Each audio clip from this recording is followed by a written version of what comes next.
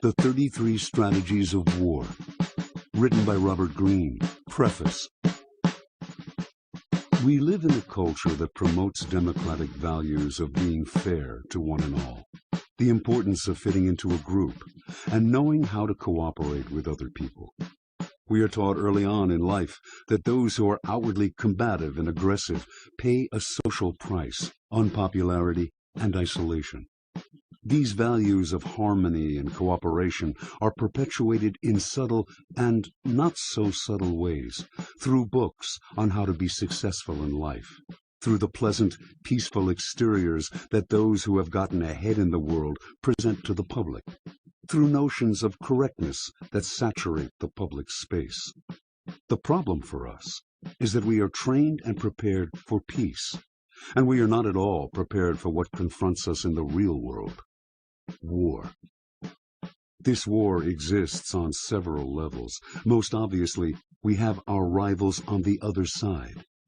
The world has become increasingly competitive and nasty. In politics, business, even the arts, we face opponents who will do almost anything to gain an edge. More troubling and complex, however, are the battles we face with those who are supposedly on our side. There are those who outwardly play the team game, who act very friendly and agreeable, but who sabotage us behind the scenes, use the group to promote their own agenda. Others, more difficult to spot, play subtle games of passive aggression, offering help that never comes, instilling guilt as a secret weapon. On the surface, everything seems peaceful enough, but just below it, it is every man and woman for him or herself. This dynamic infecting even families and relationships. The culture may deny this reality and promote a gentler picture, but we know it and feel it in our battle scars. It is not that we and our colleagues are ignoble creatures who fail to live up to ideals of peace and selflessness, but that we cannot help the way we are. We have aggressive impulses that are impossible to ignore or repress. In the past, individuals could expect a group, the state, and extended family, a company, to take care of them. But this is no longer the case, and in this uncaring world, we have to think first and foremost of ourselves and our interests. What we need are not impossible and inhuman ideals of peace and cooperation to live up to, and the confusion that brings us, but rather practical knowledge on how to deal with conflict and the daily battles we face. And this knowledge is not about how to be more forceful in getting what we want, or defending ourselves, but rather how to be more rational and strategic when it comes to conflict, channeling our aggressive impulses instead of denying or repressing them. If there is an ideal to aim for, it should be that of the strategic warrior, the man or woman who manages difficult situations and people through deft and intelligent maneuver. Our successes and failures in life can be traced to how well or how badly we deal with the inevitable conflicts that confront us in society. The common ways that people deal with them, trying to avoid all conflict, getting emotional and lashing out, turning sly and manipulative, are all counterproductive in the long run, because they are not under conscious and rational control, and often make the situation worse. Strategic warriors operate much differently. They think ahead toward their long-term goals, decide which fights to avoid and which are inevitable, know how to control and channel their emotions. When forced to fight, they do so with indirection and subtle maneuver, making their manipulations hard to trace. In this way, they can maintain the peaceful exterior so cherished in these political times. This ideal of fighting rationally comes to us from organized warfare, where the art of strategy was invented and refined. In the beginning, war was not at all strategic. Battles between tribes were fought in a brutal manner, a kind of ritual of violence in which individuals could display their heroism. But as tribes expanded and evolved into states, it became all too apparent that war had too many hidden costs, that waging it blindly often led to exhaustion and self-destruction, even for the victor. Somehow, wars had to be fought more rationally. The word strategy comes from the ancient Greek word strategos, meaning literally the leader of the army.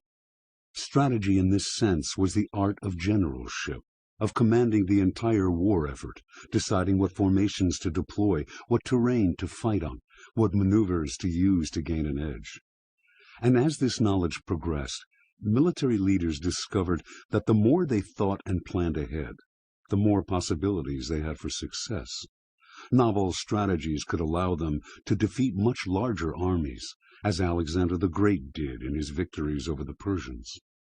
In facing savvy opponents who were also using strategy, there developed an upward pressure. To gain an advantage, a general had to be even more strategic, more indirect and clever than the other side. Over time, the arts of generalship became steadily more sophisticated as more strategies were invented. Although the word strategy itself is Greek in origin, the concept appears in all cultures, in all periods. Solid principles on how to deal with the inevitable accidents of war, how to craft the ultimate plan, how to best organize the army, all of this can be found in war manuals from ancient China to modern Europe. As a whole, these principles and strategies indicate a kind of universal military wisdom, a set of adaptable patterns that can increase the chances for victory. Perhaps the greatest strategist of them all was Sun Tzu, author of the ancient Chinese classic, The Art of War. In his book, written probably in the 4th century BC, can be found traces of almost all the strategic patterns and principles later developed over the course of centuries. But what connects them?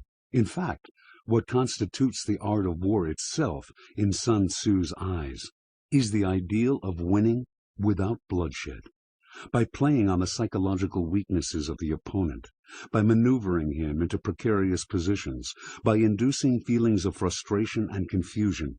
A strategist can get the other side to break down mentally before surrendering physically. In this way, victory can be had at a much lower cost, and the state that wins wars with few lives lost and resources squandered is the state that can thrive over greater periods of time. Certainly, most wars are not waged so rationally, but those campaigns in history stand out above the rest and serve as the ideal. War is not some separate realm divorced from the rest of society.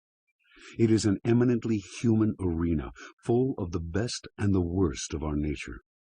War also reflects trends in society, the evolution toward more unconventional, dirtier strategies, guerrilla warfare, terrorism, mirrors a similar evolution in society where almost anything goes. The strategies that succeed in war, whether conventional or unconventional, are based on timeless psychology. The strategic ideal in war, being supremely rational and emotionally balanced, striving to win with minimum bloodshed and loss of resources, has infinite application and relevance to our daily battles. Inculcated with the values of our times, many will argue that organized war is inherently barbaric, a relic of man's violent past and something to be overcome for good. To promote the arts of warfare in a social setting, they will say, is to stand in the way of progress and to encourage conflict and dissension. Isn't there enough of that in the world? This argument is very seductive, but not at all reasonable. There will always be those in society and in the world at large who are more aggressive than we are, who find ways to get what they want by hook or by crook. We must be vigilant and must know how to defend ourselves against such types.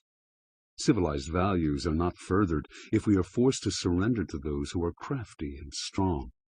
In fact, being pacifists in the face of such wolves is the source of endless tragedy. Others will argue that war and strategy are primarily matters that concern men, particularly those who are aggressive or among the power elite. The study of war and strategy, they will say, is a masculine, elitist, and repressive pursuit, a way for power to perpetuate itself. Such an argument is dangerous nonsense. In the beginning, strategy indeed belonged to a select few, a general, his staff, the king, a handful of courtiers. Soldiers were not taught strategy, for that would not have helped them on the battlefield. Besides, it was unwise to arm one's soldiers with the kind of practical knowledge that could help them to organize a mutiny or rebellion. To maintain strategy and the arts of war as a branch of specialized knowledge is actually to play into the hands of the elites and repressive powers who like to divide and conquer. If strategy is the art of getting results, of putting ideas into practice, then it should be spread far and wide, particularly among those who have been traditionally kept ignorant of it, including women. Instead of resisting the pull of strategy and the virtues of rational warfare, or imagining that it is beneath you, it is far better to confront its necessity. Mastering the art will only make your life more peaceful and productive in the long run, for you will know how to play the game and win without violence. Ignoring it will lead to a life of endless confusion and defeat. The following are 6 fundamental ideals you should aim for in transforming yourself into a strategic warrior in daily life. Look at things as they are, not as your emotions color them. In strategy, you must see your emotional responses to events as a kind of disease that must be remedied. Fear will make you overestimate the enemy and act too defensively. Anger and impatience will draw you into rash actions that will cut off your options. Overconfidence, particularly as a result of success, will make you go too far. Love and affection will blind you to the treacherous maneuvers of those apparently on your side. Even the subtlest gradations of these emotions can color the way you look at events. The only remedy is to be aware that the pull of emotion is inevitable, to notice it when it is happening and to compensate for it. When you have success, be extra wary. When you are angry, take no action. When you are fearful, know you are going to exaggerate the dangers you face. War demands the utmost in realism, seeing things as they are. The more you can limit or compensate for your emotional responses, the closer you will come to this ideal. Judge people by their actions. The brilliance of warfare is that no amount of eloquence or talk can explain away a failure on the battlefield. A general has led his troops to defeat, lives have been wasted, and that is how history will judge him. You must strive to apply this ruthless standard in your daily life, judging people by the results of their actions, the deeds that can be seen and measured, the maneuvers they have used to gain power. What people say about themselves does not matter. People will say anything. Look at what they have done. Deeds do not lie. You must also apply this logic to yourself. In looking back at a defeat, you must identify the things you could have done differently. It is your own bad strategies, not the unfair opponent, that are to blame for your failures. You are responsible for the good and bad in your life. As a corollary to this, look at everything other people do as a strategic maneuver, an attempt to gain victory. People who accuse you of being unfair, for example, who try to make you feel guilty, who talk about justice and morality, are trying to gain an advantage on the chessboard. Depend on your own arms. Everything in life can be taken away from you, and generally will be at some point. Your wealth vanishes. The latest gadgetry suddenly becomes passé. Your allies desert you. But if your mind is armed with the art of war, there is no power that can take that away. In the middle of a crisis, your mind will find its way to the right solution. Having superior strategies at your fingertips will give your maneuvers irresistible force. As Sun Tzu says, being unconquerable lies with yourself.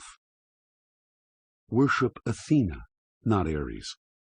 In the mythology of ancient Greece, the cleverest immortal of them all was the goddess Metis. To prevent her from outwitting and destroying him, Zeus married her, then swallowed her whole, hoping to incorporate her wisdom in the process. But Metis was pregnant with Zeus's child, the goddess Athena, who was subsequently born from his forehead. As befitting her lineage, she was blessed with the craftiness of Metis and the warrior mentality of Zeus. She was deemed by the Greeks to be the goddess of strategic warfare, her favorite mortal and acolyte being the crafty Odysseus. Ares was the god of war in its direct and brutal form. The Greeks despised Ares and worshipped Athena, who always fought with the utmost intelligence and subtlety. Your interest in war is not the violence, the brutality, the waste of lives and resources, but the rationality and pragmatism it forces on us, and the ideal of winning without bloodshed. The Ares figures of the world are actually quite stupid and easily misled. Using the wisdom of Athena, your goal is to turn the violence and aggression of such types against them, making their brutality the cause of their downfall. Like Athena, you are always one step ahead, making your moves more indirect. Your goal is to blend philosophy and war, wisdom and battle, into an unbeatable blend. Elevate yourself above the battlefield. In war, strategy is the art of commanding the entire military operation. Tactics, on the other hand, is the skill of forming up the army for battle itself and dealing with the immediate needs of the battlefield. Most of us in life are tacticians, not strategists. We become so enmeshed in the conflicts we face that we can think only of how to get what we want in the battle we are currently facing. To think strategically is difficult and unnatural. You may imagine you are being strategic, but in all likelihood, you are merely being tactical. To have the power that only strategy can bring, you must be able to elevate yourself above the battlefield, to focus on your long-term objectives, to craft an entire campaign, to get out of the reactive mode that so many battles in life lock you into. Keeping your overall goals in mind, it becomes much easier to decide when to fight and when to walk away. That makes the tactical decisions of daily life much simpler and more rational. Tactical people are heavy and stuck in the ground. Strategists are light on their feet and can see far and wide. Spiritualize your warfare. Every day you face battles. That is the reality for all creatures in their struggle to survive. But the greatest battle of all is with yourself, your weaknesses, your emotions, your lack of resolution in seeing things through to the end. You must declare unceasing war on yourself. As a warrior in life, you welcome combat and conflict as ways to prove yourself, to better your skills, to gain courage, confidence, and experience. Instead of repressing your doubts and fears, you must face them down, do battle with them. You want more challenges, and you invite more war. You are forging the warrior's spirit, and only constant practice will lead you there. The 33 Strategies of War is a distillation of the timeless wisdom contained in the lessons and principles of warfare. The program is designed to arm you with practical knowledge that will give you endless options and advantages in dealing with the elusive warriors that attack you in daily battle. Each section of this program is a strategy aimed at solving a particular problem that you will often encounter. The strategies themselves are culled from the writings and practices of the greatest generals in history, as well as the greatest strategists. They range from the basic strategies of classical warfare to the dirty, unconventional strategies of modern times. The program is divided into 5 parts: self-directed war, how to prepare your mind and spirit for battle; organizational war, how to structure and motivate your army; defensive war, offensive war; and unconventional, dirty war. Each section is illustrated with historical examples, not only from warfare itself, but from politics, culture, sports, business, showing the intimate connection between the military and the social. These strategies can be applied to struggles of every scale, organized warfare, business battles, the politics of a group, even personal relationships. Finally, strategy is an art that requires not only a different way of thinking, but an entirely different approach to life itself. Too often there is a chasm between our ideas and knowledge on the one hand, and our actual experience on the other. We absorb trivia and information that takes up mental space but gets us nowhere. We read books that divert us but have little relevance to our daily lives. We have lofty ideas that we do not put into practice. We also have many rich experiences that we do not analyze enough, that do not inspire us with ideas whose lessons we ignore. Strategy requires a constant contact between the two realms. It is practical knowledge of the highest form. Events in life mean nothing if you do not reflect on them in a deep way, and ideas from books are pointless if they have no application to life as you live it. In strategy, all of life is a game that you are playing. This game is exciting, but also requires deep and serious attention. The stakes are so high. What you know must translate into action, and action must translate into knowledge.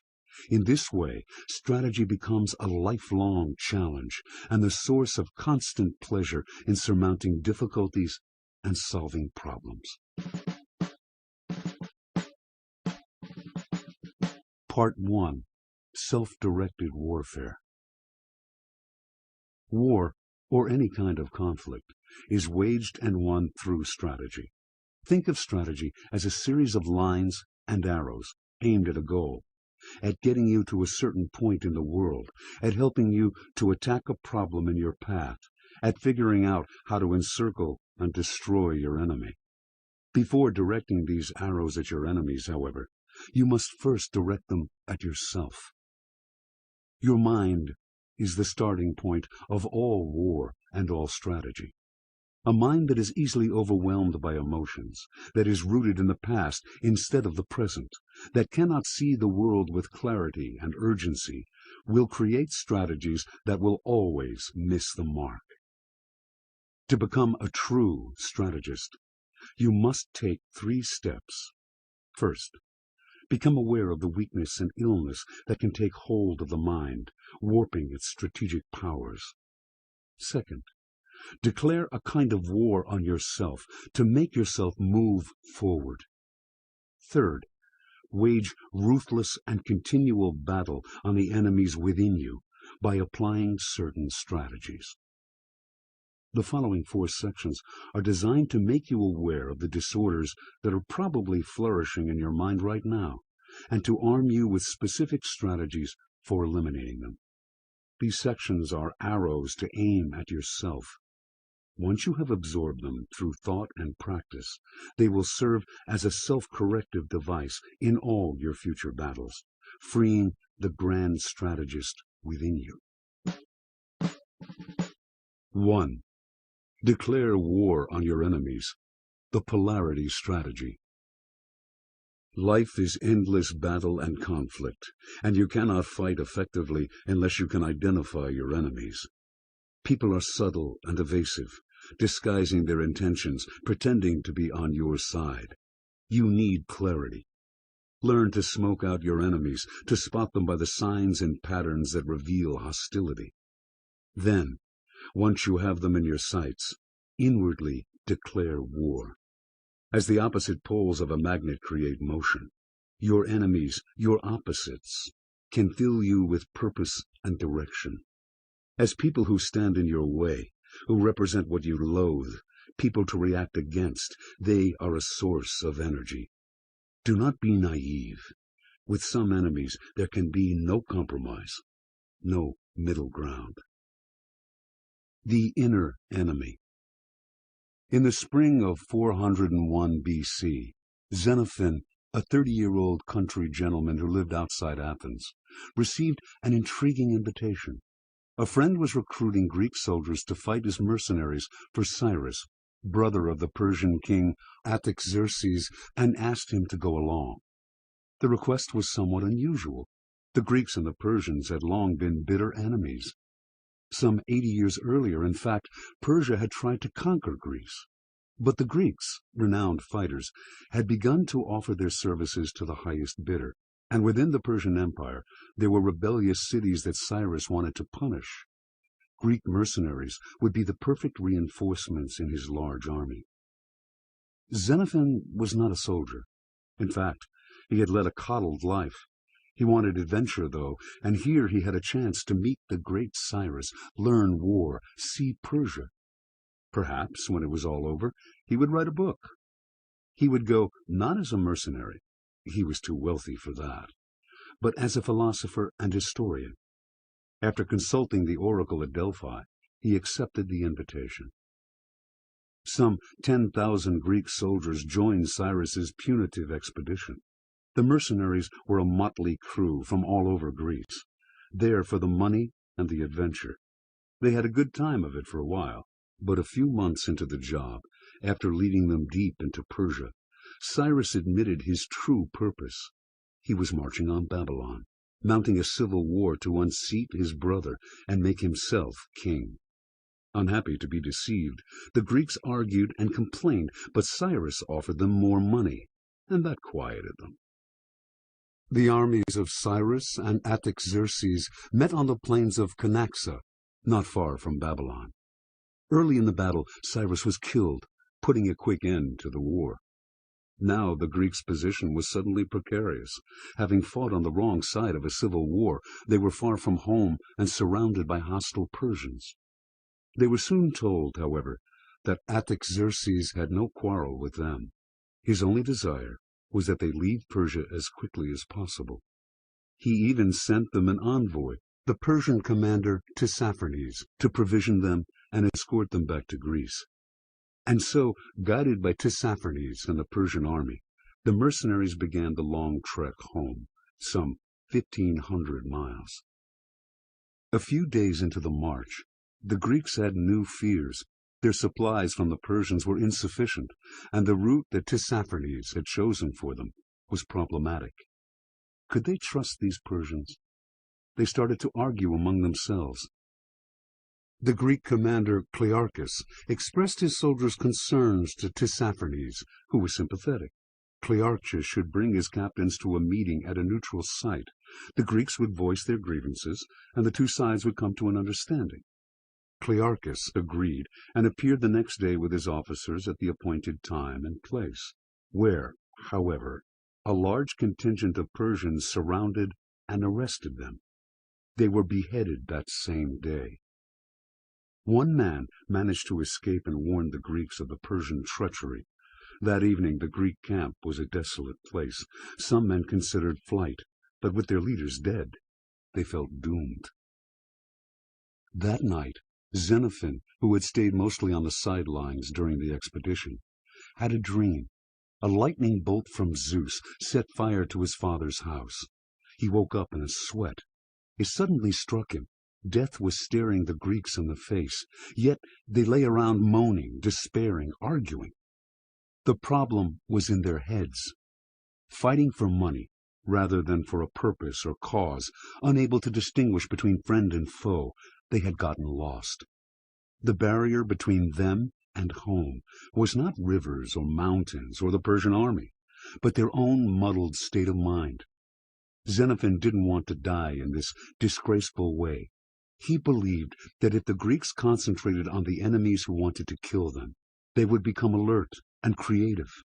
If they focused on the vile treachery of the Persians, they would grow angry, and their anger would motivate them. They had to stop being confused mercenaries and go back to being Greeks, the polar opposite of the faithless Persians. What they needed was clarity and direction. Xenophon decided to be Zeus's lightning bolt, waking the men up and illuminating their way. He called a meeting of all the surviving officers and stated his plan. We will declare war without parley on the Persians. No more thoughts of bargaining or debate. We will waste no more time on argument or accusation among ourselves. Every ounce of our energy will be spent on the Persians. We will be as inventive and inspired as our ancestors at Marathon, who fought off a vastly larger Persian army. We will burn our wagons, live off the land, move fast. We will not for 1 second lay down our arms or forget the dangers around us. It is us or them, life or death, good or evil. Should any man try to confuse us with clever talk or with vague ideas of appeasement, we will declare him too stupid and cowardly to be on our side, and we will drive him away. Let the Persians make us merciless. We must be consumed with one idea: getting home alive. The officers knew that Xenophon was right. The next day, a Persian officer came to see them, offering to act as an ambassador between them and Artaxerxes. Following Xenophon's counsel, he was quickly and rudely driven away. It was now war and nothing else. Roused to action, the Greeks elected leaders, Xenophon among them, and began the march home. Forced to depend on their wits, they quickly learned to adapt to the terrain, to avoid battle, to move at night. They successfully eluded the Persians. It took several years, but almost all of them returned to Greece alive. Interpretation. Life is battle and struggle. You will constantly find yourself facing bad situations, destructive relationships, dangerous engagements. How you confront these difficulties will determine your fate. As Xenophon said, your obstacles are not rivers or mountains or other people. Your obstacle is yourself. If you feel lost and confused, if you lose your sense of direction, if you cannot tell the difference between friend and foe, you have only yourself to blame. Think of yourself as always about to go into battle. Everything depends on your frame of mind and on how you look at the world. A shift of perspective can transform you from a passive and confused mercenary into a motivated and creative fighter. Focus on an enemy. It can be someone who blocks your path or sabotages you, whether subtly or obviously. It can be someone who has hurt you or someone who has fought you unfairly. It can be a value or an idea that you loathe and that you see in an individual or group. It can be an abstraction, stupidity, smugness, vulgar materialism. Do not listen to people who say that the distinction between friend and enemy is primitive and passé. They are just disguising their fear of conflict behind a front of false warmth. They are trying to push you off course, to infect you with the vagueness that inflicts them. Once you feel clear and motivated, you will have space for true friendship and true compromise. Your enemy is the polar star that guides you. Given that direction, you can enter battle. Keys to warfare. We live in an era in which people are seldom directly hostile. The rules of engagement, social, political, military, have changed, and so must your notion of the enemy. An upfront enemy is rare now, and is actually a blessing. People hardly ever attack you openly anymore, showing their intentions, their desire to destroy you. Instead, they are political and indirect. Although the world is more competitive than ever, outward aggression is discouraged, so people have learned to go underground, to attack unpredictably and craftily. Many use friendship as a way to mask aggressive desires. They come close to you to do more harm. A friend knows best how to hurt you. Or, without actually being friends, they offer assistance and alliance.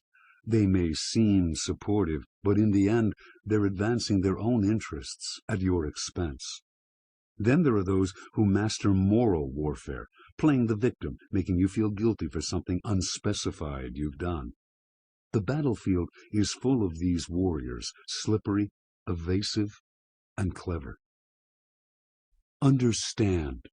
The word enemy, from the Latin inimicus, not a friend, has been demonized and politicized. Your first task as a strategist is to widen your concept of the enemy, to include in that group those who are working against you, thwarting you, even in subtle ways. Sometimes indifference and neglect are better weapons than aggression, because you can't see the hostility they hide. Without getting paranoid, you need to realize that there are people who wish you ill and operate indirectly. Identify them, and you'll suddenly have room to maneuver. You can stand back and wait and see, or you can take action, whether aggressive or just evasive, to avoid the worst. You can even work to turn this enemy into a friend, but whatever you do not be the naive victim. Do not find yourself constantly retreating, reacting to your enemy's maneuvers. Arm yourself with prudence, and never completely lay down your arms, not even for friends. You can sit back and read the signs, or you can actively work to uncover your enemies. Beat the grass to startle the snakes, as the Chinese say. Often the best way to get people to reveal themselves is to provoke tension and argument. The Hollywood producer Harry Cohen, president of Universal Pictures, frequently used this strategy to ferret out the real positions of people in the studio who refused to show what side they were on. He would suddenly attack their work, or take an extreme position, even an offensive one, in an argument. His provoked directors and writers would drop their usual caution and show their real beliefs. Understand, people tend to be vague and slippery because it is safer than outwardly committing to something. If you are the boss, they will mimic your ideas. Their agreement is often pure courtiership. Get them emotional. People are usually more sincere when they argue. If you pick an argument with someone and he keeps on mimicking your ideas, you may be dealing with a chameleon, a particularly dangerous type. Beware of people who hide behind a facade of vague abstractions and impartiality. No one is impartial. A sharply worded question, an opinion designed to offend, will make them react and take sides. Sometimes it is better to take a less direct approach with your potential enemies, to be as subtle and conniving as they are. In 1519, Hernán Cortés arrived in Mexico with his band of adventurers. Among these 500 men were some whose loyalty was dubious. Throughout the expedition, whenever any of Cortés's soldiers did something he saw as suspicious, he never got angry or accusatory. Instead, he pretended to go along with them, accepting and approving what they had done. Thinking Cortés weak, or thinking he was on their side, they would take another step. Now he had what he wanted, a clear sign to himself and others that they were traitors. Now he could isolate and destroy them. Adopt the method of Cortés. If friends or followers whom you suspect of ulterior motives suggest something subtly hostile, or against your interests, or simply odd, avoid the temptation to react, to say no, to get angry, or even to ask questions. Go along, or seem to turn a blind eye. Your enemies will soon go further, showing more of their hand. Now you have them in sight, and you can attack. An enemy is often large and hard to pinpoint, an organization or a person hidden behind some complicated network. What you want to do is take aim at one part of the group, a leader, a spokesman, a key member of the inner circle. Personalize the fight, eyeball to eyeball. Enemies bring many gifts. For one thing, they motivate you and focus your beliefs. The artist Salvador Dali found early on that there were many qualities he could not stand in people: conformity, romanticism, piety. At every stage of his life, he found someone he thought embodied these anti-ideals, an enemy to vent on. First, it was the poet Federico Garcia Lorca, who wrote romantic poetry. Then it was André Breton, the heavy-handed leader of the Surrealist movement. Having such enemies to rebel against made Dali feel confident and inspired. Enemies also give you a standard by which to judge yourself, both personally and socially. A tough opponent will bring out the best in you, and the bigger the opponent, the greater your reward, even in defeat. It is better to lose to a worthy opponent than to squash some harmless foe. You will gain sympathy and respect, building support for your next fight. Being attacked is a sign that you are important enough to be a target. You should relish the attention and the chance to prove yourself.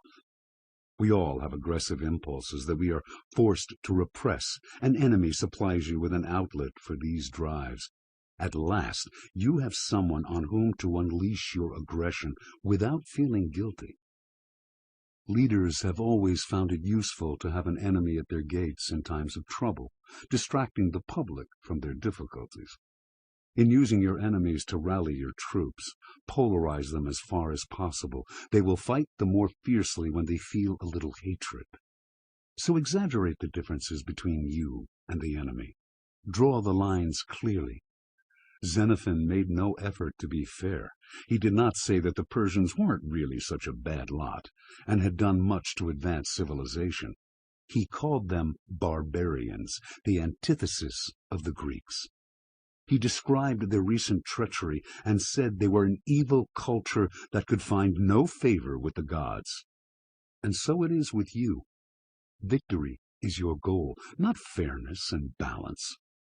Use the rhetoric of war to heighten the stakes and stimulate the spirit. Reversal. Always keep the search for and use of enemies under control. It is clarity you want, not paranoia. It is the downfall of many tyrants to see an enemy in everyone.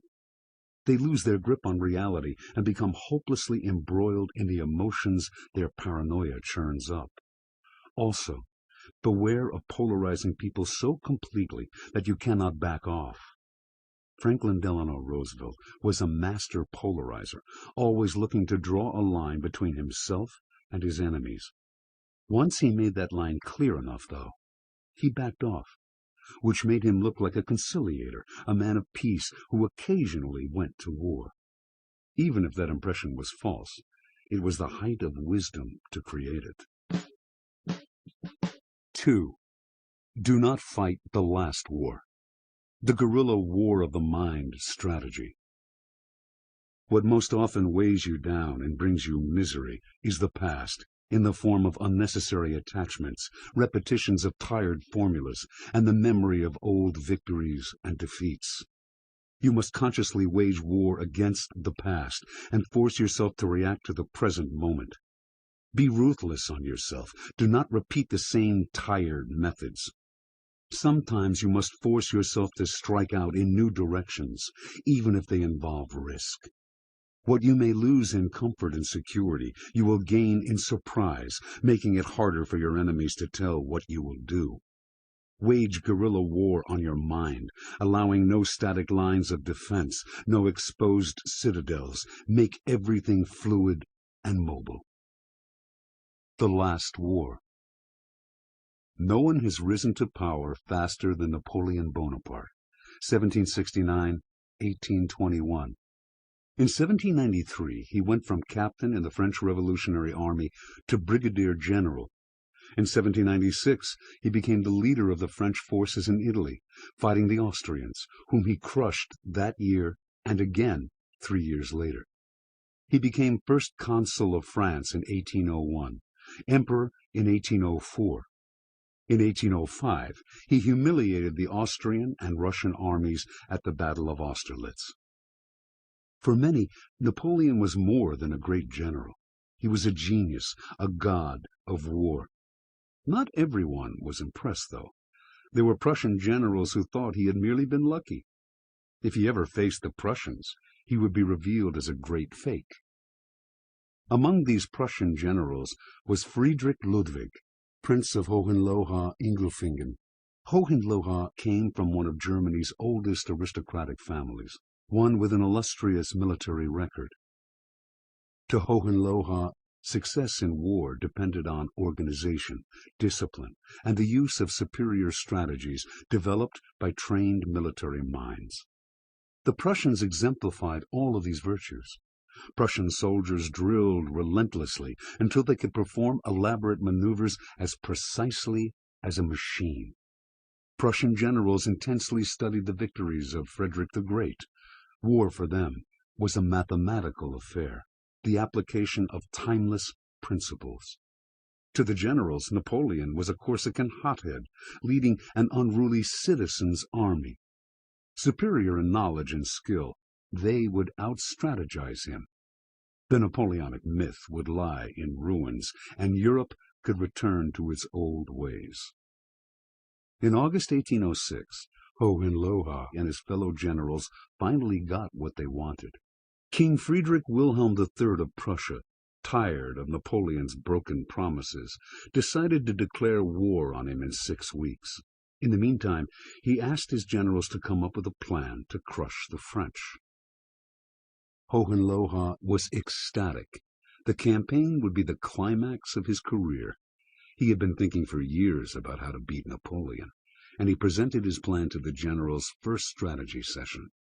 Precise marches would place the army at the perfect angle from which to attack the French as they advanced through southern Prussia.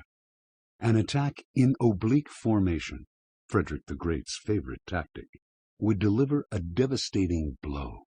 The other generals, all in their 60s and 70s, presented their own plans, but these too were merely variants on the tactics of Frederick the Great. Discussion turned into argument. Several weeks went by. Finally, the king had to step in and create a compromise strategy that would satisfy all of his generals. A feeling of exuberance swept the country, which would soon relive the glory years of Frederick the Great. On October 5th, a few days before the king was to declare war, disturbing news reached the generals. A reconnaissance mission revealed that divisions of Napoleon's army, which they had believed was dispersed, had marched east, merged, and was massing deep in southern Prussia. The captain who had led the scouting mission reported that the French soldiers were marching with packs on their backs. Where the Prussians used slow-moving wagons to provision their troops, the French carried their own supplies and moved with astonishing speed and mobility. Before the generals had time to adjust their plans, Napoleon's army suddenly wheeled north, heading straight for Berlin, the heart of Prussia. The generals argued and dithered, moving their troops here and there, trying to decide where to attack. A mood of panic set in. Finally, the king ordered a retreat. The troops would reassemble to the north and attack Napoleon's flank as he advanced toward Berlin. Hohenlohe was in charge of the rear guard, protecting the Prussians' retreat. On October 14th, near the town of Jena, Napoleon caught up with Hohenlohe, who finally faced the battle he had wanted so desperately. The numbers on both sides were equal, but while the French were an unruly force, fighting pell-mell and on the run, Hohenlohe kept his troops in tight order, orchestrating them like a corps de ballet. The fighting went back and forth until finally the French captured the village of Vierzehnheiligen. Hohenlohe ordered his troops to retake the village. In a ritual dating back to Frederick the Great, a drum major beat out a cadence, and the Prussian soldiers, their colors flying, reformed their positions in perfect parade order, preparing to advance. They were in an open plain, though, and Napoleon's men were behind garden walls and on the house roofs. The Prussians fell like ninepins to the French marksmen. Confused, Hohenlohe ordered his soldiers to halt and change formation. The drums beat again. The Prussians marched with magnificent precision, always a sight to behold, but the French kept shooting, decimating the Prussian line. Never had Hohenlohe seen such an army. The French soldiers were like demons. Unlike his disciplined soldiers, they moved on their own, yet there was method to their madness. Suddenly, as if from nowhere, they rushed forward on both sides, threatening to surround the Prussians. The prince ordered a retreat. The Battle of Jena was over. Like a house of cards, the Prussians quickly crumbled, one fortress falling after another. The king fled east. In a matter of days, virtually nothing remained of the once mighty Prussian army. Interpretation. The reality facing the Prussians in 1806 was simple. They had fallen 50 years behind the times. Their generals were old, and instead of responding to present circumstances, they were repeating formulas that had worked in the past. You might find the Prussian army just an interesting historical example, but in fact, you are likely marching in the same direction yourself. What limits individuals as well as nations is the inability to confront reality, to see things for what they are. As we grow older, we become more rooted in the past.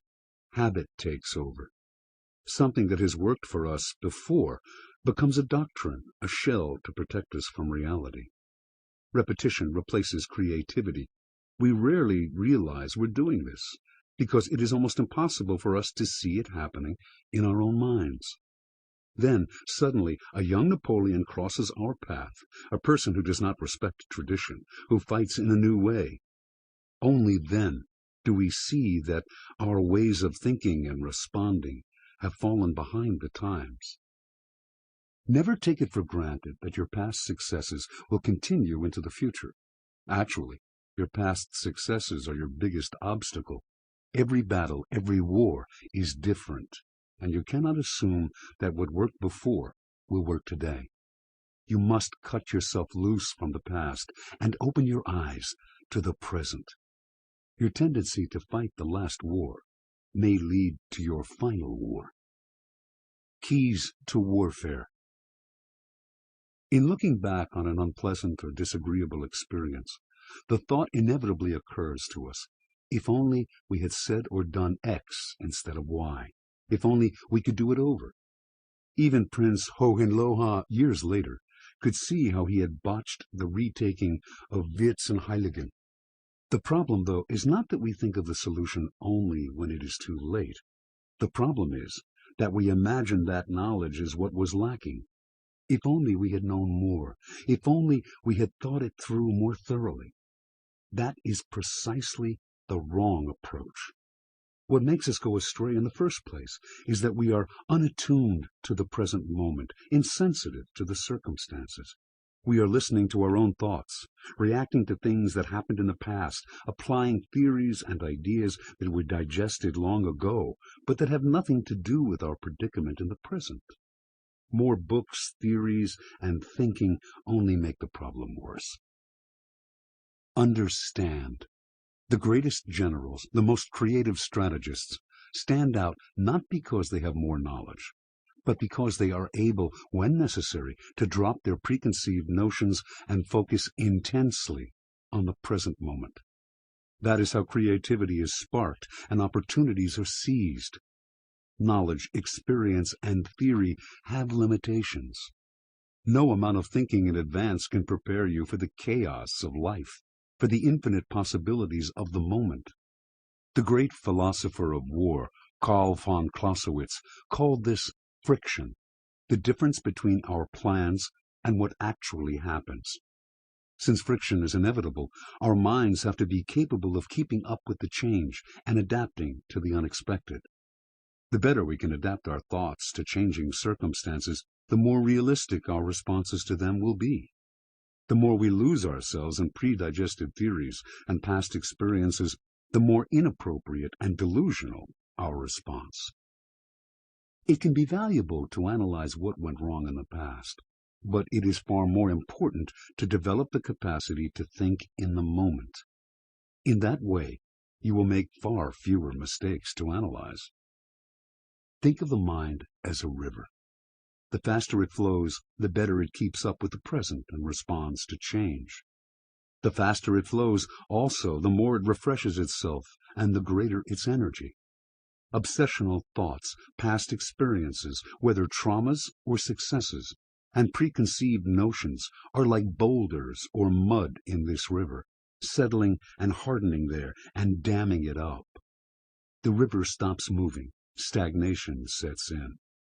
You must wage constant war on this tendency in the mind. The first step is simply to be aware of the process and of the need to fight it. The second is to adopt the few tactics that might help you to restore the mind's natural flow. Re-examine all of your cherished beliefs and principles. When Napoleon was asked what principles of war he followed, he replied that he followed none. His genius was his ability to respond to circumstances, to make the most of what he was given.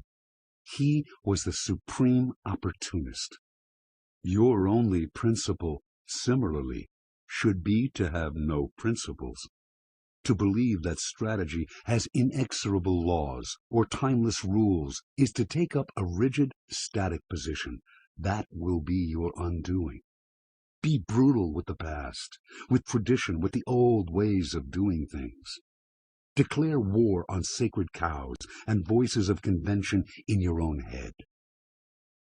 Erase the memory of the last war. The last war you fought is a danger, even if you won it. If you are victorious, you will tend to repeat the strategies you just used, for success makes us lazy and complacent.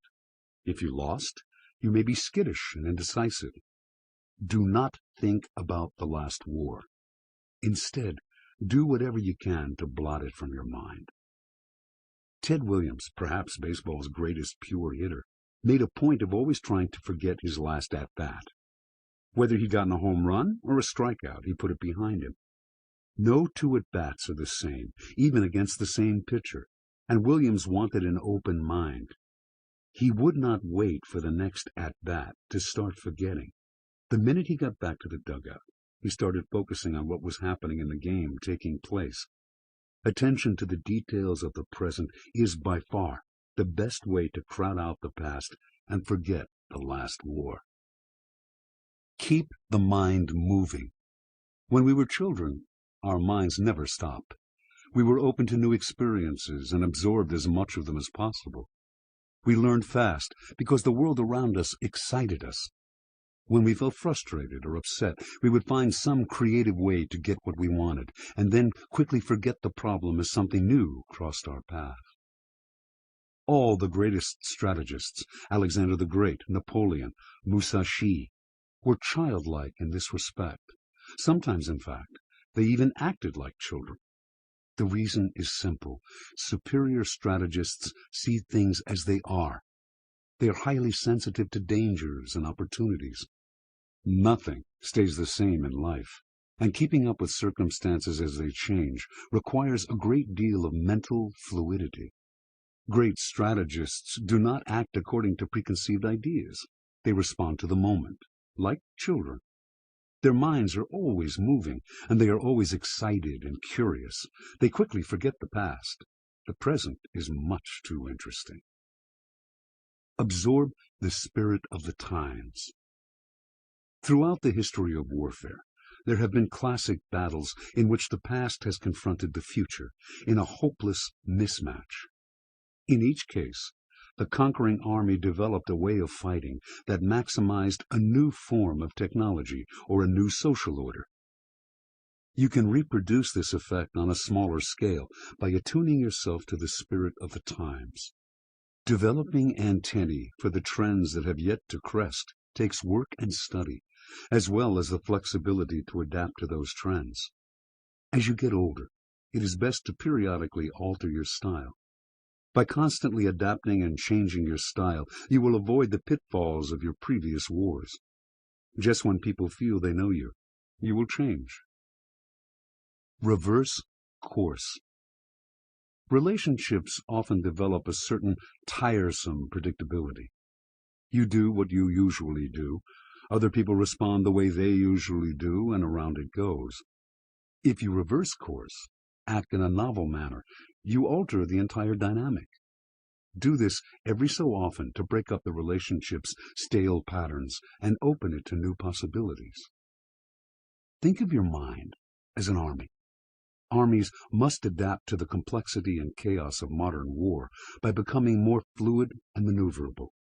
The ultimate extension of this evolution is guerrilla warfare, which exploits chaos by making disorder and unpredictability a strategy. The guerrilla army never stops to defend a particular place or town. It wins by always moving, staying one step ahead. By following no set pattern, it gives the enemy no target. The guerrilla army never repeats the same tactic. It responds to the situation, the moment, the terrain where it happens to find itself. There is no front, no concrete line of communication or supply, no slow-moving wagon. The guerrilla army is pure, mobility. That is the model for your new way of thinking. Apply no tactic rigidly. Do not let your mind settle into static positions, defending any particular place or idea, repeating the same lifeless maneuvers. Attack problems from new angles, adapting to the landscape and to what you're given. By staying in constant motion, you show your enemies no target to aim at. You exploit the chaos of the world instead of succumbing to it. Reversal. There is never any value in fighting the last war.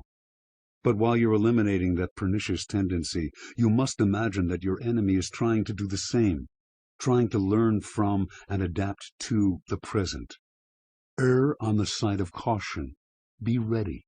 Never let your enemy surprise you in war.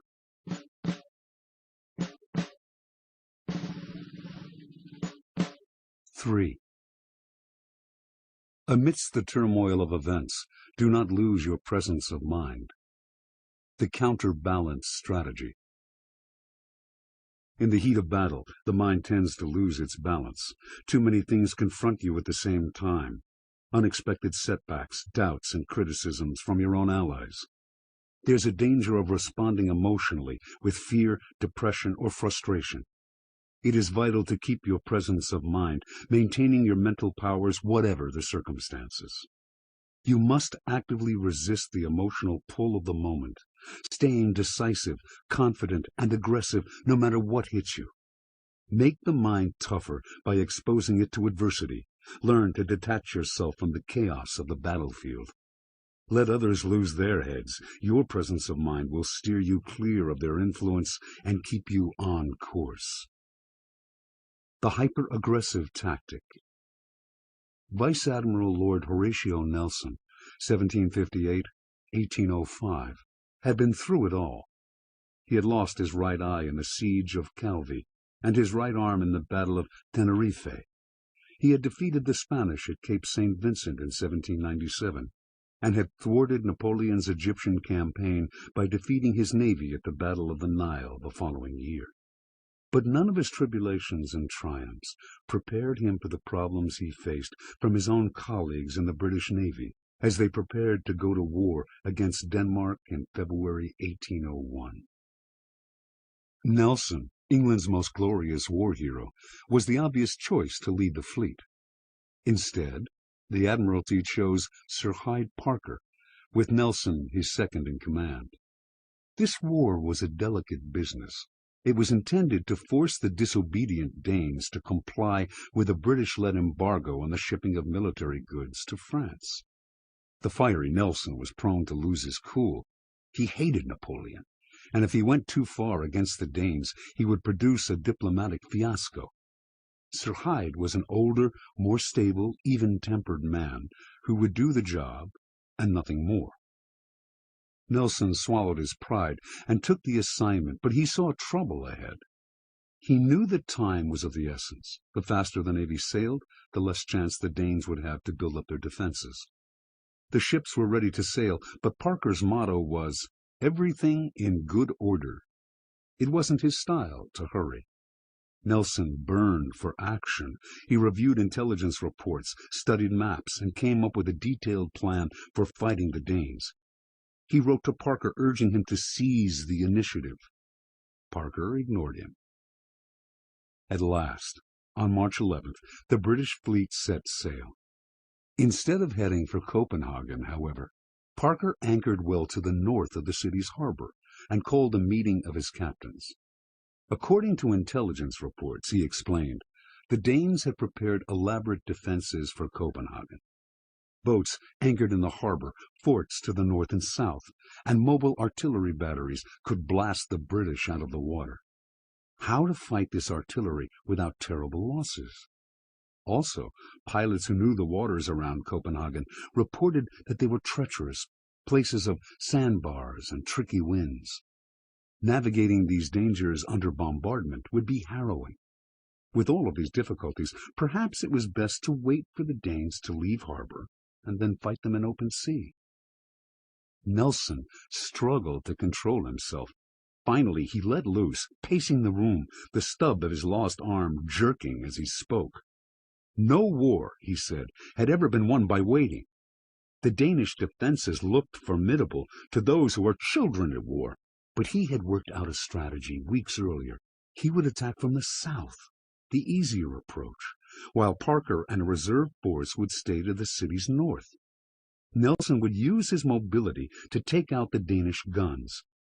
He had studied the maps. Sandbars were no threat. As for the wind, aggressive action was more important than fretting over wind. Nelson's speech energized Parker's captains.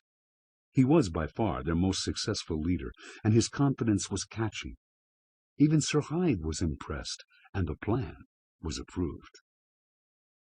The next morning, Nelson's line of ships advanced on Copenhagen, and the battle began. The Danish guns, firing on the British at close range, took a fierce toll. Nelson paced the deck of his flagship, HMS Elephant, urging his men on. He was in an excited, almost ecstatic state. A shot through the mainmast nearly hit him. "It is warm work, and this day may be the last to any of us at any moment," he told a colonel, a little shaken up by the blast. "But mark you, I would not be elsewhere for thousands." Parker followed the battle from his position to the north. He now regretted agreeing to Nelson's plan. He was responsible for the campaign, and a defeat here could ruin his career. After 4 hours of back-and-forth bombardment, he had seen enough. The fleet had taken a beating and had gained no advantage. Nelson never knew when to quit. Parker decided it was time to hoist signal flag 39, the order to withdraw. The first ships to see it were to acknowledge it and pass the signal on down the line. Once acknowledged, there was nothing else to do but retreat. The battle was over. On board the Elephant, a lieutenant told Nelson about the signal. The vice-admiral ignored it. Continuing to pound the Danish defenses, he eventually called to an officer, "Is number 16 still hoisted?" Number 16 was his own flag. It meant, "Engage the enemy more closely." The officer confirmed that the flag was still flying. "Mind you keep it so," Nelson told him. A few minutes later, Parker's signal still flapping in the breeze, Nelson turned to his flag captain. "You know, Foley, I have only one eye. I have a right to be blind sometimes." And raising his telescope to his blind eye, he calmly remarked, "I really do not see the signal." Torn between obeying Parker and obeying Nelson, the fleet captains chose Nelson. They would risk their careers along with his. But soon the Danish defenses started to crack. Some of the ships anchored in the harbor surrendered, and the firing of the guns began to slow. Less than an hour after Parker's signal to stop the battle, the Danes surrendered. The next day, Parker perfunctorily congratulated Nelson on the victory. He did not mention his subordinate's disobedience. He was hoping the whole affair, including his own lack of courage, would be quietly forgotten. Interpretation. When the Admiralty put its faith in Sir Hyde, it made a classic military error. It entrusted the waging of a war to a man who was careful and methodical. Such men may seem calm, even strong, in times of peace, but their self-control often hides weakness. The reason they think things through so carefully is that they are terrified of making a mistake and of what that might mean for them and their career. This doesn't come out until they are tested in battle. Suddenly, they cannot make a decision. They see problems everywhere and defeat in the smallest setback. They hang back, not out of patience, but out of fear. Often these moments of hesitation spell their doom. Presence of mind is a kind of counterbalance to mental weakness, to our tendency to get emotional and lose perspective in the heat of battle.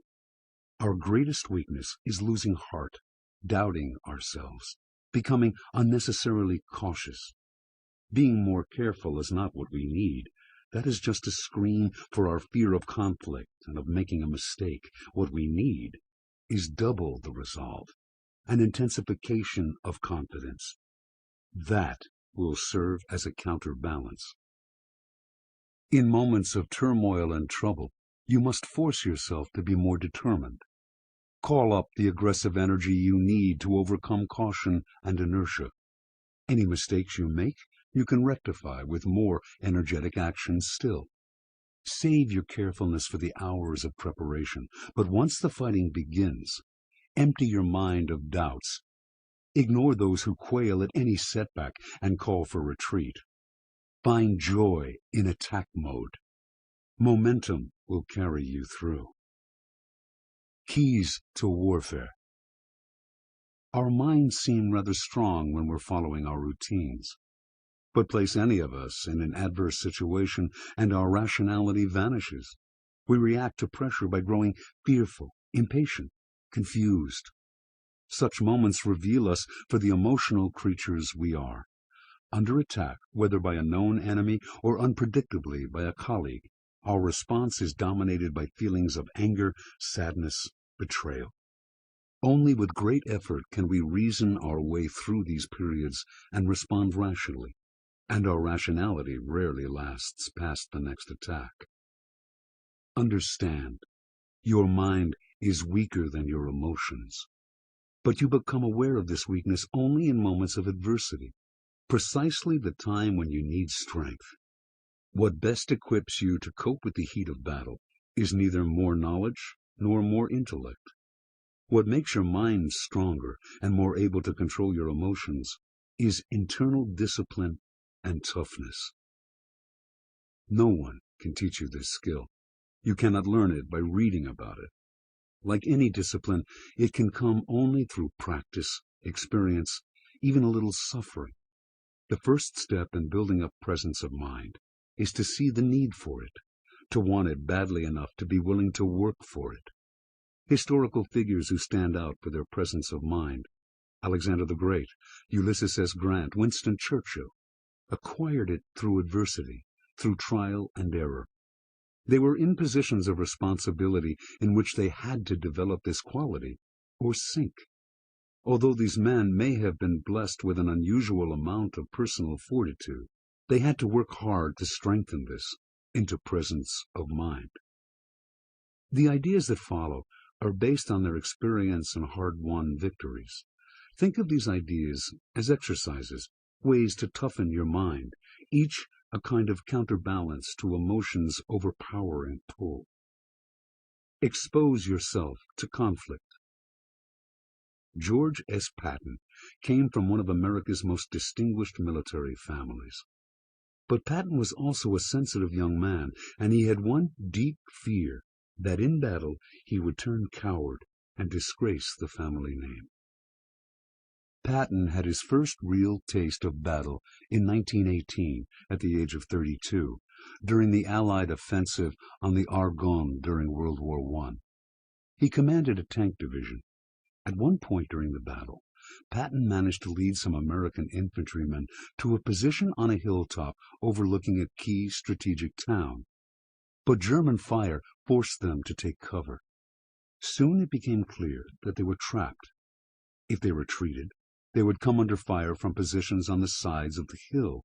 If they advanced, they would run right into a battery of German machine guns. If they were all to die, as it seemed to Patton, better to die advancing. At the moment he was to lead the troops in the charge, however, Patton was stricken by intense fear. His body trembled and his legs turned to jelly. In a confirmation of his deepest fears, he had lost his nerve. At that instant, looking into the clouds beyond the German batteries, Patton had a vision. He saw his illustrious military ancestors, all in their uniforms, staring sternly down at him. They seemed to be inviting him to join their company, the company of dead war heroes. Paradoxically, the sight of these men had a calming effect on the young Patton. Calling for volunteers to follow him, he yelled, "It is time for another Patton to die." The strength had returned to his legs. He stood up and charged toward the German guns. Seconds later he fell, hit in the thigh, but he survived the battle. From that moment on, even after he became a general, Patton made a point of visiting the front lines, exposing himself needlessly to danger. He tested himself again and again. His vision of his ancestors remained a constant stimulus, a challenge to his honor. Each time it became easier to face down his fears. It seemed to his fellow generals and to his own men that no one had more presence of mind than Patton. They did not know how much of his strength was an effort of will. The story of Patton teaches us two things. First, it is better to confront your fears, let them come to the surface, than to ignore them or tamp them down. The sensation of overcoming a deep-rooted fear gives you confidence and presence of mind. The more conflicts and difficult situations you put yourself through, the more battle-tested your mind will be. Second, Patton's experience demonstrates the motivating power of a sense of honor and dignity. In giving in to fear, in losing your presence of mind, you disgrace not only yourself, your self-image, and your reputation, but your company, your family, your group.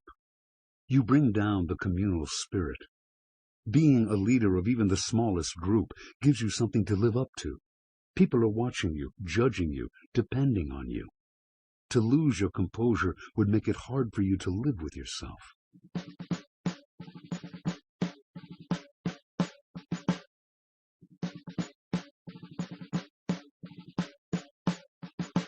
Be self-reliant. There is nothing worse than feeling dependent on other people. Dependency makes you vulnerable to all kinds of emotions, betrayal, disappointment, frustration, that play havoc with your mental balance. To make yourself less dependent on others and so-called experts, you need to expand your repertoire of skills. And you need to feel more confident in your own judgment. Understand, we tend to overestimate other people's abilities. After all, they're trying hard to make it look as if they knew what they were doing. And we tend to underestimate our own. You must compensate for this by trusting yourself more and others less. It is important to remember, though, that being self-reliant does not mean burdening yourself with petty details. You must be able to distinguish between small matters that are best left to others and larger issues that require your attention and care. Suffer fools gladly. The world is full of fools, people who cannot wait to get results, who change with the wind, who can't see past their noses. You encounter them everywhere. The indecisive boss, the rash colleague, the hysterical subordinate. When working alongside fools, do not fight them. Instead, think of them the way you think of children or pets, not important enough to affect your mental balance. Detach yourself emotionally. And while you're inwardly laughing at their foolishness, indulge them in one of their more harmless ideas. The ability to stay cheerful in the face of fools is an important skill. Crowd out feelings of panic by focusing on simple tasks. When circumstances scare us, our imagination tends to take over, filling our minds with endless anxieties. You need to gain control of your imagination, something easier said than done. Often the best way to calm down and give yourself such control is to force the mind to concentrate on something relatively simple, a calming ritual, a repetitive task that you are good at. You are creating the kind of composure you naturally have when your mind is absorbed in a problem. A focused mind has no room for anxiety or for the effects of an overactive imagination. Once you have regained your mental balance, you can then face the problem at hand. At the first sign of any kind of fear, practice this technique until it becomes a habit. Being able to control your imagination at intense moments is a crucial skill. Unintimidate yourself. Intimidation will always threaten your presence of mind, and it is a hard feeling to combat. The key to staying unintimidated is to convince yourself that the person you're facing is a mere mortal, no different from you, which is, in fact, the truth. See the person, not the myth. Imagine him or her as a child, as someone riddled with insecurities. Cutting the person down to size will help you to keep your mental balance. Develop your Fingerspitzengefühl, fingertip feel. Presence of mind depends not only on your mind's ability to come to your aid in difficult situations, but also on the speed with which this happens. Waiting until the next day to think of the right action to take does you no good at all. Speed here means responding to circumstances with rapidity and making lightning-quick decisions. This power is often read as a kind of intuition, what the Germans call Fingerspitzengefühl, fingertip feel. Erwin Rommel, who led the German tank campaign in North Africa during World War II, had great fingertip feel. He could sense when the Allies would attack and from what direction. In choosing a line of advance, he had an uncanny feel for his enemy's weakness. At the start of a battle, he could intuit his enemy's strategy before it unfolded. Rommel didn't just study his men, his tanks, the terrain, and the enemy. He got inside their skin, understood the spirit that animated them, what made them tick. Having felt his way into these things in battle, he entered a state of mind in which he did not have to think consciously of the situation. The totality of what was going on in his blood, at his fingertips. He had Fingerspitzengefühl. Whether or not you have the mind of a Rommel, there are things you can do to help you respond faster and bring out the intuitive feel that all animals possess. Deep knowledge of the terrain will let you process information faster than your enemy, a tremendous advantage. Getting a feel for the spirit of men and material, thinking your way into them instead of looking at them from outside, will help to put you in a different frame of mind, less conscious and forced, more unconscious and intuitive. Get your mind into the habit of making lightning-quick decisions, trusting your fingertip feel. Your mind will advance in a kind of mental blitzkrieg, moving past your opponents before they realize what has hit them. Finally, do not think of presence of mind as a quality useful only in periods of adversity, something to switch off and on as you need it. Cultivate it as an everyday condition. Confidence, fearlessness, and self-reliance are as crucial in times of peace as in times of war. Reversal. You do not want to lose your presence of mind in key situations, but it is a wise course to find a way to make your enemies lose theirs. Take what throws you off balance and impose it on them. 4. Create a sense of urgency and desperation. The death ground strategy. You are your own worst enemy. You waste precious time dreaming of the future instead of engaging in the present. Since nothing seems urgent to you, you are only half involved in what you do. The only way to change is through action and outside pressure. Put yourself in situations where you have too much at stake to waste time or resources. If you cannot afford to lose, you won't. Cut your ties to the past. Enter unknown territory where you must depend on your wits and energy to see you through. Place yourself on death ground, where your back is against the wall and you have to fight like hell to get out alive. The no-return tactic.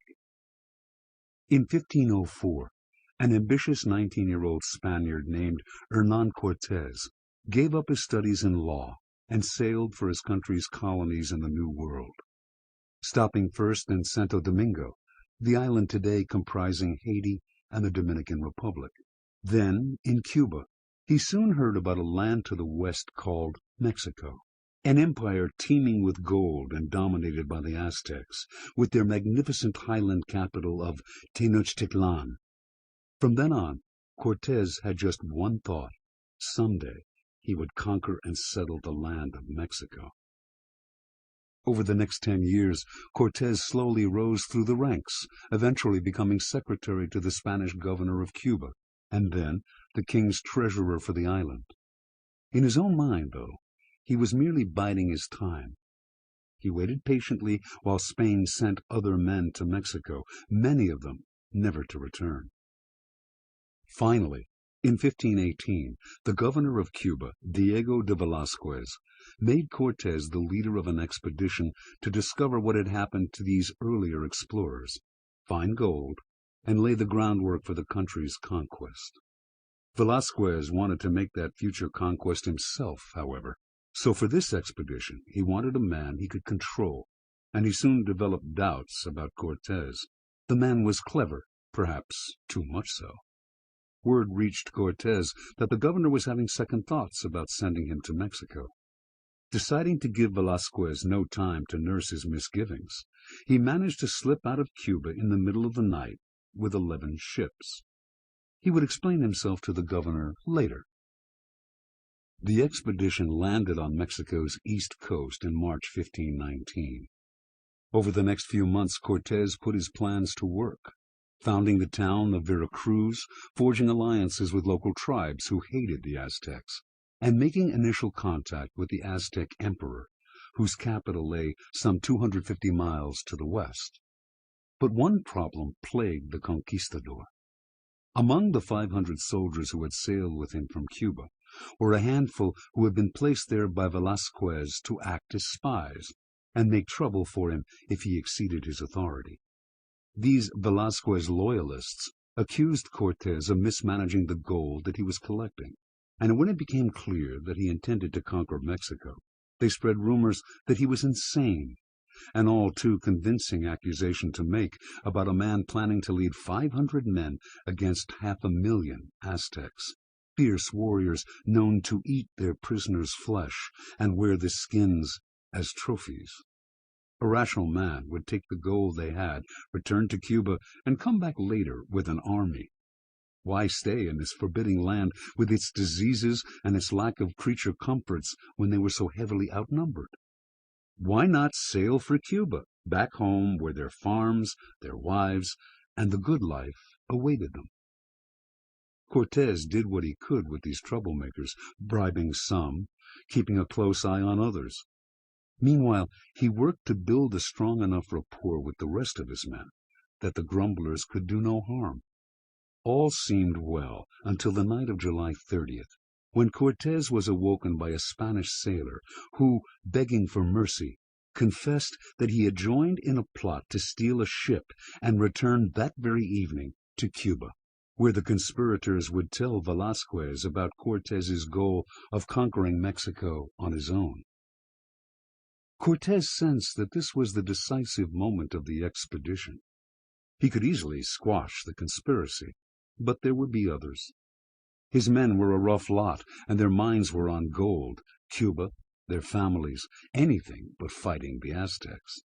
He could not conquer an empire with men so divided and untrustworthy, but how to fill them with the energy and focus for the immense task he faced? Thinking this through, he decided to take swift action. He seized the conspirators and had the 2 ringleaders hanged. Next, he bribed his pilots to bore holes in all of the ships and then announce that worms had eaten through the boards of the vessels, making them unseaworthy. Pretending to be upset at the news, Cortés ordered what was salvageable from the ships to be taken ashore and then the holes to be sunk. The pilots complied, but not enough holes had been bored, and only 5 of the ships went down. The story of the worms was plausible enough, and the soldiers accepted the news of the 5 ships with equanimity. But when a few days later more ships were run aground and only 1 was left afloat, it was clear to them that Cortés had arranged the whole thing. When he called a meeting, their mood was mutinous and murderous. This was no time for subtlety. Cortés addressed his men. He was responsible for the disaster, he admitted. He had ordered it done, but now there was no turning back. They could hang him, but they were surrounded by hostile Indians and had no ships. Divided and leaderless, they would perish. The only alternative was to follow him to Tenochtitlan. Only by conquering the Aztecs, by becoming lords of Mexico, could they get back to Cuba alive. To reach Tenochtitlan, they would have to fight with utter intensity. They would have to be unified. Any dissension would lead to defeat and a terrible death. The situation was desperate, but if the men fought desperately in turn, Cortés guaranteed that he would lead them to victory. Since the army was so small in number, the glory and riches would be all the greater. Any cowards not up to the challenge could sail the one remaining ship home. No one accepted the offer, and the last ship was run aground. Over the next months, Cortés kept his army away from Veracruz and the coast. Their attention was focused on Tenochtitlan, the heart of the Aztec Empire. The grumbling, the self-interest, and the greed all disappeared. Understanding the danger of their situation, the conquistadors fought ruthlessly. Some 2 years after the destruction of the Spanish ships, and with the help of their Indian allies, Cortés's army laid siege to Tenochtitlan and conquered the Aztec Empire. Interpretation. For Cortés's soldiers, the ships were a crutch, something to fall back on if things got ugly. Once Cortés had identified the problem, the solution was simple: destroy the ships. By putting his men in a desperate place, he would make them fight with utmost intensity. A sense of urgency comes from a powerful connection to the present. Instead of dreaming of rescue or hoping for a better future, you have to face the issue at hand. Fail, and you perish. People who involve themselves completely in the immediate problem are intimidating because they are focusing so intensely they seem more powerful than they are. Their sense of urgency multiplies their strength and gives them momentum. Instead of 500 men, Cortés suddenly had the weight of a much larger army at his back. Like Cortés, you must locate the root of your problem. It is not the people around you, it is yourself, and the spirit with which you face the world. In the back of your mind, you keep an escape route, a crutch, something to turn to if things go bad. Maybe it is some wealthy relative you can count on to buy your way out. Maybe it is some grand opportunity on the horizon, the endless vistas of time that seem to be before you. Maybe it is a familiar job or a comfortable relationship that is always there, if you fail. Just as Cortés's men saw their ships as insurance, you may see this fallback as a blessing, but in fact, it is a curse. It divides you. Because you think you have options, you never involve yourself deeply enough in one thing to do it thoroughly, and you never quite get what you want. Sometimes you need to run your ships aground, burn them, and leave yourself just one option: succeed or go down. Make the burning of your ships as real as possible. Get rid of your safety net. Sometimes you have to become a little desperate to get anywhere. Keys to warfare. Leaders of armies have thought about this subject since armies existed. How can soldiers be motivated, be made more aggressive, more desperate? Some generals have relied on fiery oratory, and those particularly good at it have had some success. But over 2,000 years ago, the Chinese strategist Sun Tzu came to believe that listening to speeches, no matter how rousing, was too passive an experience to have an enduring effect. Instead, Sun Tzu talked of a death ground, a place where an army is backed up against some geographical feature, like a mountain, a river, or a forest, and has no escape route. Without a way to retreat, Sun Tzu argued, an army fights with double or triple the spirit it would have on open terrain, because death is viscerally present. Sun Tzu advocated deliberately stationing soldiers on death ground to give them the desperate edge that makes men fight like the devil. That is what Cortés did in Mexico, and it is the only sure way to create a real fire in the belly. The world is ruled by necessity. People change their behavior only if they have to. They will feel urgency only if their lives depend on it. Death ground is a psychological phenomenon that goes well beyond the battlefield. It is any set of circumstances in which you feel enclosed and without options. There is very real pressure at your back, and you cannot retreat. Time is running out. Failure, a form of psychic death, is staring you in the face. You must act or suffer the consequences.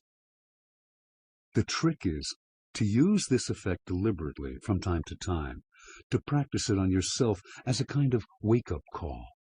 The following 5 actions are designed to put you on a psychological death ground. Reading and thinking about them won't work. You must put them into effect. They are forms of pressure to apply to yourself. Depending on whether you want a low-intensity jolt for regular use or a real shock, you can turn the level up or down. The scale is up to you. Stake everything on a single throw. Often we try too many things at one time, thinking that one of them will bring us success. But in these situations, our minds are diffused, our efforts half-hearted. It is better to take on one daunting challenge, even one that others think foolish. Our future is at stake. We cannot afford to lose. So we don't. Act before you are ready. We often wait too long to act, particularly when we face no outside pressure. It is sometimes better to act before you think you are ready, to force the issue. Not only will you take your opponent by surprise, you will also have to make the most of your resources. You have committed yourself and cannot turn back. Under pressure, your creativity will flourish. Do this often, and you will develop your ability to think and act fast. Enter new waters. Sometimes you have to force yourself onto death ground, leaving stale relationships and comfortable situations behind, cutting your ties to the past. If you give yourself no way out, you will have to make your new endeavor work. Leaving the past for unknown terrain is like death, and feeling this finality will snap you back to life. Make it you against the world. A fighting spirit needs a little edge, some anger and hatred to fuel it. So do not sit back and wait for people to get aggressive. Irritate and infuriate them deliberately. Feeling cornered by a multitude of people who dislike you, you will fight like hell. Hatred is a powerful emotion. Remember, in any battle, you are putting your name and reputation on the line. Your enemies will relish your failure. Use that pressure to make yourself fight harder. Keep yourself restless and unsatisfied. When we are tired, it is often because we are bored. When no real challenge faces us, a mental and physical lethargy sets in. Sometimes death only comes from a lack of energy, Napoleon once said. And lack of energy comes from a lack of challenges, comes when we have taken on less than we are capable of. Take a risk, and your body and mind will respond with a rush of energy. Make risk a constant practice. Never let yourself settle down. Soon, living on death ground will become a kind of addiction. You won't be able to do without it. When soldiers survive a brush with death, they often feel an exhilaration that they want to have again. Life has more meaning in the face of death. The risks you keep taking, the challenges you keep overcoming, are like symbolic deaths that sharpen your appreciation of life. Reversal. If the feeling of having nothing to lose can propel you forward, it can do the same for others. You must avoid any conflict with people in this position. Maybe they are living in terrible conditions, or, for whatever reason, are suicidal. In any case, they are desperate, and desperate people will risk everything in a fight. This gives them a huge advantage. Already defeated by circumstances, they have nothing to lose. You do. Leave them alone. Part 2. Organizational team warfare. You may have brilliant ideas. You may be able to invent unbeatable strategies. But if the group that you depend on to execute your plans is unresponsive and uncreative, and if its members always put their personal agendas first, your ideas will mean nothing. You must learn the lesson of war. It is the structure of the army, the chain of command, and the relationship of the parts to the whole that will give your strategies force. The primary goal in war is to build speed and mobility into the very structure of your army. That means having a single authority on top, avoiding the hesitancy and confusion of divided leadership. It means giving soldiers a sense of the overall goal to be accomplished and the latitude to take action to meet that goal. Instead of reacting like automatons, they are able to respond to events in the field. Finally, it means motivating soldiers, creating an overall esprit de corps that gives them irresistible momentum. With forces organized in this manner, a general can adapt to circumstances faster than the enemy can, gaining a decided advantage. The military model is extremely adaptable to any group. It has one simple requirement. Before formulating a strategy or taking action, understand the structure of your group. You can always change it and redesign it to fit your purposes. The following 3 sections of this program will help you focus on this critical issue and give you strategic options, possible organizational models to follow, as well as disastrous mistakes to avoid. 5. Avoid the snares of groupthink. The command and control strategy. The problem in leading any group is that people inevitably have their own agendas. If you are too authoritarian, they will resent you and rebel in silent ways. If you are too easygoing, they will revert to their natural selfishness and you will lose control. You have to create a chain of command in which people do not feel constrained by your influence, yet follow your lead. Put the right people in place, people who will enact the spirit of your ideas without being automatons. Make your commands clear and inspiring, focusing attention on the team, not the leader. Create a sense of participation, but do not fall into groupthink, the irrationality of collective decision-making. Make yourself look like a paragon of fairness, but never relinquish unity of command. Remote control. In the late 1930s, U.S. Brigadier General George C. Marshall, 1880-1958, preached the need for major military reform. The Army had too few soldiers, they were badly trained, current doctrine was ill-suited to modern technology. The list of problems went on. In 1939, President Franklin D. Roosevelt had to select his next Army Chief of Staff. The appointment was critical. World War II had begun in Europe, and Roosevelt believed that the United States was sure to get involved.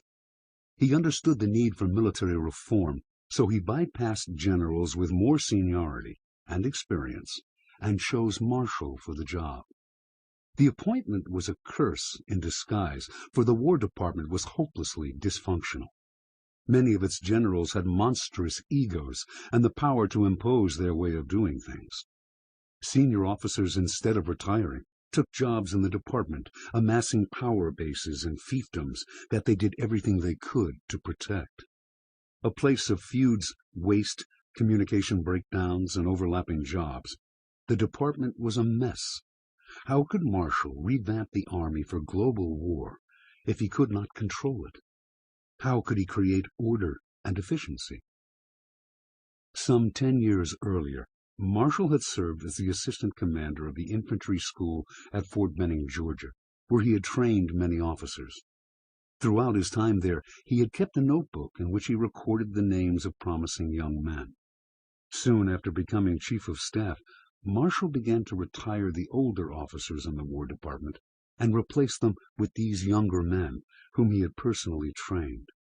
These officers were ambitious. They shared his desire for reform, and he encouraged them to speak their minds and show initiative. They included men like Omar Bradley and Mark Clark, who would be crucial in World War II, but no one was more important than the protege Marshall spent the most time on, Dwight D. Eisenhower. The relationship began a few days after the attack on Pearl Harbor, when Marshall asked Eisenhower, then a colonel, to prepare a report on what should be done in the Far East. The report showed Marshall that Eisenhower shared his ideas on how to run the war. For the next few months, he kept Eisenhower in the War Plans Division and watched him closely. The two men met every day, and in that time Eisenhower soaked up Marshall's style of leadership, his way of getting things done. Marshall tested Eisenhower's patience by indicating that he planned to keep him in Washington instead of giving him the field assignment that he desperately wanted. The colonel passed the test. Much like Marshall himself, he got along well with other officers, yet was quietly forceful. In July 1942, as the Americans prepared to enter the war by fighting alongside the British in North Africa, Marshall surprised one and all by naming Eisenhower commander in the European theater of operations. Eisenhower was, by this time, a lieutenant general, but was still relatively unknown, and in his first few months in the job, as the Americans fared poorly in North Africa, the British clamored for a replacement. But Marshall stood by his man, offering him advice and encouragement. One key suggestion was for Eisenhower to develop a protege, much as Marshall had with him, a kind of roving deputy who thought the way he did and would act as his go-between with subordinates. Marshall's suggestion for the post was Major General Bradley, a man he knew well. Eisenhower accepted the idea, essentially duplicating the staff structure that Marshall had created in the War Department. With Bradley in place, Marshall left Eisenhower alone. Marshall positioned his protégés throughout the War Department, where they quietly spread his way of doing things. To make the task easier, he cut the waste in the department with utter ruthlessness, reducing from 60 to 6 the number of deputies who reported to him. Marshall hated excess. His reports to Roosevelt made him famous for his ability to summarize a complex situation in a few pages. The 6 men who reported to him found that any report that lasted a page too long simply went unread. He would listen to their oral presentations with rapt attention, but the minute they wandered from the topic, or said something not thought through, he would look away, bored, uninterested. It was an expression they dreaded. Without saying a word, he had made it known that they had displeased him, and it was time for them to leave. Marshall's 6 deputies began to think like him, and to demand from those who reported to them the efficiency and streamlined communication style he demanded of them. The speed of the information flow up and down the line was now quadrupled. Marshall exuded authority, but never yelled and never challenged men frontally. He had a knack for communicating his wishes indirectly, a skill that was all the more effective since it made his officers think about what he meant. Brigadier General Leslie R. Groves, the military director of the project to develop the atom bomb, once came to Marshall's office to get him to sign off on $100 million in expenditures. Finding the chief of staff engrossed in paperwork, he waited while Marshall diligently compared documents and made notes. Finally, Marshall put down his pen, examined the $100 million request, signed it, and returned it to Groves without a word.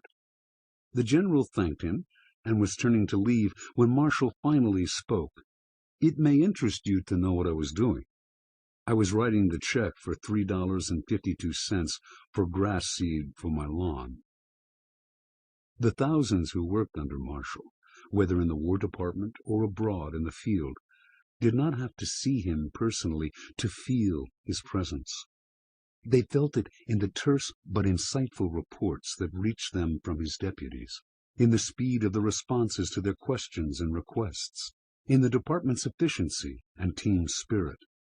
They felt it in the leadership style of men like Eisenhower, who had absorbed Marshall's diplomatic yet forceful way of doing things. In a few short years, Marshall transformed the War Department and the U.S. Army. Few really understood how he had done it. Interpretation. When Marshall became Chief of Staff, he knew that he would have to hold himself back. The temptation was to do combat with everyone in every problem area. the recalcitrance of the generals, the political feuds, the layers of waste. But Marshall was too smart to give in to that temptation. He had to rule indirectly through others, controlling with such a light touch that no one would realize how thoroughly he dominated. The key to Marshall's strategy was his selection, grooming, and placement of his protégés. He metaphorically cloned himself in these men, who enacted the spirit of his reforms on his behalf, saving him time and making him appear not as a manipulator, but as a delegator. Like the War Department that Marshall inherited, today's world is complex and chaotic. It is harder than ever to exercise control through a chain of command. You cannot supervise everything yourself. You cannot keep your eye on everyone. Being seen as a dictator will do you harm, but if you submit to complexity and let go of the chain of command, chaos will consume you. The solution is to do as Marshall did, operate through a kind of remote control. Hire deputies who share your vision but can think on their own, acting as you would in their place. Instead of wasting time negotiating with every difficult person, work on spreading a spirit of camaraderie and efficiency that becomes self-policing. Streamline the organization, cutting out waste, in staff, in the irrelevant reports on your desk, in pointless meetings. The less attention you spend on petty details, the more time you will have for the larger picture, for asserting your authority generally and indirectly. People will follow your lead without feeling bullied. That is the ultimate in control. Keys to warfare. Now, more than ever, effective leadership requires a deft and subtle touch. The reason is simple. We have grown more distrustful of authority. At the same time, almost all of us imagine ourselves as authorities in our own right, officers, not foot soldiers. Feeling the need to assert themselves, people today put their own interests before the team. Group unity is fragile and can easily crack. These trends affect leaders in ways they barely know. The tendency is to give more power to the group. Wanting to seem democratic, leaders poll the whole staff for opinions, let the group make decisions, give subordinates input into the crafting of an overall strategy. Without realizing it, these leaders are letting the politics of the day seduce them into violating one of the most important rules of warfare and leadership: unity of command. Before it is too late, learn the lessons of war. Divided leadership is a recipe for disaster, the cause of the greatest military defeats in history. Among the foremost of these defeats was the Battle of Cannae in 216 BC, between the Romans and the Carthaginians led by Hannibal. The Romans outnumbered the Carthaginians 2-1, but were virtually annihilated in a perfectly executed strategic envelopment. Hannibal, of course, was a military genius, but the Romans take much of the blame for their own defeat. They had a faulty command system, with 2 tribunes sharing leadership of the army. Disagreeing over how to fight Hannibal, these men fought each other as much as they fought him, and they made a mess of things. Divided leadership is dangerous because people in groups often think and act in ways that are illogical and ineffective. Call it groupthink. People in groups are political. They say and do things that they think will help their image within the group. They aim to please others, to promote themselves, rather than to see things dispassionately. Where an individual can be bold and creative, a group is often afraid of risk. The need to find a compromise among all the different egos kills creativity. The group has a mind of its own, and that mind is cautious, slow to decide, unimaginative, and sometimes downright irrational. This is the game you must play. Do whatever you can to preserve unity of command. Keep the strings to be pulled in your hands. The overarching strategic vision must come from you and you alone. At the same time, hide your tracks. Work behind the scenes. Make the group feel involved in your decisions. Seek their advice incorporating their good ideas, politely deflecting their bad ones. If necessary, make minor cosmetic strategy changes to assuage the insecure political animals in the group, but ultimately, trust your own vision. Remember the dangers of group decision-making. The first rule of effective leadership is never to relinquish your unity of command. A critical step in creating an efficient chain of command is assembling a skilled team that shares your goals and values.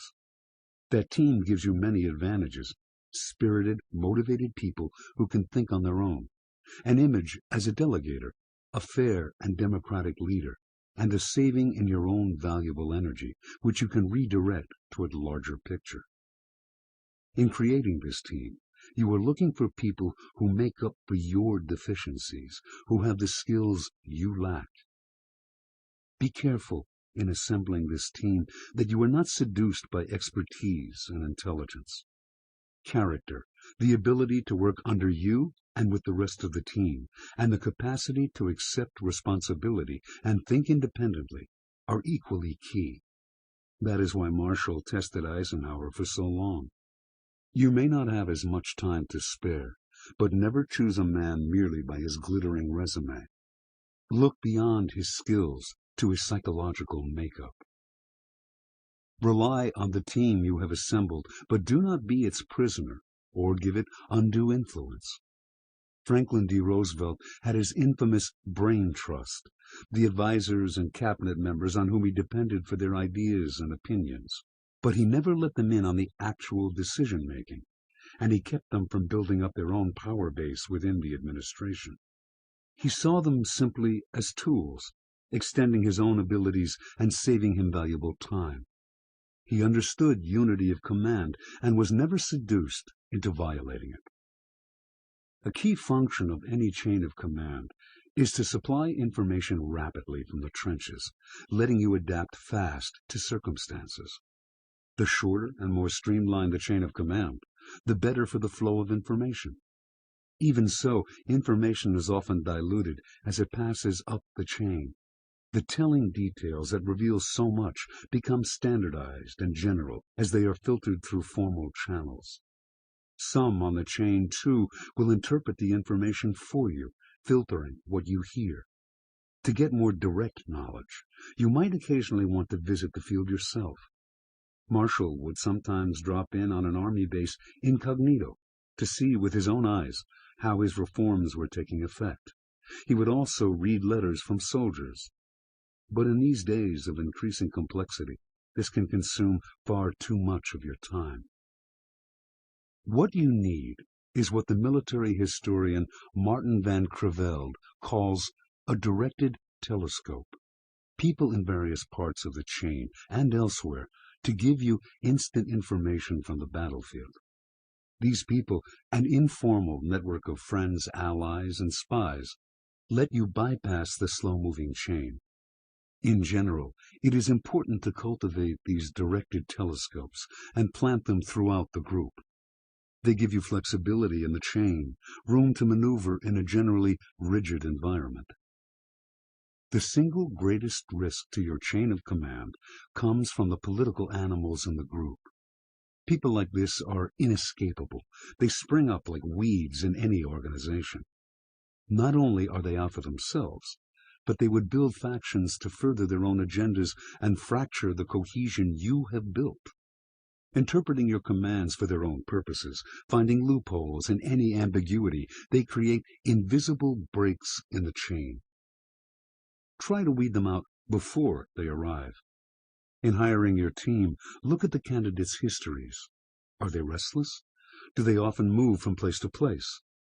That is a sign of the kind of ambition that will keep them from fitting in. When people seem to share your ideas exactly, be wary. They are probably mirroring them to charm you.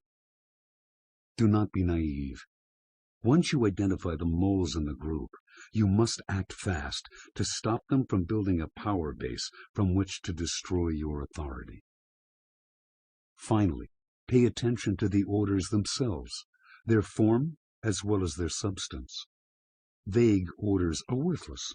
As they pass from person to person, they are hopelessly altered, and your staff comes to see them as symbolizing uncertainty and indecision. It is critical that you yourself be clear about what you want before issuing your orders. On the other hand, if your commands are too specific and too narrow, you will encourage people to behave like automatons and stop thinking for themselves, which they must do when the situation requires it. Erring in neither direction is an art. Reversal.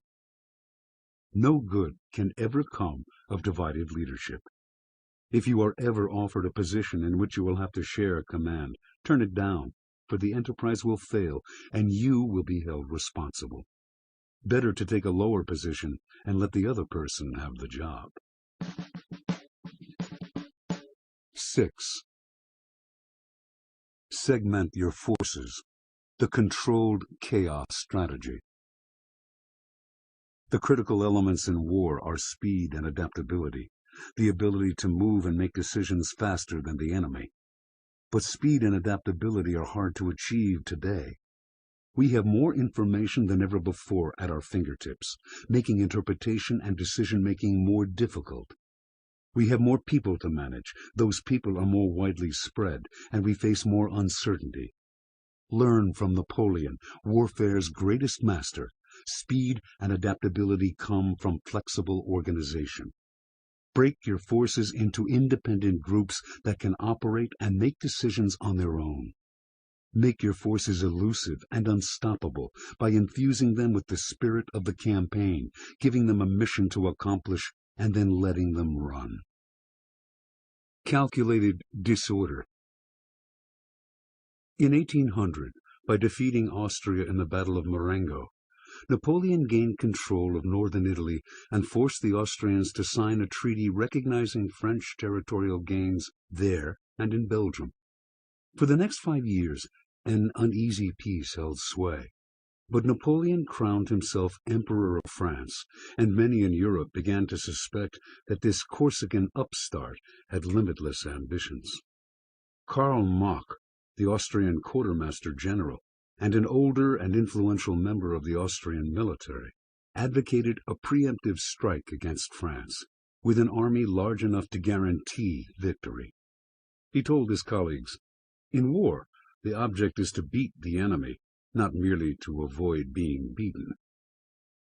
Mach and like-minded officers slowly gained influence, and in April 1805, Austria, England, and Russia signed a treaty of alliance to wage war on France and force her to return to her pre-Napoleonic borders.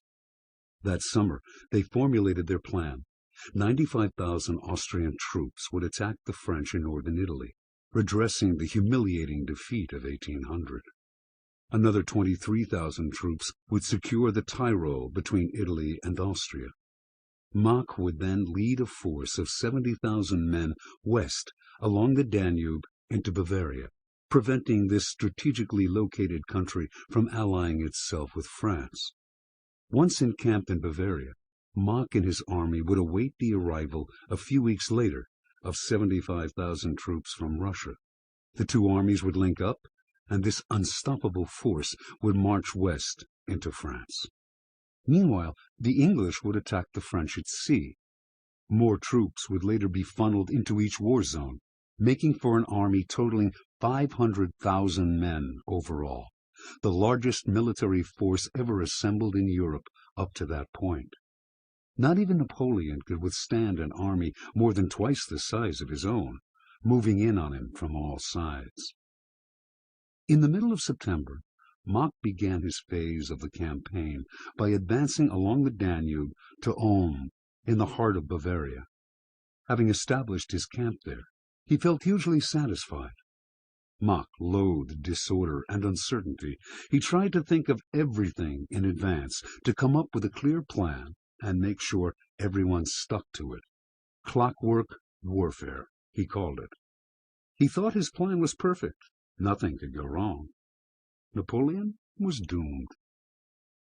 Mach had once been captured and forced to spend 3 years in France, where he had studied Napoleon's style of war. A key Napoleonic strategy was to make the enemy divide his forces, but now the trick was reversed. With trouble in Italy, Napoleon could not afford to send more than 70,000 French troops across the Rhine into Germany and Bavaria. The moment he crossed the Rhine, the Austrians would know his intentions and would act to slow his march. His army would need at least 2 months to reach Ulm and the Danube. By then, the Austrians would already have linked up with the Russians and swept through the Alsace and France. The strategy was as close to foolproof as any Mach had ever known. For Mach, the Russians could not arrive in Ulm too soon. Near the end of September, however, Mach began to sense something wrong. To the west of Ulm lay the Black Forest, between his own position and the French border. Suddenly, scouts were telling him that a French army was passing through the forest in his direction. Mach was bewildered. It made the best sense for Napoleon to cross the Rhine into Germany farther to the north, where his passage east would be smoother and harder to stop. But now he was yet again doing the unexpected, funneling an army through a narrow opening in the Black Forest and sending it straight at Mach.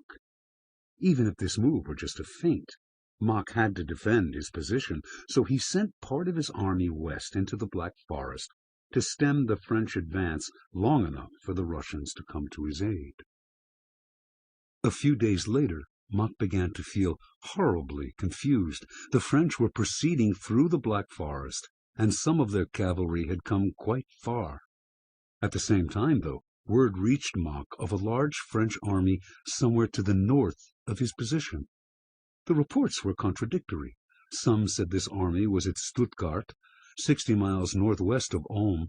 Others had it more to the east or even farther to the north, or quite close, near the Danube. Mach could get no hard information, since the French cavalry that had come through the Black Forest blocked access to the north for reconnaissance. The Austrian general now faced what he feared most: uncertainty, and it was clouding his ability to think straight. Finally, he ordered all of his troops back to Ulm, where he would concentrate his forces. Perhaps Napoleon intended to do battle at Ulm. At least Mach would have equal numbers. In early October, Austrian scouts were at last able to find out what was really going on, and it was a nightmare.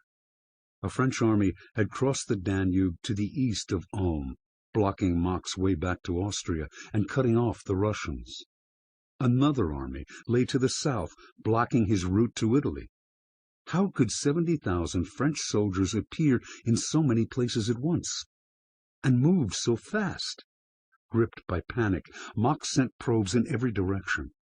On October 11th, his men discovered a weak point. Only a small French force barred the way north and east. There he could push through and escape the French encirclement. He began to prepare for the march. But 2 days later, when he was on the point of ordering the retreat, his scouts reported that a large French force had appeared overnight, blocking the northeastern route as well. On October 20th, finding out that the Russians had decided not to come to his rescue, Mach surrendered. Over 60,000 Austrian soldiers were taken prisoner with hardly a shot fired. It was one of the most splendidly bloodless victories in history. In the next few months, Napoleon's army turned east to deal with the Russians and remaining Austrians, culminating in his spectacular victory at Austerlitz. Meanwhile, Mach languished in an Austrian prison, sentenced to 2 years for his role in this humiliating defeat. There he racked his brains, losing his sanity in the process, some said. Where had this plan gone wrong? How had an army appeared out of nowhere to his east, so easily swallowing him up? He had never seen anything like it, and he was trying to figure it out to the end of his days. Interpretation. History should not judge General Mach too harshly, for the French armies he faced in the fall of 1805 represented one of the greatest revolutions in military history. For thousands of years, war had been fought in essentially the same way. The commander led his large and unified army into battle against an opponent of roughly equal size. He would never break up his army into smaller units, for that would violate the military principle of keeping one's forces concentrated. Furthermore, scattering his forces would make them harder to monitor, and he would lose control over the battle. Suddenly, Napoleon changed all that. In the years of peace between 1800 and 1805, he reorganized the French military, bringing different forces together to form the Grande Armée, 210,000 men strong. He divided this army into several corps, each with its own cavalry, infantry, artillery, and general staff. Each was led by a marshal general, usually a young officer of proven strength in previous campaigns. Varying in size from 15,000 to 30,000 men, each corps was a miniature army, headed by a miniature Napoleon. The key to the system was the speed with which the corps could move. Napoleon would give the marshals their missions, then let them accomplish it on their own. Little time was wasted with the passing of orders back and forth, and smaller armies needing less baggage could march with greater speed. Instead of a single army moving in a straight line, Napoleon could disperse and concentrate his corps in limitless patterns, which to the enemy seemed chaotic and unreadable. This was the monster that Napoleon unleashed on Europe in September 1805. Understand, the future belongs to groups that are fluid, fast, and nonlinear. Your natural tendency as a leader may be to want to control the group, to coordinate its every movement, but that will just tie you to the past and to the slow-moving armies of history. It takes strength of character to allow for a margin of chaos and uncertainty, to let go a little. But by decentralizing your army and segmenting it into teams, you will gain in mobility what you lose in complete control. And mobility is the greatest force multiplier of them all. It allows you to both disperse and concentrate your army, throwing it into patterns instead of advancing in straight lines. These patterns will confuse and paralyze your opponents. Give your different corps clear missions that fit your strategic goals, then let them accomplish them as they see fit. Smaller teams are faster, more creative, more adaptable. Their officers and soldiers are more engaged, more motivated. In the end, fluidity will bring you far more power and control than petty domination. Keys to warfare. The world is full of people looking for a secret formula for success and power.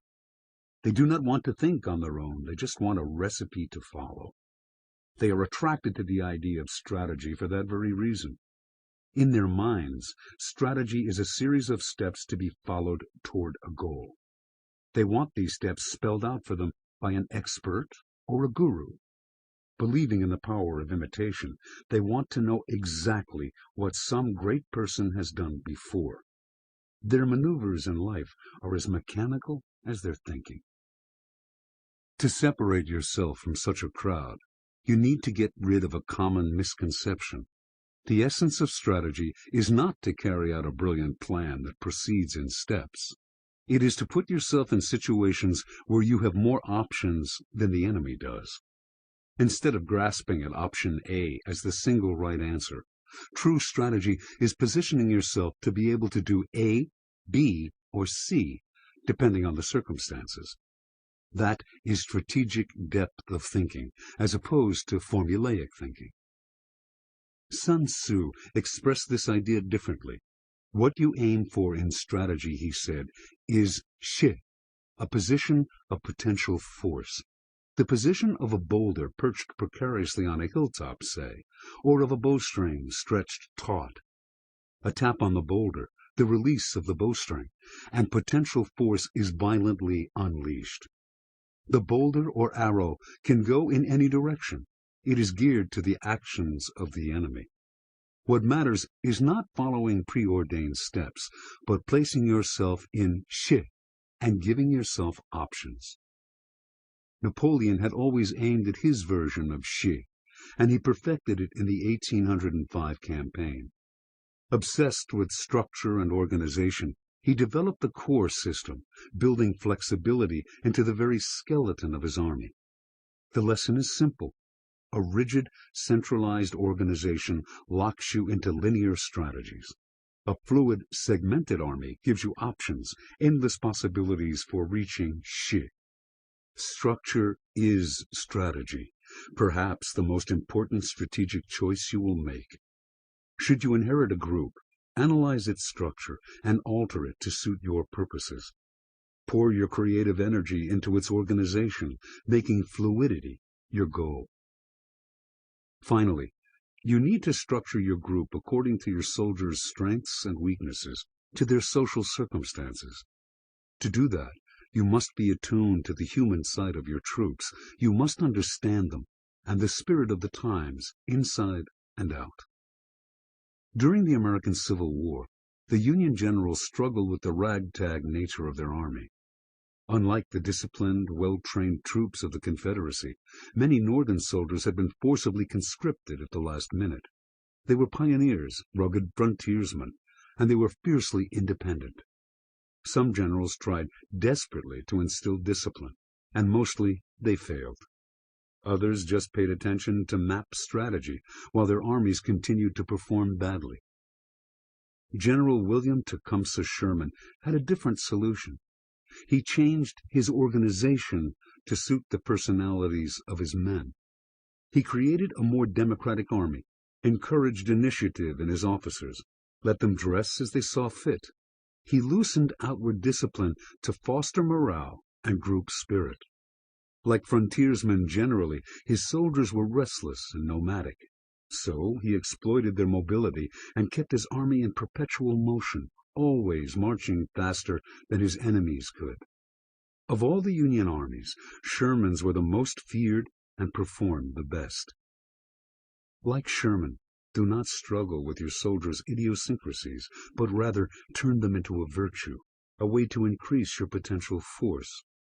Be creative with the group's structure, keeping your mind as fluid and adaptable as the army you lead. Reversal. Even if you run a looser organization, there may be times when you will have to tighten it and give your officers less freedom. Wise generals set nothing in stone, always retaining the ability to reorganize their army to fit the times and their changing needs. 7. Transform your war into a crusade. Morale strategies. The secret to motivating people and maintaining their morale is to get them to think less about themselves and more about the group. Involve them in a cause, a crusade against a hated enemy. Make them see their survival as tied to the success of the army as a whole. In a group in which people have truly bonded, moods and emotions are so contagious that it becomes easy to infect your troops with enthusiasm. Lead from the front. Let your soldiers see you in the trenches, making sacrifices for the cause. That will fill them with the desire to emulate and please you.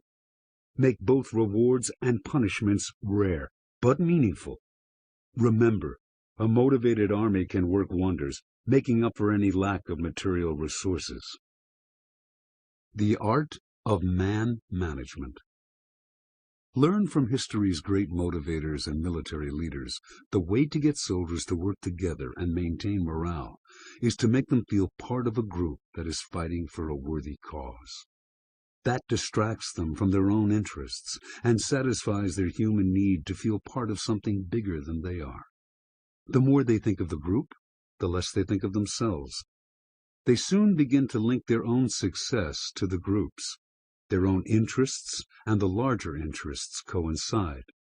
In this kind of army, people know that selfish behavior will disgrace them in the eyes of their companions.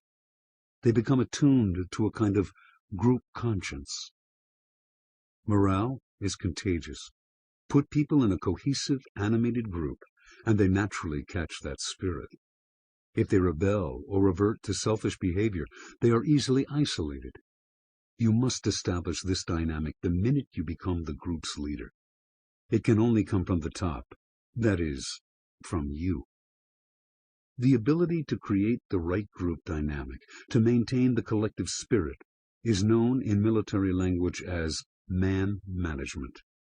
History's great generals, Alexander the Great, Hannibal, Napoleon, were all masters of the art, which for military men is more than simply important. In battle, it can be the deciding issue, a matter of life and death. In war, Napoleon once said, "The moral is to the physical as 3 to 1. He meant that his troops' fighting spirit was crucial in the outcome of the battle. With motivated soldiers, he could beat an army 3 times the size of his own. To create the best group dynamic and prevent destructive morale problems, follow these 8 crucial steps, culled from the writings and experiences of the masters of the art. It is important to follow as many of the steps as possible. None is less important than any other.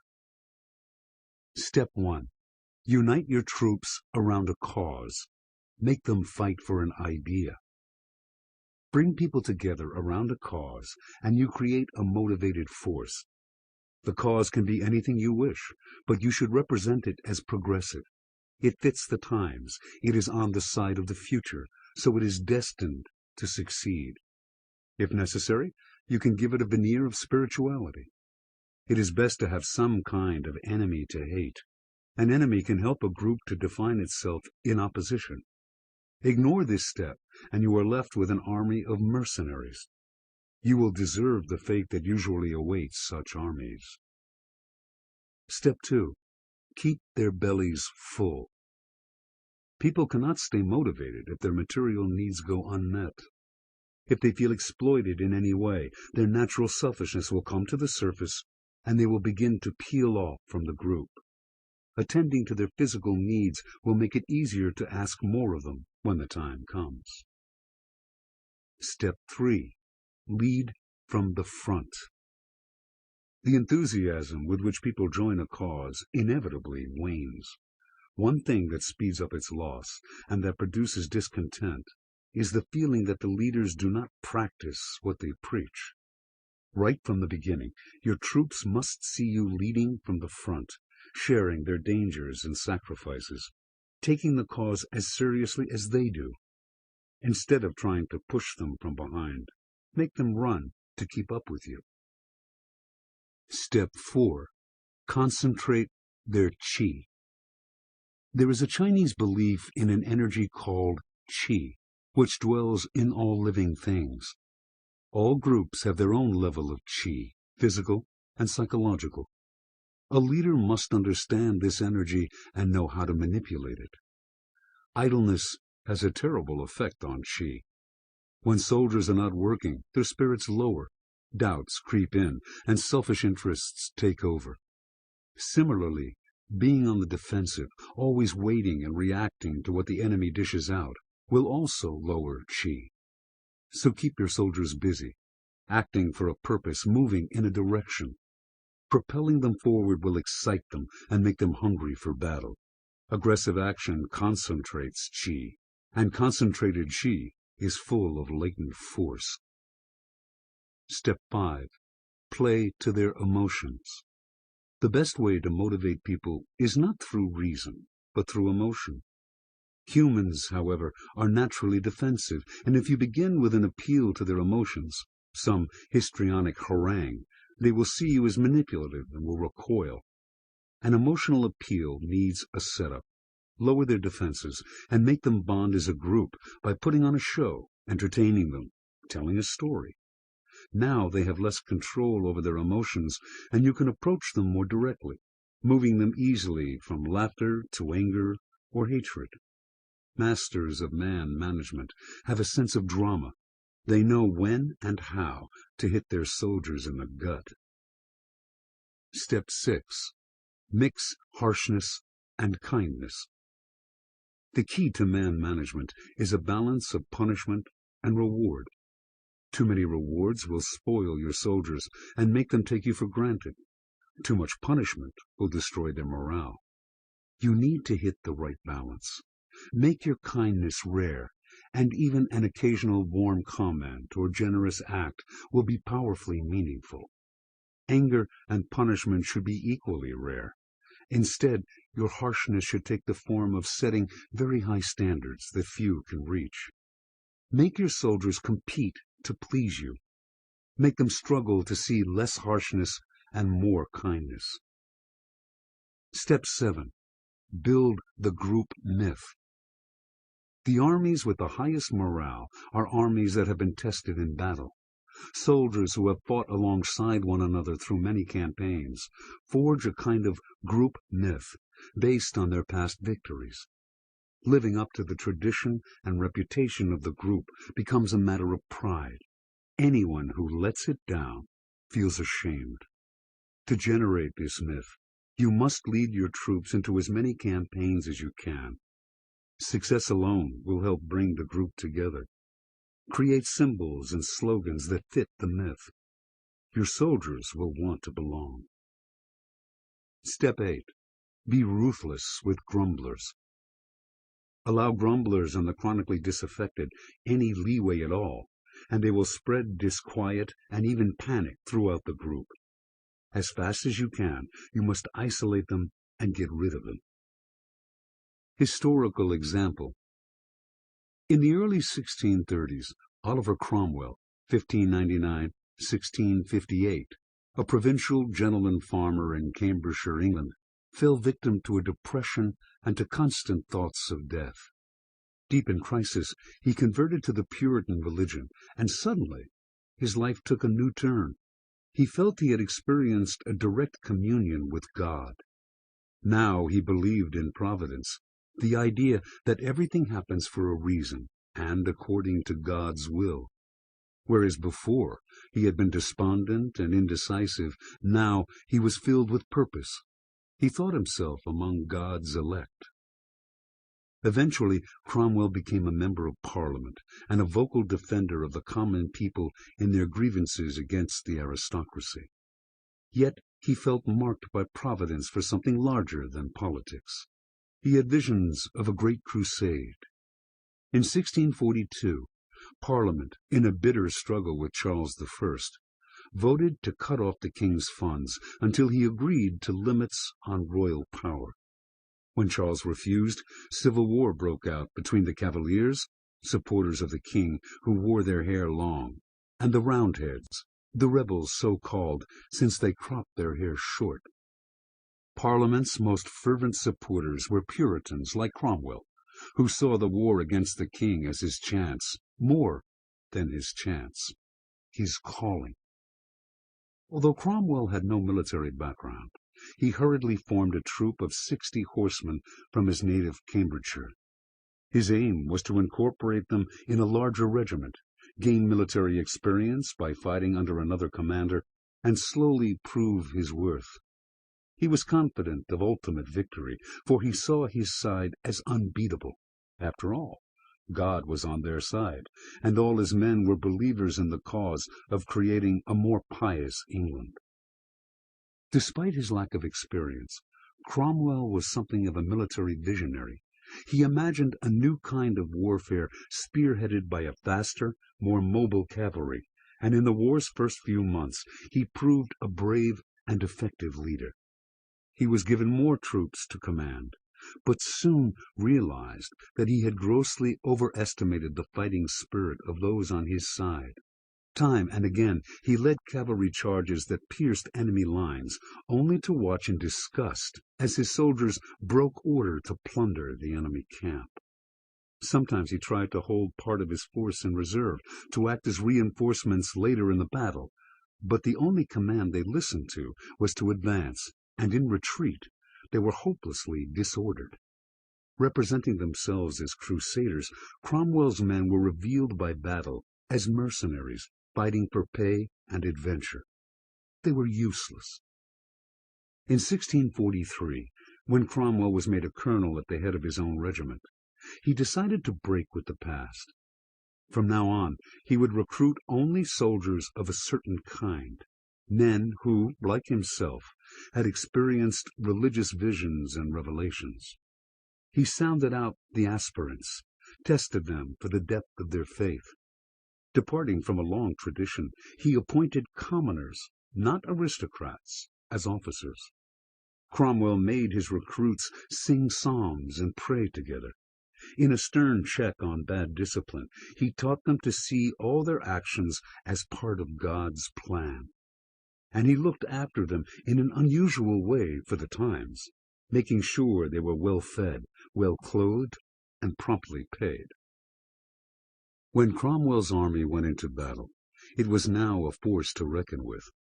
The men rode in tight formation, loudly singing psalms. As they neared the king's forces, they would break into a pretty round trot, not the headlong and disorderly charge of other troops. Even in contact with the enemy, they kept their order, and they retreated with as much discipline as when they advanced. Since they believed that God was with them, they had no fear of death. They could march straight up a hill into enemy fire without breaking step. Having gained control over his cavalry, Cromwell could maneuver them with infinite flexibility. His troops won battle after battle. In 1645, Cromwell was named Lieutenant General of the cavalry in a new model army. That year, at the Battle of Naseby, his disciplined regiment was crucial in the Roundheads' victory. A few days later, his cavalry finished off the Royalist forces at Langport, effectively putting an end to the first stage of the Civil War. Interpretation. That Cromwell is generally considered one of history's great military leaders is all the more remarkable, given that he learned soldiery on the job. During the second stage of the Civil War, he became head of the Roundhead armies, and later, after defeating King Charles and having him executed, he became Lord Protector of England. Although he was ahead of his times with his visions of mobile warfare, Cromwell was not a brilliant strategist or field tactician. His success lay in the morale and discipline of his cavalry, and the secret to those was the quality of the men he recruited, true believers in his cause. Such men were naturally open to his influence and accepting of his discipline. With each new victory, they grew more committed to him and more cohesive. He could ask the most of them. Above all else, then, pay attention to your staff, to those you recruit to your cause. Many will pretend to share your beliefs, but your first battle will show that all they wanted was a job. Soldiers like these are mercenaries and will get you nowhere. True believers are what you want. Expertise and impressive resumes matter less than character and the capacity for sacrifice.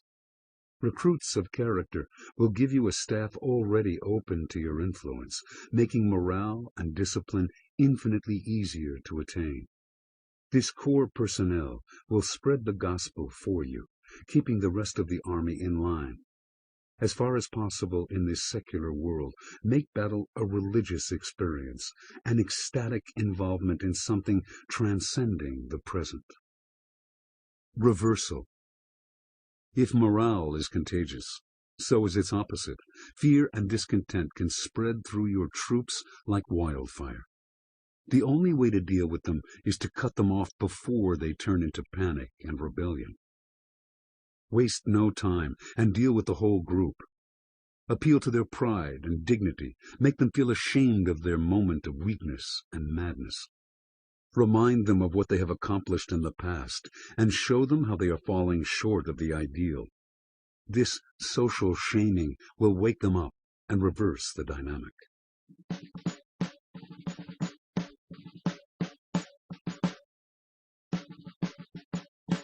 Part 3. Defensive Warfare. To fight in a defensive manner is not a sign of weakness. It is the height of strategic wisdom, a powerful style of waging war. Its requirements are simple. First, you must make the most of your resources, fighting with perfect economy and engaging only in battles that are necessary. Second, you must know how and when to retreat, luring an aggressive enemy into an imprudent attack. Then, waiting patiently for his moment of exhaustion, launch a vicious counterattack. In a world that frowns on displays of overt aggression, the ability to fight defensively to let others make the first move and then wait for their own mistakes to destroy them, will bring you untold power. Because you waste neither energy nor time, you are always ready for the next inevitable battle. Your career will be long and fruitful. To fight this way, you must master the arts of deception. By seeming weaker than you are, you can draw the enemy into an ill-advised attack. By seeming stronger than you are, perhaps through an occasional act that is reckless and bold, you can deter the enemy from attacking you. In defensive warfare, you are essentially leveraging your weaknesses and limitations into power and victory. The following 4 sections will instruct you in the basic arts of defensive warfare: economy of means, counterattack, intimidation, and deterrence, and how to retreat skillfully and lie low when under aggressive attack. 8. Pick your battles carefully. The perfect economy strategy. We all have limitations. Our energies and skills will take us only so far. Danger comes from trying to surpass our limits. Seduced by some glittering prize into overextending ourselves, we end up exhausted and vulnerable. You must know your limits and pick your battles carefully. Consider the hidden costs of a war: time lost, political goodwill squandered, an embittered enemy bent on revenge. Sometimes it is better to wait, to undermine your enemies covertly rather than hitting them straight on. If battle cannot be avoided, get them to fight on your terms. Aim at their weaknesses, make the war expensive for them and cheap for you. Fighting with perfect economy, you can outlast even the most powerful foe. The spiral effect. In 281 BC, war broke out between Rome and the city of Tarentum on Italy's east coast. Tarentum had begun as a colony of the Greek city of Sparta. Its citizens still spoke Greek, considered themselves cultured Spartans, and thought other Italian cities barbaric. Rome, meanwhile, was an emerging power, locked in a series of wars with neighboring cities. The prudent Romans were reluctant to take on Tarentum.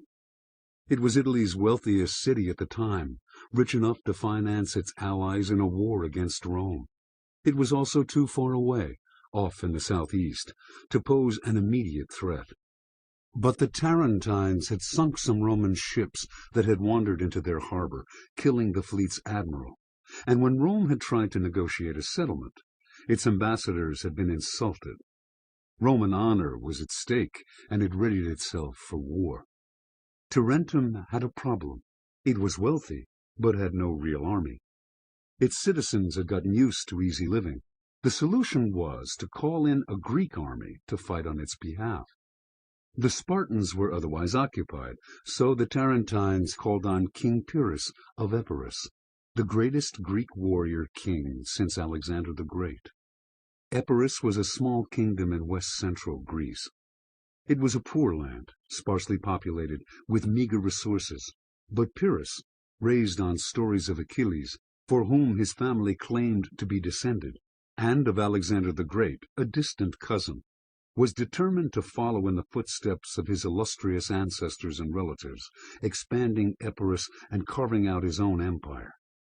In battle, he had become known for leading dangerous charges, earning himself the nickname the Eagle.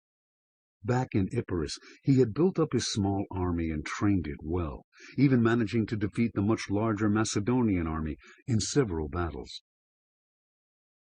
The Tarentines' offer was tempting. First, they promised him money and a large army raised from allied states. Second, by defeating the Romans, he could make himself master of Italy, and from Italy he could take first Sicily, then Carthage in North Africa. Alexander had moved east to create his empire. Pyrrhus could move west and dominate the Mediterranean. He accepted the offer. In the spring of 280 BC, Pyrrhus set sail with the largest Greek army ever to cross into Italy: 20,000 foot soldiers, 3,000 horsemen, 2,000 bowmen, and 20 elephants. Once in Tarentum, though, he realized he had been tricked. Not only did the Tarentines have no army, they had made no effort to assemble one, leaving Pyrrhus to do it himself. Pyrrhus wasted no time. He declared a military dictatorship in the city, and began to build and train an army from among the Tarentines as fast as possible. Pyrrhus's arrival in Tarentum worried the Romans, who knew his reputation as a strategist and fighter. Deciding to give him no time to prepare, they quickly sent out an army, forcing Pyrrhus to make do with what he had, and he set off to face them. The two armies met near the town of Heraclea. Pyrrhus and his troops were outnumbered, and at one point were on the verge of defeat, when he unleashed his secret weapon, his elephants, with their massive weight, loud, fearsome trumpeting, and soldiers on top firing arrows down at will. The Romans had never faced elephants in battle before, and panic spread among them, turning the tide of the fight. Soon the disciplined Roman legions were in headlong retreat. The eagle had won a great victory. His fame spread across the Italian peninsula. He was, indeed, the reincarnation of Alexander the Great. Now other cities sent him reinforcements, more than making up for his losses at Heraclea. But Pyrrhus was worried. He had lost many veterans in the battle, including key generals. More important, the strength and discipline of the Roman legions had impressed him.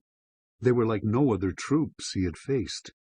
He decided to try to negotiate a peaceful settlement with the Romans, offering to share the peninsula with them.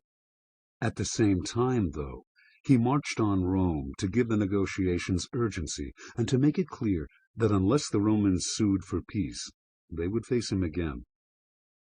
The Romans proudly rejected the offer of a settlement. They would never share Italy. The two armies met again near the town of Asculum, not far from Rome, in the spring of 279 B.C.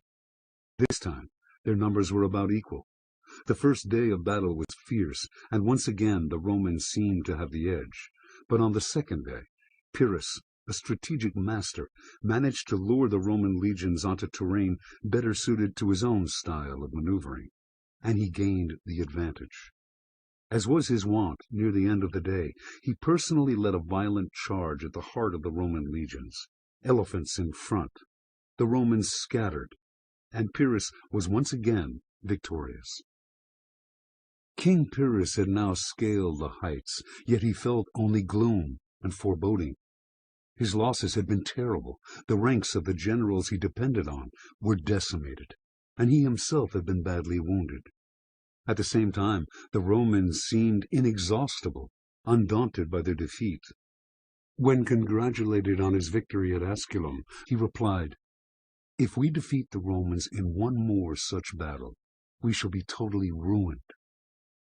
Pyrrhus, however, was already ruined. His losses at Asculum were too large to be quickly replaced, and his remaining forces were too few to fight the Romans again. His Italian campaign was over. Interpretation. From the story of King Pyrrhus and his famous lament after the Battle of Asculum comes the expression Pyrrhic victory, signifying a triumph that is as good as a defeat, for it comes at too great a cost. The victor is too exhausted to exploit his win, too vulnerable to face the next battle. And indeed, after the victory, Pyrrhus staggered from one disaster to the next, his army never quite strong enough to defeat his growing hosts of enemies. This culminated in his untimely death in battle, ending Epirus's hopes to become a power in Greece. Pyrrhic victories are much more common than you might think. Excitement about a venture's prospects is natural before it begins, and if the goal is enticing, we unconsciously see what we want to see, more of the possible gains, fewer of the possible difficulties. The further we go, the harder it becomes to pull back and rationally reassess the situation. In such circumstances, the costs tend not just to mount, they spiral out of control. If things go badly, We get exhausted, which leads us to make mistakes, which lead to new unforeseen problems, which in turn lead to new costs. Any victories we might have along the way are meaningless. Understand, the more you want the prize, the more you must compensate by examining what getting it will take. Look beyond the obvious costs and think about the intangible ones. The goodwill you may squander by waging war, the fury of the loser if you win, the time that winning may take, your debt to your allies. You can always wait for a better time. You can always try something more in line with your resources. Remember, history is littered with the corpses of people who ignored the costs. Save yourself unnecessary battles and live to fight another day. Keys to warfare. War is a balance of ends and means. A general might have the best plan to achieve a certain end, but unless he has the means to accomplish it, his plan is worthless. Wise generals through the ages, then, have learned to begin by examining the means they have at hand, and then to develop their strategy out of those tools. That is what made Hannibal a brilliant strategist.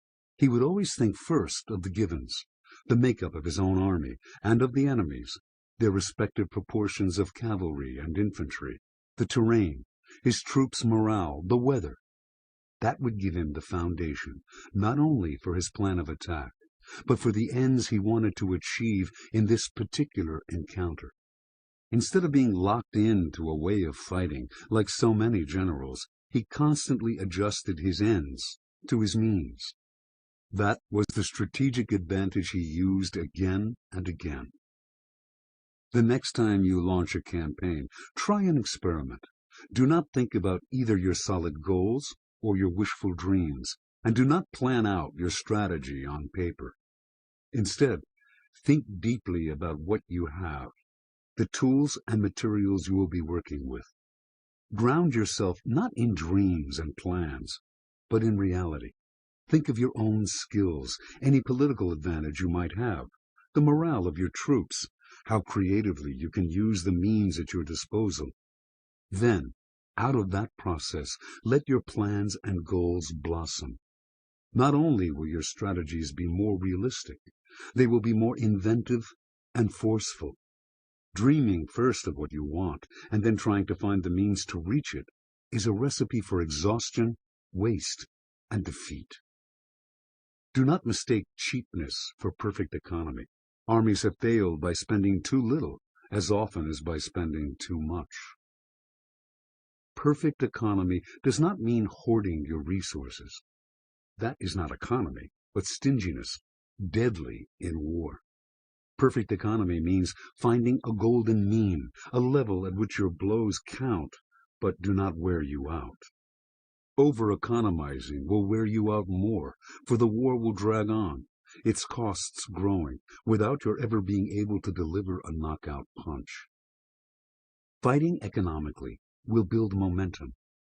Think of it as finding your level, a perfect balance between what you are capable of and the task at hand.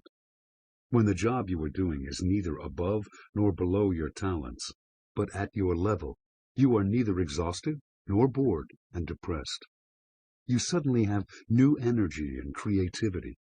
Fighting with perfect economy is like hitting that level. Less resistance in your path, greater energy unleashed. Oddly enough, knowing your limits will expand your limits. Getting the most out of what you have will let you have more. Reversal.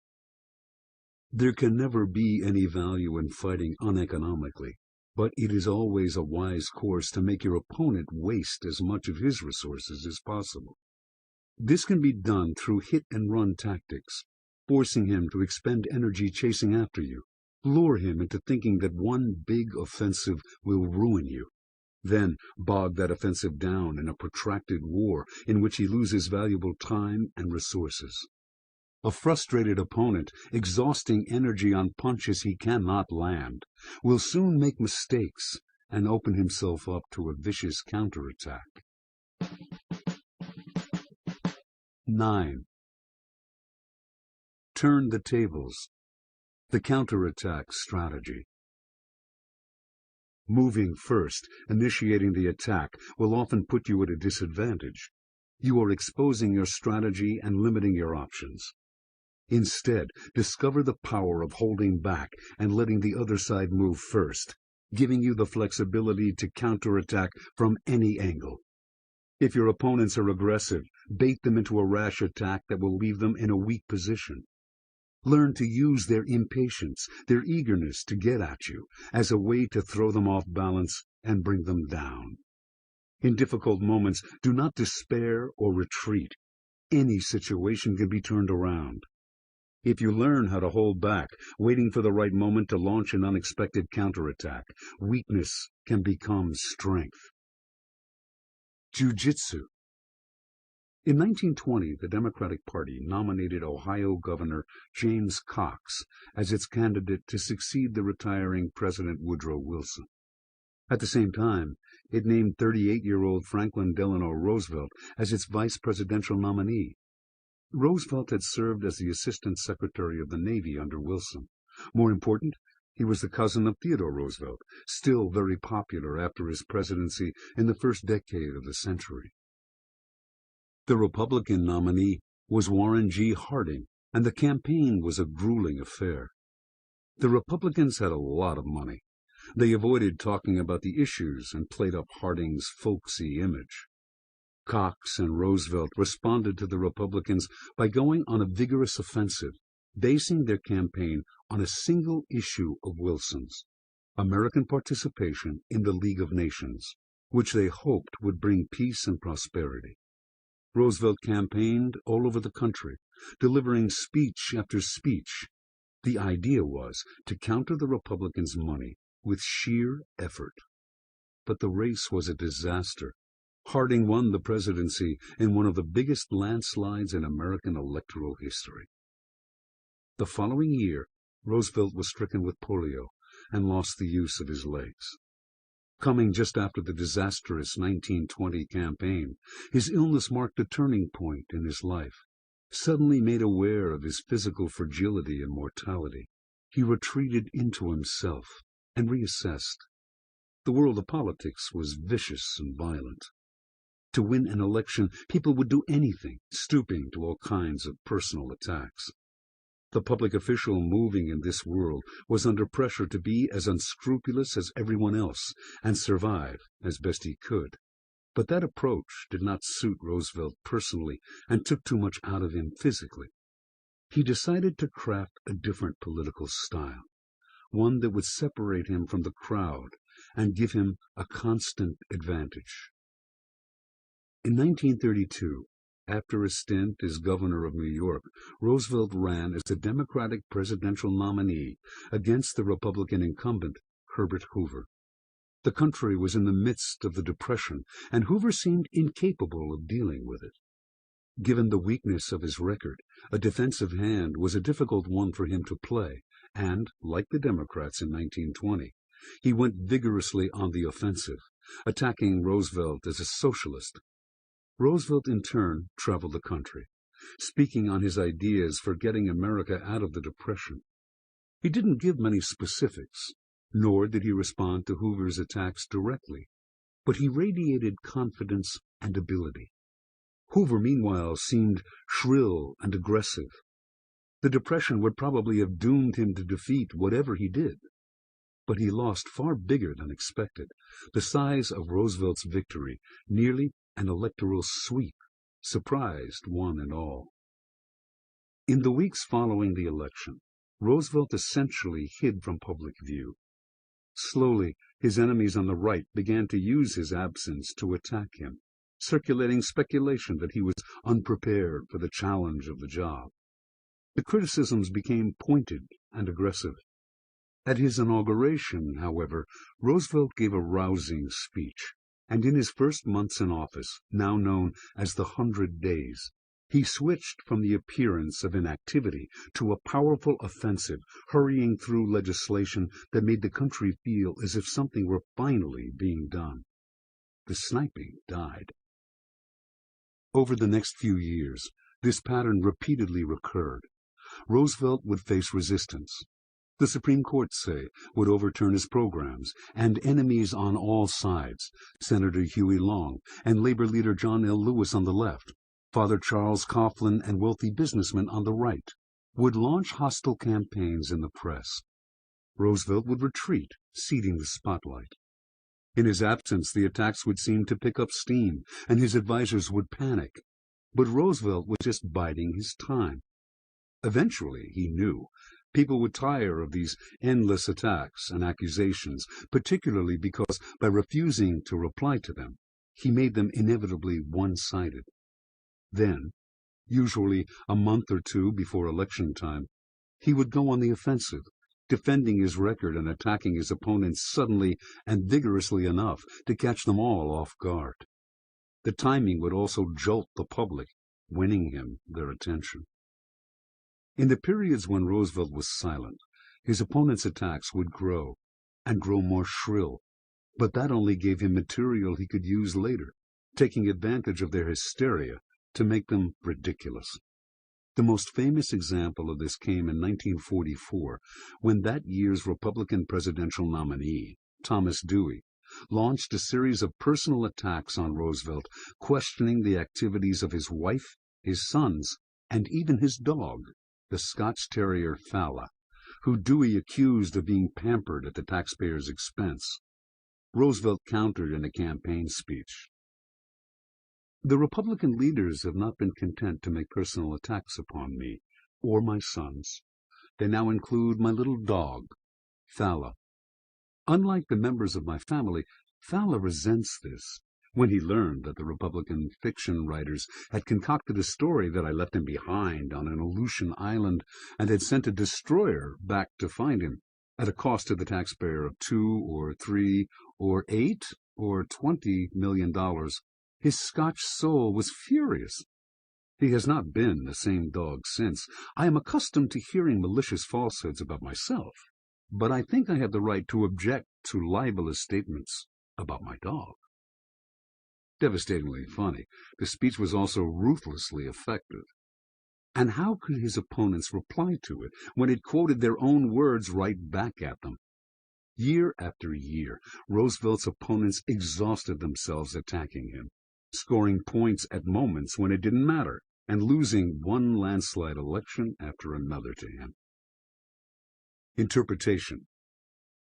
Roosevelt's style can be likened to jiu-jitsu, the Japanese art of self-defense. In jiu-jitsu, a fighter baits opponents by staying calm and patient, getting them to make the first aggressive move.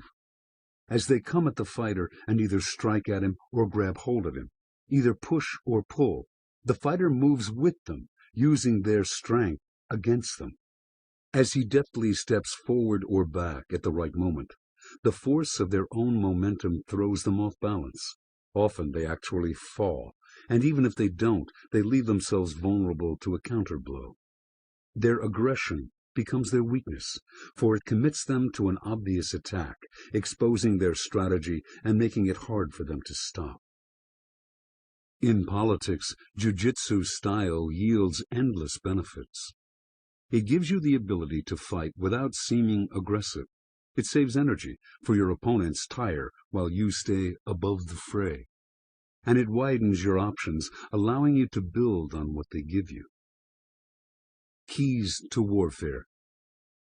Thousands of years ago, at the dawn of military history, various strategists in different cultures noticed a peculiar phenomenon. In battle, the side that was on the defensive often won in the end. There seemed to be several reasons for this. First, once the aggressor went on the attack, he had no more surprises in store. The defender could clearly see his strategy and take protective action. Second, if the defender could somehow turn back this initial attack, the aggressor would be left in a weak position. His army was disorganized and exhausted. It requires more energy to take land than to hold it. If the defenders could take advantage of this weakness to deliver a counterblow, they could often force the aggressor to retreat. Based on these observations, the art of the counterattack was developed. Its basic tenets were to let the enemy make the first move, actively baiting him into an aggressive attack that would expend his energy and unbalance his lines, then taking advantage of his weakness and disorganization. This art was refined by theorists such as Sun Tzu and practiced to perfection by leaders like Philip of Macedon. The first step in mastering the counterattack is to master yourself, and particularly the tendency to grow emotional in conflict. Once you learn patience, your options suddenly expand.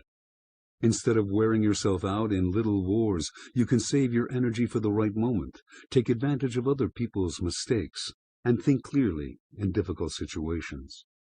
You will see opportunities for counterattack where others see only surrender or retreat. The key to the successful counterattack is staying calm while your opponent gets frustrated and irritable. The counterattack is a particularly effective strategy against what might be called the barbarian, the man or woman who is especially aggressive by nature. Do not be intimidated by these types. They are, in fact, weak and are easily swayed and deceived. The trick is to goad them by playing weak or stupid while dangling in front of them the prospect of easy gains. You should look for the emotion that your enemies are least able to manage, then bring it to the surface. With a little work on your part, they will lay themselves open to your counterattack. Without overt manipulation on your part, you can control your opponent's minds. Bait them into a rash attack. When it ends up in disaster, they will have only themselves to blame, and everyone around them will blame them too. You win both the battle of appearances and the battle on the field. Very few strategies offer such flexibility and power. Reversal. The counterattack strategy cannot be applied in every situation. There will always be times when it is better to initiate the attack yourself, gaining control by putting your opponents on the defensive before they have time to think. If the enemy is too smart to lose patience and attack you, or if you have too much to lose by waiting, go on the offensive.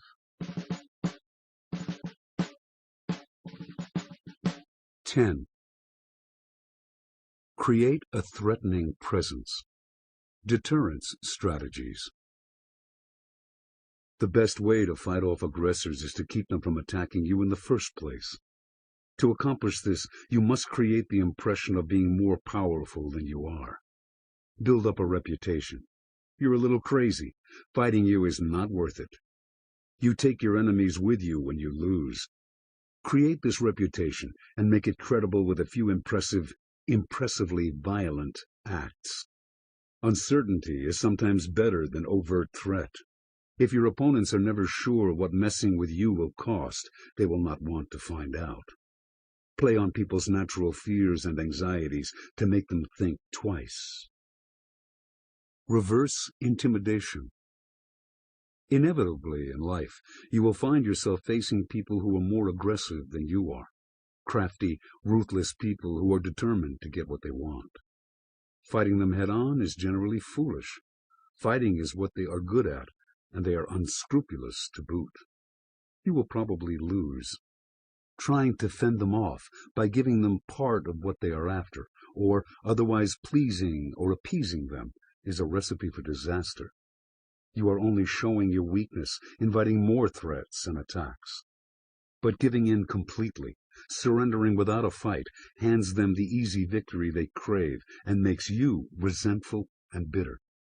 It can also become a bad habit, the path of least resistance in dealing with difficult situations.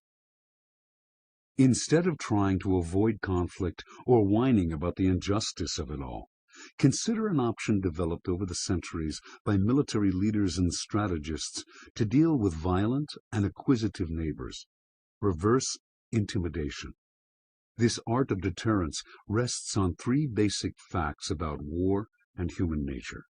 First, people are more likely to attack you if they see you as weak or vulnerable.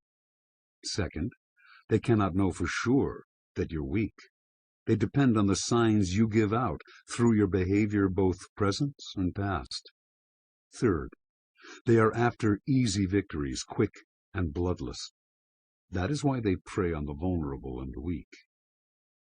Deterrence is simply a matter of turning this dynamic around, altering any perception of yourself as weak and naive, and sending the message that battle with you will not be as easy as they had thought. The following are 5 basic methods of deterrence and reverse intimidation. You can use them all in offensive warfare, but they are particularly effective in defense for moments when you find yourself vulnerable and under attack.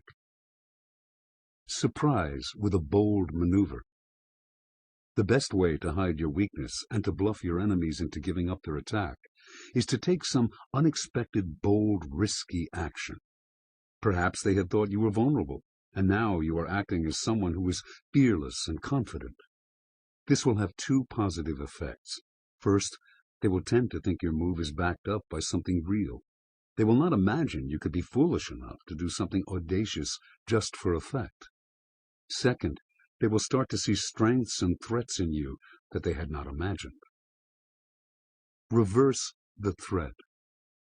If your enemies see you as someone to be pushed around, turn the tables with a sudden move, however small, designed to scare them. Threaten something they value.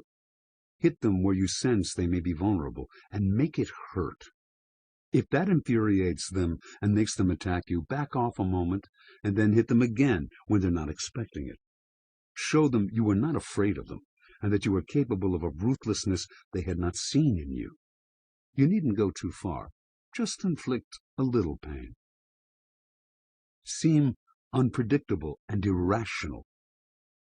In this instance, you do something suggesting a slightly suicidal streak, as if you felt you had nothing to lose. You show that you are ready to take your enemies down with you, destroying their reputations in the process. This is particularly effective with people who have a lot to lose themselves, powerful people with sterling reputations. To defeat you will be costly and perhaps self-destructive. This will make fighting you very unattractive. Crazy opponents are terrifying. No one likes fighting people who are unpredictable and have nothing to lose. Play on people's natural paranoia. Instead of threatening your opponents openly, you take action that is indirect and designed to make them think. This might mean using a go-between to send them a message, to tell some disturbing story about what you are capable of. Or maybe you let them spy on you, only to hear something that should give them cause for concern. Making your enemies think they have found out you are plotting a countermove is more effective than telling them so yourself. Make a threat, and you may have to live up to it, but making them think you are working treacherously against them is another story. The more veiled menace and uncertainty you generate, the more their imaginations will run away with them, and the more dangerous an attack on you will seem. Establish a frightening reputation. This reputation can be for any number of things, being difficult, stubborn, violent, ruthlessly efficient. To create this image, you may every now and then have to play a bit rough, but eventually it will become enough of a deterrent to make those occasions rare. It will be an offensive weapon, scaring people into submission before they even meet you. In any event, you must build your reputation carefully, allowing no inconsistencies. Any holes in this kind of image will make it worthless.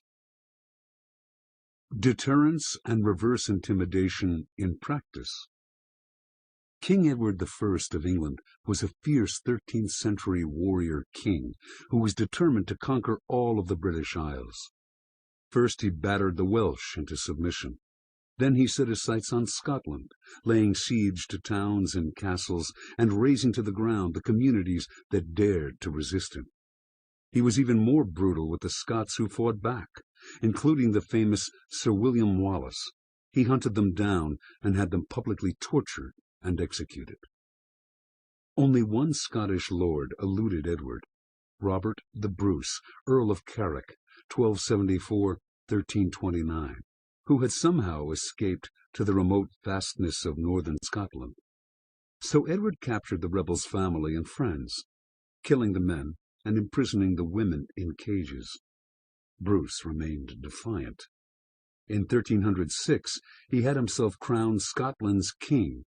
Whatever it took, he vowed to revenge himself on Edward and throw the English out of Scotland.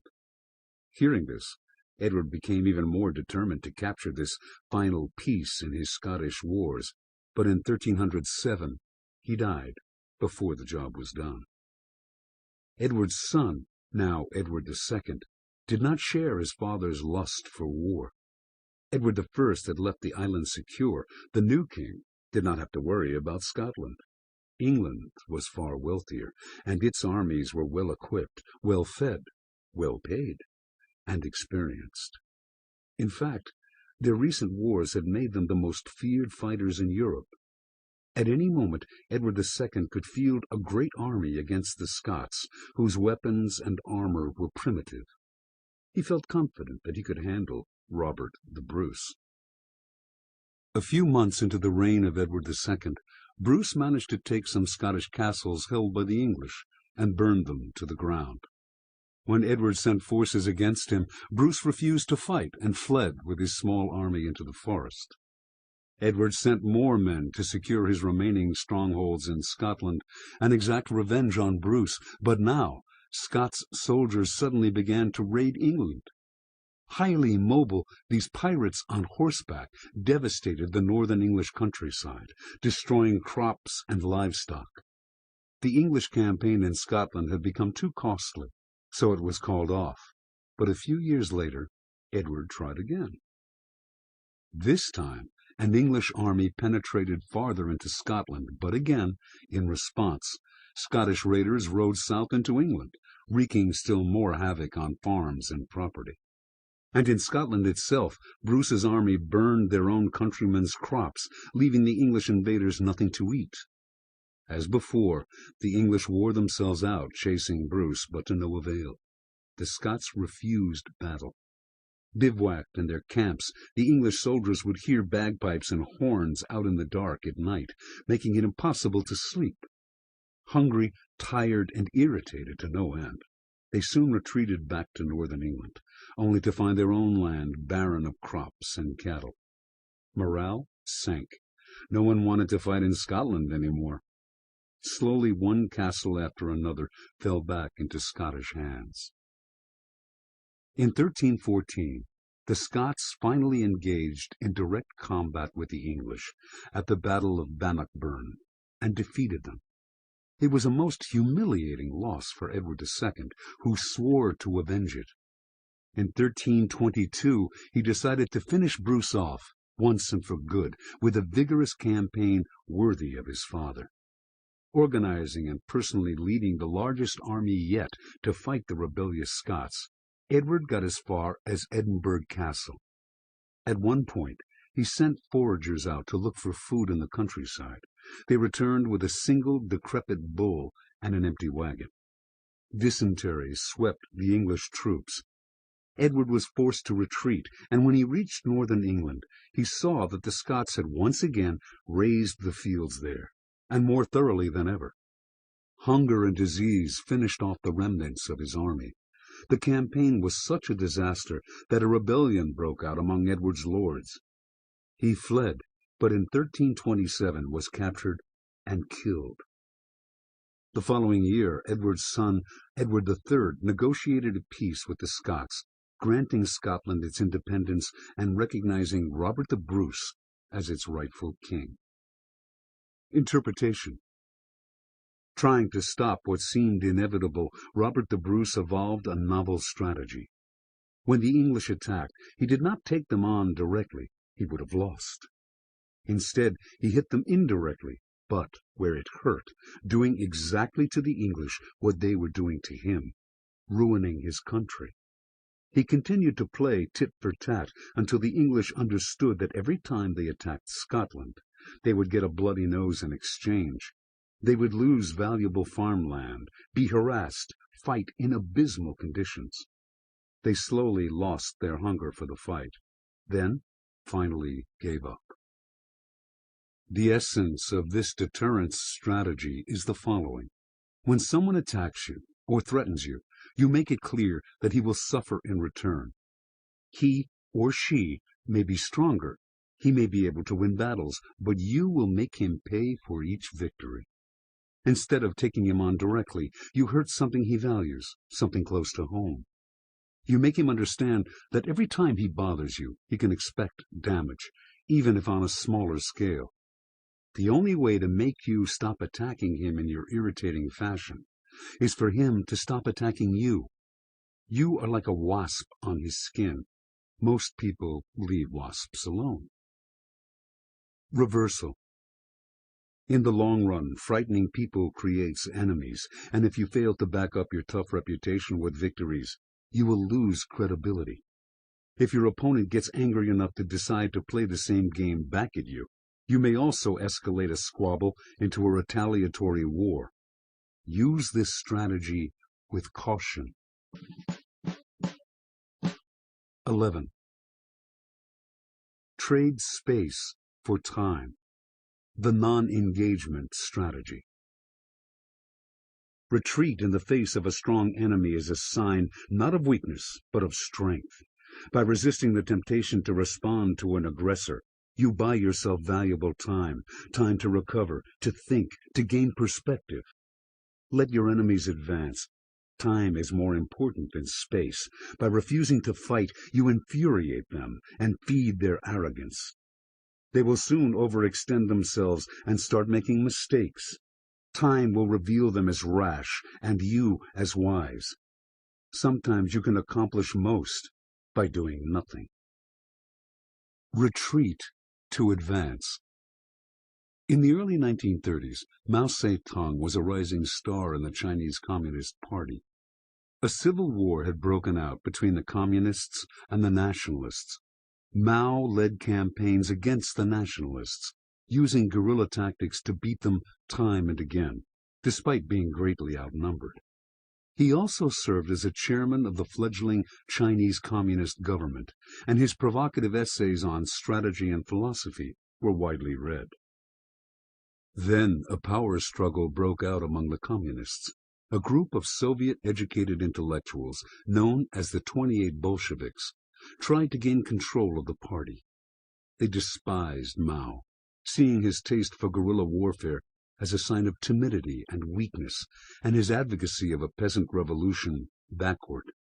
Instead, they advocated frontal warfare, fighting the nationalists directly for control of key cities and regions, as the Communists had done in Russia.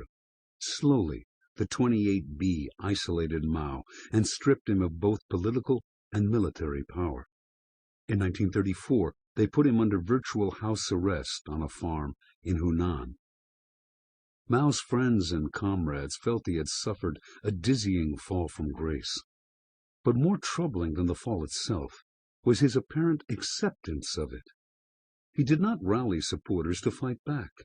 He stopped publishing. He effectively disappeared. Perhaps the 28B had been right. Mao was a coward. That same year, the Nationalists, led by General Chiang Kai-shek, launched a new campaign to destroy the Communists. The 28B fought back bravely, battling to hold on to the few cities and regions under Communist control, but the Nationalists outnumbered them, were better equipped, and had German military advisors to help them.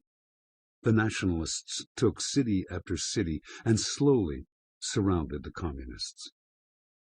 Thousands deserted the Red Army, but finally its remaining soldiers, around 100,000 of them, managed to break out of the Nationalist encirclement and head northwest.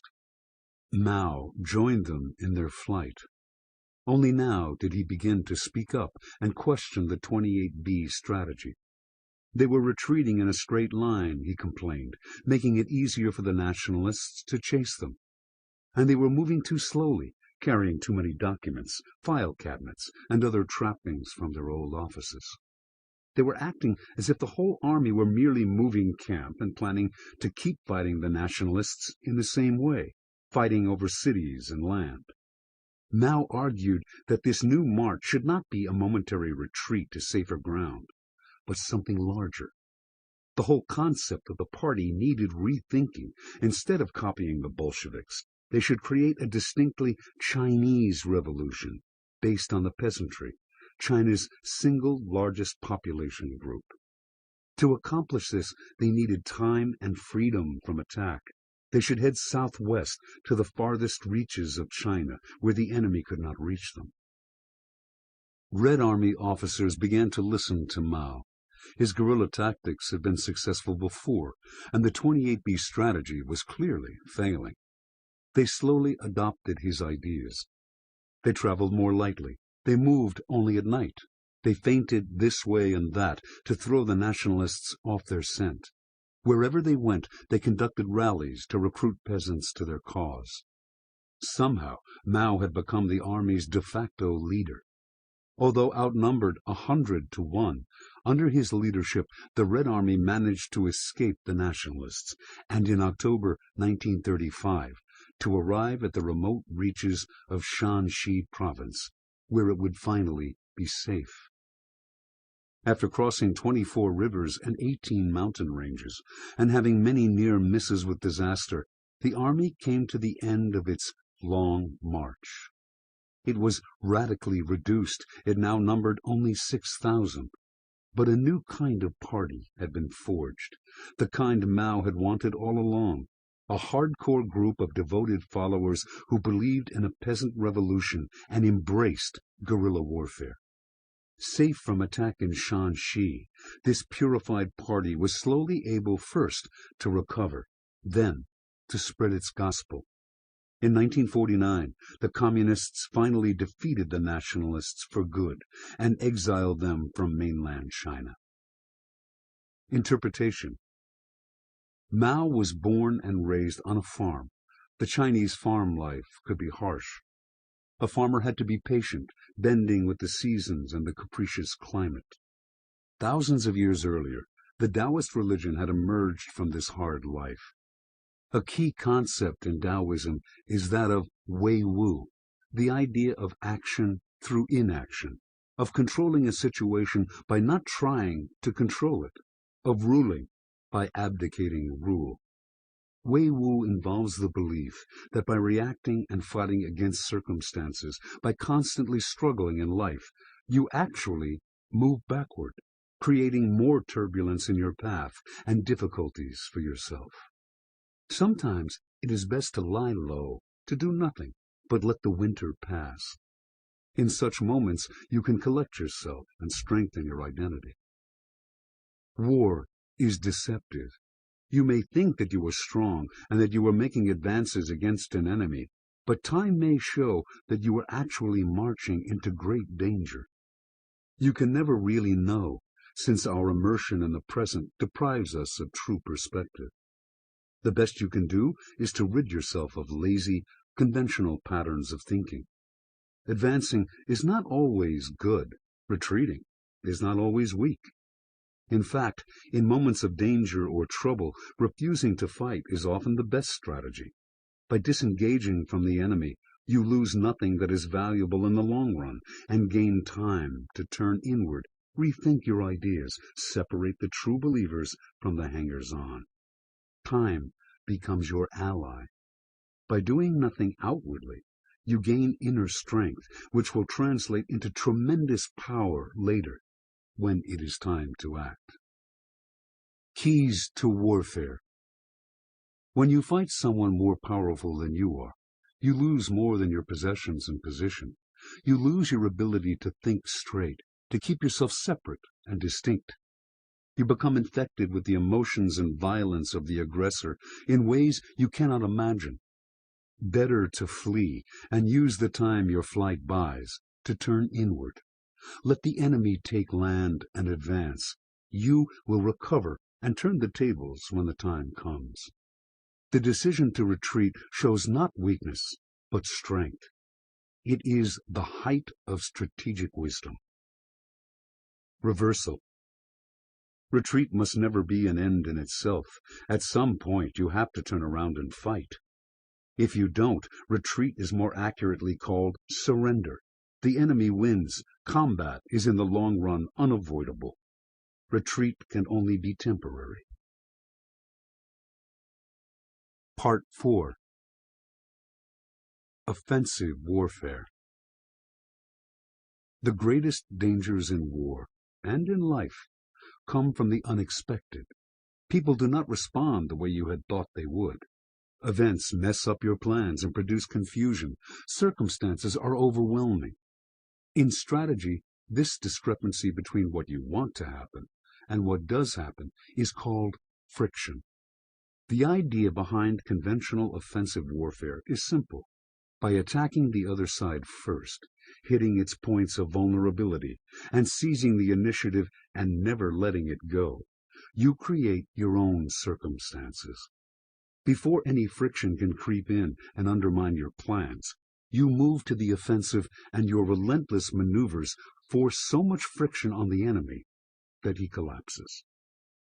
This is the form of warfare practiced by the most successful captains in history, and the secret to their success is a perfect blend of strategic cleverness and audacity. The strategic element comes in the planning, setting an overall goal, crafting ways to reach it, and thinking the whole plan through in intense detail. This means thinking in terms of a campaign, not individual battles. It also means knowing the strengths and weaknesses of the other side, so that you can calibrate your strikes to its vulnerabilities. The more detailed your planning, the more confident you will feel as you go into battle, and the easier it will be to stay on course once the inevitable problems arise. In the attack itself, though, you must strike with such spirit and audacity that you put your enemies on their heels, giving irresistible momentum to your offensive. The following 11 sections will initiate you into this supreme form of warfare. They will help you to put your desires and goals into a larger framework known as grand strategy. They will show you how to look at your enemies and uncover their secrets. They will describe how a solid base of planning will give you fluid options for attack, and how specific maneuvers, the flanking maneuver, the envelopment, and styles of attack, hitting centers of gravity, forcing the enemy into positions of great weakness, that work brilliantly in war, can be applied in life. Finally, they will show you how to finish off your campaign. Without a vigorous conclusion that meets your overall goals, everything you have done will be worthless. Mastering the various components of offensive warfare will give all of your attacks in life much greater force.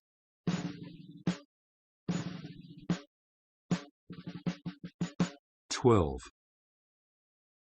Lose battles, but win the war. Grand strategy. Everyone around you is a strategist angling for power, all trying to promote their own interests, often at your expense.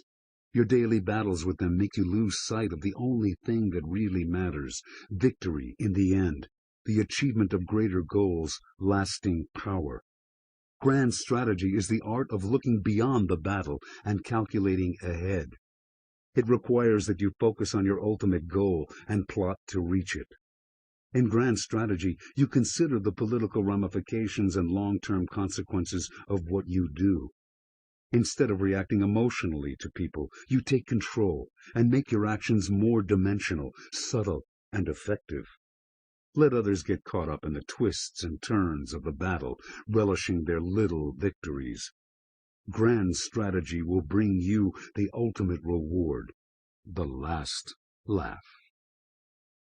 The Great Campaign. Growing up at the Macedonian court, Alexander, 356-322 BC, was considered a rather strange young man. He enjoyed the usual boyish pursuits, such as horses and warfare.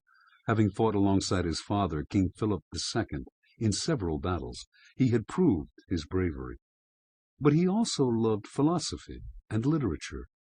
His tutor was the great thinker Aristotle, under whose influence he loved to argue about politics and science, looking at the world as dispassionately as possible.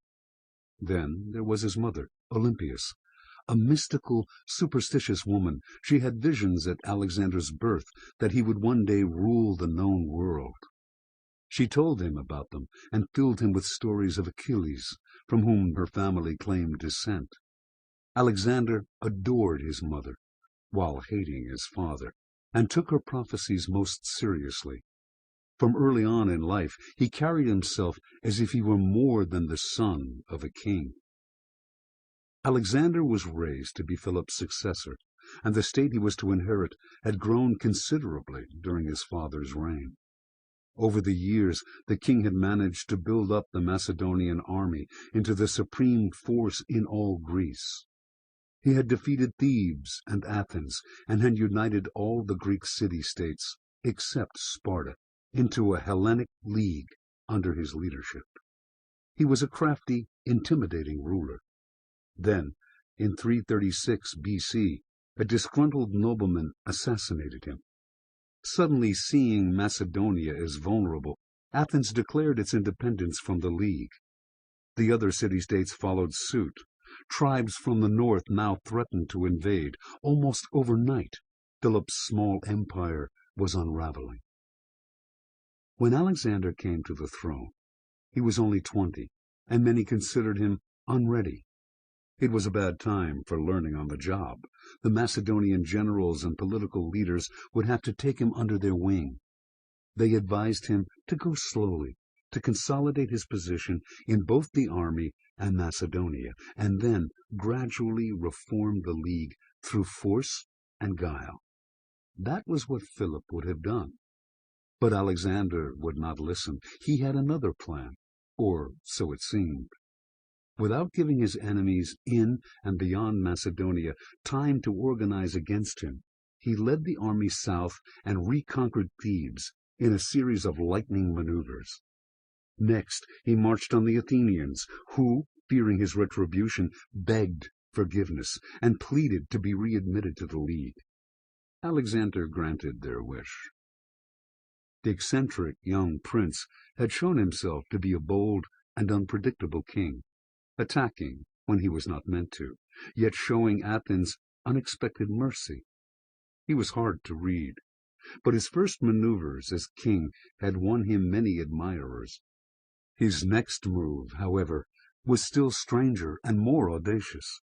Instead of working to consolidate his gains and strengthen the fragile League, he proposed to launch a crusade against the Persian Empire, the Greeks' great enemy.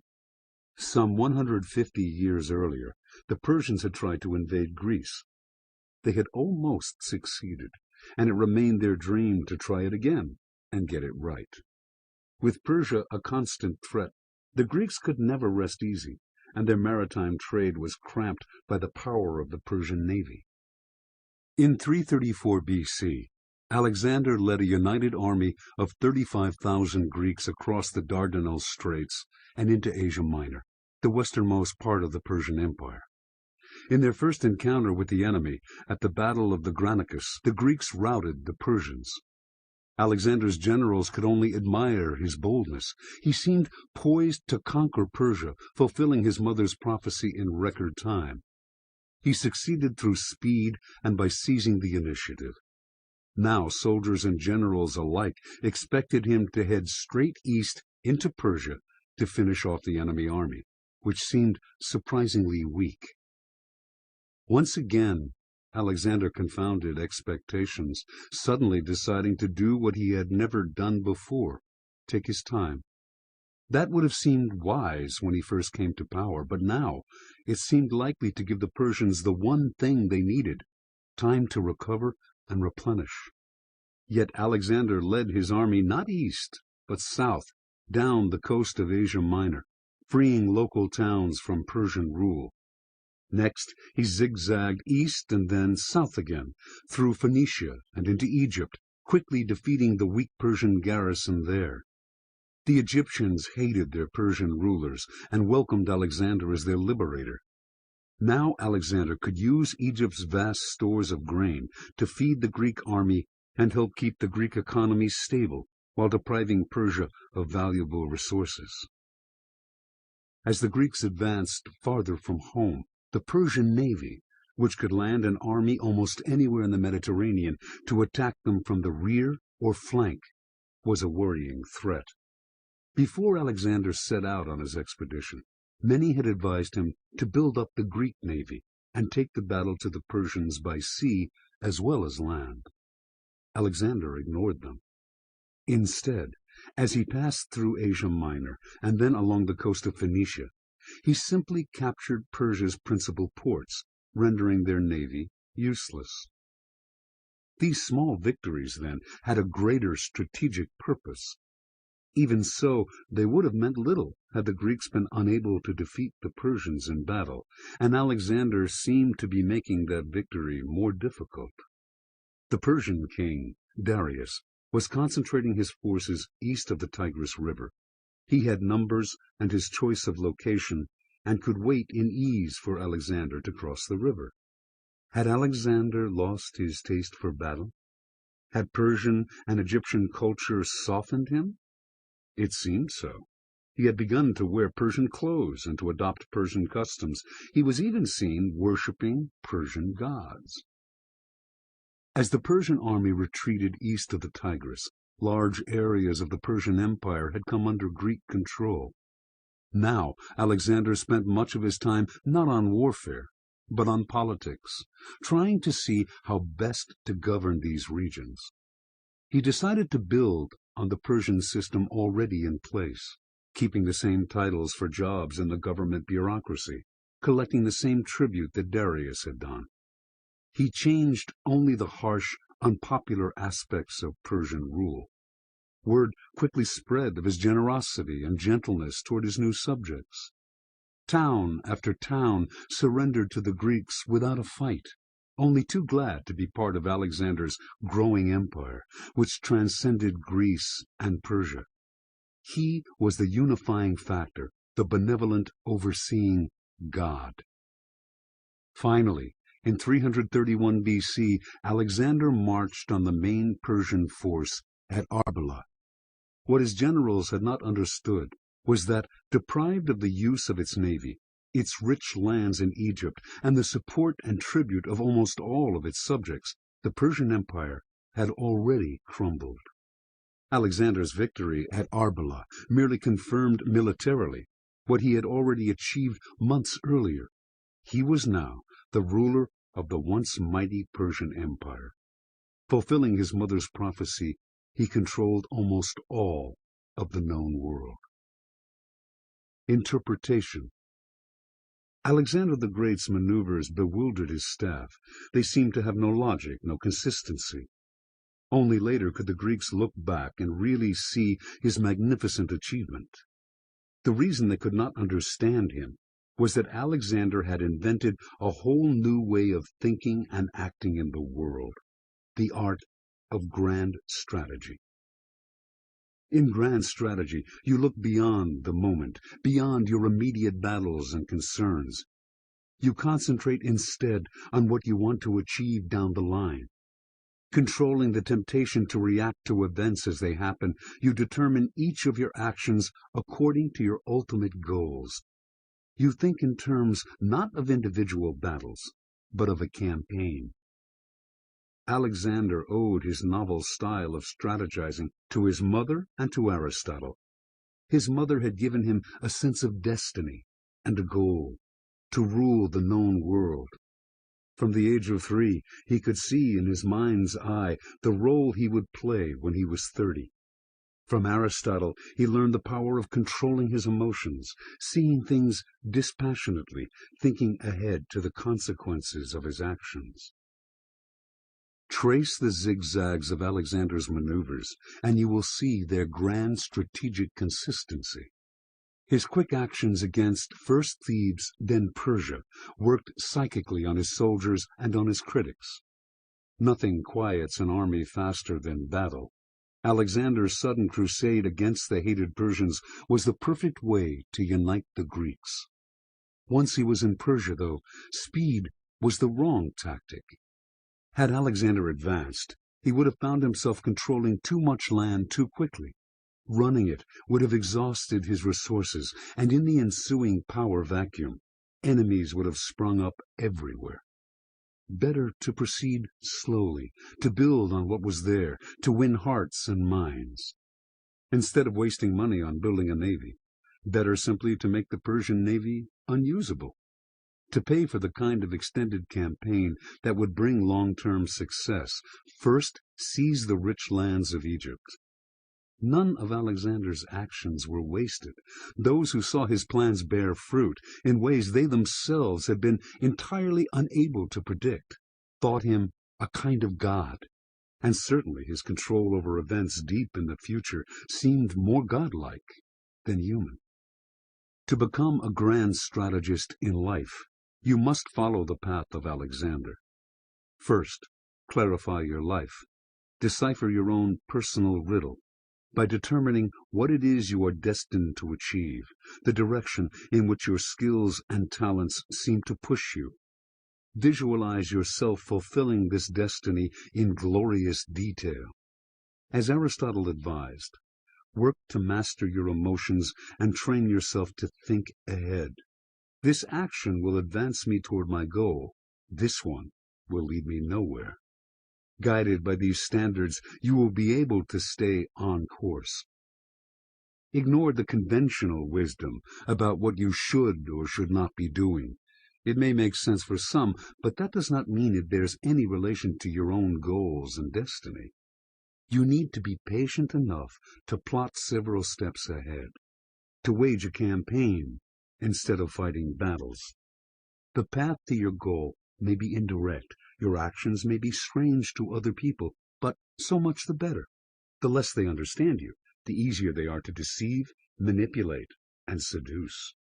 Following this path, you will gain the calm, Olympian perspective that will separate you from other mortals, whether dreamers who get nothing done, or prosaic, practical people who accomplish only small things.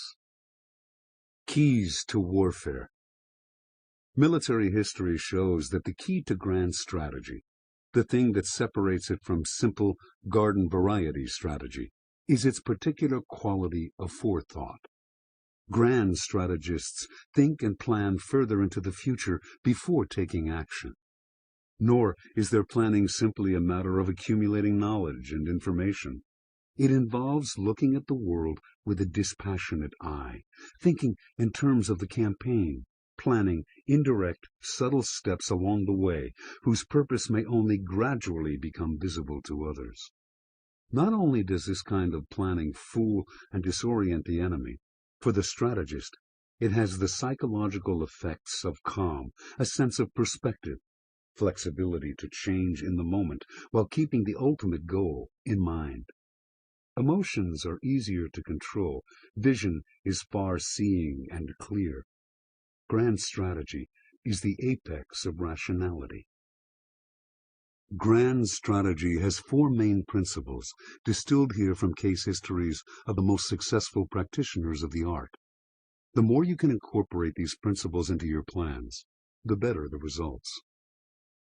Focus on your greater goal, your destiny.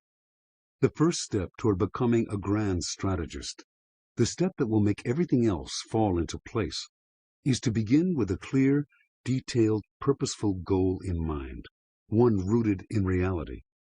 We often imagine that we generally operate by some kind of plan, that we have goals we are trying to reach. But we're usually fooling ourselves. What we have are not goals, but wishes. Our emotions infect us with hazy desire. We want fame, success, security, something large and abstract. This haziness unbalances our plans from the beginning and sets them on a chaotic course. What have distinguished all history's grand strategists, and can distinguish you too, are specific, detailed, focused goals. Contemplate them day in and day out, and imagine how it will feel to reach them, and what reaching them will look like. By a psychological law peculiar to humans, clearly visualizing them this way will turn into a self-fulfilling prophecy. Clear, long-term objectives give direction to all of your actions, large and small. Important decisions become easier to make. If some glittering prospect threatens to seduce you from your goal, you will know to resist it. You can tell when to sacrifice a pawn, even lose a battle, if it serves your eventual purpose. Your eyes are focused on winning the campaign. and nothing else. Widen your perspective. Grand strategy is a function of vision, of seeing further in time and space than the enemy does. The process of foresight is unnatural. We can only ever live in the present, which is the ground for our consciousness, and our subjective experiences and desires narrow the scope of our vision. They are like a prison we inhabit. Your task as a grand strategist is to force yourself to widen your view, to take in more of the world around you, to see things for what they are and for how they may play out in the future, not for how you wish them to be. You can take a step in this direction by always trying to look at the world through the eyes of other people, including, most definitely, your enemy, before engaging in war. Your own cultural preconceptions are a major hindrance to seeing the world objectively. Looking through other people's eyes is not a question of political correctness or of some soft, hazy sensitivity. It makes your strategies more effective. Grand strategists keep sensitive antennae attuned to the politics of any situation. Politics is the art of promoting and protecting your own interests. Your behavior in the world always has political consequences, in that the people around you will analyze it in terms of whether it helps or harms them. To win the battle at the cost of alienating potential allies or creating intractable enemies is never wise. Sever the roots. In a society dominated by appearances, the real source of a problem is sometimes hard to grasp. To work out a grand strategy against an enemy, you have to know what motivates him, or is the source of his power. Too many wars and battles drag on because neither side knows how to strike at the other's roots. As a grand strategist, you must expand your vision not only far and wide, but under. Think hard, dig deep. Do not take appearances for reality. Uncover the roots of the trouble, and you can strategize to sever them, ending the war or problem with finality. A part of grand strategy related to severing the roots is seeing dangers as they start to sprout, then cutting them down before they get too big to handle. A grand strategist knows the value of preemptive action. Take the indirect route to your goal. The greatest danger you face in strategy is losing the initiative and finding yourself constantly reacting to what the other side does. The solution, of course, is to plan ahead, but also to plan subtly, to take the indirect route. Preventing your opponent from seeing the purpose of your actions gives you an enormous advantage. So make your first move merely a setup, designed to extract a response from your opponent that opens him up to what comes next. Hit him directly, and he reacts, taking a defensive pose that may allow him to parry your next blow. But if he can't see the point of your strike, or if it misleads him as to where the next one will come from, he is defenseless and blind. The key is to maintain control of your emotions and plot your moves in advance, seeing the entire chessboard. In working on the level not of the battle, but of the campaign, your first step is crucial. It should usually be deceptively soft and indirect, making it harder to read. The Japanese bombing of Pearl Harbor during World War II was a devastating surprise, but as the first move of a campaign, it was a disaster. The Japanese showed their hand too quickly, rallying American public opinion to an intense level of anger. They ensured that the Americans would prosecute the war to the bitter end, and it was the Americans who had the greater military resources. Always pay attention to the first step of the campaign. It sets the tempo, determines the enemy's mindset, and launches you in a direction that had better be the right one. Reversal. Grand strategy involves two dangers that you must consider and combat. First, the successes it brings you in your first campaigns may have the same effect on you that easy victory on the battlefield gives a general. Drunk on triumph, you may lose the sense of realism and proportion on which your future moves depend. Even such supreme grand strategists as Julius Caesar and Napoleon eventually fell victim to this dynamic. Losing their sense of reality, they began to believe that their instincts were infallible. The greater the victory, the greater the danger. As you get older, as you move to your next campaign, you must retrench, strain doubly hard to rein in your emotions and maintain a sense of realism. Second, the detachment necessary to grand strategy can bring you to a point where you find it hard to act. Understanding the world too well, you see too many options and become as indecisive as Hamlet. Without the desire to fight, without a capacity for the violence war churns up, we cannot deal with danger.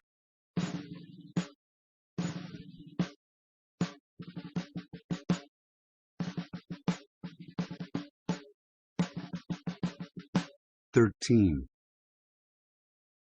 Know your enemy. The intelligence strategy. The target of your strategy should be less the army you face than the mind of the man or woman who runs it.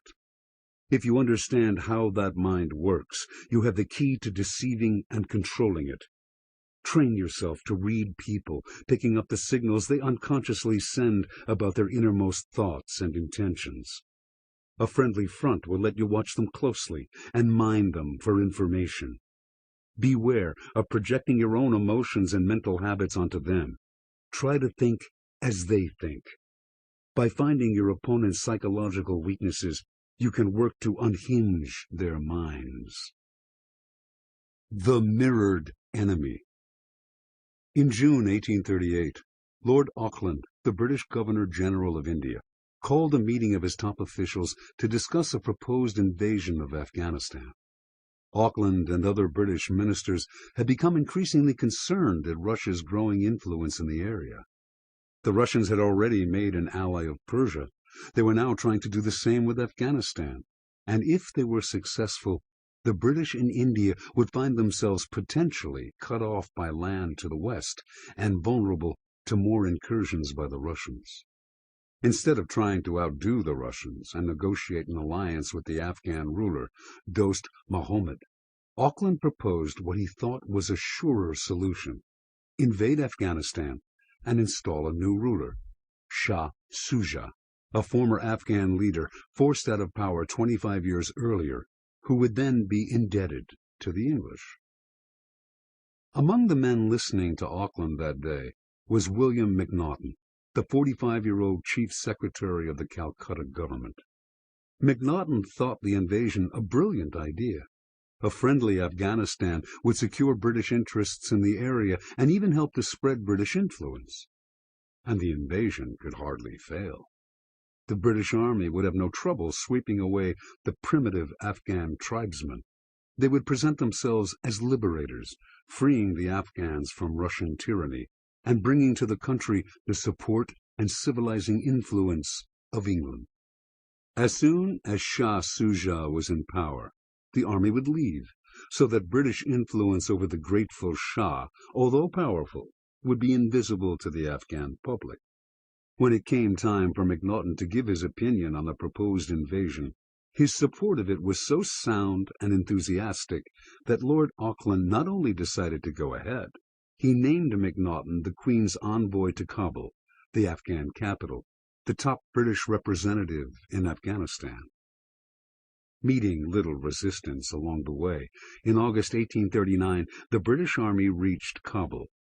Dost Muhammad fled to the mountains, and the Shah re-entered the city. To the local inhabitants this was a strange sight. Shah Shuja, whom many could barely remember, looked old and submissive alongside Macnaghten, who rode into Kabul wearing a bright-colored uniform topped by a cocked hat fringed with ostrich feathers. Why had these people come? What were they doing here? With the Shah back in power, Macnaghten had to reassess the situation. Reports came in informing him that Dost Mohammed was building an army in the mountains to the north. Meanwhile, to the south, it seemed that in invading the country, the British had insulted some local chieftains by plundering their lands for food. These chiefs were now stirring up trouble. It was also clear that the Shah was unpopular with his former subjects, so unpopular that Macnaghten could not leave him and other British interests in the country unprotected. Reluctantly, Macnaghten ordered most of the British army to remain in Afghanistan until the situation was stabilized. Time went by, and eventually Macnaghten decided to allow the officers and soldiers of this increasingly long-standing occupying force to send for their families, so that life would be less harsh for them. Soon the wives and children came, along with their Indian servants. But where Macnaghten had imagined that the arrival of the soldiers' families would have a humanizing, civilizing effect, it only alarmed the Afghans. Were the British planning a permanent occupation? Everywhere the local people looked, there were representatives of British interests, talking loudly in the streets, drinking wine, attending theaters and horse races, strange imported pleasures that they had introduced to the country. Now their families were making themselves at home. A hatred of everything English began to take root. There were those who warned Macnaghten about this, and to all of them he had the same answer. Everything would be forgotten and forgiven when the army left Afghanistan. The Afghans were childlike, emotional people. Once they felt the benefits of English civilization, they would be more than grateful. One matter, however, did worry the envoy. The British government was unhappy about the increasing expense of the occupation. Macnaghten would have to do something to cut costs, and he knew just where to begin. Most of the mountain passes through which Afghanistan's main trade routes ran were held by the Rilziye tribes, who for many years, over the lives of many different rulers of the country, had been paid a stipend to keep the passes open. Macnaghten decided to cut this stipend in half. The Rilziye responded by blocking the passes, and elsewhere in the country, tribes sympathetic to the Rilziye rebelled. Macnaghten, caught off guard, tried to put these rebellions down, but he did not take them too seriously, and worried officers who told him to respond more vigorously were rebuked for overreacting. Now the British Army would have to stay indefinitely. The situation deteriorated quickly. In October 1841, a mob attacked the home of a British official and killed him. In Kabul, local chiefs began to conspire to expel their British overlords. Shah Shuja panicked. For months he had begged Macnaghten to let him capture and kill his main rivals, an Afghan ruler's traditional method of securing his position. Macnaghten had told him that a civilized country did not use murder to solve its political problems. The Shah knew that the Afghans respected strength and authority, not civilized values. To them, his failure to deal with his enemies made him look weak and unruler-like, and left them surrounded by enemies. Macnaghten would not listen. The rebellion spread, and Macnaghten now had to confront the fact that he did not have the manpower to put down a general uprising. But why should he panic? The Afghans and their leaders were naive. He would regain the upper hand through intrigue and cleverness. To that end, Macnaghten publicly negotiated an agreement whereby British troops and citizens would leave Afghanistan, in exchange for which the Afghans would supply the retreating British with food. Privately, though, Macnaghten made it known to a few key chiefs that he was willing to make one of them the country's vizier and load him with money, in exchange for putting down the rebellion and allowing the English to stay. The chief of the eastern Rilziye, Akbar Khan, responded to this offer, and on December 23, 1841, Macnaghten rode out for a private meeting with him to seal the bargain. After exchanging greetings, Akbar asked Macnaghten if he wanted to go ahead with the treachery they were planning. Thrilled to have turned the situation around, Macnaghten cheerily answered that he did. Without a word of explanation, Akbar signaled his men to grab MacNaughton and throw him in prison. He had no intention of betraying the other chiefs. Along the way, a mob developed, caught hold of the unfortunate envoy, and with a fury built up over years of humiliation, literally tore him to pieces. His limbs and head were paraded through the streets of Kabul, and his torso was hung from a meat hook in the bazaar. In a matter of days, everything unraveled. The remaining British troops, some 4,500 of them, along with 12,000 camp followers, were forced to agree to an immediate retreat from Afghanistan, despite the bitter winter weather. The Afghans were to keep the retreating army supplied, but did not do so. Certain that the British would never leave unless forced to, they harassed them relentlessly in their retreat. Civilians and soldiers alike quickly perished in the snow. On January 13th, British forces at the fort in Jalalabad saw a single horse struggling toward the gates. Its half-dead rider, Dr. William Brydon, was the sole survivor of the British Army's doomed invasion of Afghanistan. Interpretation. The knowledge that would have averted the catastrophe was at MacNaughton's fingertips long before he launched the expedition. Englishmen and Indians who had lived in Afghanistan could have told him that the Afghan people were among the proudest and most independent on the planet. To them, the image of foreign troops marching into Kabul would constitute an unforgivable humiliation. On top of that, they were not a people yearning for peace, prosperity, and reconciliation. In fact, they saw strife and confrontation as a healthy way of life.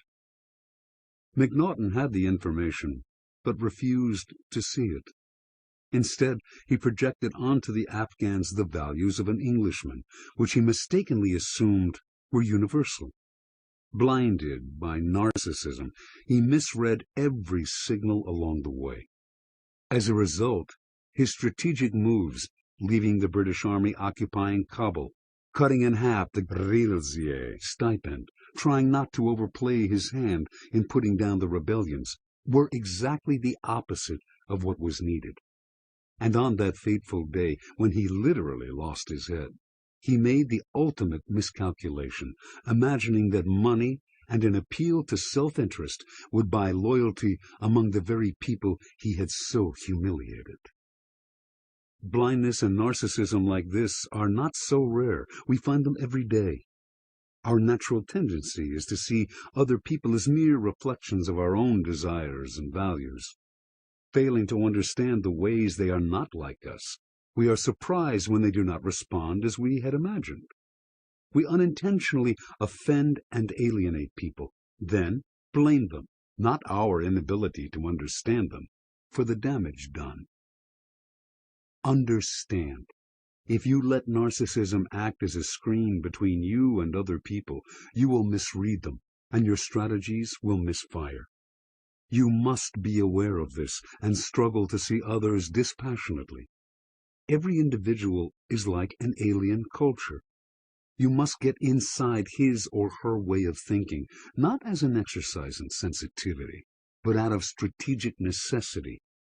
Only by knowing your enemies can you ever hope to vanquish them. Keys to warfare. The greatest power you could have in life would come neither from limitless resources nor even consummate skill in strategy. It would come from clear knowledge of those around you, the ability to read people like a book. Given that knowledge, you could distinguish friend from foe, smoking out snakes in the grass. You could anticipate your enemy's malice, pierce their strategies, and take defensive action. Their transparency would reveal to you the emotions they could least control. Armed with that knowledge, you could make them tumble into traps and destroy them. The leaders who have made best use of intelligence, Hannibal, Julius Caesar, Prince Metternich, Winston Churchill, Lyndon Johnson during his career in the U.S. Senate, were all, first and foremost, great students of human nature and superior readers of men. They honed their skills through personal observation of people. Only with that foundation could the use of spies extend their powers of vision. Understand. Day in and day out, people emit signals that reveal their intentions and deepest desires. If we do not pick them up, it is because we are not paying attention. The reason for this is simple. We are usually locked up in our own worlds, listening to our internal monologues, obsessed with ourselves and with satisfying our own egos. We tend to see other people merely as reflections of ourselves. To the extent that you can drop your self-interest and see people for who they are, divorced from your desires, you will become more sensitive to their signals. You will be amazed at how much you can pick up about people if you can shut off your incessant interior monologue, empty your thoughts, and anchor yourself in the moment. The details you now see give you unfiltered information from which you can put together an accurate picture of people's weaknesses and desires. Be particularly attentive to their eyes. It takes a lot of effort to hide the eyes' message about a person's state of mind. It is, of course, critical that people be unaware you are watching them so closely. Do not ask too many questions. The trick is to get people to relax and open up without prodding, shadowing them so quietly that they never guess what you're really up to. In general, it is easier to observe people in action, particularly in moments of crisis. Those are the times when they either reveal their weaknesses or struggle so hard to disguise it that you can see through the mask. You can actively probe them by doing things that seem harmless but get a response. Maybe say something bold or provocative, then see how they react. Making people emotional, pushing their buttons, will touch some deep part of their nature. Either they will let slip some truth about themselves, or they will put on a mask that you, in a laboratory situation you have created, will be able to peer behind. The quality of the information you gather on your enemies is more important than the quantity. A single but crucial nugget can be the key to their destruction.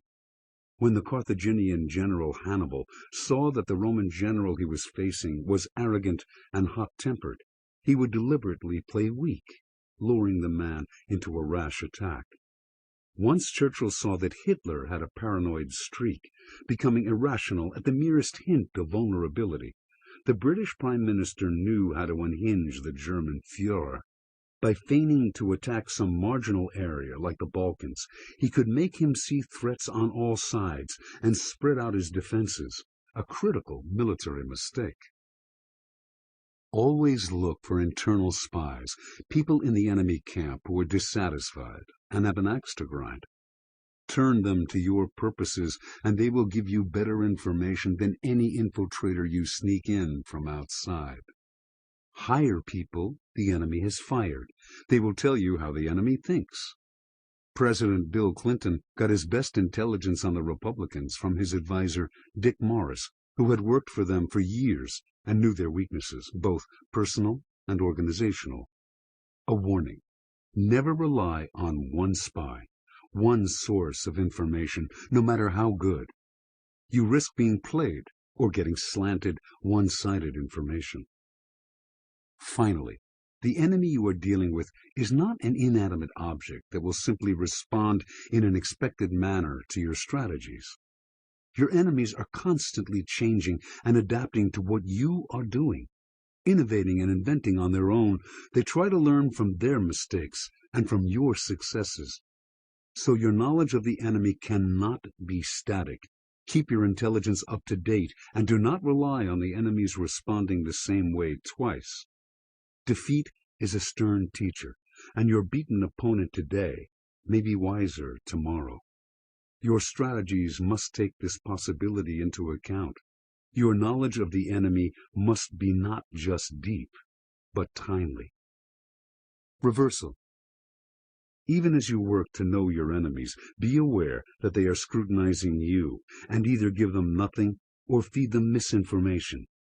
Keeping yourself formless and inscrutable will make it impossible for people to defend themselves against you and render the intelligence they gather on you useless. 14. Overwhelm resistance with speed and suddenness. The Blitzkrieg strategy. In a world in which many people are indecisive and overly cautious, the use of speed will bring you untold power. Striking first before your opponents have time to think or prepare will make them emotional, unbalanced, and prone to error. When you follow with another swift and sudden maneuver, you will induce further panic and confusion. This strategy works best with a setup, a lull. Your unexpected action catches your enemy off guard. When you strike, hit with unrelenting force. Acting with speed and decisiveness will garner you respect, awe, and irresistible momentum. Slow, slow. Quick, quick. In 1218, Muhammad II, the Shah of Khwarezm, received a visit from 3 ambassadors on behalf of Genghis Khan, the leader of the Mongol Empire to the east. The visitors bore magnificent gifts and, more important, the offer of a treaty between the two powers that would allow the reopening of the lucrative Silk Road connecting China and Europe. The Shah's empire was immense, incorporating present-day Iran and much of Afghanistan. His capital, Samarkand, was fabulously wealthy, a symbol of his power, and increased trade along the route would only add to these riches. Since the Mongols made it clear they considered him the superior partner in the deal, the Shah decided to sign the treaty. A few months later, a Mongol caravan arrived in the city of Otrar, in the northeastern corner of the Shah's empire, with the mission to buy luxury items for the Mongol court. The governor of Otrar suspected the men in the caravan of being spies. He had them killed, and he seized the goods they had brought to barter. Hearing of this outrage, Genghis Khan dispatched an ambassador, escorted by 2 soldiers, to the Shah, calling for an apology. The demand, which presumed to put the 2 empires on equal footing, incensed the Shah. He had the ambassador's head cut off and sent back to Genghis Khan. This, of course, meant war. The Shah was not afraid. His army, anchored by its well-trained Turkish cavalry, numbered over 400,000, at least twice the enemy's size. By defeating the Mongols in battle, the Shah could finally take over their land. He assumed the Mongols would attack Transoxiana, the easternmost part of the Shah's empire. Bordered to the east by the 500-mile-long Sir Daria River, to the north by the Kizil Kum Desert, and to the west by the Daria River, Troxiana's interior was also home to 2 of the most important cities of the empire, Samarkand and Bukhara. The Shah decided to establish a cordon of soldiers along the Sir Daria River, which the Mongols would have to cross to enter his empire. They could not cross from the north, the desert was impassable, and to go to the south would be too great a detour. Keeping the bulk of his army in the interior of Transoxiana, he would be able to place reinforcements where needed. He had an impregnable defensive position and superiority in numbers. Let the Mongols come. He would crush them. In the summer of 1219, scouts reported that the Mongols were approaching the southern end of the Sir Daria River through the Fergana Valley. The Shah sent a large force under the leadership of his son, Jalal ad-Din, to destroy the enemy. After a fierce battle, the Mongols retreated. Jalal ad-Din reported back to his father that the Mongol army was not nearly as fearsome as their reputation. The men looked haggard, their horses emaciated, and they seemed none too eager to sustain a fight. The Shah, believing the Mongols no match for his army, put more troops at the southern end of the cordon and waited. A few months later, a Mongol battalion appeared, without warning, in the north, attacking the city of Otrar and capturing its governor, the same man responsible for the outrage against the Mongol traders. The Mongols killed him by pouring molten silver into his eyes and ears. Stunned by how quickly they had managed to reach Otrar, and from an unexpected direction, the Shah decided to shift more troops to the north. These barbarians might move swiftly, he reasoned, but they could not overcome an entrenched army with such great numbers. Next, however, two Mongol armies swept south from Otrar, running parallel to the Sir Daria River. One, under General Joshi, began to attack key towns along the river, while the other, under General Jibei, disappeared to the south. Like locusts, Yoshi's armies swarmed through the hills and lowlands near the river. The Shah moved a good portion of his army to the river, keeping some reserves in Samarkand. Joshi's force was relatively small, 20,000 at most. These mobile units hit one position after another, without warning, burning forts and wreaking havoc. Reports from the front lines began to give the Shah a picture of these strange warriors from the east. Their army was all cavalry. Each Mongol not only rode a horse, but was trailed by several more riderless horses, all mares, and when his own horse tired, he would mount a fresh one. These horses were light and fast. They could travel twice as fast as their enemy. Their marksmanship was extraordinary. Facing forward or in retreat, they could fire arrows with remarkable dexterity, making their attacks far deadlier than anything the Shah's army had ever seen. Their divisions communicated over great distances with flags and torches. Their maneuvers were precisely coordinated and nearly impossible to anticipate. Dealing with this constant harassment exhausted the Shah's forces. Now, suddenly, the army under General Jibei that had disappeared to the south reappeared, heading northwest into Transoxiana at remarkable speed. The Shah hurriedly sent south his last reserves, an army of 50,000, to do battle with Jibei. He still was not worried. His men had proved their superiority in direct combat at the battle in the Fergana Valley. This time, however, it was different. The Mongols unleashed strange weapons. Their arrows were dipped in burning tar, which created smoke screens, behind which their lightning-quick horsemen advanced, opening breaches in the lines of the Shah's army, through which more heavily armed cavalry would advance.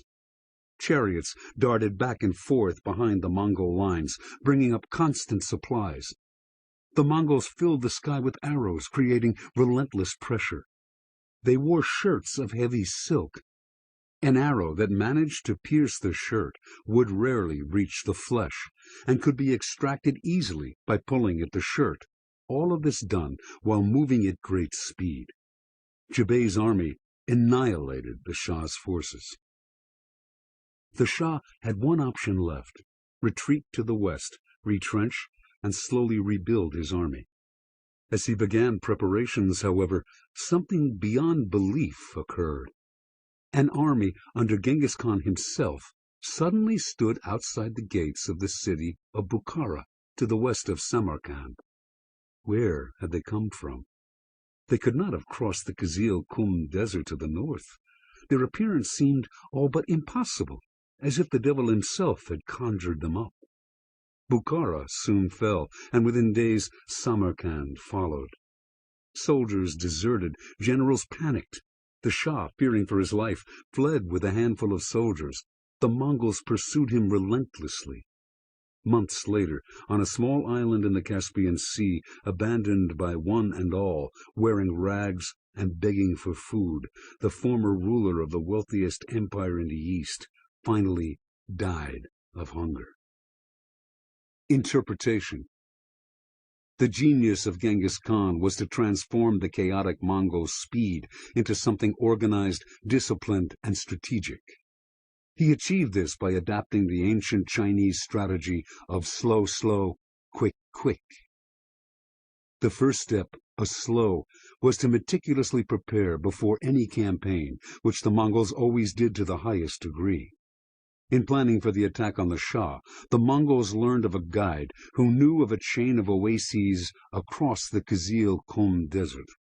The man was captured and later led Genghis Khan's army across the forbidding territory. The second, slow, was a setup, which involved getting the enemy to lower its guard, lulling it into complacency.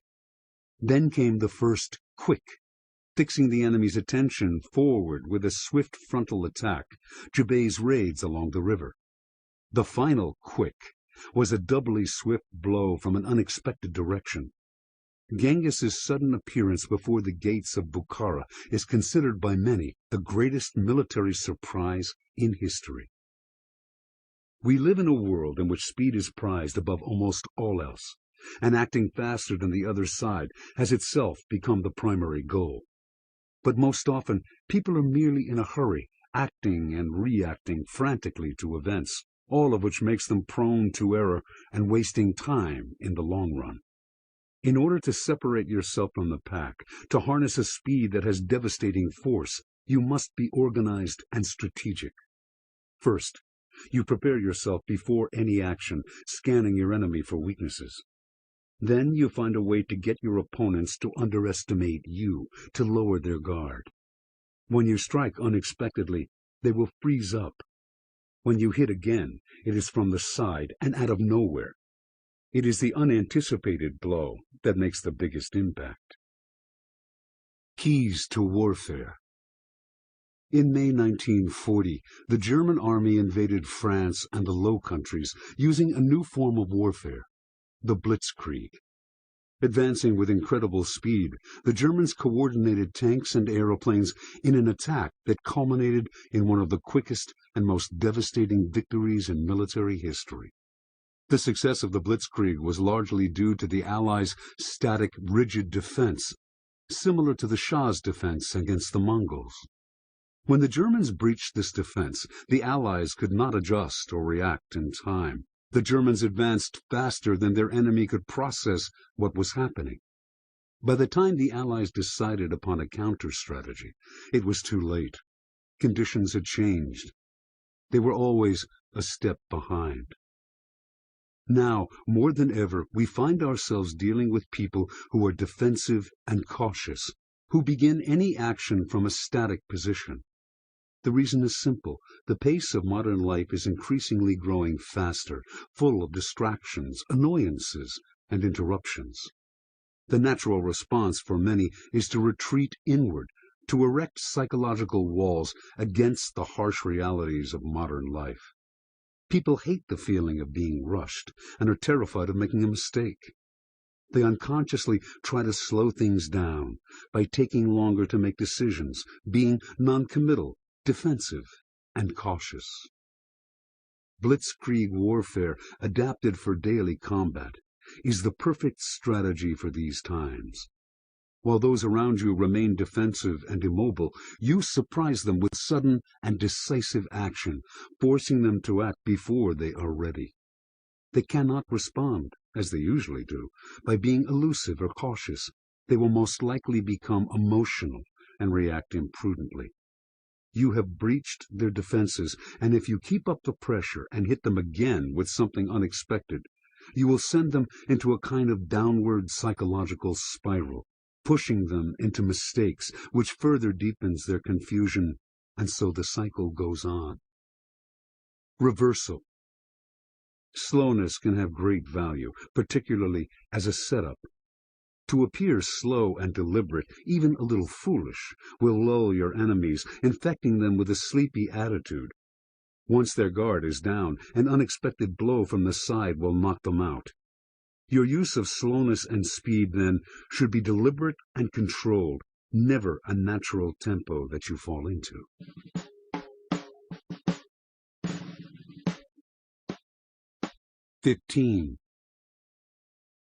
Control the dynamic. Forcing strategies. People are constantly struggling to control you, getting you to act in their interests, keeping the dynamic on their terms.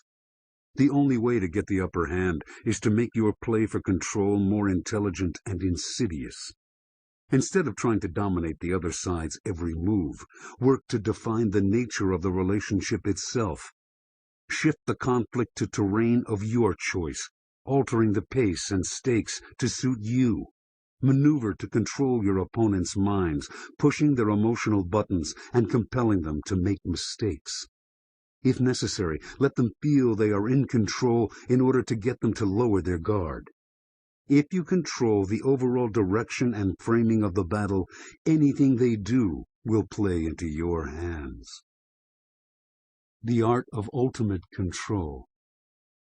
Control is an issue in all relationships. It is human nature to abhor feelings of helplessness and to strive for power. Whenever two people or groups interact, there is a constant maneuvering between them to define the relationship, to determine who has control over this and that. This battle of wills is inevitable. Your task as a strategist is twofold. First, recognize the struggle for control in all aspects of life and never be taken in by those who claim they are not interested in control. Such types are often the most manipulative of all. Second, you must master the art of moving the other side like pieces on a chessboard, with purpose and direction. This art was cultivated by the most creative generals and military strategists throughout the ages. War is, above all else, a struggle over who can control the actions of the other side to a greater extent. Military geniuses such as Hannibal, Napoleon, and Erwin Rommel discovered that the best way to attain control is to determine the overall pace, direction, and shape of the war itself. This means getting enemies to fight according to your tempo, luring them onto terrain that is unfamiliar to them and suited to you, playing to your strengths. And most important of all, it means gaining influence over the frame of mind of your opponents, adapting your maneuvers to their psychological weaknesses. Control can be aggressive or passive. It can be an immediate push on the enemy, making him back up and lose the initiative. It can be playing possum, getting the enemy to lower his guard, or baiting him into a rash attack. The artist of control weaves both of these into a devastating pattern: hitting, backing off, baiting, overwhelming. This art is infinitely applicable to the battles of everyday life. The following are the 4 basic principles of the art. Keep them on their heels. Before the enemy makes a move, before the element of chance or the unexpected actions of your opponents can ruin your plans, you make an aggressive move to seize the initiative. You then keep up a relentless pressure, exploiting this momentary advantage to the fullest. You do not wait for opportunities to open up. You make them yourself. If you are the weaker side, this will often more than level the playing field. Shift the battlefield. An enemy naturally wants to fight you on familiar terrain. Terrain in this sense means all the details of the battle, the time and place, exactly what is being fought over, who is involved in the struggle, and so on. By subtly shifting your enemies into places and situations that are not familiar to them, you control the dynamic. Without realizing what is happening, your opponents find themselves fighting on your terms. Compel mistakes. Your task is twofold: to fight the battle in such a way that your enemies cannot bring their strength or strategy into play, and to create such a level of frustration that they make mistakes in the process.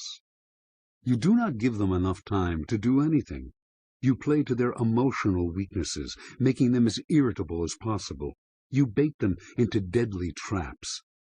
It is less your action than their missteps that give you control. Assume passive control. The ultimate form of domination is to make those on the other side think they are the ones in control. Believing they are in command, they are less likely to resist you or become defensive. You create this impression by moving with the energy of the other side, giving ground but slowly and subtly diverting them in the direction you desire.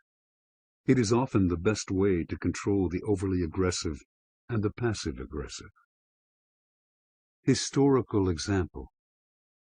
By the end of 1940, British forces in the Middle East had been able to secure their position in Egypt and take back a good part of Libya that the Italians, an ally of Germany, had seized early in World War II.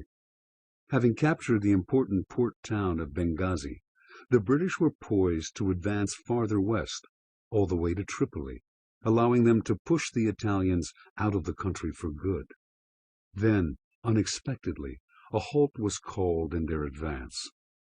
General Archibald Wavell, Commander-in-Chief of British forces in the Middle East, was waging battle on too many fronts.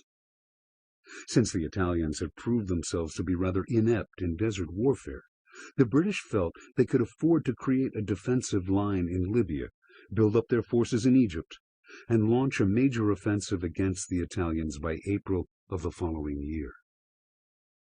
News that a German armored brigade under the leadership of General Erwin Rommel had arrived in Tripoli in February 1941 did not alter the British plans.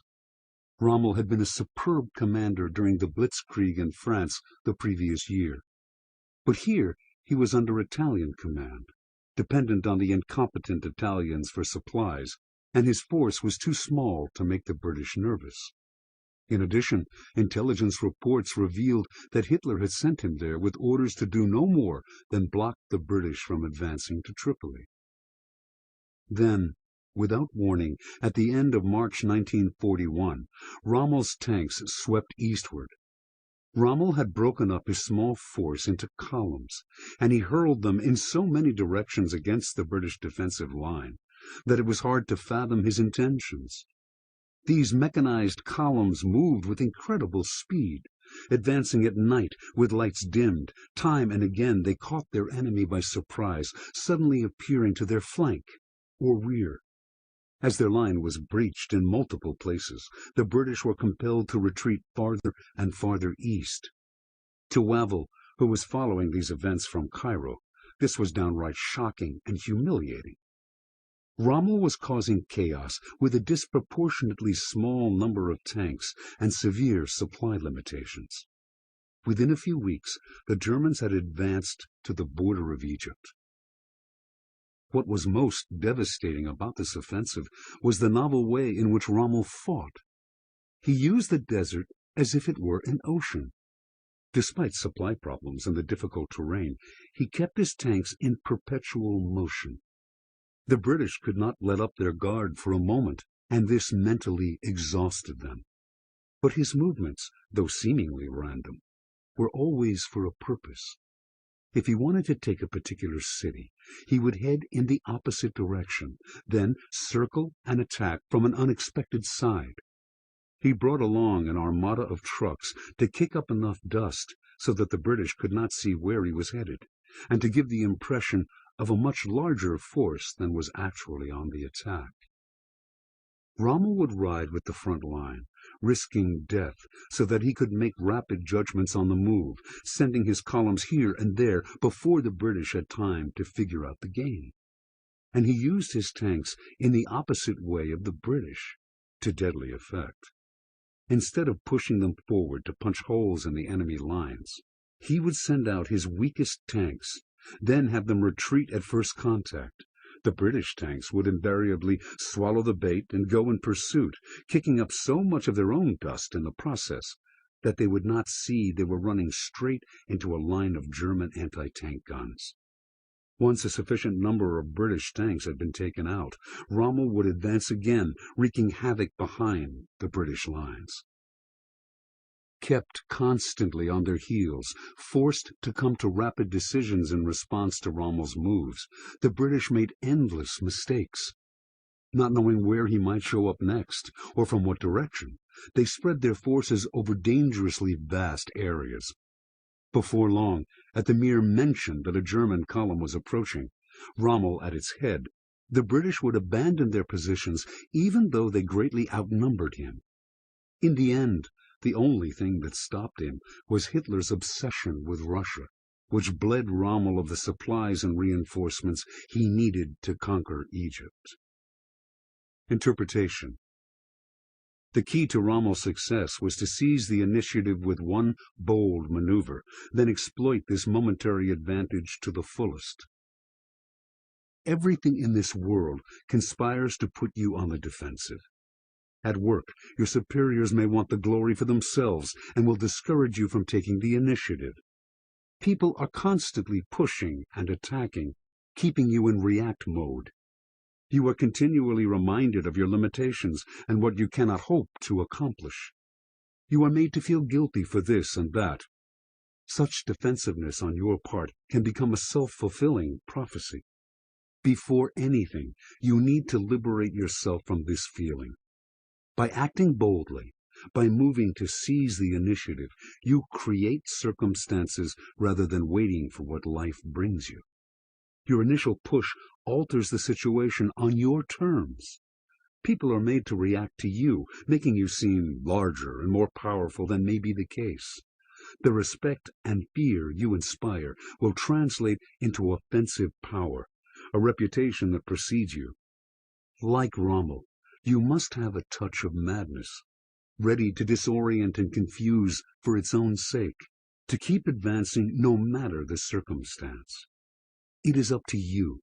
Be constantly defensive, or make others feel it instead. Reversal. This strategy has no reversal. Any effort to seem not to control a situation, to refuse to influence a relationship, is, in fact, a form of control. By ceding power to others, you have gained a kind of passive authority that you can use later for your own purposes. There is no escape from the control dynamic. Those who say they are doing so are playing the most insidious control game of all. 16. Hit them where it hurts. The center of gravity strategy. Everyone has a source of power on which he or she depends. When you look at your rivals, search below the surface for that source, the center of gravity that holds the entire structure together. That center can be their wealth, their popularity, a key position, a winning strategy. Hitting them there will inflict disproportionate pain. Find what the other side most cherishes and protects. That is where you must strike. Pillars of collapse.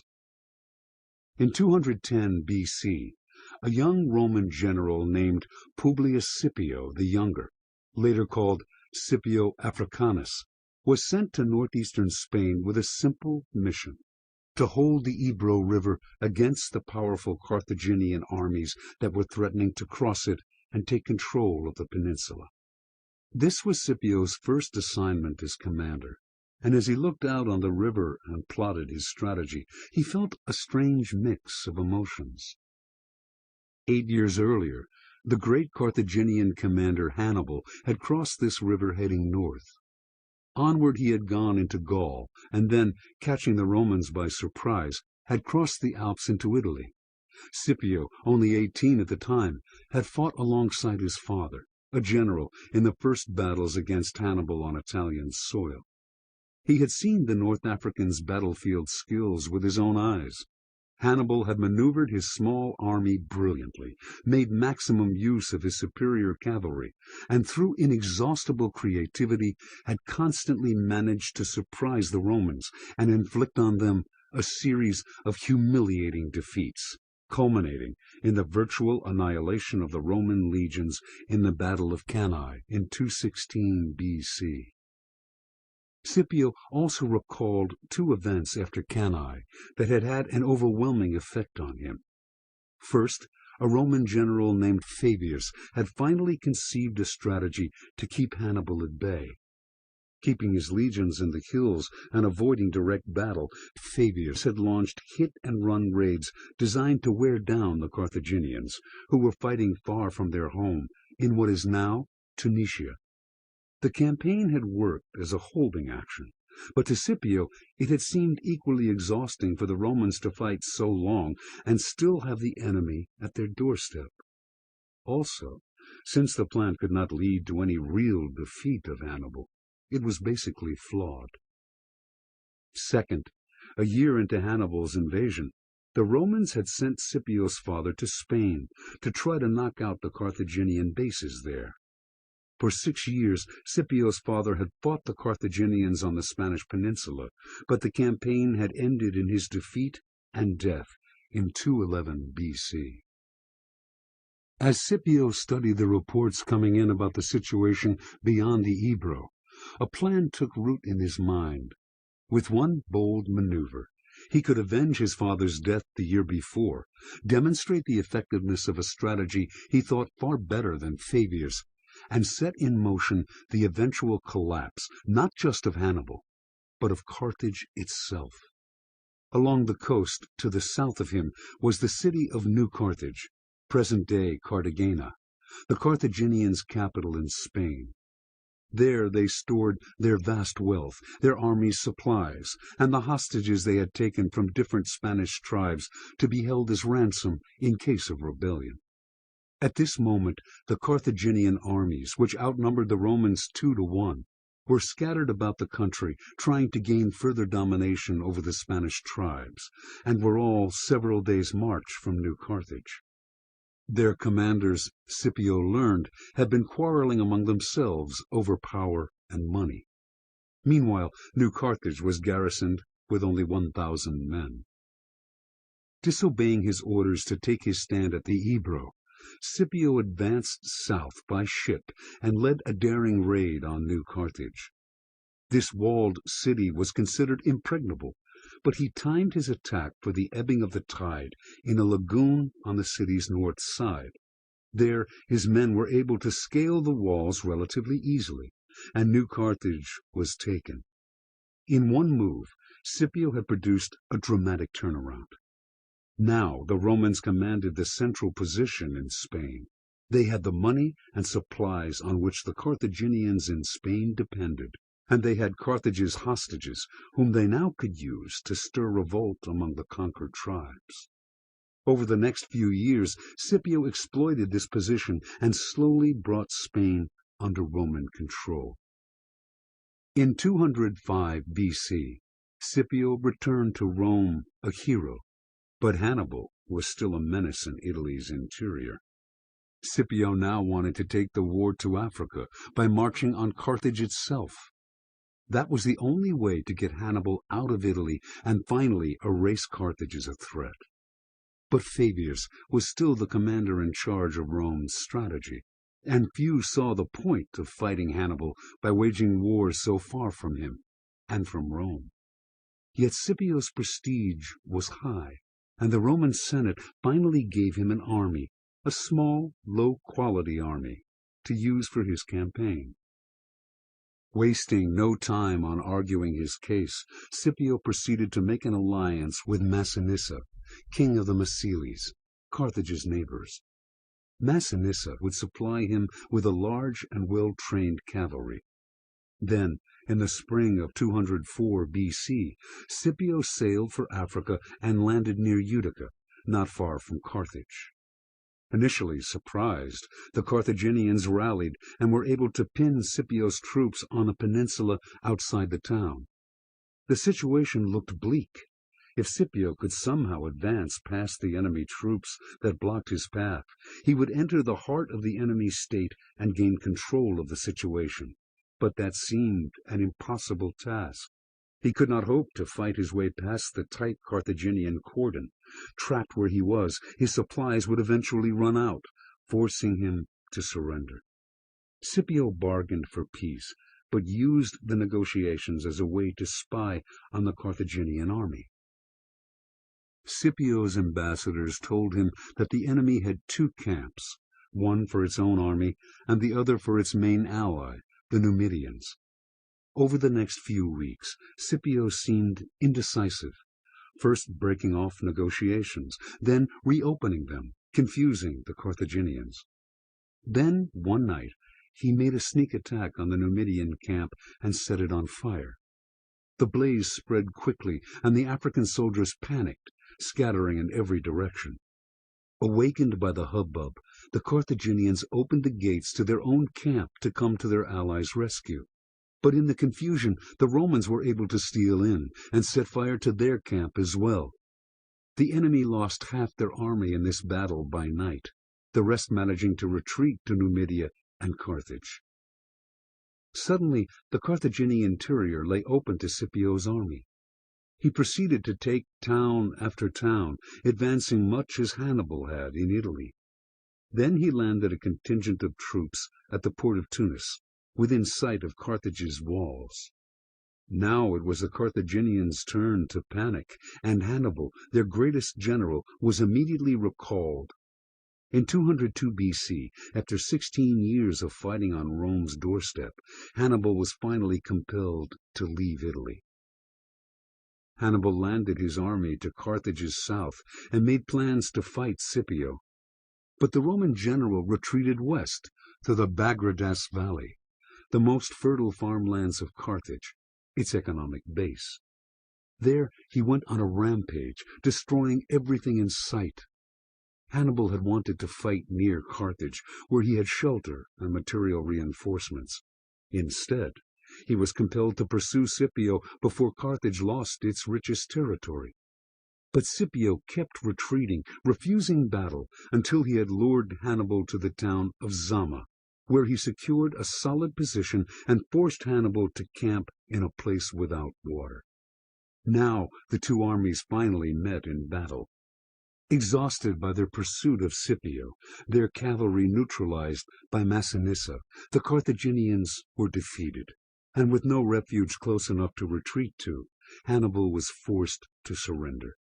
Carthage quickly sued for peace, and under the harsh terms imposed by Scipio and the Senate, it was reduced to a client state of Rome. As a Mediterranean power and a threat to Rome, Carthage was finished for good. Interpretation. The Romans were dazzled by Hannibal's strategic genius. They came to so fear him that the only strategies they could use against him were delay and avoidance. Scipio Africanus simply saw differently. At every turn he looked not at the enemy army, nor even at its leader, but at the pillar of support on which it stood, its critical vulnerability. When you look at your rivals, do not be distracted by their punch. To engage in any exchange of punches, in life or in war, is the height of stupidity and waste. Power depends on balance and support, so look at what is holding your enemy up, and remember that what holds him up can also make him fall. A person, like an army, usually gets his or her power from 3 or 4 simultaneous sources: money, popularity, skillful maneuvering, some particular advantage he has fostered. Knock out one, and he will have to depend more on the others. Knock out those, and he is lost. Weaken a boxer's legs, and he will reel and stagger, and when he does, be merciless. No power can stand without its legs. Keys to warfare. The most visible thing about power is its outward manifestation, what its witnesses see and feel. An army has its size, its weaponry, its shows of discipline, its aggressive maneuvers. Individuals have many ways of showing their position and influence. It is the nature of power to present a forceful front, to seem menacing and intimidating, strong and decisive.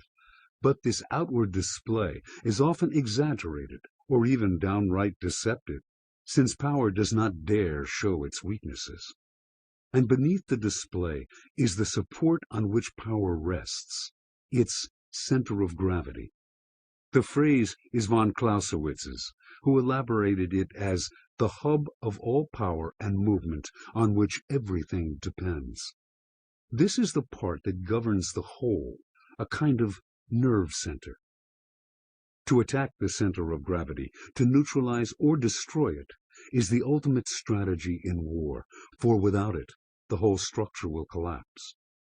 The enemy may have great generals and strong armies, like Hannibal and his invincible army in Italy, but without a center of gravity, those armies cannot move and have no force or coherence. The enemy's center of gravity is where an injury will hurt him most, his point of greatest vulnerability. Hitting him there is the best way to end a conflict definitively and economically. Your enemy's center of gravity can be something abstract, like a quality, concept, or attitude on which he depends, his reputation, his capacity to deceive, his unpredictability. But such strengths become critical vulnerabilities if you can make them unattractive or unusable. To find an enemy's center of gravity, you have to erase your own tendency to think in conventional terms, or to assume that the other side's center is the same as your own. In any interaction with people, you must train yourself to focus on their strength, the source of their power, whatever it is that gives them their most crucial support. That knowledge will afford you many strategic options, many angles from which to attack, subtly or not so subtly undermining their strength rather than hitting it head on. You can create no greater sense of panic in your enemies than that of being unable to use their strengths. Reversal. Every living creature has a center of gravity. Even the most decentralized group has to communicate and depends on a network that is vulnerable to attack. There is no reversal to this principle.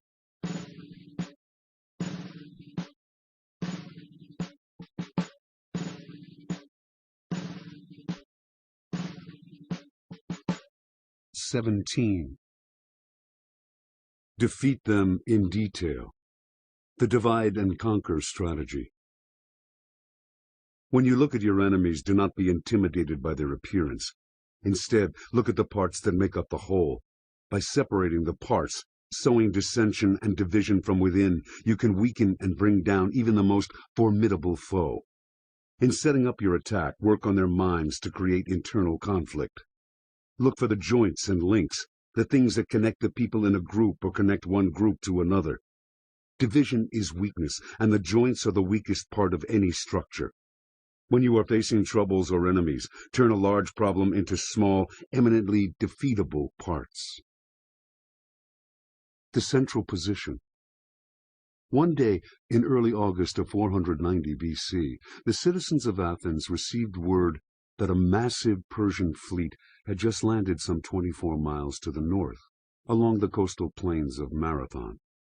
A mood of doom quickly spread. Every Athenian knew Persia's intentions: to capture their city, destroy its young democracy, and restore a former tyrant, Hippias, to the throne, and sell many of its citizens into slavery. Some 8 years earlier, Athens had sent ships to support the Greek cities of Asia Minor in a rebellion against King Darius, ruler of the Persian Empire. The Athenians had sailed home after a few battles. They soon saw that this business was hopeless, but they had participated in burning down the city of Sardis, an unforgivable outrage, and Darius wanted revenge. The Athenians' predicament seemed desperate. The Persian army was enormous, some 80,000 men strong, transported by hundreds of ships. It had excellent cavalry and the best archers in the world. The Athenians, meanwhile, had only infantry, some 10,000 strong. They had sent a runner to Sparta, urgently requesting reinforcements, but the Spartans were celebrating their moon festival, and it was taboo to fight during such a time. They would send troops as soon as they could, within a week, but that would probably be too late. Meanwhile, a group of Persian sympathizers within Athens, mostly from wealthy families, despised the democracy, looked forward to Hippias's return, and were doing their best to sow dissension and betray the city from within. Not only would the Athenians have to fight the Persians alone, but they were divided into factions among themselves. The leaders of democratic Athens gathered to discuss the alternatives, all of which seemed bad. The majority argued for concentrating the Athenian forces outside the city in a defensive cordon. There they could wait to fight the Persians on terrain they knew well. The Persian army, however, was large enough to surround the city by both land and sea, choking it off with a blockade. So one leader, Miltiades made a very different proposal: to march the entire Athenian army immediately toward Marathon, to a place where the road to Athens passed through a narrow pass along the coast. That would leave Athens itself unprotected. In trying to block the Persian advance on land, it would open itself to an attack by sea. But Miltiades argued that occupying the pass was the only way to avoid being surrounded. He had fought the Persians in Asia Minor and was the Athenians' most experienced soldier. The leaders voted for his plan. And so a few days later, the 10,000 Athenian infantrymen began the march north, slaves carrying their heavy body armor, mules and donkeys transporting their food. When they reached the pass, looking down on the plains of Marathon, their hearts sank. As far as the eye could see, the long strip of land was filled with tents, horses, and soldiers from all over the Persian Empire. Ships cluttered the coast. For several days, neither side moved. The Athenians had no choice but to hold their position. Without cavalry and hopelessly outnumbered, how could they do battle at Marathon? If enough time went by, perhaps the Spartans would arrive as reinforcements. But what were the Persians waiting for? Before dawn on August 12th, some Greek scouts, ostensibly working for the Persians, slipped across the Athenian side and reported startling news.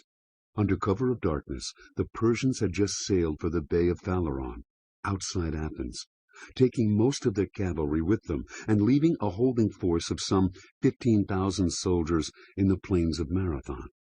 They would take Athens from the sea, then march north, squeezing the Athenian army at Marathon between two larger forces.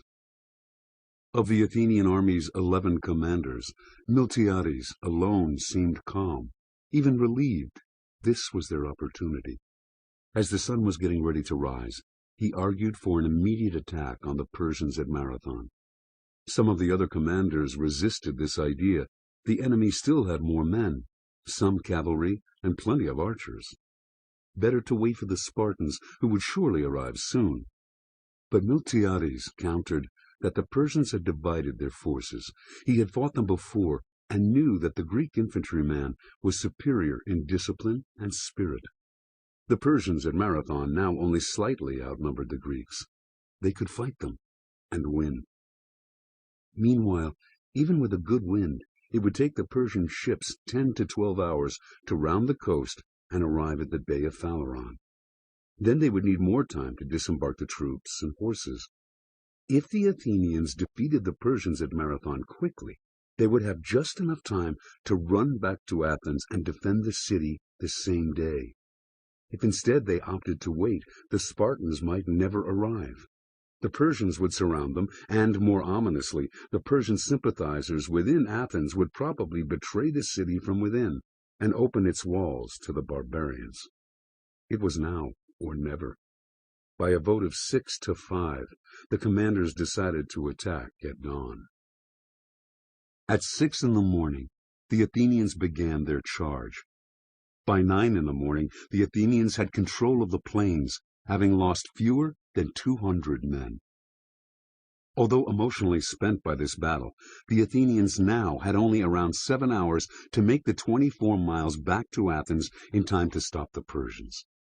There was simply no time to rest. They ran, as fast as their feet could take them, loaded down in their heavy armor, impelled by the thought of the imminent dangers facing their families and fellow citizens.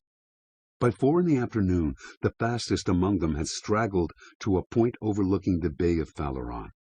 The rest soon followed.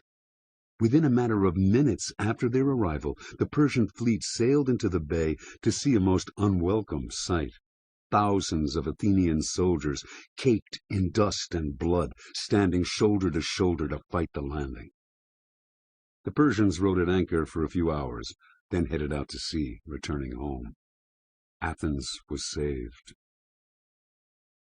Interpretation. Miltiades' plan worked by the narrowest of margins, but it was based on sound and timeless principles. When a powerful foe attacks you in strength, threatening your ability to advance and take the initiative, you must work to make the enemy divide its forces and then defeat these smaller forces one by one, in detail, as the military say. There will be times in life when you face a powerful enemy, a destructive opponent seeking your undoing, a slew of seemingly insurmountable problems hitting you at once. It is natural to feel intimidated in these situations, which may paralyze you into inaction or make you wait in the vain hope that time will bring a solution. But it is a law of war that by allowing the larger force to come to you at full strength and unified, you increase the odds against you.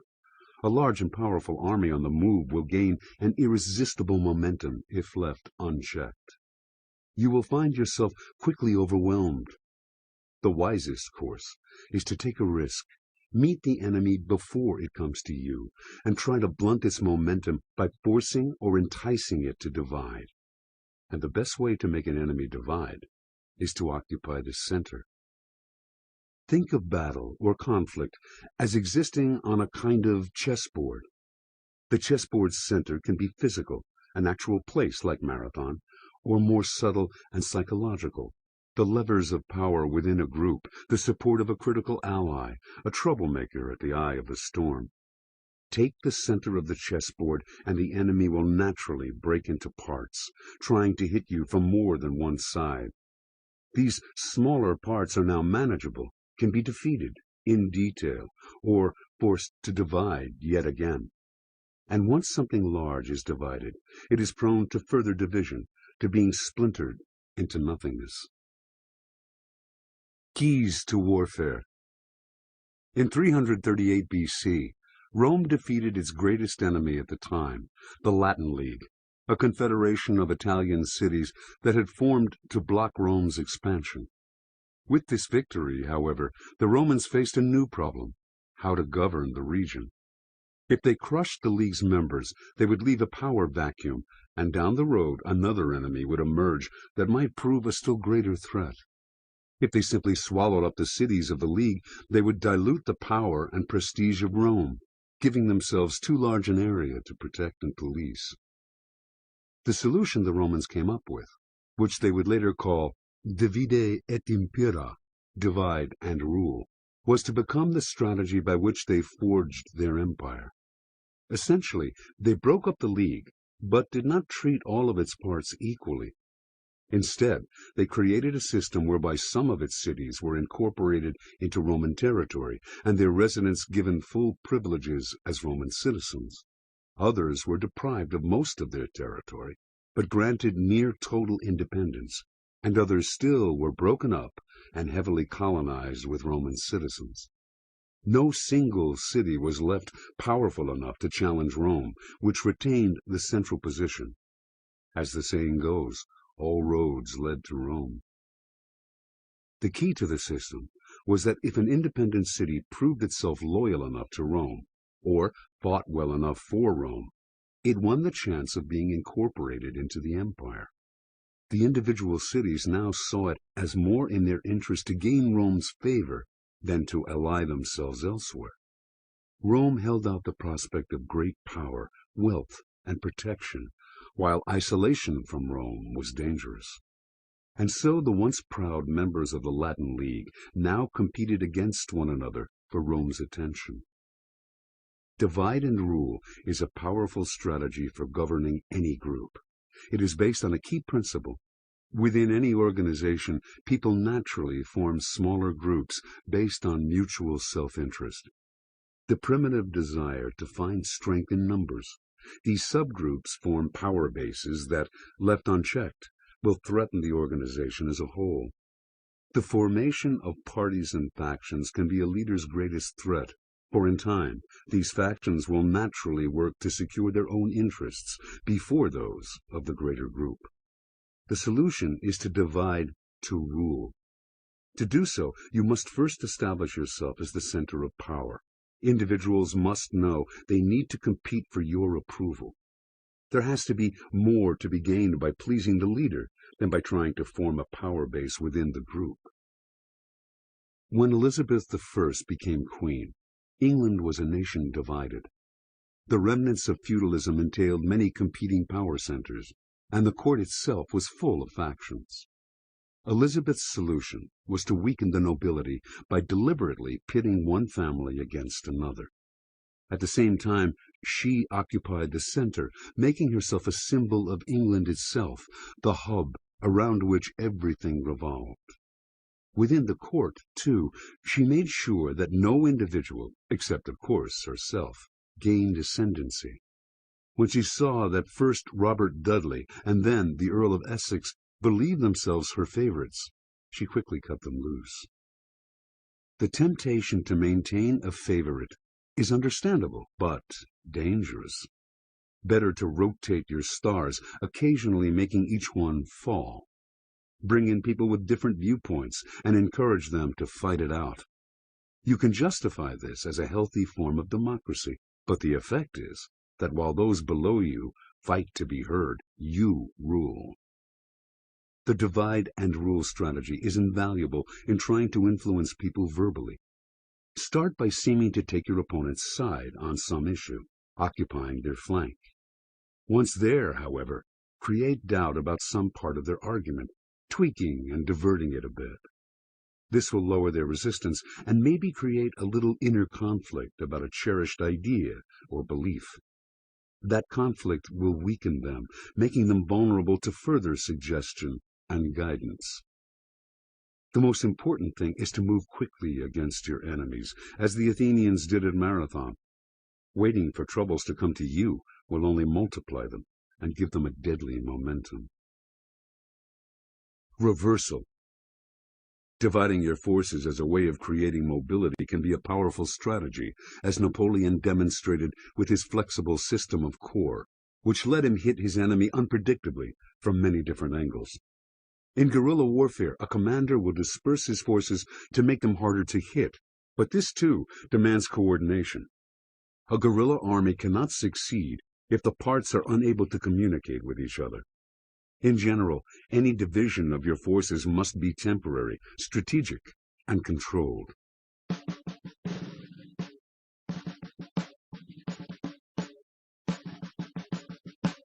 (18) Expose and attack your opponent's soft flank. The turning strategy. When you attack people directly, you stiffen their resistance and make your task that much harder. There is a better way. Distract your opponent's attention to the front, then attack them from the side, where they least expect it. By hitting them where they are soft, tender, and unprotected, you create a shock, a moment of weakness for you to exploit. Bait people into going out on a limb, exposing their weakness, then rake them with fire from the side. The only way to get stubborn opponents to move is to approach them indirectly. Turning the flank. In 1793, Louis XIV and his wife Marie Antoinette, the King and Queen of France, were beheaded by order of the new government put in place after the French Revolution. Marie Antoinette was the daughter of Maria Theresa, the Empress of Austria, and as a result of her death, the Austrians became determined enemies of France. Early in 1796, they prepared to invade the country from northern Italy, which at the time was an Austrian possession. In April of that year, the 26-year-old Napoleon Bonaparte was given command of the French army in Italy and charged with a simple mission: to prevent these Austrian armies from entering France. Under Napoleon, for the first time since the Revolution, not only were the French able to hold a defensive position, but they successfully went on the offensive, pushing the Austrians steadily east. Shocking as it was to lose to the Revolutionary Army, it was downright humiliating to be defeated by an unknown general on his first campaign. For 6 months the Austrians sent armies to defeat Napoleon, but he forced each one to retreat into the fortress of Mantua, until finally this stronghold was crammed with Austrian soldiers. Leaving a force at Mantua to pin down the Austrians, Napoleon established his base to the north, in the pivotal city of Verona. If the Austrians were to win the war, they would somehow have to push him out of Verona and free up the starving soldiers trapped in Mantua. And they were running out of time. In October 1796, Baron Joseph del Vinci was given command of some 50,000 Austrian soldiers and the urgent mission of expelling the French from Verona. An experienced commander and clever strategist, del Vinci studied Napoleon's Italian campaign carefully and came to respect his enemy. To defeat this brilliant young general, the Austrians would have to be more flexible, and del Vinci thought he had the solution. He would divide his army into two columns, one under himself, the other under the Russian general Paul Davidovich. The columns would separately march south, converging at Verona. At the same time, del Vinci would launch a campaign of deception to make Napoleon think that Davidovich's army was small. It was, in fact, 18,000 men strong. If Napoleon underestimated Davidovich, the Russian general would face less opposition and his way to Verona would be smooth. Del Vinci's plan was to trap Napoleon between the jaws of these two armies. The Austrians entered northern Italy in early November. To del Vinci's delight, Napoleon seemed to have fallen for their trick. He sent a relatively light force against Davidovich, who promptly gave the French in Italy their first real defeat, and began his advance toward Verona. Meanwhile, del Vinci himself advanced all the way to a point not far from Verona, and was poised to fall on the city from the east. As he pored over his maps, del Vinci took pleasure in his plan. If Napoleon sent more men to stop Davidovich, he would weaken Verona against del Vinci. If he tried to block del Vinci's entrance from the east, he would weaken Verona against Davidovich. If he sought reinforcements from his troops at Mantua, he would free up the 20,000 Austrian soldiers trapped there, and they would gobble him up from the south. Del Vinci also knew that Napoleon's men were exhausted and hungry. Not even a young genius like Napoleon could escape this trap. A few days later, del Vinci advanced to the village of Caldiero, at Verona's doorstep. There he inflicted another defeat on the French troops sent to stop him. After a string of victories, Napoleon had now lost 2 battles in a row. The pendulum had swung against him. As del Vinci prepared for his final pounce on Verona, he received confusing news. Against all prediction, Napoleon had, in fact, divided his army in Verona, but instead of sending parts of it against either del Vinci or Davidovich, he had marched a sizable force somewhere to the southeast. The next day, this army appeared outside the town of Arcola. If the French crossed the river to Arcola and advanced a few miles north, they would directly cross del Vinci's line of communications and of retreat, and they would be able to seize his supply depots at Villanova. Having this large French army to his rear was more than alarming. Del Vinci was forced to forget about Verona for the moment, and hastily marched east. He had retreated in the nick of time, and was able to halt the French before they could cross the river and attack Villanova. For several days the two armies settled into a fiercely contested battle for the bridge at Arcola. Napoleon himself led several charges and was nearly killed.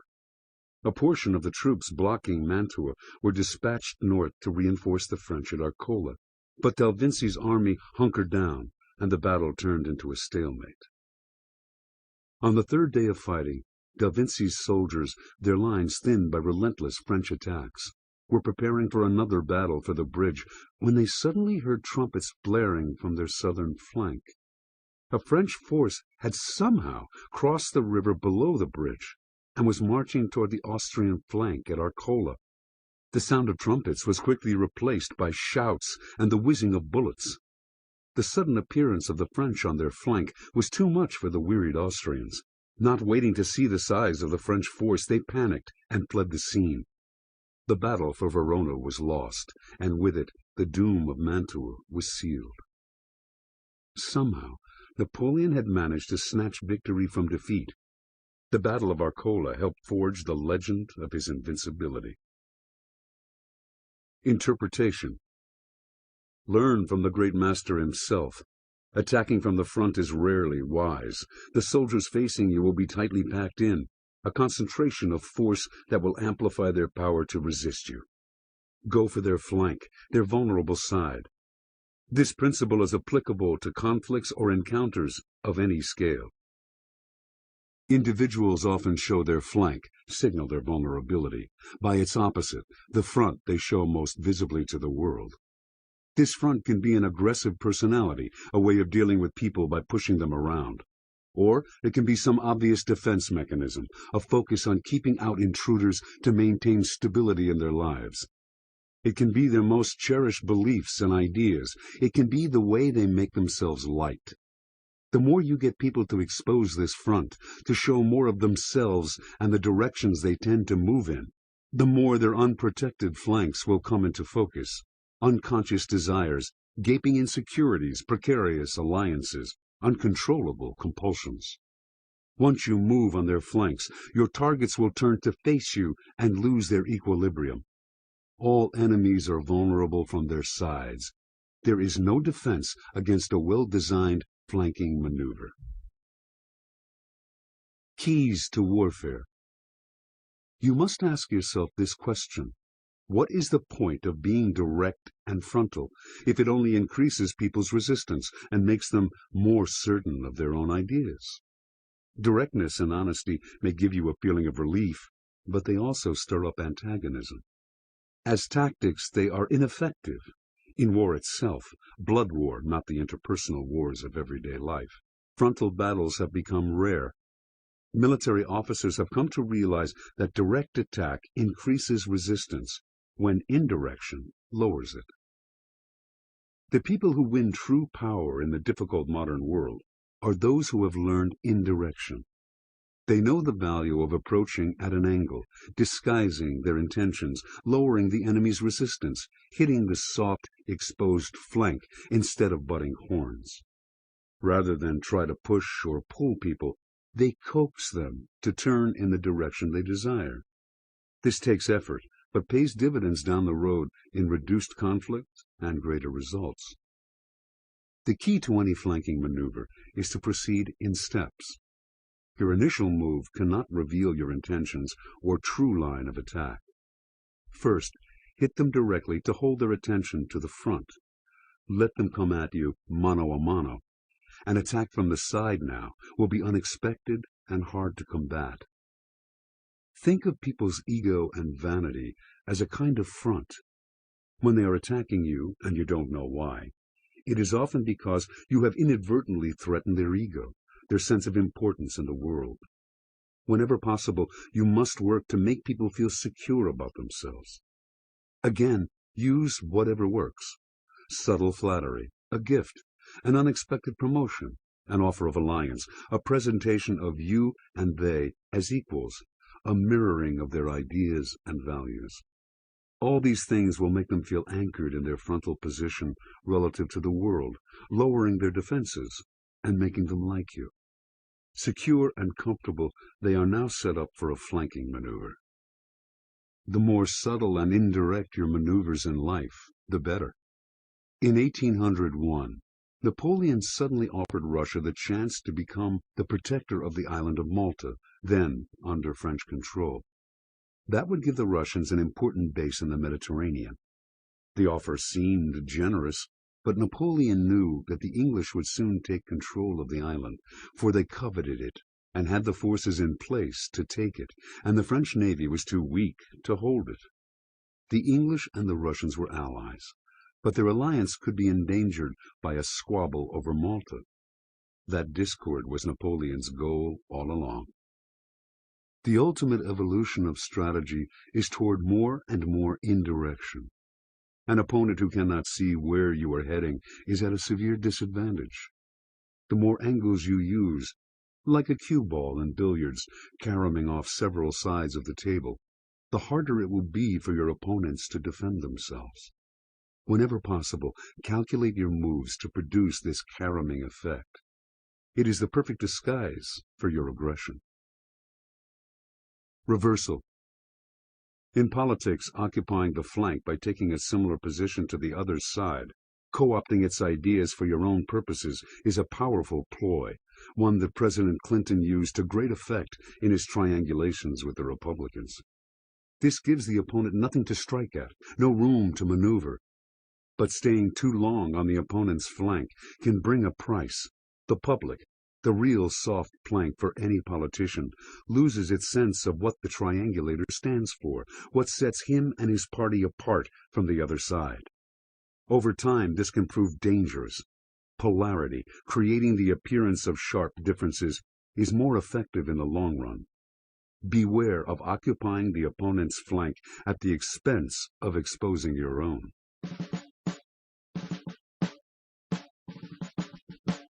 19.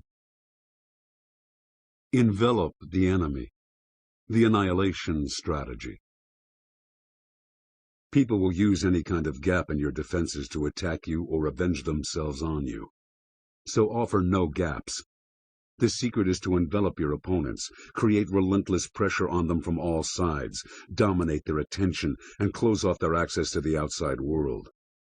Make your attacks unpredictable to create a vaporous feeling of vulnerability. Finally, as you sense their weakening resolve, crush their willpower by tightening the noose. The best encirclements are psychological. You have surrounded their minds. The Horns of the Beast. In December 1878, the British declared war on the Zulus, the warrior tribe of present-day South Africa. The rather flimsy pretext was border troubles between Zululand and the British state of Natal. The real aim was to destroy the Zulu army, the last remaining native force threatening British interests in the area, and to absorb Zulu territories into a British-run confederation of states. The British commander, Lieutenant General Lord Chelmsford, drafted a plan to invade Zululand with 3 columns. The central one aimed at the capital of Ulundi, the heart of the kingdom. Many Englishmen in Natal were thrilled at the prospect of war and at the potential benefits of taking over Zululand, but no one was as excited as 48-year-old Colonel Anthony William Durnford. In all his years of military service, Durnford had not once seen action. Eager to impress, Durnford volunteered to organize an elite force of native soldiers from Natal to fight alongside the British. His offer was accepted, but as the British invaded Zululand in early January 1879, he found himself cut out of the main action. Lord Chelmsford did not trust him, thinking his hunger for glory made him impetuous. Also, for someone with no battle experience, he was old. So Durnford and his company were stationed at Rorke's Drift in western Zululand to help monitor the border areas with Natal. Dutifully but bitterly, Durnford followed his orders. On January 21st, Chelmsford took half of the central column, which was encamped at the foot of a mountain called Isandlwana, and led it east in search of the Zulus. Once he had found the enemy, he would bring the rest of his army forward, but the elusive Zulus might attack the camp while he was away, and the men at Rorke's Drift were the closest reserves. Needing to reinforce Isandlwana, he sent word to Durnford to bring his company there. As colonel, Durnford would now be the highest-ranking officer at the camp, but Chelmsford could not worry about Durnford's leadership qualities. The impending battle was the only thing on his mind. Early on the morning of January 22nd, Durnford received the news he had been waiting for all his life. Barely able to contain his excitement, he led his 400 men east to Isandlwana, arriving at the camp at around 10 a.m. Surveying the land, he understood why Chelmsford had put his main camp here. To the east and south were miles of rolling grassland. Zulus approaching from that direction would be seen well in advance. To the north was Isandlwana, and beyond it the plains of Nkutu. This side was a little less secure, but scouts had been placed at key points in the plains and at the mountain passes. Attack from that direction would almost certainly be detected in time. Shortly after his arrival, Durnford received a report that a seemingly large Zulu force had been spotted on the plains of Nkutu, heading east, perhaps to attack Chelmsford's half of the central column from the rear. Chelmsford had left explicit orders to keep the 1,800 men at Isandlwana together. In case of attack, they had enough firepower to defeat the entire Zulu army, as long as they stayed concentrated and kept their lines in order. But to Durnford, it was more important to find the main Zulu force. The British soldiers were beginning to grow edgy, not knowing where this vaporous enemy was. The Zulus had no cavalry, and many of them fought with spears. Once their hiding place was uncovered, the rest would be easy. The superior weaponry and discipline of the British soldiers would prevail. Durnford thought Chelmsford was too cautious. As senior officer at the camp, he decided to disobey orders and lead his 400 men northeast, parallel to the plains of Nkutu, to find out what the Zulus were up to. As Durnford marched out of the camp, a scout on the plains of Nkutu saw a few Zulus herding cattle some 4 miles away. He gave chase on his horse, but the Zulus disappeared into thin air. Riding to the point where they had vanished, he stopped his horse just in time. Below him lay a wide, deep ravine, completely hidden from the surface of the plains, and crowded into the ravine, as far as he could see in both directions, were Zulu warriors in full war regalia, an eerie intensity in their eyes. They seemed to have been meditating on the imminent battle.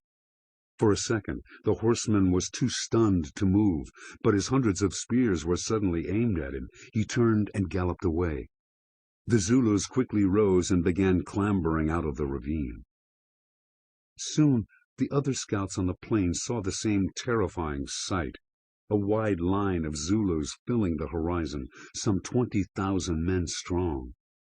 Even from a distance, it was clear that they were moving in formation, each end of their line coming forward in a shape resembling horns. The scouts quickly brought word to the camp that the Zulus were coming. By the time Durnford received the news, he could look up to the ridge above him and see a line of Zulus streaming down the slope. He quickly formed his own men into lines to fight them off while retreating to the camp. The Zulus maneuvered with incredible precision. What Durnford could not see was that the men in the left tip of the horn were moving through the tall grass toward the rear of the camp to link up with the other end of the horn and complete the encirclement. The Zulus facing Durnford and his men seemed to grow out of the earth, emerging from behind boulders or from out of the grass in ever greater numbers. Whenever the British stopped to reload, the Zulus would advance ever closer, occasionally one reaching Durnford's lines and disemboweling a British soldier with the powerful Zulu spear, which made an unbearable sucking sound as it went in and out. Durnford managed to get his men back into camp. The British were surrounded, but they closed ranks and fired away, killing scores of Zulus and keeping them at bay. Durnford looked around. The fight had turned into a stalemate, and his soldiers were responding with relative confidence. Most imperceptibly, though, Durnford noticed a slight slackening in their fire. Soldiers were running out of ammunition, and in the time it took them to open a new crate and reload, the Zulus would tighten the circle, and a wave of fear would ripple through the men as here and there a soldier in the front lines would be impaled. The Zulus fought with an intensity the British had never seen. Rushing forward as if bullets could not harm them, they seemed to be in a trance. Suddenly, sensing the turning point in the battle, the Zulus began to rattle their spears against their shields and emit their war cry, "Usuthu!" It was a terrifying din.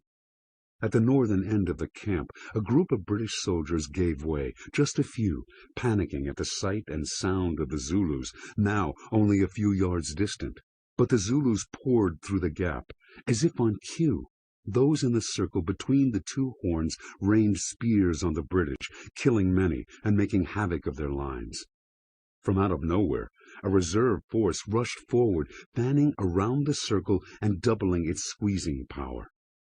Durnford tried to maintain order, but it was too late. In a matter of seconds, panic. Now it was every man for himself.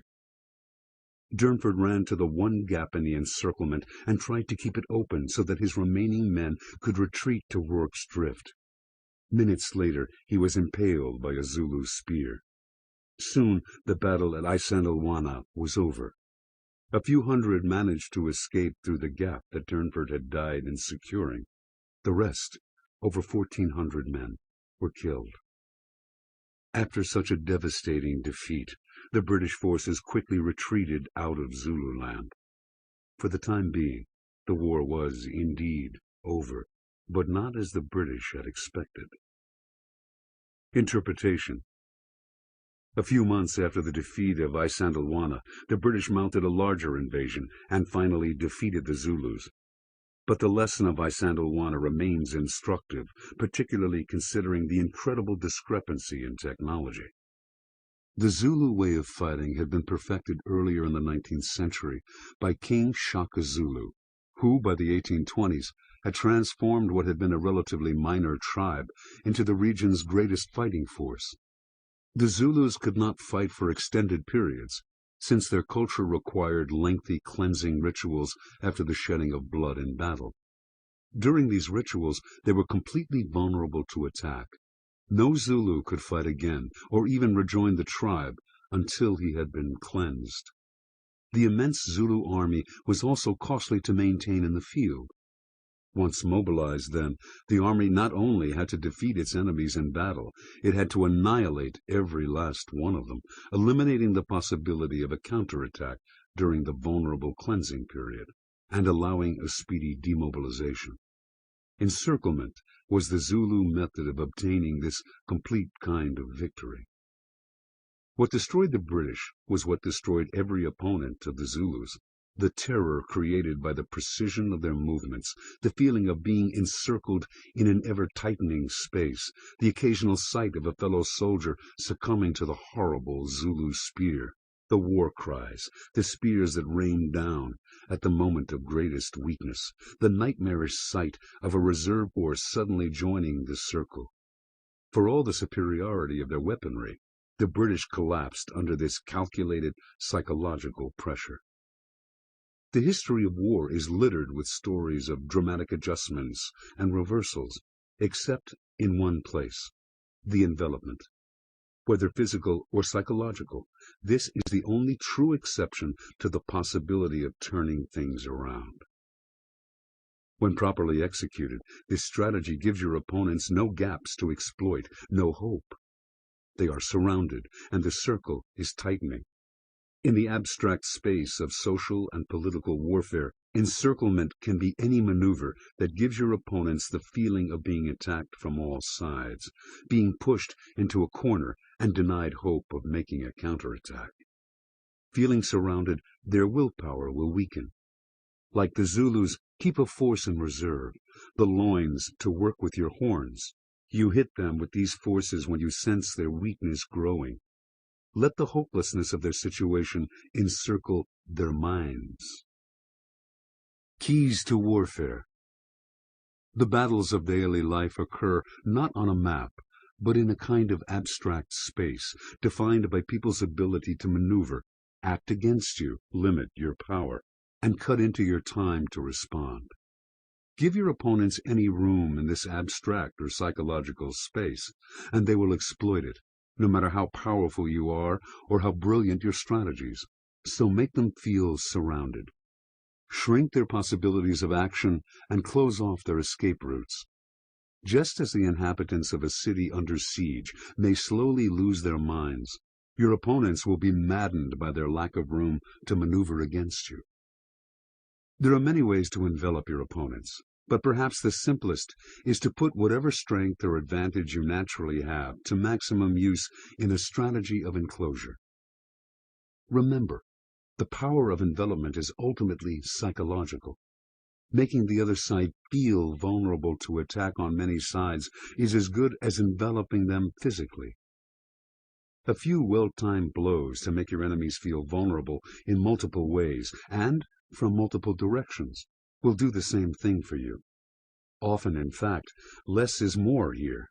Too many blows will give you a shape, a personality, something for the other side to respond to and develop a strategy to combat.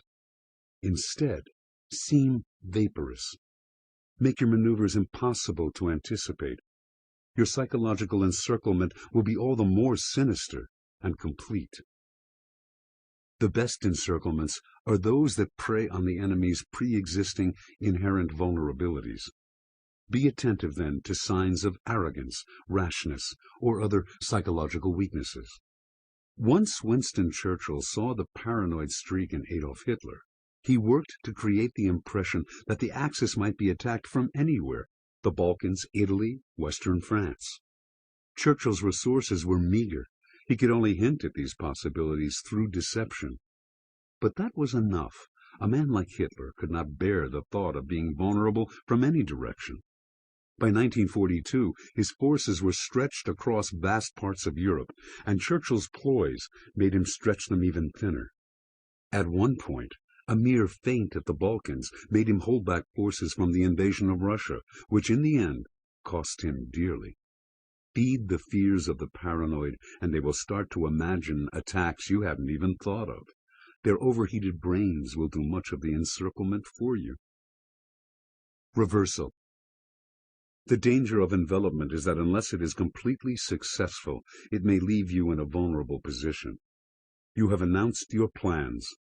The enemy knows that you are trying to annihilate it, and unless you can quickly deliver your knockout punch, it will work furiously not only to defend itself, but to destroy you, for now your destruction is its only safeguard. Use this strategy only when you have a reasonable chance of bringing it to the conclusion you desire. 20. Maneuvering them into weakness. The ripening for the sickle strategy. No matter how strong you are, fighting endless battles with people is exhausting, costly, and unimaginative. Wise strategists generally prefer the art of maneuver. Before the battle even begins, they find ways to put their opponents in positions of such weakness that victory is easy and quick. Bait enemies into taking positions that may seem alluring, but are actually traps and blind alleys. If their position is strong, get them to abandon it by leading them on a wild goose chase. Create dilemmas. Devise maneuvers that give them a choice of ways to respond, all of them bad.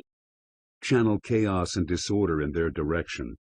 Confused, frustrated, and angry opponents are like ripe fruit on the bough. The slightest breeze will make them fall. Maneuver warfare. Throughout history, two distinct styles of warfare can be identified. The most ancient is the war of attrition. The enemy surrenders because you have killed so many of its men. A general fighting a war of attrition will calculate ways to overwhelm the other side with larger numbers, or with the battle formation that will do the most damage, or with superior military technology. In any event, victory depends on wearing down the other side in battle. Even with today's extraordinary technology, attrition warfare is remarkably unsophisticated, playing into humanity's most violent instincts. Over many centuries, and most notably in ancient China, a second method of waging war developed.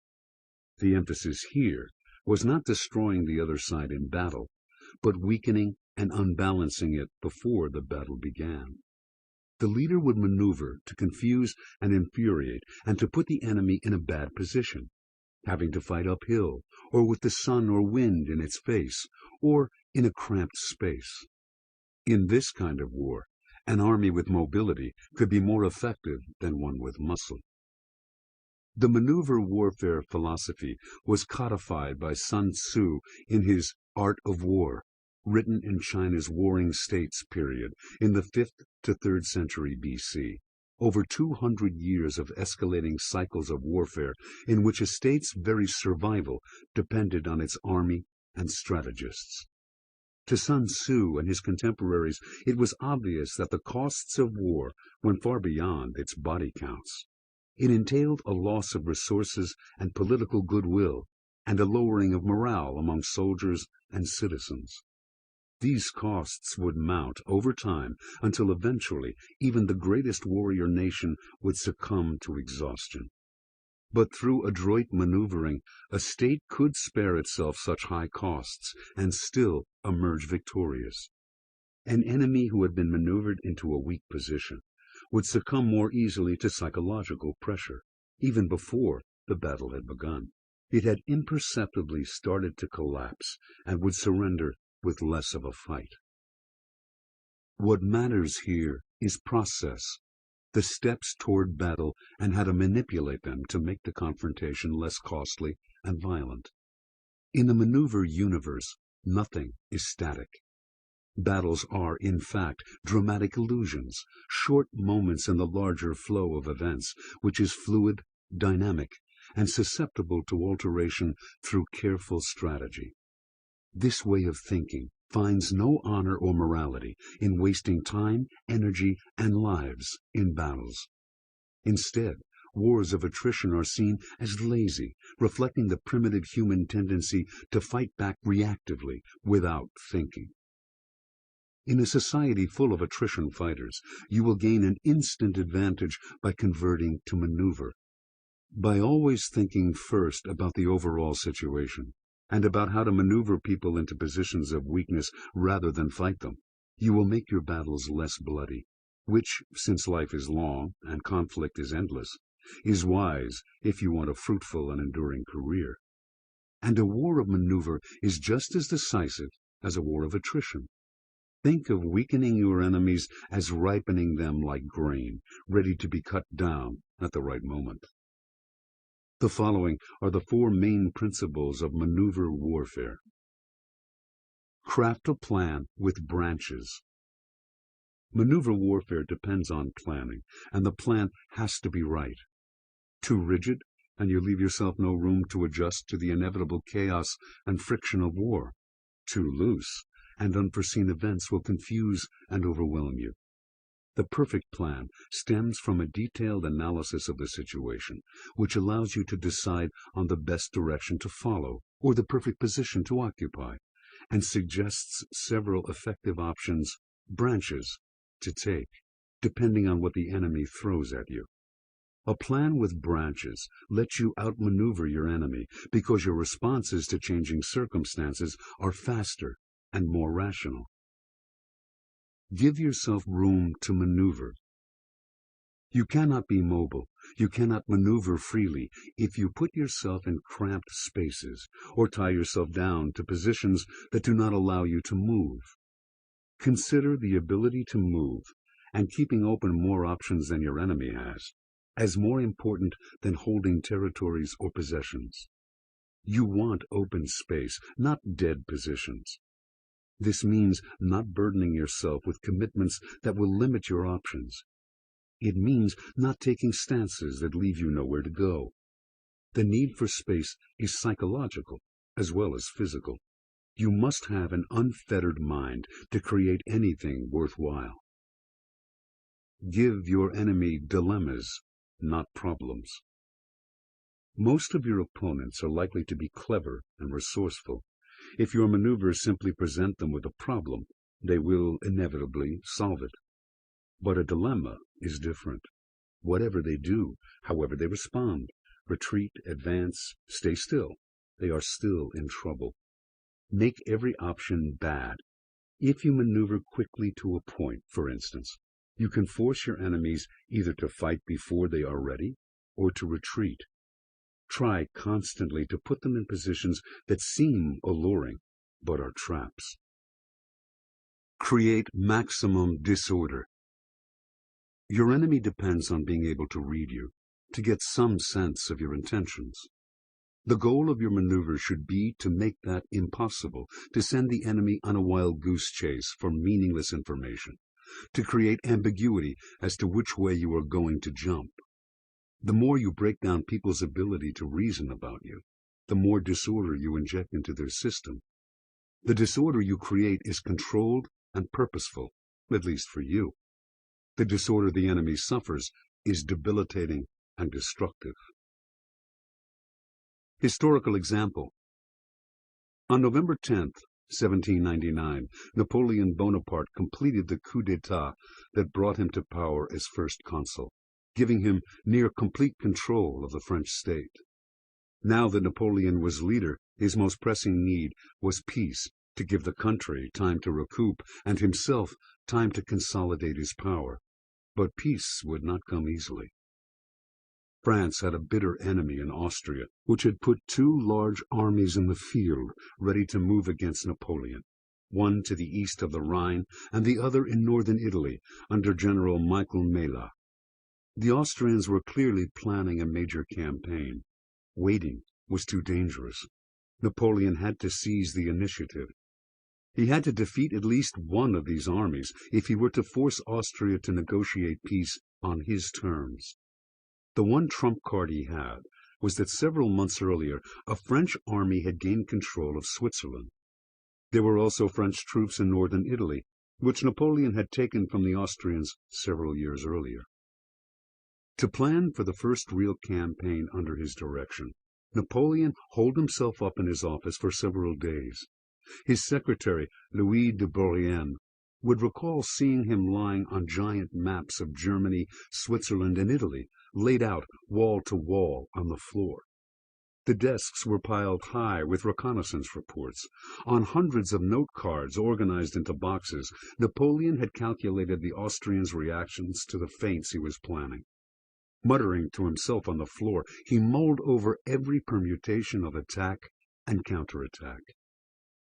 By the end of March 1800, Napoleon had emerged from his office with a plan for a campaign in northern Italy that went far beyond anything his lieutenants had ever seen before. In the middle of April, a French army under General Jean Moreau would cross the Rhine and push the Eastern Austrian army back into Bavaria. Then Napoleon would lead a 50,000-man force, already in place in Switzerland, into northern Italy, through several different passes in the Alps.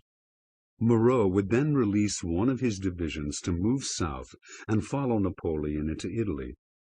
Moreau's initial move into Bavaria and the subsequent scattered dispatch of divisions into Italy would confuse the Austrians as to Napoleon's intentions. And if the Austrian army at the Rhine was pushed east, it would be too distant to support the Austrian army in northern Italy.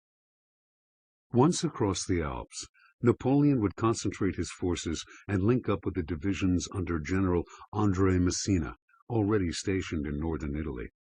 He would then move much of his army to the town of Stradella, cutting off communications between Mela in northern Italy and command headquarters in Austria. With Mela's troops now isolated and the mobile French army within reach of them, Napoleon would have many excellent options for dislocating and destroying them. At one point, as he described his plan to Bourrienne, Napoleon laid down on the giant map on his floor and stuck a pin next to the town of Marengo, in the center of the Italian theater of war. "I will fight him here," he said. A few weeks later, as Napoleon began to position his armies, he received some troubling news. Mela had beaten him to the punch by attacking Massena's army in northern Italy. Massena was forced back to Genoa, where the Austrians quickly surrounded him. The danger here was great. If Massena surrendered, the Austrians could sweep into southern France. Also, Napoleon had been counting on Massena's army to help him beat Mela. Yet he took the news with surprising calm and simply made some adjustments. He transferred more men to Switzerland and sent word to Massena that he must do whatever he could to hold out for at least 8 weeks, keeping Mela busy while Napoleon moved into Italy. Within a week, there was more irritating news. After Moreau had begun the campaign to push the Austrians back from the Rhine, he refused to transfer the divisions that Napoleon had counted on for Italy, claiming he could not spare it. Instead, he sent a smaller, less experienced division. The French army in Switzerland had already begun the dangerous crossings through the Alps. Napoleon had no choice but to take what Moreau gave him. By May 24th, Napoleon had brought his army safely into Italy. Absorbed with the siege at Genoa, Mela ignored reports of French movements to the north. Next, Napoleon advanced to Milan, close to Stradella, where he cut Austrian communications as planned. Now, like a cat stealing up on its prey, he could wait for Mela to notice the trap he was in and try to fight his way out of it near Milan. On June 8th, however, once again more bad news reached Napoleon. 2 weeks before he had hoped, Massena had surrendered. Napoleon now had fewer men to work with, and Mela had won a strong base in Genoa. Since its inception, the campaign had been plagued with mistakes and unforeseen events. The Austrians attacking early, Messina retreating into a trap at Genoa, Moreau disobeying orders, and now Messina's surrender. Yet while Napoleon's lieutenants feared the worst, Napoleon himself not only stayed cool, he seemed oddly excited by these sudden twists of fortune. Somehow he could discern opportunities in them that were invisible to everyone else. And with the loss of Genoa, he sensed the greatest opportunity of all. He quickly altered his plan. Instead of waiting at Milan for Mela to come to him, he suddenly cast his divisions in a wide net to the west. Watching his prey closely, Napoleon sensed that Mela was mesmerized by the movements of the French divisions. A fatal hesitation. Napoleon moved one division west to Marengo, close to the Austrians at Genoa, almost baiting them to attack. Suddenly, on the morning of June 14th, they took the bait, and in surprising force. This time it was Napoleon who had erred. He had not expected the Austrian attack for several days, and his divisions were scattered too widely to support him. The Austrians at Marengo outnumbered him 2-1. He dispatched urgent messages in all directions for reinforcements, then settled into battle, hoping to make his small forces hold ground until they came. The hours went by with no sign of aid. Napoleon's lines grew weaker, and at 3 in the afternoon the Austrians finally broke through, forcing the French to retreat. This was the ultimate downturn in the campaign, and it was, yet again, Napoleon's moment to shine. He seemed encouraged by the way the retreat was going, the French scattering and the Austrians pursuing them, without discipline or cohesion. Riding among the men who had retreated the farthest, he rallied them and prepared them to counterattack, promising them that reinforcements would arrive within minutes. And he was right.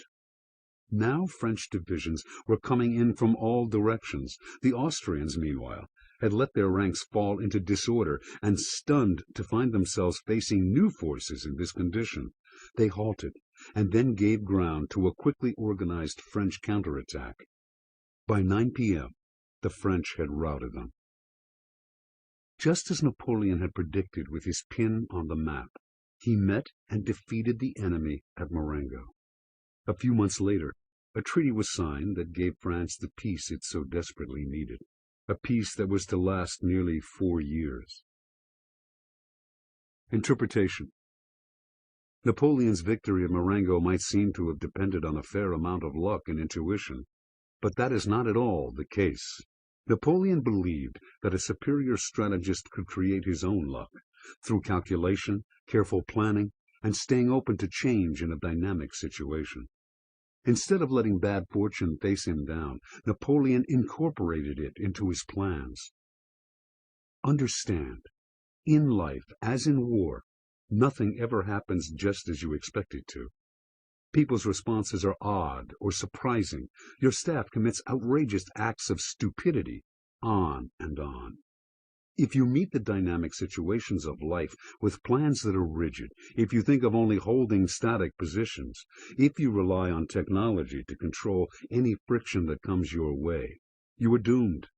Events will change faster than you can adjust to them, and chaos will enter your system.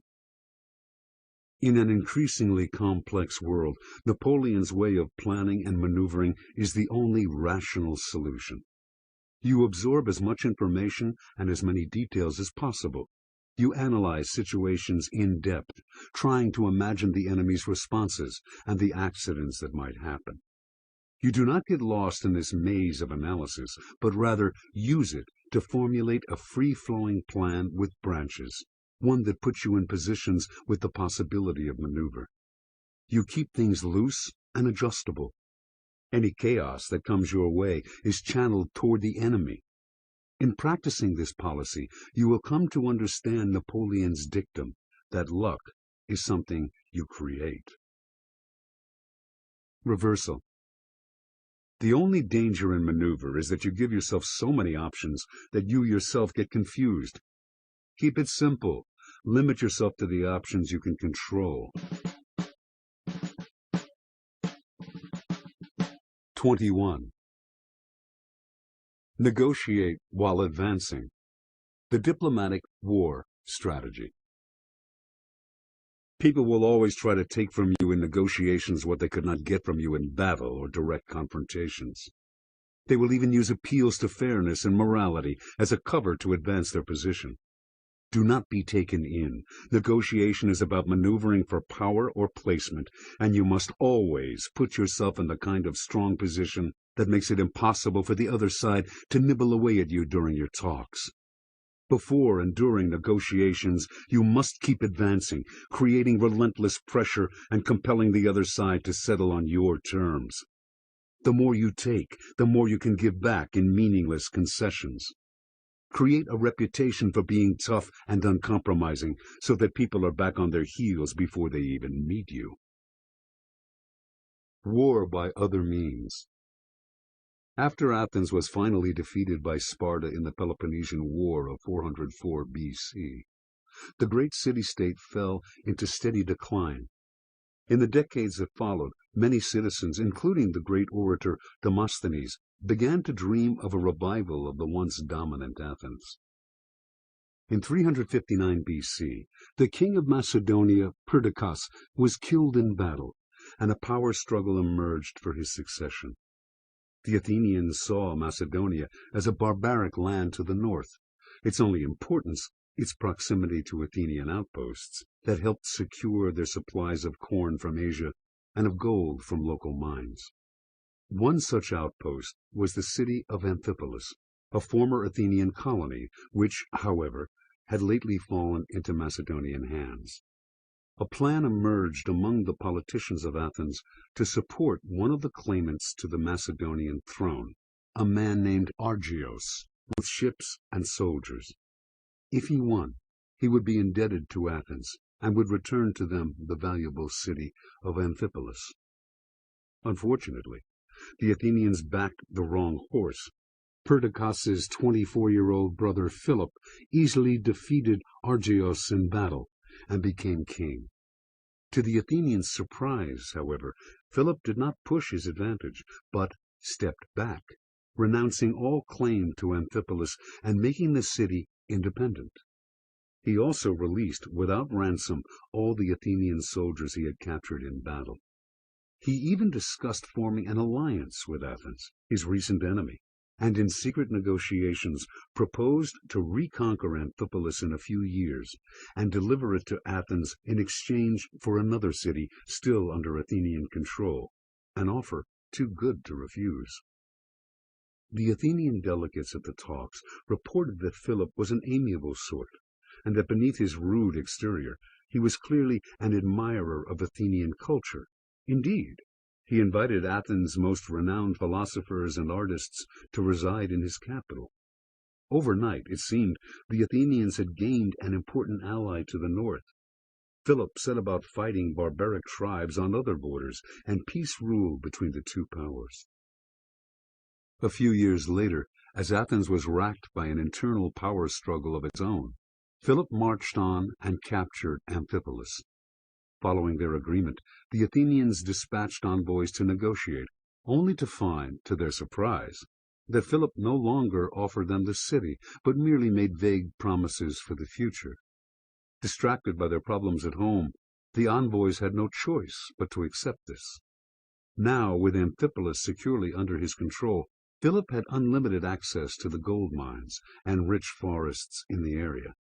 It seemed that he had been playing them all along.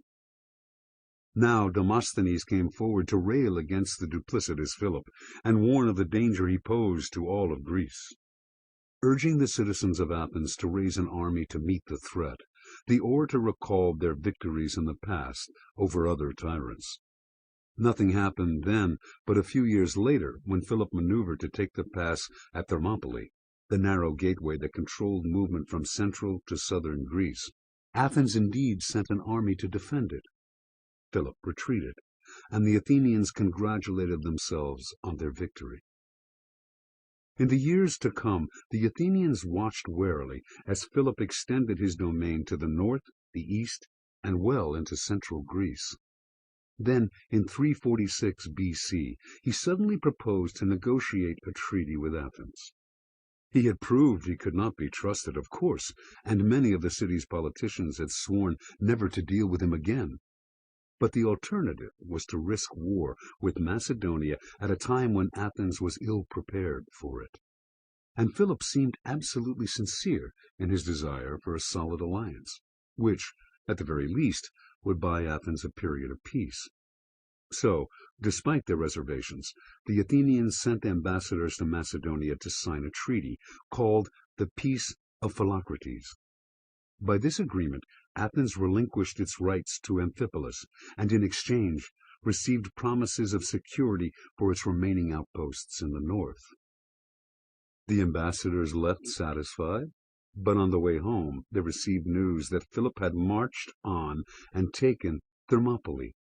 Challenged to explain himself, Philip responded that he had acted to secure his interests in central Greece from a temporary threat by a rival power, and he quickly abandoned the pass. But the Athenians had had enough. They had been humiliated. Time and time again, Philip had used negotiations and treaties to cover nefarious advances. He was not honorable. He might have abandoned Thermopylae, but it did not matter. He was always taking control over larger territories, then making himself look conciliatory by giving some of his acquisitions back. But only some, and he often retook the conceded lands later anyway. The net effect was inevitably to enlarge his domain. Mixing war with deceptive diplomacy, he had slowly made Macedonia the dominant power in Greece. Demosthenes and his followers were now on the ascendant. The Peace of Philocrates was obviously a disgrace, and everyone involved in it was thrown out of office. The Athenians began to make trouble in the country to the east of Amphipolis, trying to secure more outposts there, even provoking quarrels with Macedonia. In 338 BC, they engaged in an alliance with Thebes to prepare for a great war against Philip. The two allies met the Macedonians in battle at Chaeronea, in central Greece, but Philip won the battle decisively, his son Alexander playing a key role. Now the Athenians were in panic. Barbarians from the north were about to descend on their city and burn it to the ground. And yet again they were proved wrong. In a most generous peace offer, Philip promised not to invade Athenian lands. In exchange, he would take over the disputed outposts in the east, and Athens would become an ally of Macedonia. As proof of his word, Philip released his Athenian prisoners from the recent war without asking for payment of any ransom. He also had his son Alexander lead a delegation to Athens, bearing the ashes of all the Athenian soldiers who had died at Chaeronea. Overwhelmed with gratitude, the Athenians granted citizenship to both Alexander and his father, and erected a statue of Philip in their agora. Later that year, Philip convened a congress of all the Greek city-states, except for Sparta, which refused to attend, to discuss an alliance to form what would be called the Hellenic League. For the first time, the Greek city-states were united in a single confederation. Soon after the terms of the alliance were agreed upon, Philip proposed a united war against the hated Persians. The proposal was happily accepted, with Athens leading the way. Somehow, everyone had forgotten how dishonorable Philip had been. They only remembered the king who had recently been so generous. In 336 BC, before the war against Persia got underway, Philip was assassinated. It would be his son Alexander who would lead the League into war and the creation of an empire. And through it all, Athens would remain Macedonia's most loyal ally, its critical anchor of stability within the Hellenic League. Interpretation. Like Philip, you must see any negotiating situation in which your vital interests are at stake as a realm of pure maneuver, warfare by other means. Earning people's trust and confidence is not a moral issue, but a strategic one. Sometimes it is necessary, sometimes it isn't. People will break their word if it serves their interests, and they will find any moral or legal excuse to justify their moves, sometimes to themselves as well as to others. Just as you must always put yourself in the strongest position before battle, so it is with negotiation. If you are weak, use negotiations to buy yourself time, to delay battle until you are ready. Be conciliatory, not to be nice, but to maneuver. If you are strong, take as much as you can before and during negotiations. Then later, you can give back some of what you took, conceding the things you least value to make yourself look generous. Do not worry about your reputation or about creating distrust. It is amazing how quickly people will forget your broken promises when you are strong and in a position to offer them something in their self-interest. Keys to warfare. Conflict and confrontation are generally unpleasant affairs that churn up unpleasant emotions. Out of a desire to avoid such unpleasantness, people will often try to be nice and conciliatory to those around them, in the belief that that will elicit the same response in return. But so often, experience proves this logic to be wrong. Over time, the people you treat nicely will take you for granted. They will see you as weak and exploitable. Being generous does not elicit gratitude, but creates either a spoiled child or someone who resents behavior perceived as charity. Those who believe against the evidence that niceness breeds niceness in return are doomed to failure in any kind of negotiation, let alone in the game of life. People respond in a nice and conciliatory way only when it is in their interest and when they have to do so. Your goal is to create that imperative by making it painful for them to fight. If you ease up the pressure out of a desire to be conciliatory and gain their trust, you only give them an opening to procrastinate, deceive, and take advantage of your niceness. That is human nature. Over the centuries, those who have fought wars have learned this lesson the hard way. By continuing to advance, by keeping up unrelenting pressure, you force your enemies to respond and ultimately to negotiate. If you advance a little further every day, attempts to delay negotiation only make their position weaker. You are demonstrating your resolve and determination, not through symbolic gestures, but by administering real pain. You do not continue to advance in order to grab land or possessions, but to put yourself in the strongest possible position and win the war. Once you have forced them to settle, you have room to make concessions and give back some of what you've taken. In the process, you might even seem nice and conciliatory. Reversal. In negotiation as in war, you must not let yourself get carried away. There is a danger in advancing too far, taking too much, to the point where you create an embittered enemy who will work for revenge. Your purpose in any settlement you negotiate is never to satisfy greed or to punish the other side, but to secure your own interests. In the long run, a punitive settlement will only win you insecurity. 22. Know how to end things. The exit strategy. You are judged in this world by how well you bring things to an end. A messy or incomplete conclusion can reverberate for years to come, ruining your reputation in the process. The art of ending things well is knowing when to stop, never going so far that you exhaust yourself or create bitter enemies that embroil you in conflict in the future. It also entails ending on the right note with energy and flair. It is not a question of simply winning the war, but the way you win it. The way your victory sets you up for the next round. The height of strategic wisdom is to avoid all conflicts and entanglements from which there are no realistic exits. Ending as beginning. As a young man, Lyndon B. Johnson had just one dream: to climb the ladder of politics and become president. When Johnson was in his mid-20s, the goal was starting to seem unreachable. A job as the secretary of a Texas congressman had allowed him to meet and make an impression on President Franklin D. Roosevelt, who had named him the Texas director of the National Youth Administration, a post promising excellent political connections. But Texas voters were extremely loyal, often returning congressmen to their seat for decades or until they died. Johnson urgently wanted a seat in Congress. If he did not get one soon enough, he would be too old to climb the ladder, and he burned with ambition. On February 22, 1937, out of the blue, the chance of a lifetime opened up. The Texas Congressman James Buchanan suddenly died. The seat he left empty, that of Texas's 10th District, was a rare opportunity, and the state's eligible political heavyweights immediately threw their hats in the ring. The many contenders included Sam Stone, a popular county judge, Shelton Polk, an ambitious young Austin attorney, and C.N. Avery, Buchanan's former campaign manager, the favorite to win. Avery had the support of Tom Miller, mayor of Austin, the 10th District's only large city.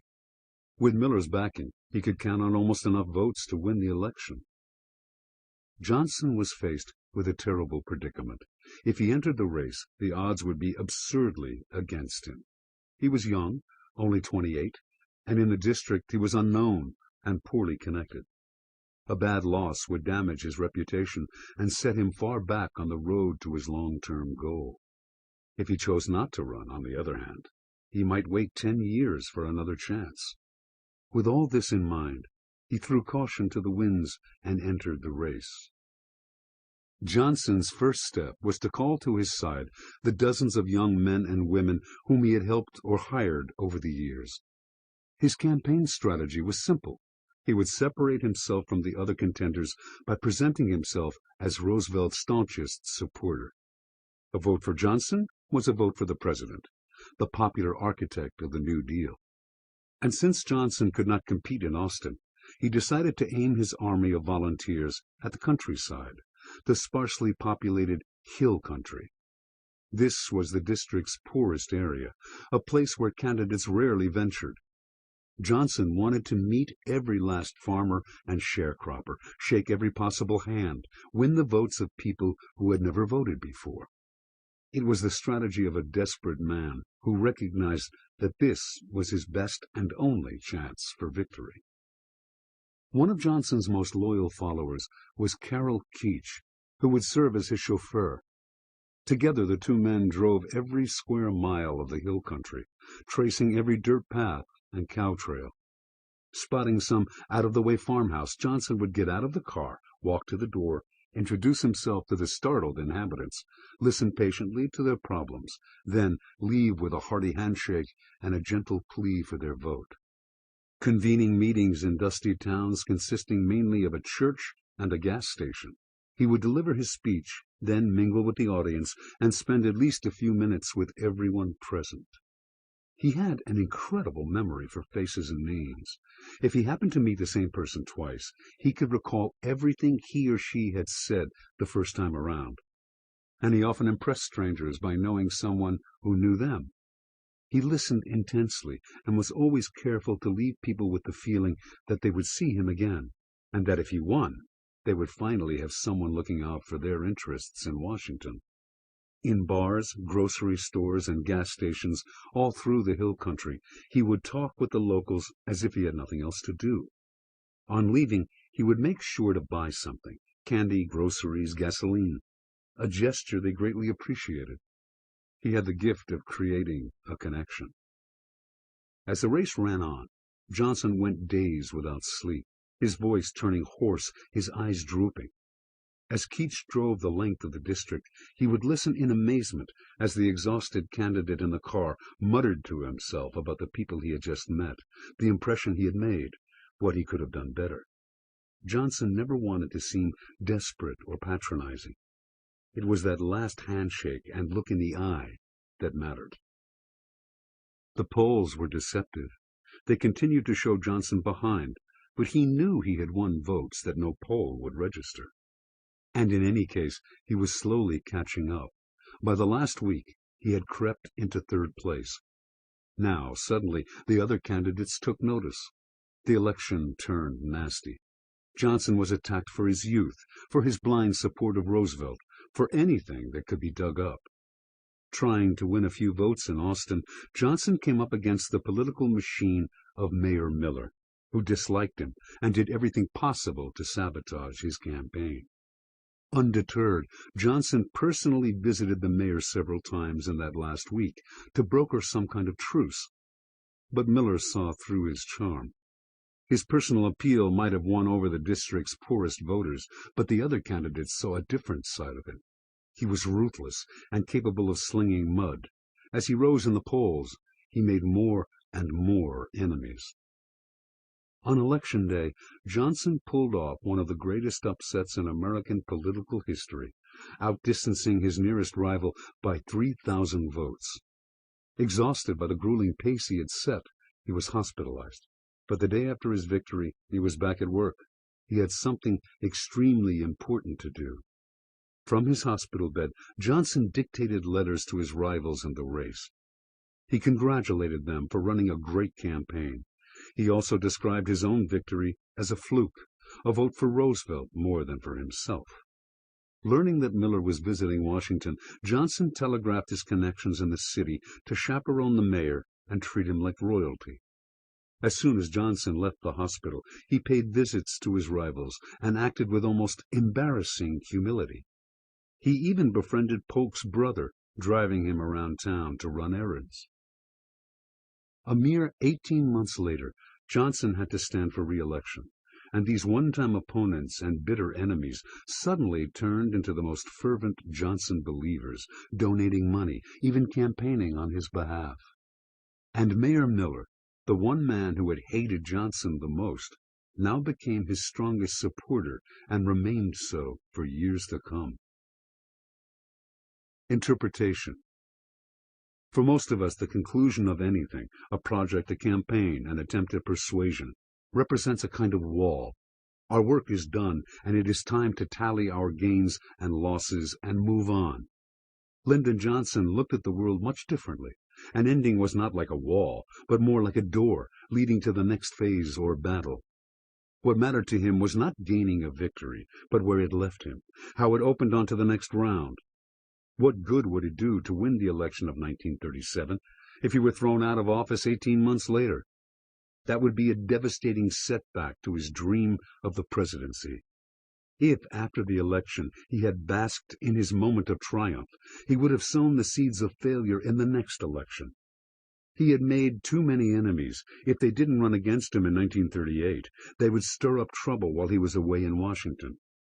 So Johnson immediately worked to win these men over, whether with charm, with meaningful gestures, or with clever appeals to their self-interest. He kept his eye on the future and on the kind of success that would keep him moving forward. Understand, in any venture, your tendency to think in terms of winning or losing, success or failure, is dangerous. Your mind comes to a stop instead of looking ahead. Emotions dominate the moment, a smug elation in winning, dejection and bitterness in losing. What you need is a more fluid and strategic outlook on life. Nothing ever really ends. How you finish something will influence and even determine what you do next. Some victories are negative, they lead nowhere, and some defeats are positive, working as a wake-up call or lesson. This fluid kind of thinking will force you to put more strategic emphasis on the quality and mood of the ending. It will make you look at your opponents and decide whether you might do better to be generous to them at the end, taking a step back and transforming them into allies, playing on the emotions of the moment. Keeping your eyes on the aftermath of any encounter, you will think more of the feeling you leave people with, a feeling that might translate into a desire to see more of you. By understanding that any victory or defeat is temporary, and that what matters is what you do with them, you will find it easier to keep yourself balanced during the thousands of battles that life entails. The only real ending is death. Everything else is a transition. Keys to warfare. The end of something, a project, a campaign, a conversation, has inordinate importance for people. It resonates in the mind. A war can begin with great fanfare and can bring many victories, but if it ends badly, that is all anyone remembers. The reason it is hard to end things well is simple. Endings inspire overpowering emotions. At the end of a bitter conflict, we have a deep desire for peace, and impatience for the truce. If the conflict is bringing us victory, we often succumb to delusions of grandeur or are swept away by greed and grab for more than we need. If the conflict has been nasty, anger moves us to finish with a violent, punitive strike. If we lose, we are left with a burning desire for revenge. Emotions like these can ruin all of our prior good work. There is, in fact, nothing harder in the realm of strategy than keeping our head on straight all the way to the end and past the end. Yet nothing is more necessary. Learn the lesson well. Brilliant plans and piled-up conquests are not enough. You can become the victim of your own success, letting victory seduce you into going too far, creating hard-bitten enemies, winning the battle, but losing the political game after it.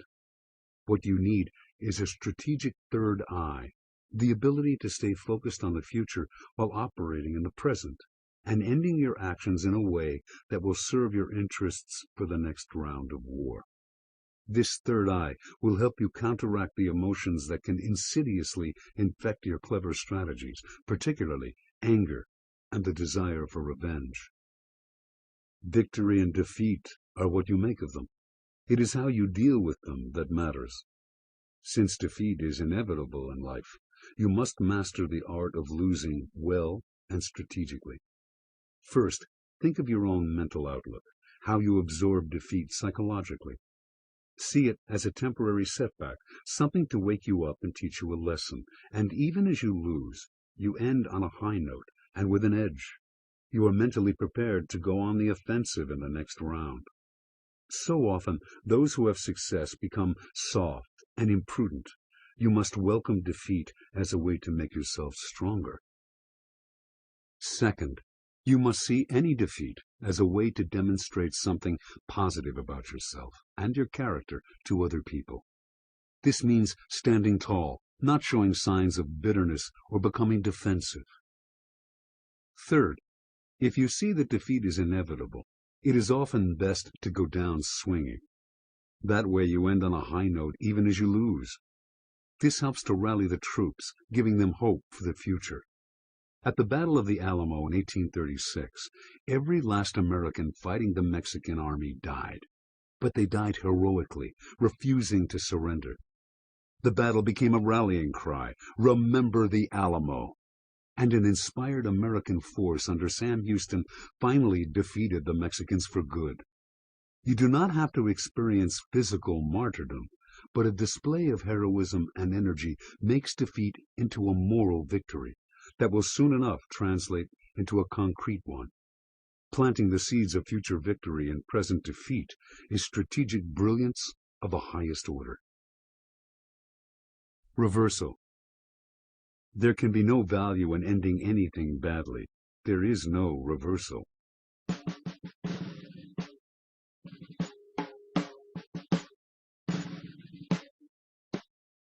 Part 5. Unconventional, dirty warfare. A general fighting a war must constantly search for an advantage over the opponent. The greatest advantage comes from the element of surprise, from hitting enemies with strategies that are novel, outside their experience, completely unconventional. It is in the nature of war, however, that over time any strategy with any possible application will be tried and tested, so that the search for the new and unconventional has an innate tendency to become more and more extreme. At the same time, moral and ethical codes that governed warfare for centuries have gradually loosened. These two effects dovetail into what we today call dirty war, where anything goes, down to the killing of thousands of unwarned civilians. Dirty war is political, deceptive, and supremely manipulative. Often the last recourse of the weak and desperate, it uses any means available to level the playing field. The dynamic of the dirty war has filtered into society and the culture at large. Whether in politics, business, or society, the way to defeat your opponents is to surprise them, to come at them from an unexpected angle. And the increasing pressures of these daily wars make dirty strategies inevitable. People go underground. They seem nice and decent, but use slippery, devious methods behind the scenes. The unconventional has its own logic that you must understand. First, nothing stays new for long. Those who depend on novelty must constantly come up with some fresh idea that goes against the orthodoxies of the time. Second, people who use unconventional methods are very hard to fight. The classic direct route, the use of force and strength, does not work. You must use indirect methods to combat indirection. Fight fire with fire, even at the cost of going dirty yourself. To try to stay clean out of a sense of morality is to risk defeat. This part of the program will initiate you into the various forms of the unorthodox. Some of these are strictly unconventional, deceiving your opponents and working against their expectations. Others are more political and slippery, making morality a strategic weapon, applying the arts of guerrilla warfare to daily life, mastering the insidious forms of passive aggression. And some are unapologetically dirty, destroying the enemy from within, inflicting terror and panic. These chapters are designed to give you a greater understanding of the diabolical psychology involved in each strategy, helping to arm you with the proper defense. 23. Weave a seamless blend of fact and fiction. Misperception strategies. Since no creature can survive without the ability to see or sense what is going on around it, you must make it hard for your enemies to know what is going on around them, including what you are doing. Disturb their focus, and you weaken their strategic powers. People's perceptions are filtered through their emotions. They tend to interpret the world according to what they want to see. Feed their expectations, manufacture a reality to match their desires, and they will fool themselves.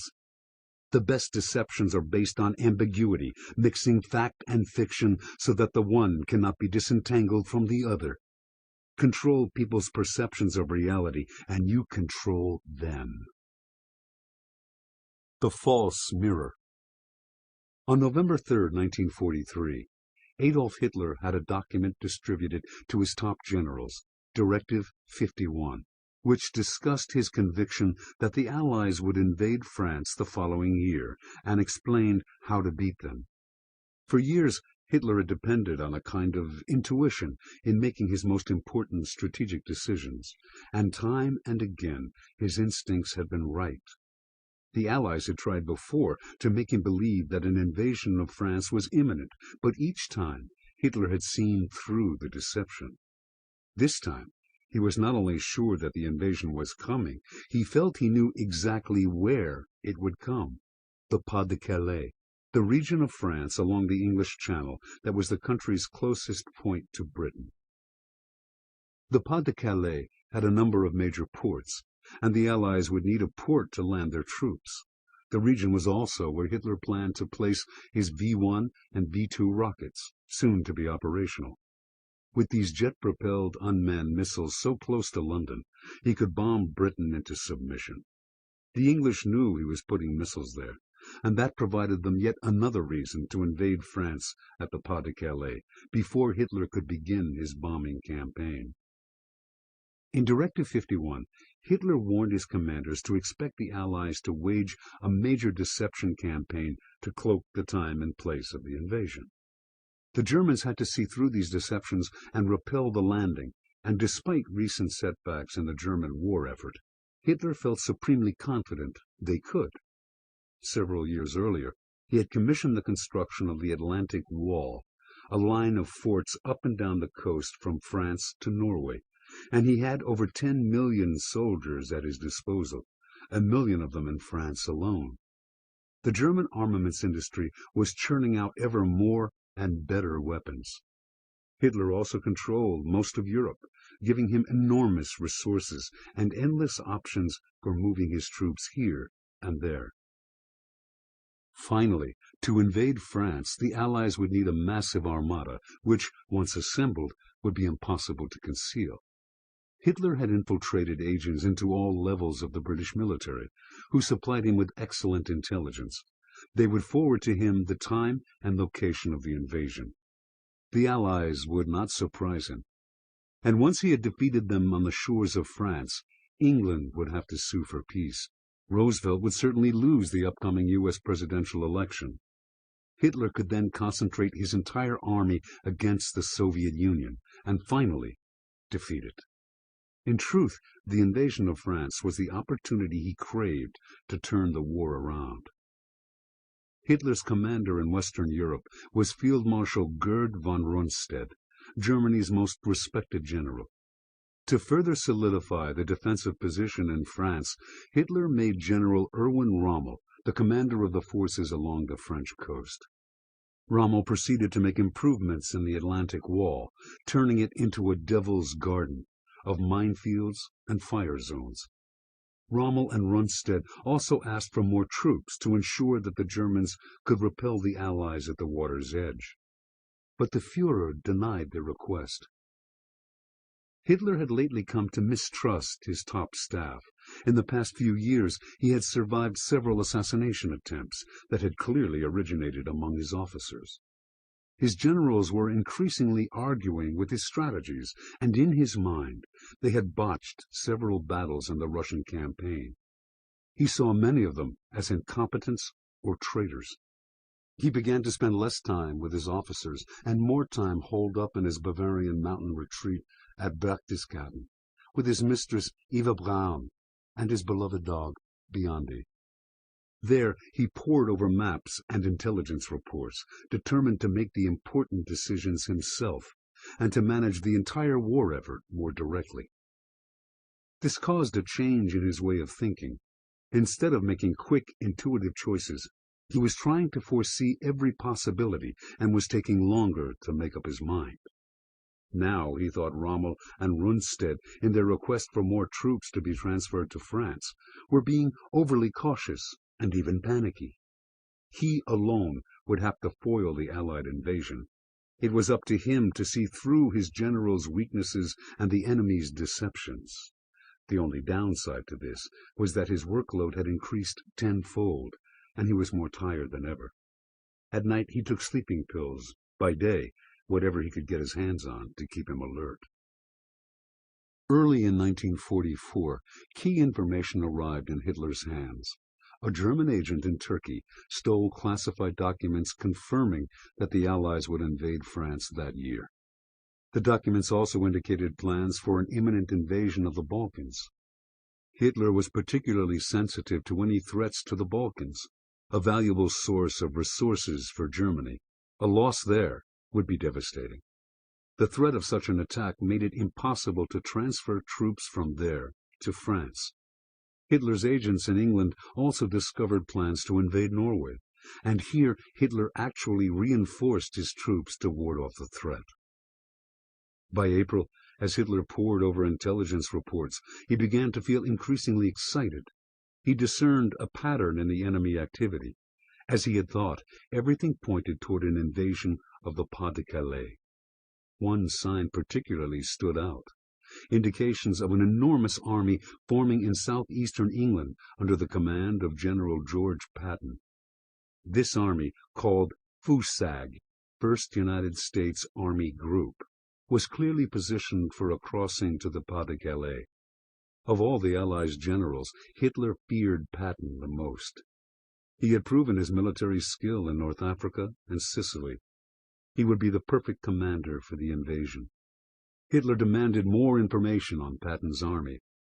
High-flying reconnaissance planes photographed enormous military camps, docking equipment, thousands of tanks moving through the countryside, a pipeline being built to the coast. When a captured German general who had been imprisoned in England was finally repatriated, he caught glimpses of massive activity in the FUSAG area on his trip from his internment camp to London. Agents in Switzerland reported that every map of the Pas-de-Calais area had been mysteriously bought up. The pieces of a giant puzzle were coming together. Now, only one question remained: when would it happen? As April turned to May, Hitler was deluged with all kinds of conflicting reports, rumors, and sightings. The information was confusing, taxing his strained mind, but two nuggets of intelligence seemed to clarify the picture.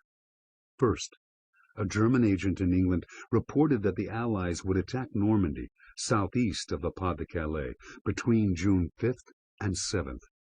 But the Germans had strong indications that this man was operating as a double agent, and his report was clearly part of an Allied disinformation campaign. The attack would probably be coming at the end of June or beginning of July, when the weather was generally more predictable. Then, later in May, a series of more reliable German spies spotted Britain's top general, Sir Bernard Montgomery, in Gibraltar, and then in Algiers. Montgomery would certainly command a large part of any invading force.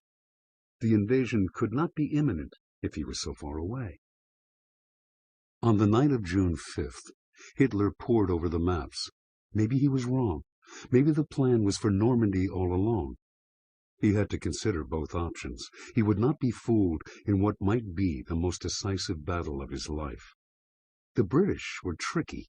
He had to keep his forces mobile in case it was Normandy after all. He would not commit himself until he knew for sure. Reading the weather reports for the Channel, stormy that evening, he took his usual sleeping pill and went to bed. Early the next morning, Hitler woke to startling news. A massive invasion was underway in southern Normandy. A large armada had left England in the middle of the night, and hundreds of parachutists had been dropped near the Normandy coast. As the day progressed, the reports became more exact. The Allies had landed on the beaches southeast of Cherbourg. A critical moment had come. If some of the forces stationed in the Pas-de-Calais were hurried to the beaches of Normandy, the Allies could be pinned and thrown back into the sea. This was the recommendation of Rommel and Rundstedt, who anxiously awaited Hitler's approval. But through the night and into the following day, Hitler hesitated. Then, just as he was on the verge of sending reinforcements to Normandy, he received word of increased Allied activity in the Foussag area. Was Normandy, in fact, a giant diversion? If he moved his reserves there, would Patton immediately cross the Channel to the Pas-de-Calais? No. Hitler would wait to see if the attack was real, and so the days went by, with Rommel and Rundstedt fuming at his indecision. After several weeks, Hitler finally accepted that Normandy was the real destination. But by then, he was too late. The Allies had established a beachhead. In August, they broke out of Normandy, sending the Germans into full retreat. To Hitler, the disaster was yet another indication of the incompetence of those around him. He had no idea how deeply and decisively he had been fooled. Interpretation. Fooling Hitler into keeping his forces dispersed across Europe and France would give the Allies a slim margin of time in which to establish a beachhead. The key was to present him a picture composed of many different kinds of evidence that would tell him the Allies were doing just what he had thought they would. But this picture could not be made up of all kinds of flashing signs pointing to the Balkans and the Pas-de-Calais. That would reek of deception. Instead, they had to create something that had the weight and feel of reality. It had to be subtle, a mix of banal truths with little falsehoods stitched in. If Hitler saw that in its outlines it supported his expectations, his overactive mind would fill in the rest. This is how the Allies wove such a picture. By late 1943, the British had secretly identified all of the German agents active in England. The next step was to turn them into unwitting double agents by feeding them false information about Allied plans for an attack on the Balkans and Norway, say, and the massing of a fictional army, commanded by Patton, the American general Hitler so feared, opposite the Pas-de-Calais. This army, Foussag, existed only in piles of phony paperwork and wireless transmissions that mimicked a normal army. German agents were allowed to steal Foussag documents and intercept transmissions, carefully misleading messages, but at the same time, banal and bureaucratic ones, too banal to be seen as fake. Working with film designers, the Allies built an elaborate set of rubber, plastic, and wood that from German reconnaissance planes would look like an enormous camp of tents, aeroplanes, and tanks. The German general who saw Fusag with his own eyes was misled about the direction he was taking toward London. He had actually passed the real army to the west of Fusag's supposed site, massing for the invasion of Normandy. As the date of the invasion drew near, the Allies left clues combining fact and fiction still more intricately. The real time and place of the invasion were planted with an agent whom the Germans completely mistrusted, giving Hitler the feeling that he had seen through a deception, when in fact he was staring at the truth. Now, if real information on the timing of the invasion somehow leaked out, Hitler would not know what to believe.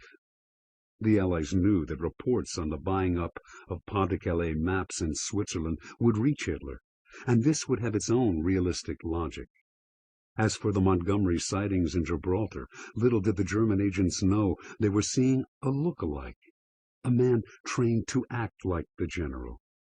In the end, the picture the Allies painted was so real to Hitler that well into July he believed in it, long after D-Day had actually happened. Through such subtle deceptions, they had compelled him to keep his forces dispersed, perhaps the decisive factor in the success of the invasion. In a competitive world, deception is a vital weapon that can give you a constant advantage. You can use it to distract your opponents, send them on goose chases, waste valuable time and resources in defending attacks that never come. But more than likely, your concept of deception is wrong. It does not entail elaborate illusions or all sorts of showy distractions. People are too sophisticated to fall for such things. Deception should mirror reality. It can be elaborate, as the British deception around D-Day was, but the effect should be of reality only subtly, slightly altered, not completely transformed. To mirror reality, you must understand its nature.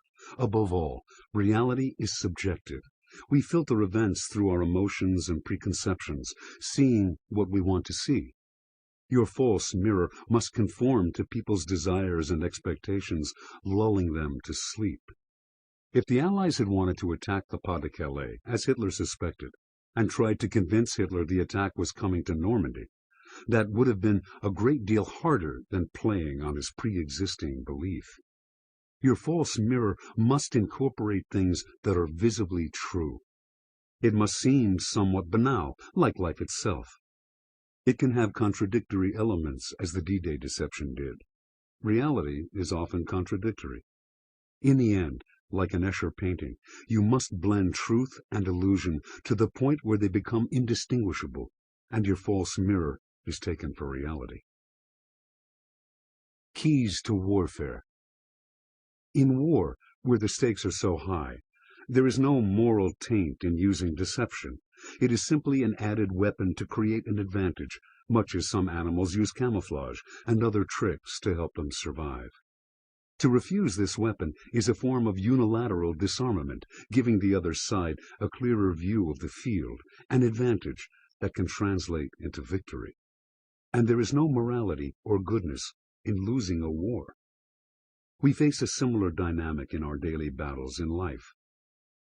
If other people can read what we are up to, predict what we are going to do, while we have no clue about them, they have a constant advantage over us that they cannot help but exploit. That is why, in the social realm, we learn from an early age to use deception. We tell others what they want to hear, concealing our real thoughts, hedging with the truth, misleading to make a better impression. Many of these deceptions are entirely unconscious. Since deception is inevitable, what you want is to elevate your game, to make your deceptions more conscious and skillful. You need the power to cloak your maneuvers, to keep people off balance by controlling the perceptions they have of you and the signs you give out. In this sense, there is a lot you can learn from the military arts of deception, which are based on timeless laws of psychology and are infinitely applicable to the battles of daily life. To master this art, you must embrace its necessity and find creative pleasure in manipulating appearances, as if you were directing a film. The following are the 6 main forms of military deception, each with its own advantage. The false front. This is the oldest form of military deception.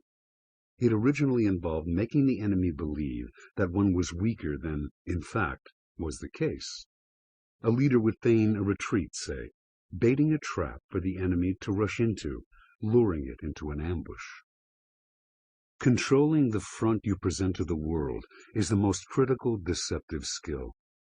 People respond most directly to what they see, to what is most visible to their eyes.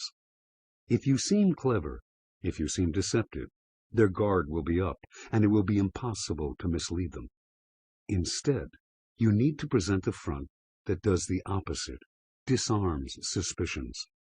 The best front here is weakness, which will make the other side feel superior to you, so that they either ignore you, and being ignored is very valuable at times, or are baited into an aggressive action at the wrong moment. Once it is too late, once they are committed, they can find out the hard way that you are not so weak after all. The decoy attack. To keep people from defending the points you want to attack, you must follow the military model and make real gestures toward a goal that does not interest you. You must seem to be investing time and energy to attack that point, as opposed to simply trying to signal the intention with words. Actions carry such weight and seem so real that people will naturally assume that is your real goal. Their attention is distracted from your actual objective. Their defenses are dispersed and weakened. Camouflage. The ability to blend into the environment is one of the most terrifying forms of military deception. The camouflage strategy can be applied to daily life in 2 ways. First, it is always good to be able to blend into the social landscape, to avoid calling attention to yourself, unless you choose to do so. When you talk and act like everyone else, mimicking their belief systems, when you blend into the crowd, you make it impossible for people to read anything particular in your behavior. Appearances are all that count here. Dress and talk like a businessman, and you must be a businessman. That gives you great room to move and plot without being noticed. Second, if you are preparing an attack of some sort and begin by blending into the environment, showing no sign of activity, your attack will seem to come out of nowhere, doubling its power. The hypnotic pattern. According to Machiavelli, human beings naturally tend to think in terms of patterns. They like to see events conforming to their expectations by fitting into a pattern or scheme. For schemes, whatever their actual content, comfort us by suggesting that the chaos of life is predictable. This mental habit offers excellent ground for deception, using a strategy that Machiavelli calls acclimatization, deliberately creating some pattern to make your enemies believe that your next action will follow true to form. Having lulled them into complacency, you now have room to work against their expectations, break the pattern, and take them by surprise. This tactic can be extended indefinitely. Once people feel you have deceived them, they will expect you to mislead them again, but they usually think you'll try something different next time. No one, they will tell themselves, is so stupid as to repeat the exact same trick on the same person. That, of course, is just when to repeat it, following the principle of always working against your enemy's expectations. Planted information. People are much more likely to believe something they see with their own eyes than something they are told. They are more likely to believe something they discover than something pushed at them. If you plant the false information you desire them to have, with third parties in neutral territory, when they pick up the clues, they have the impression they are the ones discovering the truth. The more you can make them dig for their information, the more deeply they will delude themselves. Shadows within shadows. If you are trying to mislead your enemies, it is often better to concoct something ambiguous and hard to read, as opposed to an outright deception. That deception can be uncovered, and enemies can turn their discovery to their advantage, especially if you think they are still fooled and act under that belief. You are the one doubly deceived. By creating something that is simply ambiguous, though, by making everything blurry, there is no deception to uncover. They are simply lost in a mist of uncertainty, where truth and falsehood, good and bad, all merge into one, and it is impossible to get one's bearings straight. Reversal. To be caught in a deception is dangerous. If you don't know that your cover is blown, now, suddenly, your enemies have more information than you do, and you become their tool. If the discovery of your deceit is public, on the other hand, your reputation takes a blow, or worse, the punishments for spying are severe. You must use deception with utmost caution then, employing the least amount of people as possible to avoid the inevitable leaks. You should always leave yourself an escape route, a cover story to protect you should you be exposed. If you become known as a deceiver, try being straightforward and honest for a change. That will confuse people, because they won't know how to read you. Your honesty will become a higher form of deception.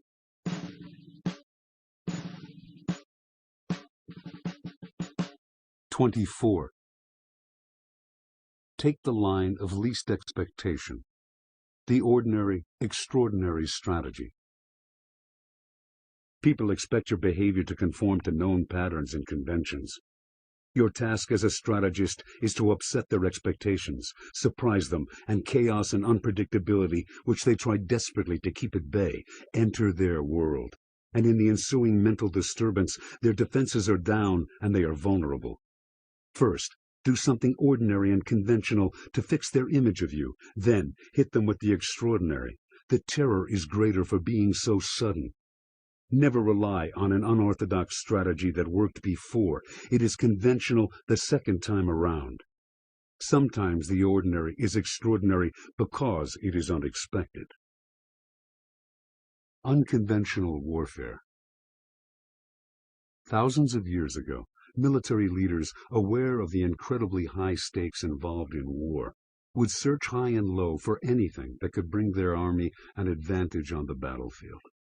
Some generals who were particularly clever would devise novel troop formations or an innovative use of infantry or cavalry.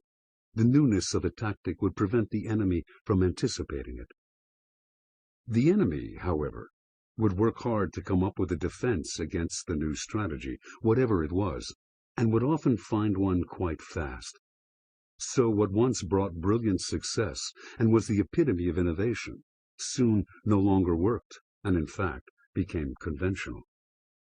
Furthermore, in the process of working out a defense against a novel strategy, the enemy itself would often be forced to innovate.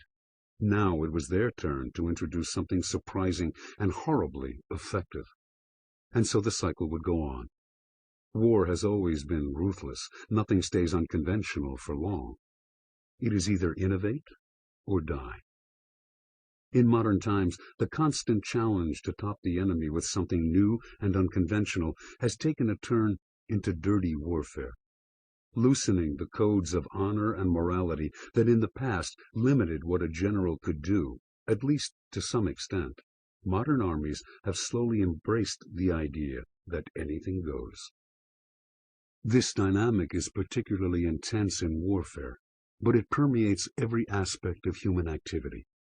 If you are in politics and business, and your opponents or competitors come up with a novel strategy, you must adapt it for your own purposes, or better, top it. Their once new tactic becomes conventional and ultimately useless. Our world is so fiercely competitive that one side will almost always end up resorting to something dirty, something outside earlier codes of accepted behavior. Ignore this spiral out of a sense of morality or pride, and you put yourself at a severe disadvantage. You are called to respond, in all likelihood, to fight a little dirty yourself.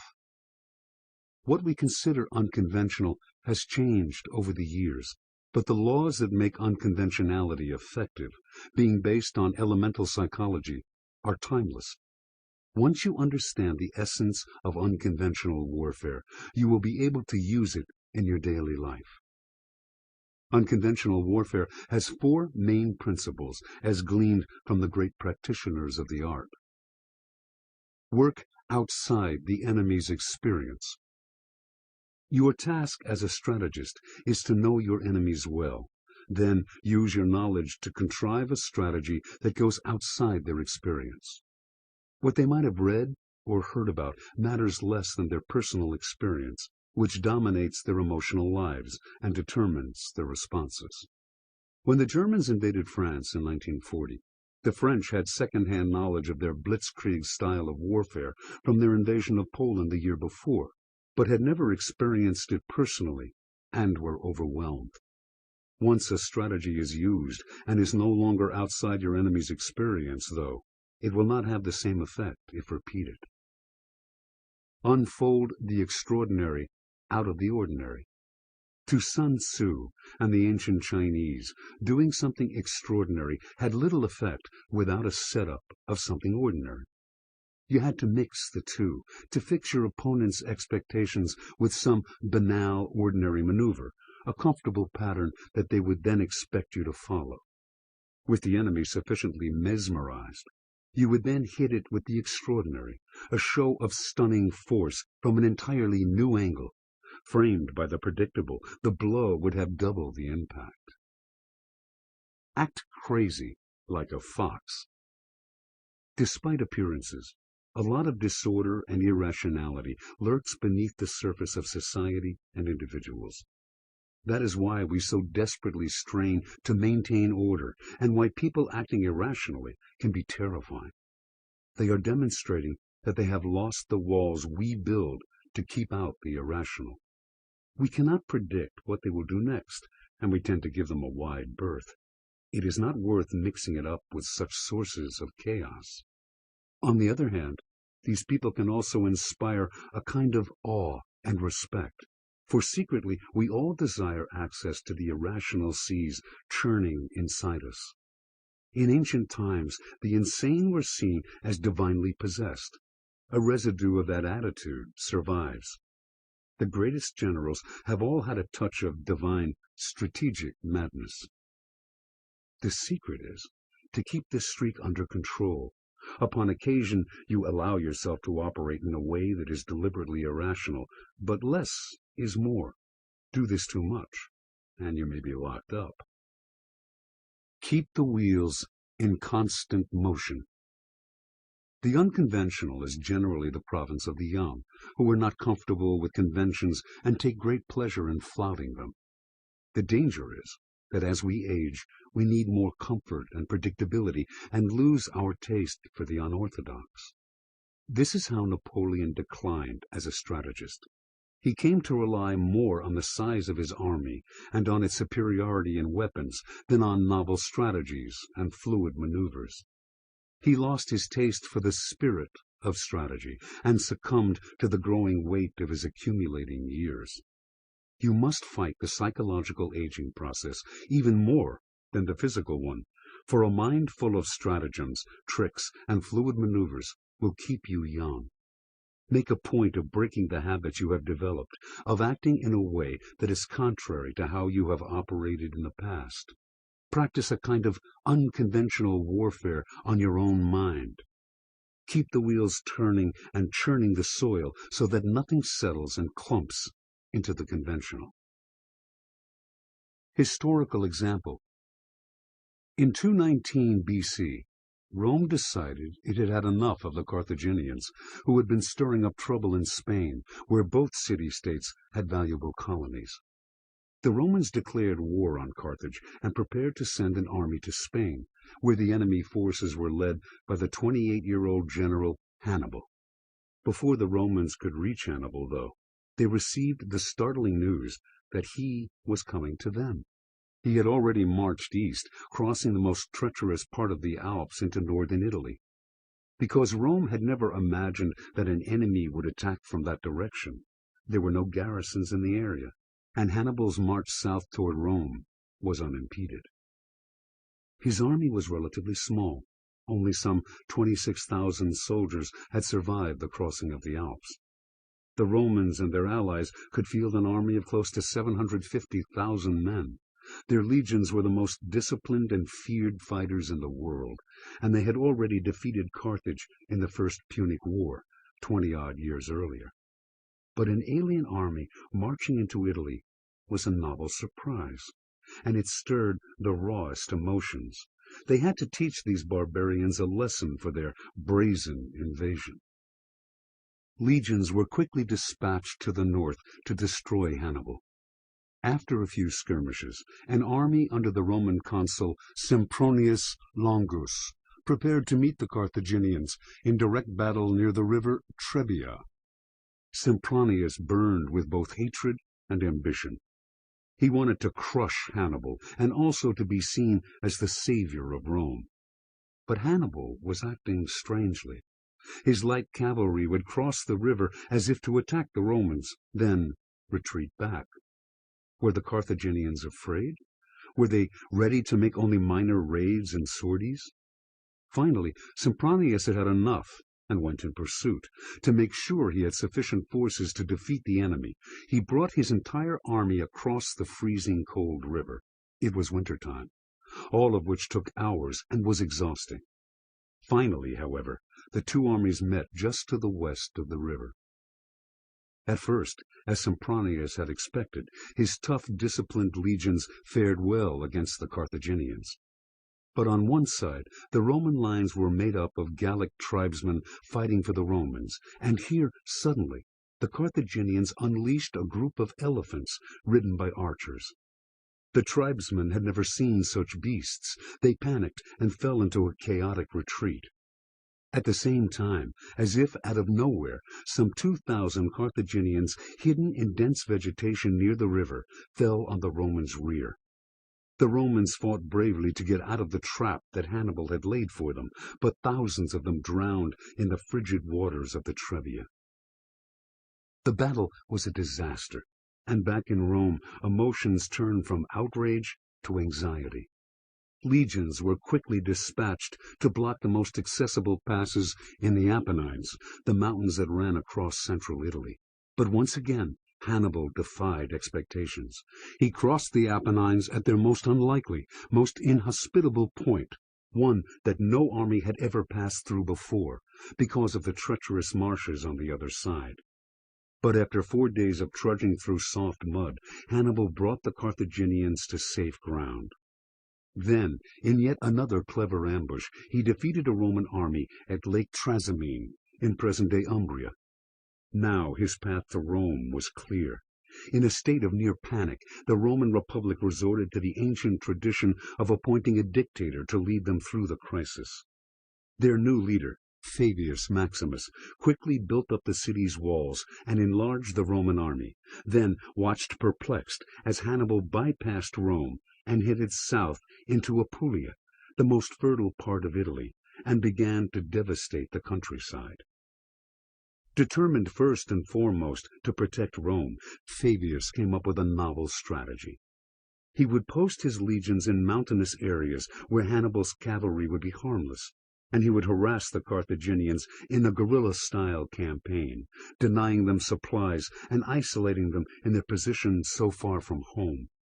Avoiding direct battle with their formidable leader at all costs, he would defeat them by exhausting them. But many Romans saw Fabius's strategy as disgraceful and unmanly. Worse, as Hannibal continued to raid the countryside, he hit none of Fabius's many properties, making it seem as if the two were in cahoots. Fabius became more and more unpopular. Having razed Apulia, Hannibal entered a fertile plain in Campania to Rome's south, terrain that Fabius knew well. Finally, deciding he had to act, or be thrown out of power, the dictator devised a trap. He stationed Roman armies at all the exit points from the plain, each army close enough to support the other. But Hannibal had entered Campania through the eastern mountain pass of Alephi, and Fabius noticed that he never left by the same route he entered. Although Fabius kept a sufficiently large Roman garrison at Alephi just in case, he reinforced the other passes in greater numbers. The beast, he thought, was caged. Eventually Hannibal's supplies would run out, and he would be forced to try to break through. Fabius would wait. In the weeks to come, Hannibal sent his cavalry north, perhaps trying to break out in that direction. He also plundered the richest farms in the area. Fabius saw through his tricks. He was trying to bait the Romans into a battle of his choice. But Fabius was determined to fight on his own terms, and only when the enemy tried to retreat from the trap. Anyway, he knew Hannibal would try to break through to the east, the only direction that afforded him a clean break into country the Romans did not control. One night, the Roman soldiers guarding the pass at Aliphi saw sights and heard sounds that made them think they were losing their minds. An enormous army, signaled by thousands of torches, seemed to be heading up the pass, covering its slopes, accompanied by loud bellowing sounds, as if possessed by some evil demon. The army seemed irresistible, far larger than the maximum estimate of Hannibal's strength. Afraid that it would climb above them and surround them, the Romans fled from their garrison, abandoning the pass, too scared even to look behind them. And a few hours later, Hannibal's army came through, escaping from Fabius's cordon.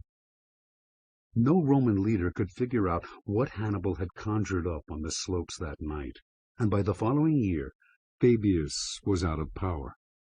The consul Terentius Varro burned to avenge the disgrace of Aliphi.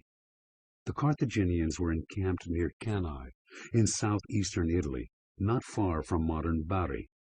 Varro marched to face them there, and as the two armies arrayed themselves in ranks to meet in battle, he could only have felt supremely confident. The terrain was clear, the enemy was in full view. There could be no hidden armies or last-minute tricks, and the Romans outnumbered the Carthaginians by 2-1. The battle began. At first the Romans seemed to have the edge. The center of the Carthaginian line proved surprisingly weak and easily gave ground. The Romans attacked this center with force, hoping to break through, and indeed pushing forward, when, to their shock and horror, they looked behind them and saw the two outer ends of the Carthaginian lines moving around to encircle them. They were trapped in a lethal embrace. It was a slaughter. Cannae would go down in history as Rome's most devastating and humiliating defeat. The war with Hannibal would drag on for years. Carthage never sent him the reinforcements that might have turned the tide, and the much larger and more powerful Roman army was able to recover from its many defeats at his hands. But Hannibal had earned a terrifying reputation. Despite their superior numbers, the Romans became so frightened of Hannibal that they avoided battle with him like the plague. Interpretation. Hannibal must be considered the ancient master of the military art of the unorthodox. A psychologist before his time, he understood that an enemy that is caught by surprise loses its discipline and sense of security. When chaos strikes those who are particularly rigid and orderly to begin with, such as the people and armies of Rome, it has double the destructive power. And surprise can never be mechanical, repetitive, or routine. That would be a contradiction in terms. Surprise takes constant adaptation, creativity, and a mischievous pleasure in playing the trickster. So Hannibal always took the route that Rome least expected him to take. The road through the Alps, for example, considered impassable to an army and therefore unguarded. Eventually, inevitably, the Romans caught on and began to expect him to take the least obvious route. At that point, it was the obvious that was unexpected, as at Aliphi. At Aliphi, Hannibal had bundles of kindling tied to the horns of oxen, then lit them and sent the terrified bellowing animals up the slopes to the pass at night, creating an indecipherable image to the Roman sentries, literally in the dark, and a terrifying one. At Cannae, where the Romans were by this time expecting the unorthodox, Hannibal disguised his stratagem in broad daylight, lining up his army like any other army of the period. On and on he went, each one of Hannibal's ingeniously unorthodox maneuvers flowering out of the other in a constant alternation between the uncanny and the banal, the hidden and the obvious. Adapting Hannibal's method to your own daily battles will bring you untold power. Using your knowledge of your enemy's psychology and way of thinking, you must calculate your opening moves to be what they least expect. The line of least expectation is the line of least resistance. People cannot defend themselves against what they cannot foresee. With less resistance in your path, the progress you make will inflate their impression of your power. Hannibal's small army seemed to the Romans much larger than it really was. Once they come to expect some extraordinary maneuver on your part, hit them with the ordinary. Establish a reputation for the unconventional, and you set your opponents on their heels. Knowing to anticipate the unexpected is not the same thing as knowing what the unexpected will be. Before long, your opponents will give way to your reputation alone. Reversal. There is never any value in attacking opponents from a direction or in a way that they expect, allowing them to stiffen their resistance. That is, unless your strategy is suicide.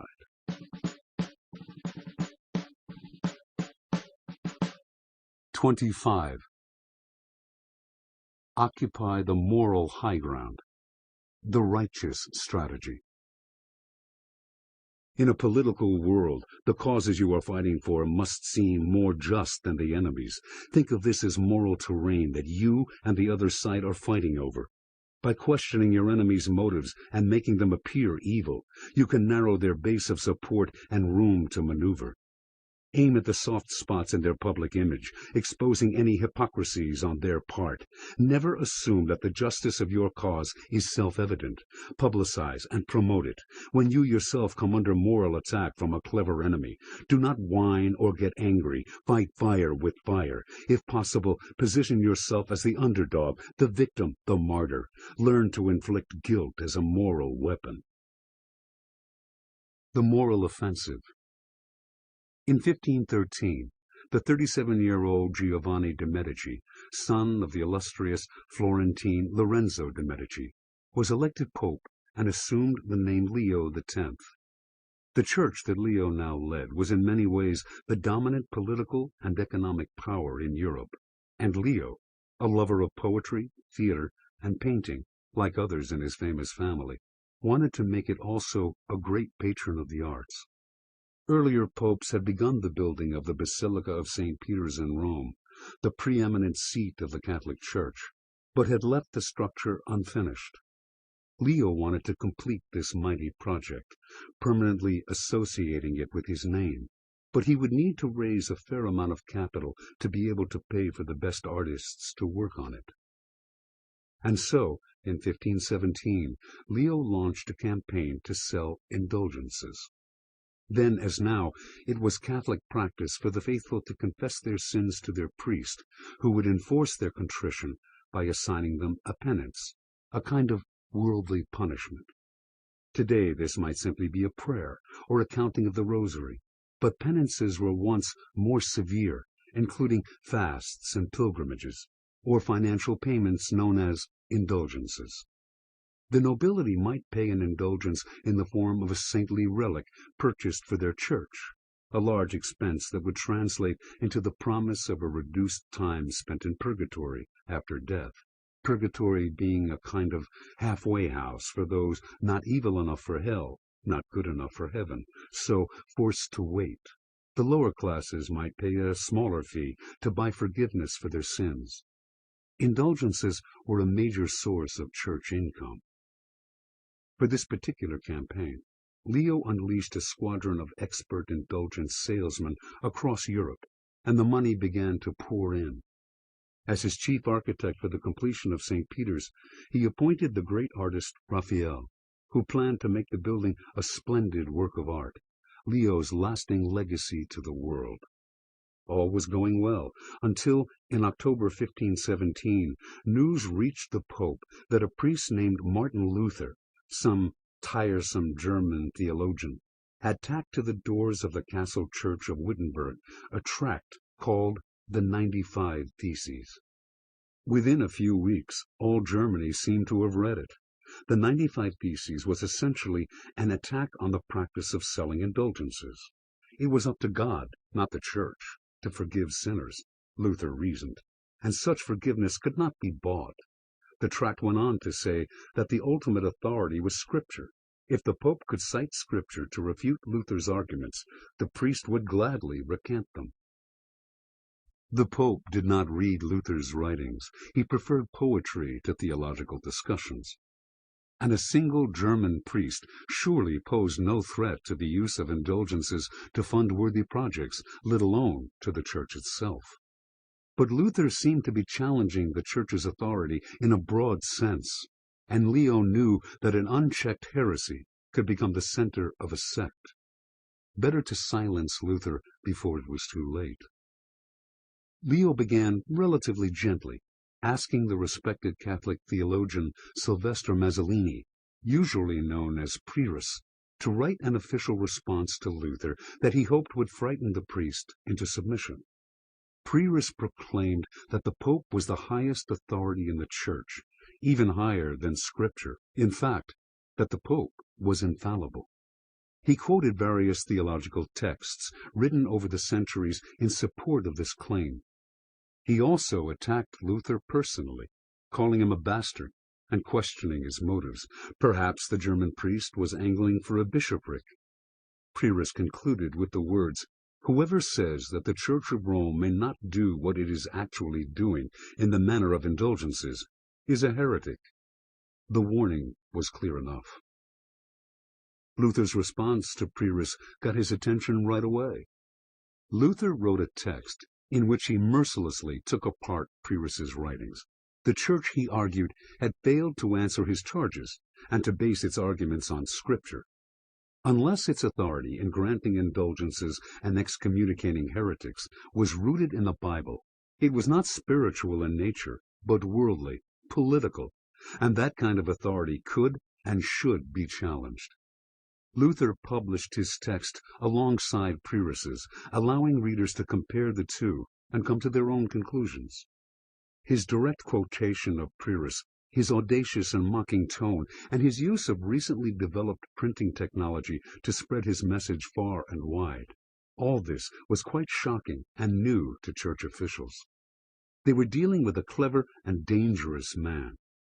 It was now clear to Leo that the war between the Church and Luther was a war to the death.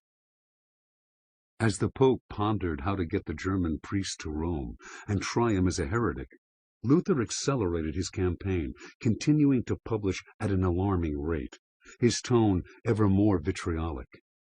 In an open letter to the Christian nobility of the German nation, he claimed that Rome had used its spurious authority to bully and cow the German people for centuries, turning Germany's kingdoms into vassal states. The Church, he said again, was a political power, not a spiritual one. And to prop up its worldly rule, it had resorted to lies, forged documents, whatever means necessary. On the Babylonian captivity of the Church, he railed against the Pope's lavish lifestyle, the whoring among the Church hierarchy, the blasphemous art Leo funded. Luther juxtaposed the righteous behavior advocated by the Church with the way its cardinals actually lived. It was the Pope and his entourage, Luther charged, who were the real heretics, not he. In fact, the Pope was the Antichrist. It seemed to Leo that it was time to show real force and end this war. So Leo wrote a papal bull threatening Luther with excommunication. He also sent Church officials to Germany to negotiate the priest's arrest and imprisonment. These officials, however, came back with shocking news that altered everything.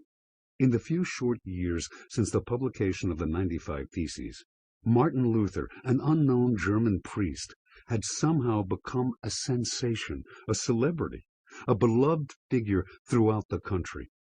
Everywhere the Pope's officials went, they were heckled, even threatened with stoning. Shop windows in almost every German town contained paintings of Luther with a halo over his head. 9/10 of the Germans shout, "Long live Luther," one official reported to Leo, and the other 10th, "Death to Rome." Luther had somehow aroused the German public's latent resentment and hatred of the Church. and his reputation was impeccable. He was a best-selling author, yet he refused the income from his writings, clearly practicing what he preached. The more the church attacked him, the more popular Luther became. To make a martyr of him now could spark a revolution. Nevertheless, in 1521, Leo ordered Luther to appear in the town of Worms before the imperial diet, a gathering of German princes, nobles, and clergy organized by the newly elected Holy Roman Emperor Charles V. Leo hoped to get the Germans to do his dirty work, and Charles was amenable, a political creature, worried by the anti-authoritarian sentiments that Luther had sparked. He wanted the dispute over. At the Diet, he demanded that the priest recant his teachings, but Luther, as usual, refused, and in dramatic fashion, uttering the memorable line, "Here I stand, I cannot do otherwise, God help me." The emperor had no choice. He condemned Luther as a heretic and ordered him to return to Wittenberg to await his fate. On the way home, however, Luther was kidnapped and taken to Warburg Castle. The kidnapping had actually been planned and executed by his many supporters among the aristocracy. He was safe. Living in the castle under an assumed name, he was able to ride out the storm. Leo died that year, and within months of his death, Luther's ideas and the reforms that he had advocated had spread throughout Germany like wildfire. By 1526, a Protestant party was officially recognized in different parts of Europe. This was the birth of the Reformation, and with it the vast worldly power of the Catholic Church, at least as Leo had inherited it, was irrevocably broken. That obscure, pedantic Wittenberg priest had somehow won the war.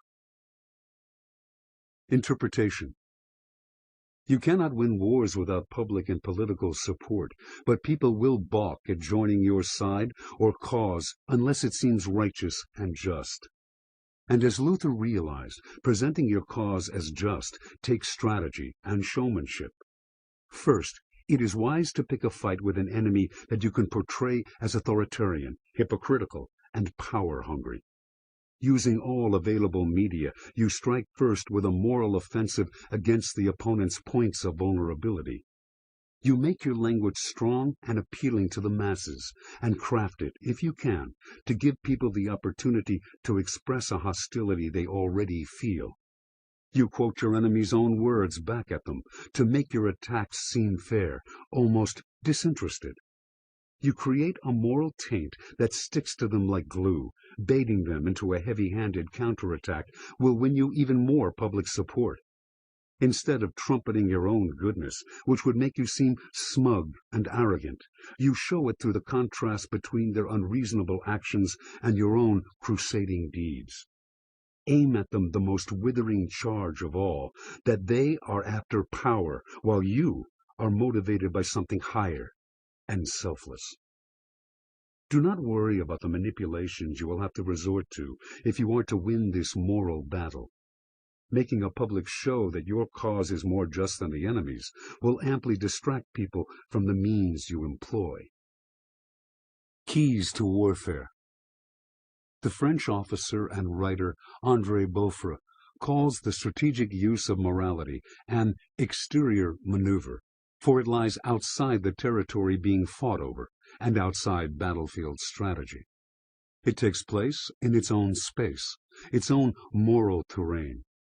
Nations today must play the public game, deflecting their enemies' attempts to portray them as evil.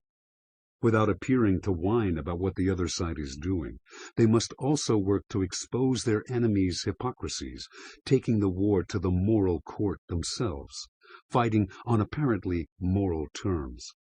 Cede the moral terrain to the other side, and you limit your freedom of action. Now, anything you might have to do that is manipulative yet necessary will feed the unjust image the enemy has publicized, and you will hesitate to take such action. This has great relevance to all forms of conflict. When your enemies try to present themselves as more justified than you are, and therefore more moral, you must see this move for what it most often is, not a reflection of morality, of right and wrong, but a clever strategy, an exterior maneuver. You can recognize an exterior maneuver in a number of ways. First, the moral attack often comes out of left field, having nothing to do with what you imagine the conflict is about. Something you have done in a completely different arena is dredged up as a way to drain your support or inject you with guilt. Second, the attack is often ad hominem. Rational argument is met with the emotional and personal. Your character, rather than the issue you are fighting over, becomes the ground of the debate. Your motives are questioned and given the darkest turn. Once you realize you are under attack by a moral warrior using the exterior maneuver, it is vital to keep control of your emotions. If you complain or lash out angrily, you just look defensive, as if you had something to hide.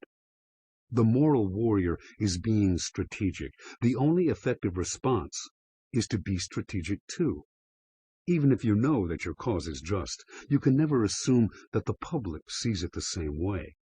Appearances and reputation rule in today's world. Letting the enemy frame these things to its liking is akin to letting it take the most favorable position on the battlefield. Once the fight for moral terrain has begun, you must fight to occupy the high ground in the same way you would in a shooting war. In general, in a conflict that is potentially nasty, in which you are certain the enemy will resort to almost anything, it is best that you go on the offensive with your moral campaign and not wait for their attacks. Poking holes in the other side's reputation is easier than defending your own. The more you stay on the offensive, the more you can distract the public from your own deficiencies and faults are inevitable in war. If you are physically and militarily weaker than your enemy, all the more reason to mount an exterior maneuver. Move the battle to the moral terrain, where you can hamstring and beat a stronger foe. The best defense against moral warriors is to give them no target. Live up to your good name. Practice what you preach, at least in public. Ally yourself with the most just causes of the day. Make your opponents work so hard to undermine your reputation that they seem desperate, and their attacks blow up in their faces. If you have to do something nasty and not in harmony with your stated position or public image, use a cat's paw, some agent to act for you and hide your role in the action. If that is not possible, think ahead and plan a moral self-defense. At all costs, avoid actions that carry the taint of hypocrisy. Reversal. A moral offensive has a built-in danger. If people can tell what you are doing, your righteous stance may disgust and alienate them. Moral battles are for public consumption, and you must constantly gauge their effect, lowering or raising the heat accordingly.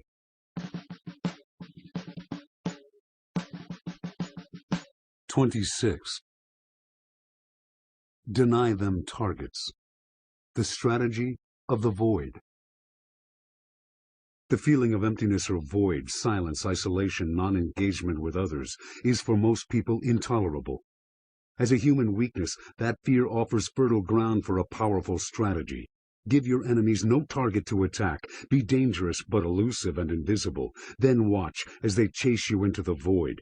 This is the essence of guerrilla warfare. Instead of frontal battles, deliver irritating but damaging side attacks and pinprick bites.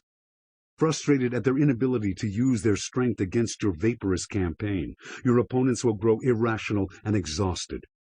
Make your guerrilla war part of a grand political cause, a people's war that crests in an irresistible revolution. The lure of the void. In 1807, Napoleon Bonaparte of France and Tsar Alexander I of Russia signed a treaty of alliance. But this treaty was unpopular with the Russian court. Among other things, it allowed Napoleon nearly free rein in Poland, Russia's traditional front yard. Russian aristocrats worked to influence the Tsar to repudiate it. Before too long, Alexander began to take actions that he knew would displease the French, and by August 1811, Napoleon had had enough. It was time to teach Russia a lesson. He began to lay plans for an invasion. The acquisition of this vast territory to the east would make him the ruler of the largest empire in history. Some of Napoleon's ministers warned him of the dangers of invading such a vast country, but the Emperor-General felt supremely confident. The Russian army was undisciplined, and its officers were squabbling among themselves. Two forces in Lithuania were positioned to block an invasion from the west, but intelligence had revealed that they were unprepared. Napoleon would march into a central position between these forces and defeat them in detail. He would ensure victory by mobilizing an army 3 times larger than any he had previously led. 650,000 men would march into Russia, 450,000 as part of the main attack force, the rest to secure lines of communication and supply. With an army this size, he could dominate even the large spaces of Russia, overwhelming the feeble enemy not only with his usual brilliant maneuvers, but with superior firepower. Napoleon may have felt certain of victory, but he was not a reckless man. His army would have to be as self-sufficient as possible. The distances were too great to have extended supply lines from Europe. But, given its size, that would require incredible planning and organization. To help provide for his army, Napoleon had vast storehouses close to the borders of Russia, filled with wheat and rice. He knew it would be impossible to provide fodder for the 150,000 horses of his army, and so, thinking ahead, he decided they would have to wait until June for the invasion, when the grasses of the Russian plains would be rich and green. At the last minute, he learned Russia had very few mills to grind grain into flour, so he added to his growing list the need to bring materials to build mills along the way. With the logistical problems addressed, and his usual well-devised strategy in hand, Napoleon told his ministers that he foresaw complete victory within 3 weeks. In the past, these predictions of Napoleon's had been uncannily accurate. In June 1812, Napoleon's vast armada of men and supplies crossed into Russia. Napoleon always planned for the unexpected, but this time, unmanageable difficulties began to pile up almost immediately. Rain, the bad roads, the intense summer heat brought the army's movements to a crawl. Within days, more than 10,000 horses ate rank grass and died. Supplies were failing to reach the forward troops fast enough, and they had to resort to foraging. But the uncooperative Russian peasants along the march not only refused to sell their food at any price, but burned their hay rather than let the French have it. The 2 Russian armies in Lithuania retreated too fast to be caught, and as they went, they burned crops and destroyed all storehouses of food. Dysentery quickly spread through the French troops. Some 900 men died each day. In his effort to catch and destroy at least part of his elusive enemy, Napoleon was compelled to march even farther east. At points, he came tantalizingly close to the more northern of the 2 Russian armies, but his exhausted men and horses could not move fast enough to meet or encircle it, and it easily escaped his traps each time. June bled into July. Now it became clear that the Russians would be able to join their 2 armies at Smolensk, over 200 miles east of where Napoleon had intended to fight them, and a mere 280 miles from Moscow. Napoleon had to call a halt and rethink his plan. Thousands of French soldiers had succumbed to disease and hunger without a single battle's being fought. The army was strung out along a 500-mile line, parts of which were constantly harassed by small troops of Cossacks on horseback, sowing terror with their bloodthirsty raids. Napoleon could not allow the chase to go on any longer. He would march his men to Smolensk and fight the decisive battle there. Smolensk was a holy city with great emotional significance to the Russian people. Surely the Russians would fight to defend it rather than let it be destroyed. He knew that if he could only meet the Russians in battle, he would win. And so the French moved on Smolensk, arriving there in mid-August, their 450,000-man attack force reduced to 150,000 and worn down by the intense heat. Finally, as Napoleon had predicted, the Russians made a stand here, but only briefly. After several days of fighting, they retreated yet again, leaving behind a burned and ruined city with nothing in it to feed on or plunder. Napoleon could not understand the Russian people, who seemed to him suicidal. They would destroy their country rather than surrender it. Now he had to decide whether to march on Moscow itself. It might have seemed wise to wait through the winter at Smolensk, but that would give the Tsar time to raise a larger army that would prove too hard for Napoleon to handle with his own depleted forces. The French emperor felt certain the Tsar would defend Moscow, the very heart and soul of Russia. Once Moscow fell, Alexander would have to sue for peace, so Napoleon marched his haggard troops still farther east. Now, at last, the Russians turned to face the French in battle, and on September 7th, the two armies clashed near the village of Borodino, a mere 75 miles from Moscow. Napoleon no longer had enough forces or cavalry to attempt his usual flanking maneuver, so he was forced to attack the enemy head-on. The Russians fought bitterly, harder than any army Napoleon had ever faced. Even so, after hours of brutal fighting, the Russians retreated yet again. The road to Moscow lay open, but the Russian army was still intact, and Napoleon's forces had suffered horrific casualties. 7 days later, Napoleon's army, now reduced to 100,000 men, straggled into an undefended Moscow. A French marshal wrote to his wife that the emperor's joy was overflowing. The Russians, he thinks, will sue for peace, and I shall change the face of the world. In earlier years, when he had marched into Vienna and Berlin, he had been met as a conquering hero, with dignitaries turning over to him the keys to their cities. But Moscow was empty, no citizens, no food. A terrible fire broke out almost immediately and lasted 5 days. All of the city's water pumps had been removed, an elaborate sabotage to make Moscow still more inhospitable. Napoleon sent letters to the Tsar, offering generous terms of peace. At first the Russians seemed willing to negotiate, but the weeks went by, and it finally became clear that they were dragging out the talks to buy time to build up their army, and to let winter grow closer. Napoleon could not risk staying in Moscow another day. The Russians would soon be able to encircle his now meager force. On October 19th, he marched the remains of his army out of the Russian capital. His goal was to get to Smolensk as fast as possible. Now those undisciplined bands of Cossacks that had harassed him on the road east had formed into larger divisions, guerrilla forces of 500 men, and every day they killed off more and more French soldiers. Marching in constant fear, Napoleon's men rarely slept. Thousands succumbed to fatigue and hunger. Napoleon was forced to lead them past the nightmarish fields of Borodino, still crowded with French corpses, many half-eaten by wolves. The snow began to fall. The Russian winter set in. The French horses died from the cold, and every last soldier had to trudge through the snow on foot.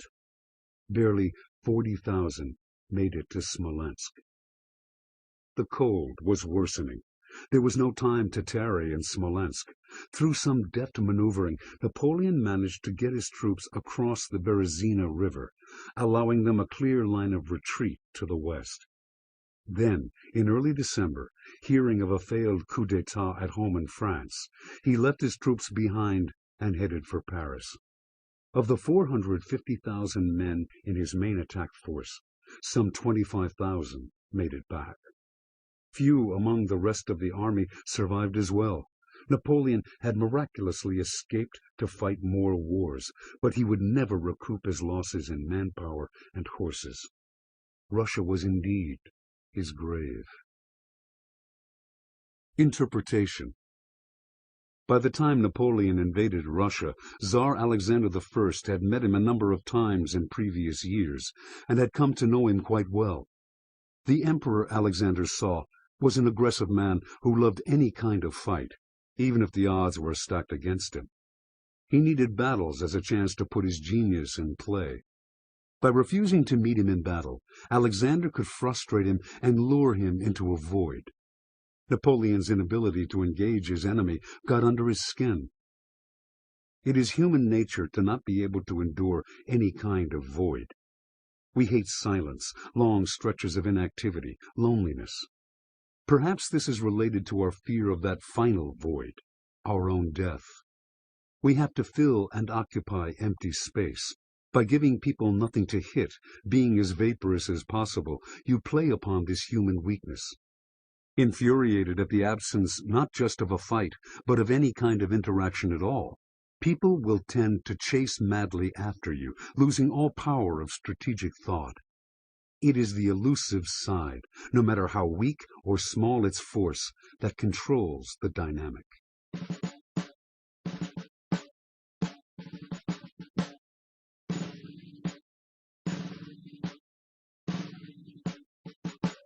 Keys to warfare. The power of guerrilla warfare is essentially psychological.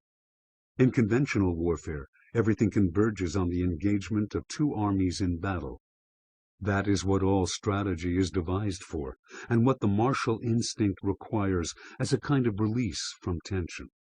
By postponing this natural convergence indefinitely, the guerrilla strategist creates intense frustration. The longer this mental corrosion continues, the more debilitating it gets. Napoleon lost to the Russians because his strategic bearings were pushed off course. His mind fell before his army did. Because it is so psychological, guerrilla strategy is infinitely applicable to social conflict. In life, as in war, our thoughts and emotions naturally converge on moments of contact and engagement with others. We find people who are deliberately elusive, who evade contact, extremely disconcerting. Whether because we want to grab them and pin them down, or because we are so annoyed with them that we want to hit them, they pull us toward them, so that either way, the elusive one controls the dynamic. Some people take this further, attacking us in ways that are evasive and unpredictable. These opponents can gain a disturbing power over our minds, and the longer they keep it up, the more we are sucked into fighting on their terms. With advances in technology that make it easier to maintain a vaporous presence, and the use of the media as both a screen and a kind of guerrilla adjunct, the power and effectiveness of this warfare in political or social battle are greatly enhanced. The primary consideration should always be whether a guerrilla-style campaign is appropriate for the circumstances you are facing. It is especially effective, for instance, against an opponent who is aggressive yet clever, a man like Napoleon. These types cannot stand lack of contact with an enemy. They like to maneuver, outwit, and out-hit. Having nothing to strike at neutralizes their cleverness, and their aggression becomes their downfall. This strategy of the void works wonders on those who are used to conventional warfare. Lack of contact is so outside their experience that it warps any strategic powers they have. Once you have determined that a guerrilla war is appropriate, take a look at the army you will use. A large conventional army is never suitable. Fluidity and the ability to strike from many angles are what counts. The organizational model is the cell, a relatively small group of men and women, tight-knit, dedicated, self-motivated, and spread out. These cells should penetrate the enemy camp itself. In most conflicts, time is a danger, bringing Murphy's Law into play. If anything can go wrong, it will. If your army is small and relatively self-sufficient, though, there is less to go wrong. And meanwhile, you are working to make sure that for the enemy, the passage of time is a nightmare. Morale is sinking, resources are stretched, and even great planners like Napoleon are finding themselves with problems they could never have foreseen. The effect is exponential. As unexpected problems crop up, the enemy starts making mistakes, which lead to more problems, and so it goes. Make time an offensive weapon in your strategizing. Design your maneuvers to keep your enemies just barely going, always thinking that one more battle will do the trick. You want them to deteriorate slowly. A sudden sharp setback, a clear view of the trap you are laying for them, and they will pull out before the damage is done. Let them take key positions that give them the illusion of success. They will hold on to them tenaciously as your raids and pinprick attacks grow in number. Then, as they weaken, increase the pace of these attacks. Let them hope, let them think it is all still worth it until the trap is set. Then, break their illusion. Just as you are extending time, contrary to convention, you are also extending space. You want to bring the fight to areas outside the theater of war, to include public and international opinion, turning the war into a political and global issue, and giving the enemy too large a space to defend. Political support is invaluable to an underdog guerrilla campaign. The longer the fight is drawn out, the more the enemy seems morally unjustified and politically isolated. Always try to ally your guerrilla campaign with a cause you can defend as just and worthy. The essence of guerrilla warfare is fluidity. The enemy will always try to adjust to what you are doing, attempting to find its feet in this unfamiliar terrain. You must be prepared to change and adopt whatever is contrary to expectation. This might mean occasionally fighting in a conventional manner, concentrating your army to attack here or there, then dispersing again. Your goal is maximum disorder and unfamiliarity. Remember, this war is psychological. It is more on the level of strategy than anything else that you give the enemy nothing to hold on to, nothing tangible to counter. It is the enemy's minds that are grasping at air, and their minds that fall first. Reversal. A guerrilla strategy is extremely hard to counter, which is what makes it so effective. If you find yourself in a fight with guerrillas, and you use conventional methods to fight them, you play into their hands. Winning battles and taking territory means nothing in this kind of war. You need a quick, decisive victory over such an opponent. If this seems impossible, it is better to pull out while you can than to sink into the protracted war the guerrilla fighter is trying to lure you into. 27. Seem to work for the interests of others while furthering your own. The alliance strategy. The best way to advance your cause with the minimum of effort and bloodshed is to create a constantly shifting network of alliances, getting others to compensate for your deficiencies, do your dirty work, fight your wars, spend energy pulling you forward. The art is in choosing those allies who fit the needs of the moment and fill the gaps in your power. Give them gifts, offer them friendship, help them in time of need, all to blind them to reality and put them under subtle obligation to you. At the same time, work to sow dissension in the alliances of others, weakening your enemies by isolating them, while forming convenient coalitions. Keep yourself free of negative entanglements. The perfect ally. In 1467, Charles, the 34-year-old Count of Charleroi, received the news he had secretly longed for. His father, the Duke of Burgundy, known as Philip the Good, had died, making Charles the new duke. Father and son had clashed over the years. Philip was patient and practical, and during his reign had slowly managed to expand Burgundy's already impressive holdings. Charles was more ambitious and more warlike. The empire he inherited was immense, including Flanders, Holland, Zeeland, and Luxembourg to the north of present-day France, and the important Duchy of Burgundy itself in northeastern France. Now, as Duke, Charles had the power and resources at his command to realize his dreams of conquest into Germany and beyond. Two obstacles stood in his path. The first was the independent Swiss cantons to Burgundy's east.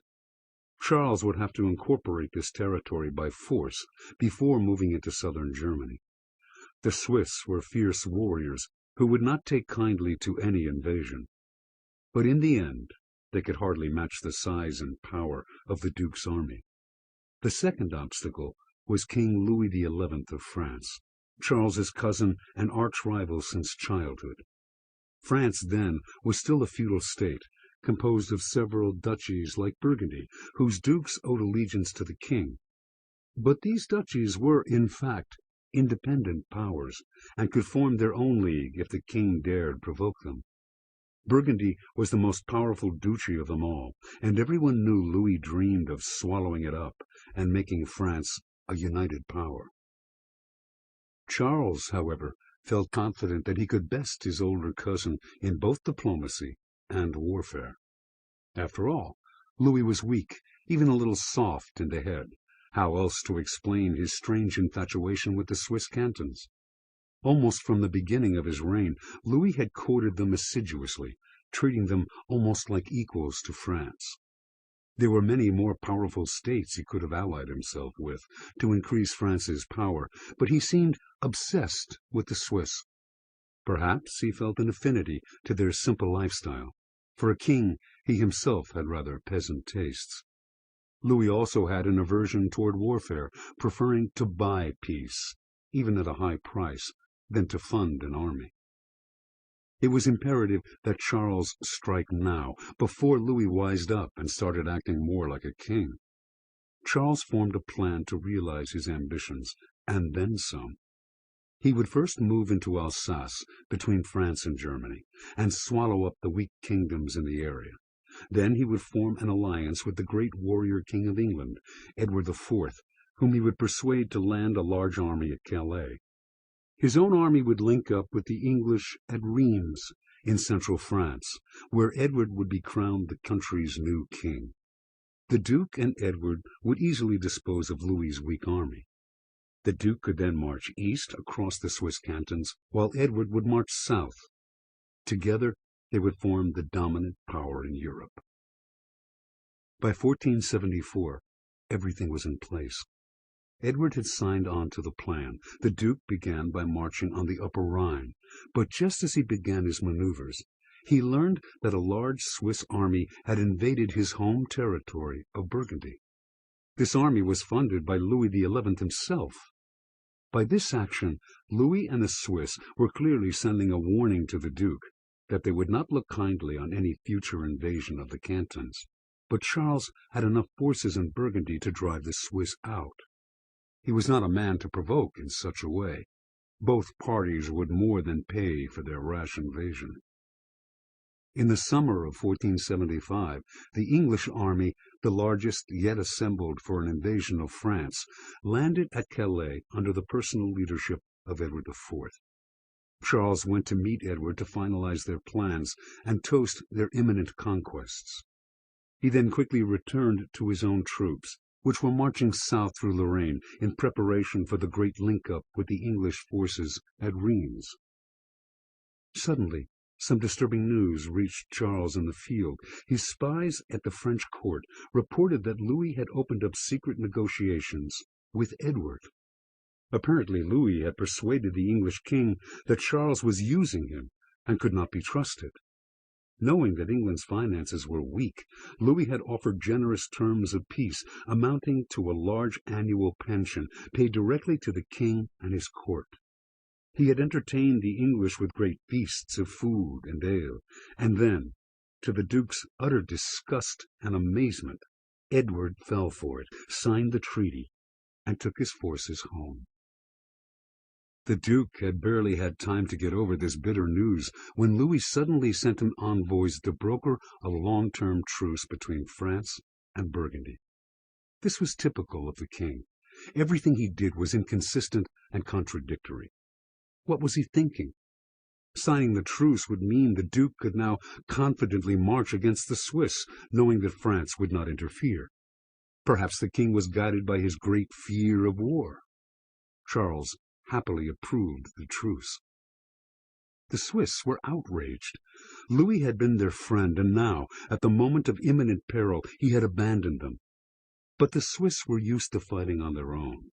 They would simply have to mobilize every man available. In the dead of the winter of 1477, the Duke, impatient for victory, crossed the Jura Mountains heading east. The Swiss were waiting for him near the town of Granson. This was the first time the Duke had done battle with the Swiss, and he was caught off guard by what confronted him. It began with the alarming bellow of Swiss battle horns, which echoed in the mountains, creating a frightening din.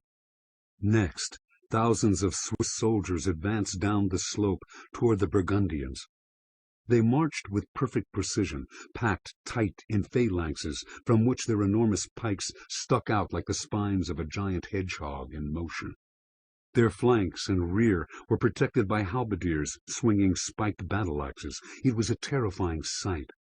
The Duke ordered attack after attack with his cavalry to break up the phalanxes, only to watch them being slaughtered. His artillery was hard to maneuver in the mountainous terrain. The Swiss fought with incredible fierceness, and their phalanxes were impenetrable. A reserve Swiss force, hidden in the woods on the Burgundian right, suddenly emerged and attacked. The Duke's army fell into a headlong retreat. The battle ended in a slaughter, from which the Duke, however, escaped.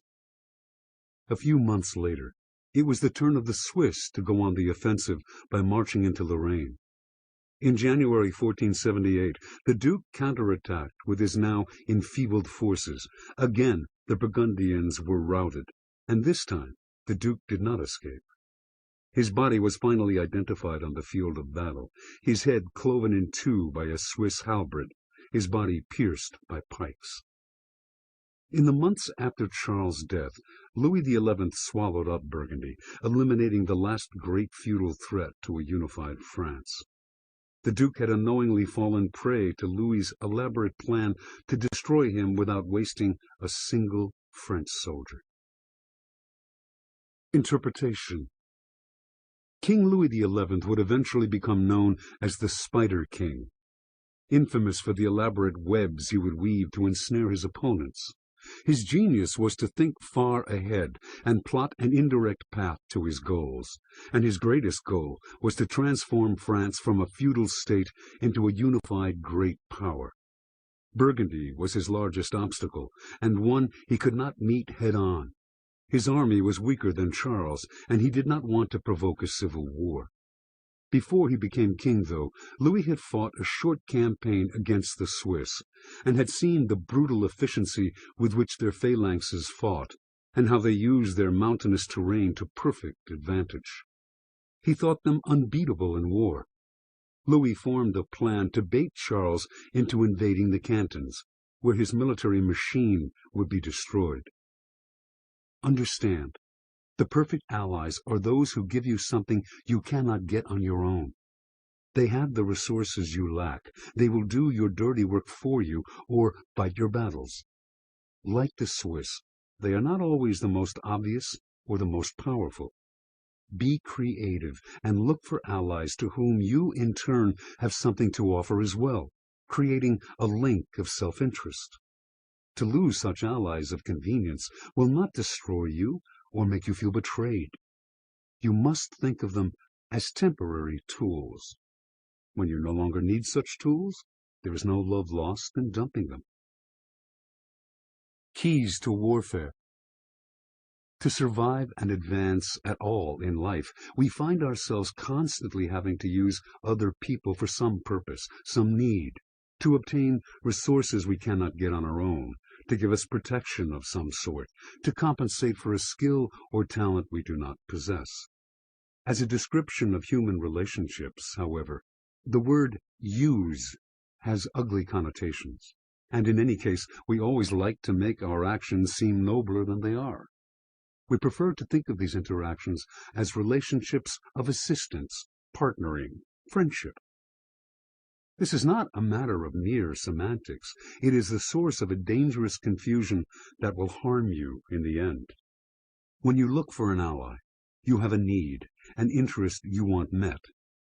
This is a practical, strategic matter upon which your success depends. If you allow emotions and appearances to infect the kinds of alliances you form, you are in danger. The art of forming alliances depends on your ability to separate friendship from need. Think of your alliances as stepping stones toward a goal. Over the course of your life, you will be constantly jumping from one stone to the next to suit your needs. When this particular river is crossed, you will leave them behind you. We will call this constant shifting yet advancing use of allies the alliance game. The key to playing the game is to recognize who can best advance your interests at that moment. This need not be the most obviously powerful person on the scene, the person who seems to be able to do most for you. Alliances that meet specific needs or answer particular deficiencies are often more useful. One of the best stratagems in the alliance game is to begin by seeming to help another person in some cause or fight only for the purpose of furthering your own interests in the end.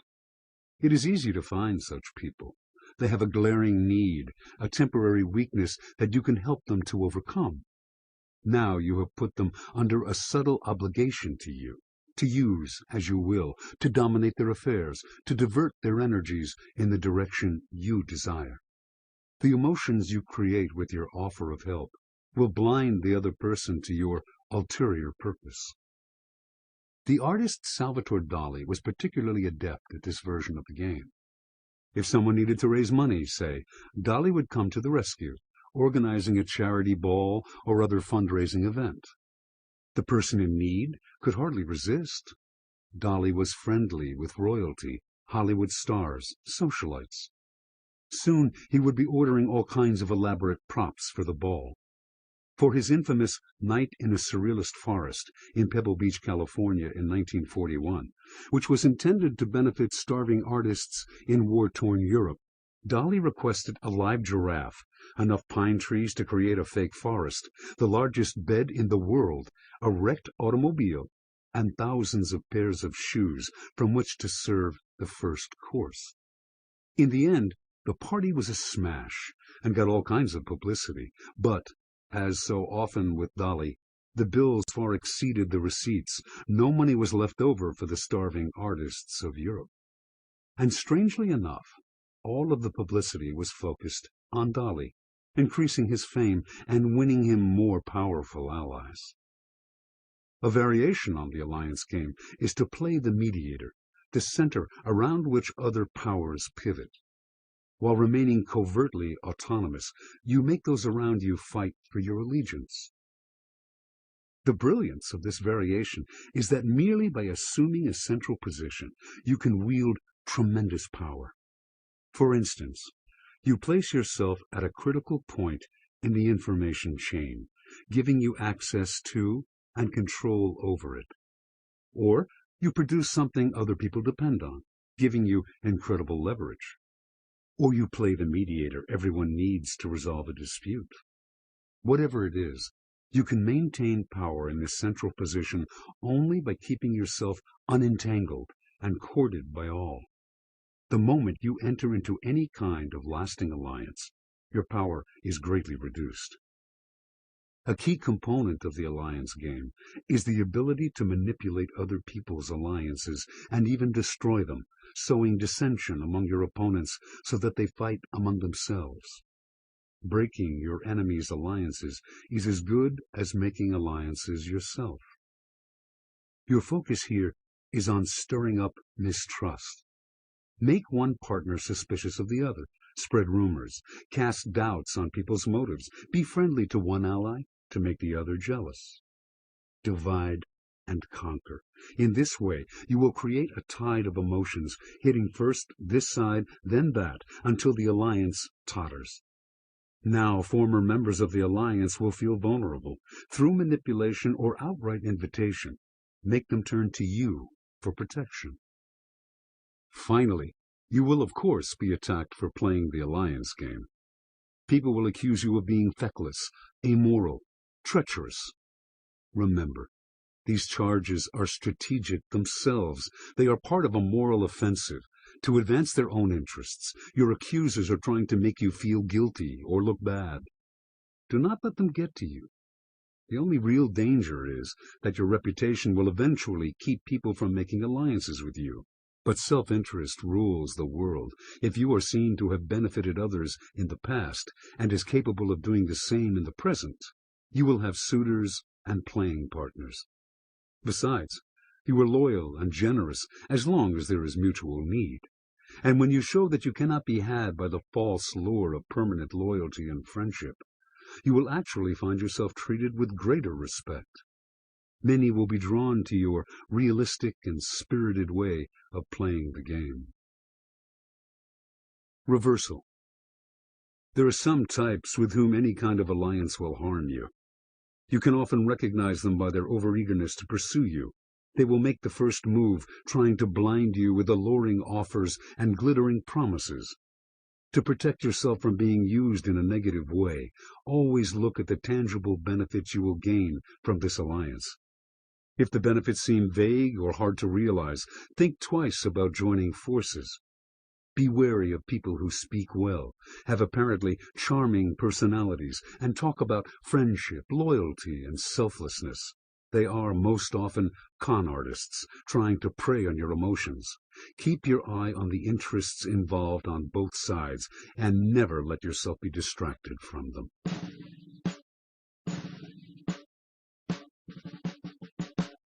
28. Give your rivals enough rope to hang themselves. The one-upmanship strategy. Life's greatest dangers often come not from external enemies, but from our supposed colleagues and friends, who pretend to work for the common cause while scheming to sabotage us and steal our ideas for their gain. Although in the court in which you serve you must maintain the appearance of consideration and civility, you also must learn to defeat these people. Work to instill doubts and insecurities in such rivals, getting them to think too much and act defensively. Bait them with subtle challenges that get under their skin, triggering an overreaction, an embarrassing mistake. The victory you are after is to isolate them, make them hang themselves through their own self-destructive tendencies, leaving you blameless and clean. The art of one-upmanship. Throughout your life, you will find yourself fighting on two fronts. First is the external front, your inevitable enemies. But second, and less obvious, is the internal front, your colleagues and fellow courtiers, many of whom will scheme against you, advancing their own agendas at your expense. The worst of it is that you will often have to fight on both fronts at once, facing your external enemies while also working to secure your internal position, an exhausting and debilitating struggle. The solution is not to ignore the internal problem. You will have a short life if you do so, or to deal with it in a direct and conventional manner, by complaining, acting aggressively, or forming defensive alliances. Understand, internal warfare is by nature unconventional. Since people theoretically on the same side usually do their best to maintain the appearance of being team players working for the greater good, complaining about them or attacking them will only make you look bad and isolate you. Yet, at the same time, you can expect these ambitious types to operate underhandedly and indirectly. Outwardly charming and cooperative, behind the scenes, they are manipulative and slippery. You need to adopt a form of warfare suited to these nebulous yet dangerous battles which go on every day. And the unconventional strategy that works best in this arena is the art of one-upmanship. Developed by history's savviest courtiers, it is based on two simple premises. First, your rivals harbor the seeds of their own self-destruction. And second, a rival who is made to feel defensive and inferior, however subtly, will tend to act defensive and inferior, to his or her detriment. When you sense you have colleagues who may prove dangerous, or are actually already plotting something, you must try first to gather intelligence on them. Look at their everyday behavior, their past actions, their mistakes, for signs of their flaws. With this knowledge in hand, you are ready for the game of one-upmanship. Begin by doing something to prick the underlying wound, creating doubt, insecurity, and anxiety. It might be an offhand comment or something that your victims sense as a challenge to their position within the court. Your goal is not to challenge them blatantly, though, but to get under their skin. They feel attacked but are not sure why or how. The result is a vague, troubling sensation. A feeling of inferiority creeps in. You then follow up with secondary actions that feed their doubts. Here, it is often best to work covertly, getting other people, the media, or simple rumor to do the job for you. The end game is deceptively simple. Having piled up enough self-doubt to trigger a reaction, you stand back and let the target self-destruct. You must avoid the temptation to gloat or get in a last blow. At this point, in fact, it is best to act friendly, even offering dubious assistance and advice.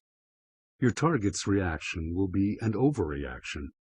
Either they will lash out, make an embarrassing mistake, or reveal themselves too much, or they will get overly defensive and try too hard to please others, working all too obviously to secure their position and validate their self-esteem. Defensive people unconsciously push people away. At this point, your opening action, especially if it is only subtly aggressive, will be forgotten. What will stand out will be your rival's overreaction and humiliation. Your hands are clean, your reputation unsullied. Their loss of position is your gain. You are one up, and they are one down. If you had attacked them directly, your advantage would be temporary or non-existent. In fact, your political position would be precarious. Your pathetic, suffering rivals would win sympathy as your victims, and attention would focus on you as responsible for their undoing. Instead, they must fall on their swords. You may have given them a little help, but to whatever extent possible in their own eyes, and certainly in everyone else's, they must have only themselves to blame. That will make their defeat doubly galling and doubly effective. To win without your victims knowing how it happened or just what you have done is the height of unconventional warfare. Master the art, and not only will you find it easier to fight on two fronts at the same time, but your path to the highest ranks will be that much smoother. Historical example. John A. McClernand, 1812–1900, watched with envy as his friend and fellow lawyer Abraham Lincoln rose to the U.S. presidency. McClernand, a lawyer and congressman from Springfield, Illinois, had had this ambition himself. Shortly after the outbreak of the Civil War in 1861, he resigned his congressional seat to accept a commission as a brigadier general in the Union Army. He had no military experience, but the Union needed leadership of any kind it could get, and if he proved himself in battle, he could rise fast. He saw this Army position as his path to the presidency.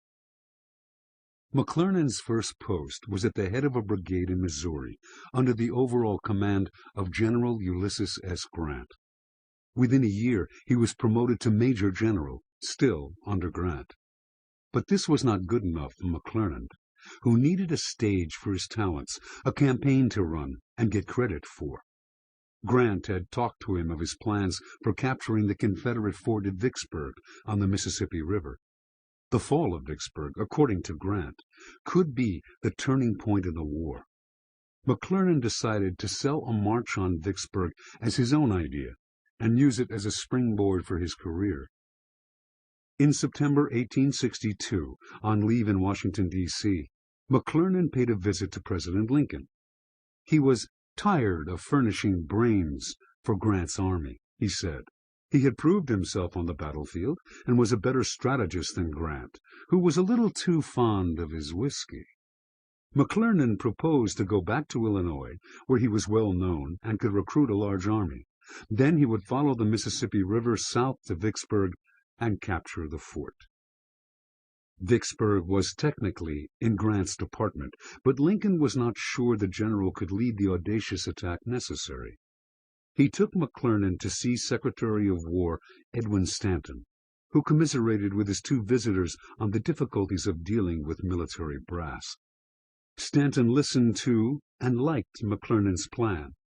That October, the one-time congressman left Washington with confidential orders giving him approval for his march on Vicksburg. The orders were a little vague, and Grant was not informed of them, but McClernand would make the best of them. McClernand quickly recruited more soldiers than he had promised Lincoln he would. He sent his recruits to Memphis, Tennessee, where he would soon join them to march on Vicksburg. But when he arrived in Memphis in late December 1862, the thousands of men he had recruited were not there. A telegram from Grant, dated 10 days earlier and waiting for him in Memphis, informed him that the general was planning to attack Vicksburg. If McClernand arrived in time, he would lead the attack. If not, his men would be led by General William Tecumseh Sherman. McClernand was livid. The situation had clearly been orchestrated to make it impossible for him to arrive in time to lead his own recruits. Grant must have figured out his plan. The general's polite telegram covering his bases made the whole affair doubly infuriating. Well, McClernand would show him. He would hurry downriver, catch up with Sherman, take over the campaign, and humiliate Grant by winning the credit and honor for capturing Vicksburg. McClernand did catch up with Sherman on January 2, 1863, and immediately assumed command of the army. He made an effort to be charming to Sherman, who, he learned, had been planning to raid Confederate outposts around Vicksburg to soften up the approach to the fort. The idea was heaven sent for McClernand. He would take over these raids, win battles without Grant's name over his, earn himself some publicity, and make his command of the Vicksburg campaign a fait accompli.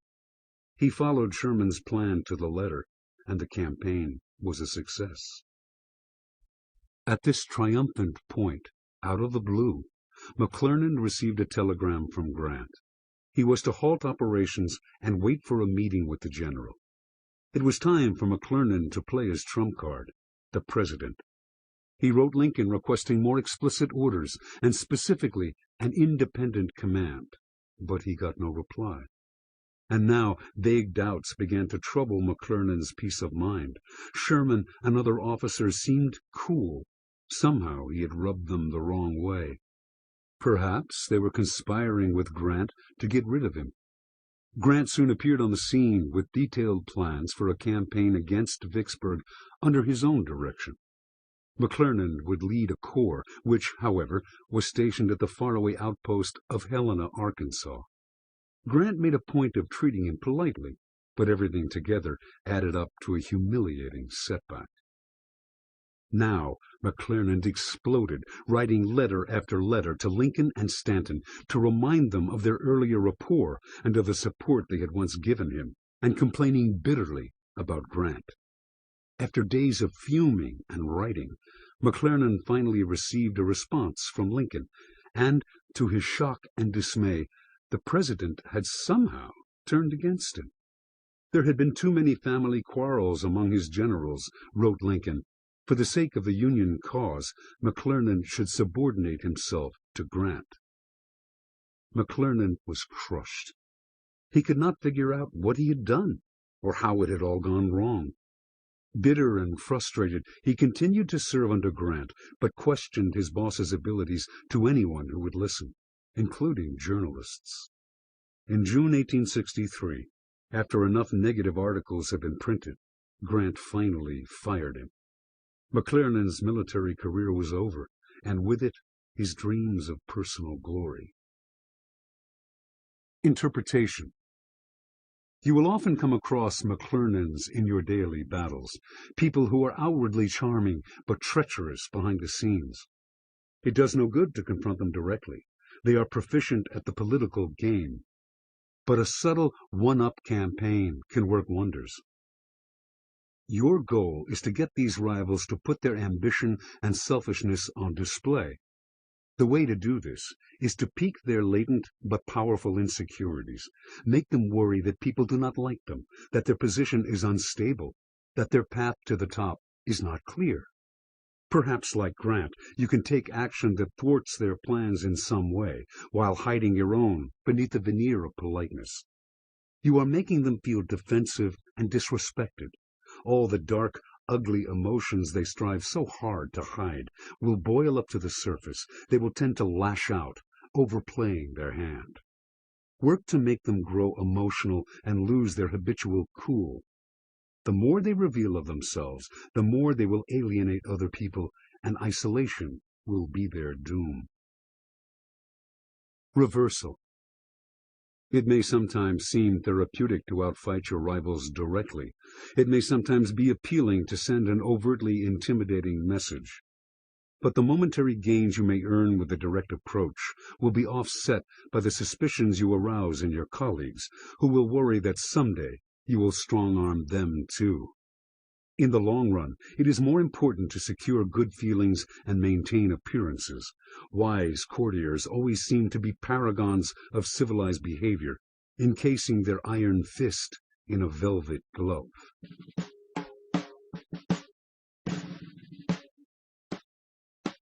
"29. Take small bites. The fait accompli strategy. If you seem too ambitious, you stir up resentment in other people. Overt power grabs and sharp rises to the top are dangerous, creating envy, distrust, and suspicion. Often the best solution is to take small bites, swallow little territories, playing upon people's relatively short attention spans. Stay under the radar, and they won't see your moves, and if they do, it may already be too late. The territory is yours, a fait accompli. You can always claim you acted out of self-defense. Before people realize it, you have accumulated an empire. Piecemeal conquest. On June 17, 1940, Winston Churchill, Prime Minister of England, received a surprise visit from the French General Charles de Gaulle. The Germans had begun their blitzkrieg invasion of the Low Countries and France a mere 5 weeks earlier, and they had advanced so far, so fast, that not only France's military, but its government as well, had already collapsed.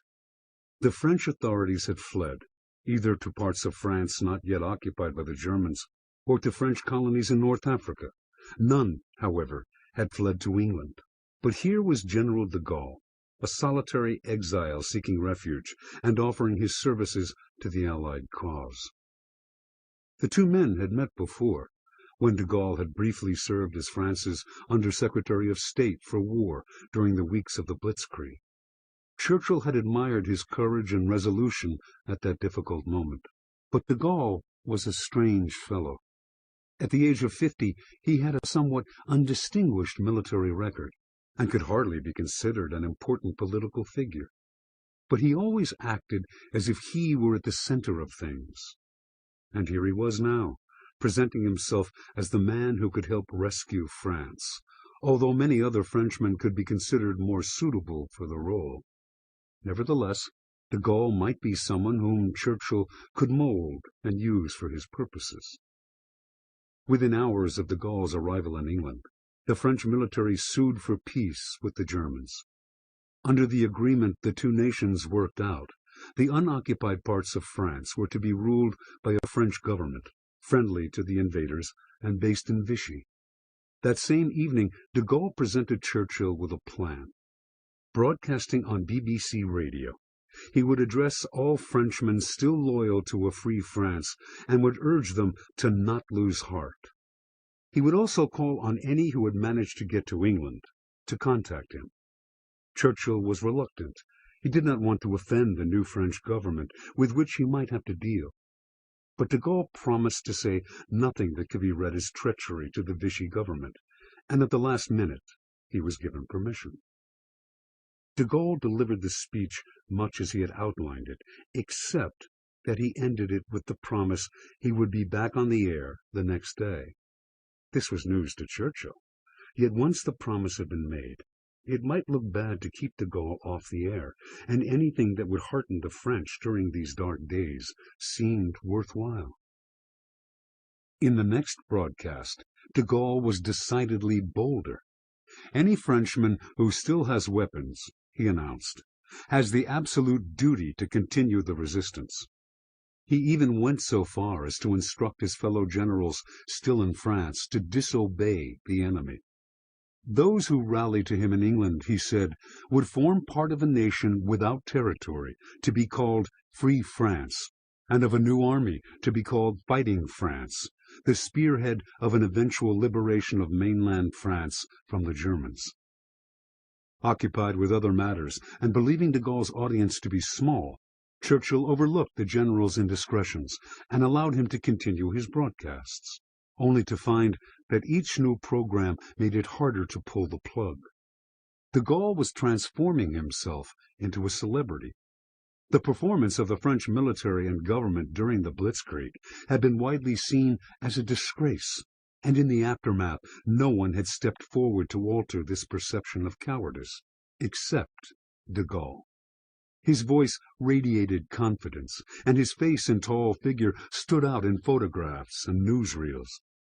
Most important, his appeals had effect. His Fighting France grew from a few hundred soldiers in July 1940 to several thousand a month later. Soon, de Gaulle was clamoring to lead the forces on a campaign to liberate French colonies in Central and Equatorial Africa from the Vichy government. The area was mostly desert and rainforest, and was far from the more strategic regions of North Africa on the Mediterranean, but it contained some seaports that might be useful, and so Churchill gave de Gaulle his backing. The French forces were able to take Chad, Cameroon, the French Congo, and Gabon with relative ease. When de Gaulle returned to England late in 1940, he now had thousands of square miles of territory under his control. His command, meanwhile, had swelled to close to 20,000 soldiers, and his bold venture had captured the imagination of the British public. No longer the low-order general who had sought refuge months before, he was now a military and political leader. And de Gaulle was equal to this change in status. He was now making demands of the English and acting in a rather aggressive manner. Churchill was beginning to regret giving him so much leeway. The following year, British intelligence discovered that de Gaulle had been making important contacts among the growing French resistance movement. The resistance, which was dominated by communists and socialists, had started off chaotic, lacking a coherent structure. De Gaulle had personally chosen an official in the pre-war socialist government, Jean Moulin, who had come to England in October 1941 to help unify this underground force. Of all de Gaulle's maneuverings, this was the one that could benefit the Allies most directly. An efficient resistance would be invaluable. So, with Churchill's blessing, Moulin was parachuted into southern France in early 1942. By the end of that year, the increasingly imperious de Gaulle had so offended many within the Allied governments and armies, particularly U.S. President Franklin D. Roosevelt, that a plan was discussed to replace him with someone more malleable. The Americans believed they had found the perfect man for the job, General Henri Giraud, one of France's most respected military officials, a man with a record far more distinguished than de Gaulle's. Churchill approved, and Giraud was named Commander-in-Chief of French forces in North Africa. Sensing the Allied plot, de Gaulle requested a personal meeting with Giraud to discuss the situation. After much bureaucratic wrangling, he was granted permission and arrived in Algiers in May 1943. The two men were at each other's throats almost immediately, each making demands to which the other could never agree. Finally, de Gaulle compromised, proposing a committee that would prepare to lead a post-war France. He drafted a document naming Giraud as Commander-in-Chief of the Armed Forces and co-President of France with de Gaulle. In return, de Gaulle got the committee to be expanded in size and cleansed of officials with Vichy connections. Giraud was satisfied and signed on. Shortly thereafter, however, Giraud left Algiers for a visit to the United States, and de Gaulle, in his absence, filled the expanded committee with Gaullist sympathizers and resistance members. Upon Giraud's return, he discovered that he had been stripped of much of his political power. Isolated on a committee that he had helped to form, he had no way to defend himself, and in a matter of months de Gaulle was named sole president, then commander-in-chief. Giraud was quietly retired. Roosevelt and Churchill tried to intervene, making various threats, but in the end they were powerless. Those BBC broadcasts that had started out so innocently were now listened to avidly by millions of Frenchmen. Through Moulin, de Gaulle had gained almost complete control of the French resistance. A break with de Gaulle would put the Allies' relationship with the resistance in jeopardy.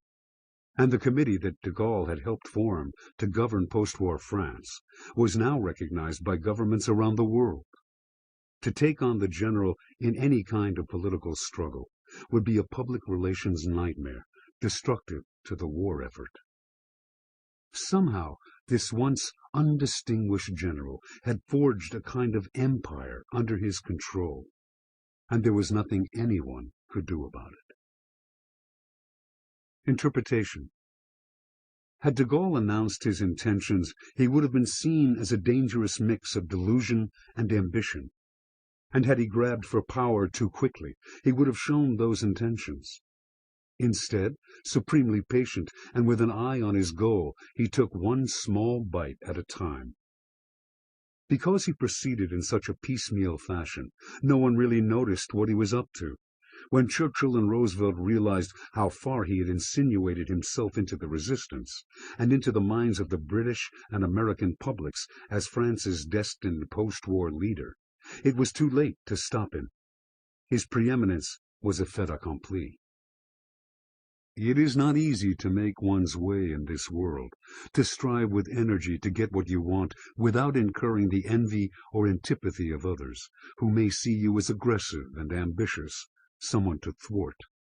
The answer is not to lower your ambitions, but rather to disguise them. A piecemeal approach to conquest of anything is perfect for these political times, the ultimate mask of aggression. The key to making it work is to have a clear sense of your objective, the empire you want to forge, and then to identify the small, outlying areas of the empire that you will first gobble up. Each bite must have a logic in an overall strategy, but must be small enough that no one senses your larger intentions. If your bites are too big, you will take on more than you are ready for and find yourself overwhelmed by problems. If you bite too fast, other people will see what you are up to. Let the passage of time masterfully disguise your intentions and give you the appearance of someone of modest ambition. By the time your rivals wake up to what you have consumed, they risk being consumed themselves if they stand in your way. Keys to warfare. The strategy works as follows.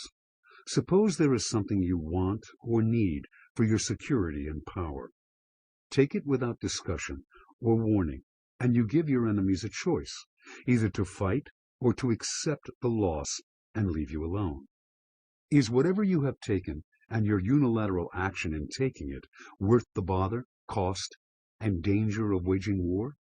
Which costs more, the war, which might easily escalate into something large, or the loss? Take something of real value, and they will have to choose carefully. They have a big decision to make. Take something small and marginal, though, and it is almost impossible for your opponents to choose battle. There are likely to be many more reasons for leaving you alone than for fighting over something small. You have played to your enemy's conservative instincts, which are generally stronger than their acquisitive ones. And soon your ownership of this property becomes a fait accompli, part of the status quo, which is always best left alone. Sooner or later, as part of this strategy, you will take another small bite. This time your rivals are warier. They are starting to see a pattern. But what you have taken is once again small, and once again they must ask themselves if fighting you is worth the headache. They didn't do it before. Why now? Execute a fait accompli strategy subtly and well, as de Gaulle did, And even though a time may come when your goal becomes clear, and when they regret their previous pacifism and consider war, by that time you will have altered the playing field. You are neither so small nor so easy to defeat. To take you on now entails a different kind of risk. There is a different, more powerful reason for avoiding conflict. Only nibble at what you want, and you never spark enough anger, fear, or mistrust to make people overcome their natural reluctance to fight.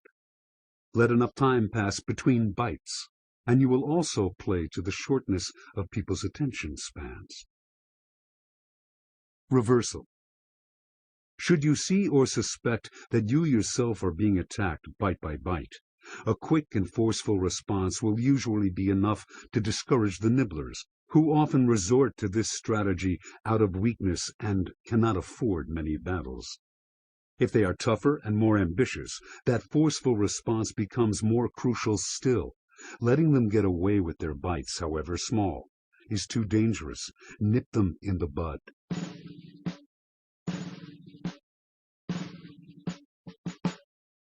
"30. Penetrate their minds. Communication strategies.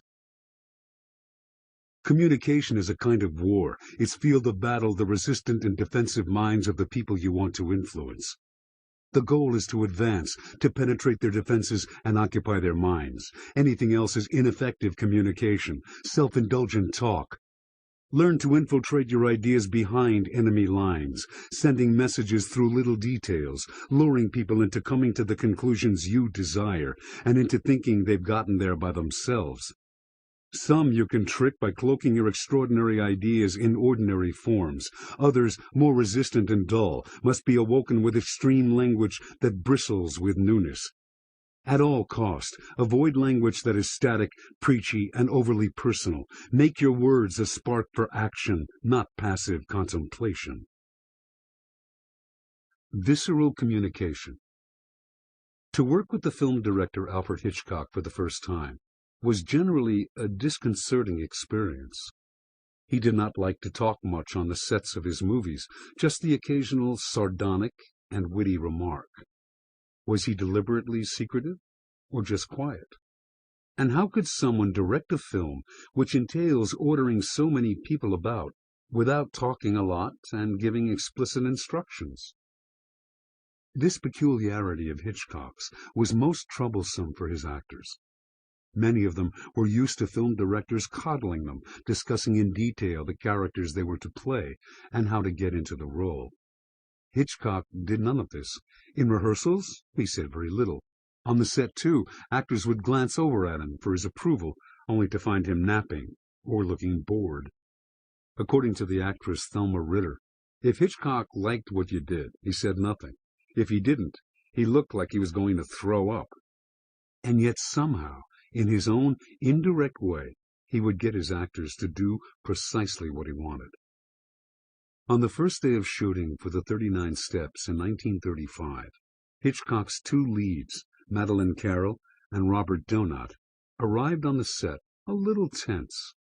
That day, they were to act in one of the movie's more complex scenes, playing relative strangers who, however, have gotten handcuffed together earlier in the plot, and, still handcuffed, were forced to run through the Scottish countryside, actually a sound stage, to escape the film's villains. Hitchcock had given them no real sign of how he wanted them to act the scene. Carroll, in particular, was bothered by the director's behavior. This English actress, one of the most elegant film stars of the period, had spent much of her career in Hollywood, where directors had treated her like royalty. Hitchcock, on the other hand, was distant, hard to figure out. She had decided to play the scene with an air of dignity and reserve, the way she thought a lady would respond to the situation of being handcuffed to a strange man. To get over her nervousness, she chatted warmly with Donat, trying to put both him and herself in a collaborative mood. When Hitchcock arrived on set, he explained the scene to the two actors, snapped a pair of handcuffs on them, and proceeded to lead them through the set, across a dummy bridge, and among other props. Then In the middle of his demonstration, he was suddenly called away to attend to a technical matter. He would return soon. They should take a break. He felt in his pockets for the key to the handcuffs, but no, he must have mislaid it, and off he hurried, ostensibly to find the key. Hours went by. Donat and Carol became increasingly frustrated and embarrassed. Suddenly, they had no control, a most unusual feeling for two stars on set. While even the humblest crew members were free to go about their business, the two stars were shackled together. Their forced intimacy and discomfort made their earlier banter impossible. They could not even go to the bathroom. It was humiliating. Hitchcock returned in the afternoon. He had found the key. Shooting began, but as the actors went to work, it was hard for them to get over the experience of that day. The movie star's usual cool unflappability was gone. Carol had forgotten all her ideas about how to play the scene, and yet, despite her and Donat's anger, the scene seemed to flow with unexpected naturalness. Now they knew what it was like to be tied together. They had felt the awkwardness, so there was no need to act it. It came from within. 4 years later, Hitchcock made Rebecca with Joan Fontaine and Laurence Olivier.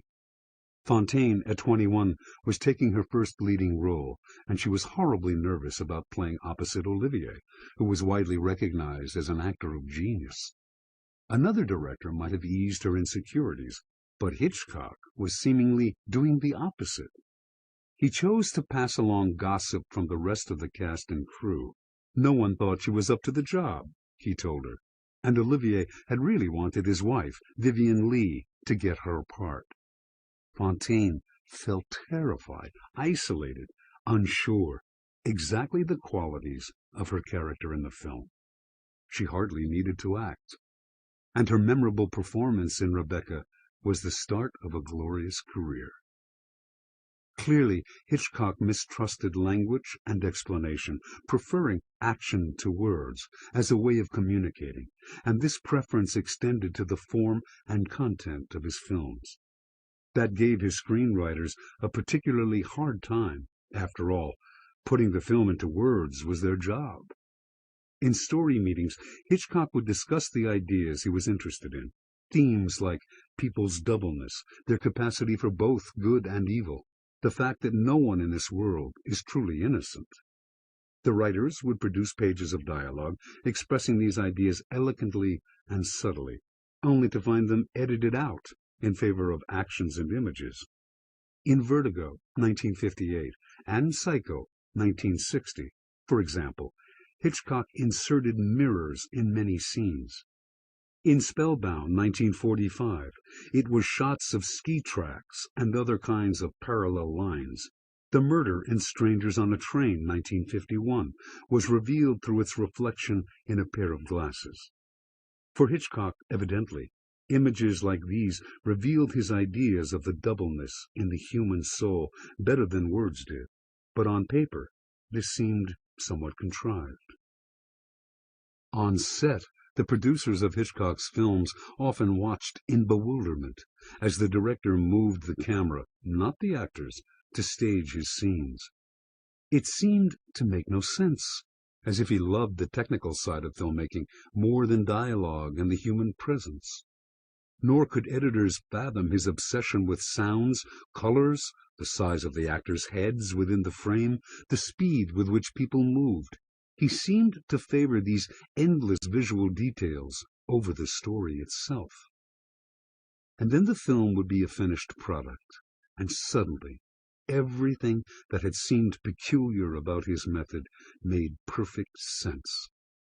Audiences often responded to Hitchcock's films more deeply than they did to the work of any other director. The images, the pacing, the camera movements swept them along and got under their skin. A Hitchcock film was not just seen, it was experienced, and it stayed in the mind long after the viewing. Interpretation. In interviews, Hitchcock often told a story about his childhood. When he was around 6, his father, upset at something he had done, sent him to the local police station with a note.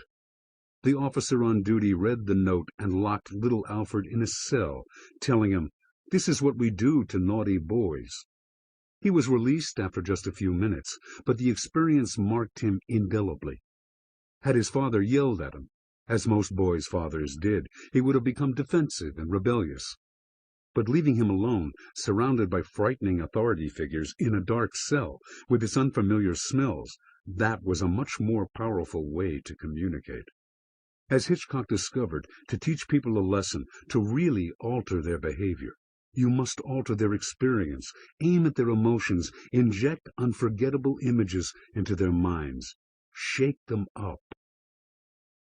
To communicate in a deep and real way, you must bring people back to their childhood, when they were less defensive and more impressed by sounds, images, actions, a world of pre-verbal communication. It requires speaking a kind of language composed of actions, all strategically designed to affect people's moods and emotions, what they can least control. That is precisely the language Hitchcock developed and perfected over the years. With actors, he wanted to get the most natural performance out of them. In essence, get them not to act. To tell them to relax or be natural would have been absurd. It would only have made them more awkward and defensive than they already were. Instead, just as his father had gotten him to feel terror in a London police station, he got them to feel the emotions of the movie: frustration, isolation, loss of inhibition. Of course he hadn't mislaid the handcuffs key somewhere on the set of the 39 Steps, as Donat later found out. The supposed loss was a strategy. Instead of prodding actors with irritating words, which come from the outside and are pushed away, Hitchcock made these feelings part of their inner experience, and this communicated immediately on screen. With audiences, too, Hitchcock never preached a message. Instead, he used the visual power of film to return them to that childlike state when images and compelling symbols had such a visceral effect. It is imperative in life's battles to be able to communicate your ideas to people, to be able to alter their behavior. Communication is a form of warfare. In verbal terms, most people wage a kind of medieval warfare, using words, pleas, and calls for attention like battle axes and clubs to hit people over the head. But in being so direct, they only make their targets more resistant. Instead, you must learn to fight indirectly and unconventionally, tricking people into lowering their defenses, hitting their emotions, altering their experience, dazzling them with images, powerful symbols, and visceral sensory cues. Bringing them back to that childlike state, when they were more vulnerable and fluid, the communicated idea penetrates deep behind their defenses.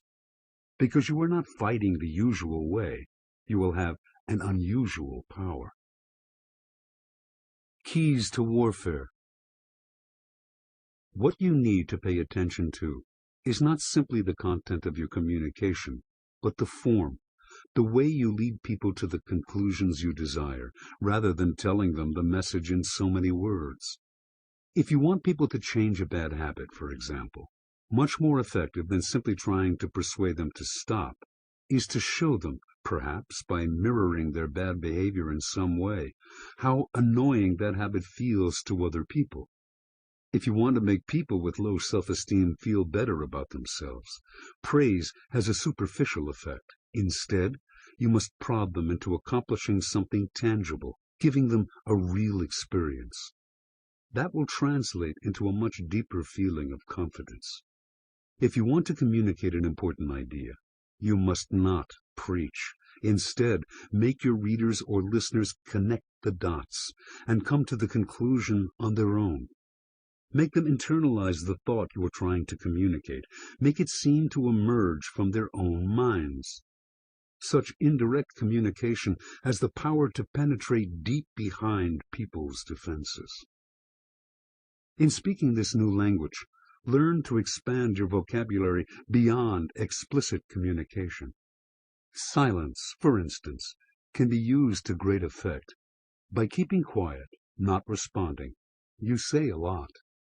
By not mentioning something that people expect you to talk about, You call attention to this ellipsis. Make it communicate. Similarly, the details in a text, speech, or work of art have great expressive power. When the famous Roman lawyer and orator Cicero wanted to defame the character of someone he was prosecuting, he would not accuse or rant. Instead, he would mention details from the life of the accused, the incredible luxury of his home. Was it paid for out of illegal means? The lavishness of his parties, the style of his dress, the little signs that he considered himself superior to the average Roman. Cicero would say these things in passing, but the subtext was clear. Without hitting listeners over the head, it directed them to a certain conclusion. In war, almost everything is judged by its result. If a general leads his army to defeat, his noble intentions do not matter, nor does the fact that unforeseen factors may have thrown him off course. He lost. No excuse will do. You must learn to apply the same barometer to your attempts at communication and to those of other people. If a man says or writes something that he considers revolutionary and that he hopes will change the world and improve mankind, but in the end hardly anyone is affected in any real way, then it is not revolutionary or progressive at all. Communication that does not advance its cause or produce a desired result is just self-indulgent talk, reflecting no more than people's love of their own voice and of playing the role of the moral crusader. The ability to reach people and alter their opinions is a serious affair, as serious and strategic as war. You must be harsher on yourself and on others. Failure to communicate is the fault not of the dull-witted audience, but of the unstrategic communicator. Reversal. Even as you plan your communications to make them more consciously strategic, you must develop the reverse ability to decode the subtexts, hidden messages, and unconscious signals in what other people say. When people speak in vague generalities, for example, and use a lot of abstract terms like justice, morality, liberty, and so on, without really ever explaining the specifics of what they are talking about, they are almost always hiding something. This is often their own nasty but necessary actions which they prefer to cover up under a screen of righteous verbiage. When you hear such talk, be suspicious. In general, you must pay attention to the forms in which people express themselves. Never take their content at face value.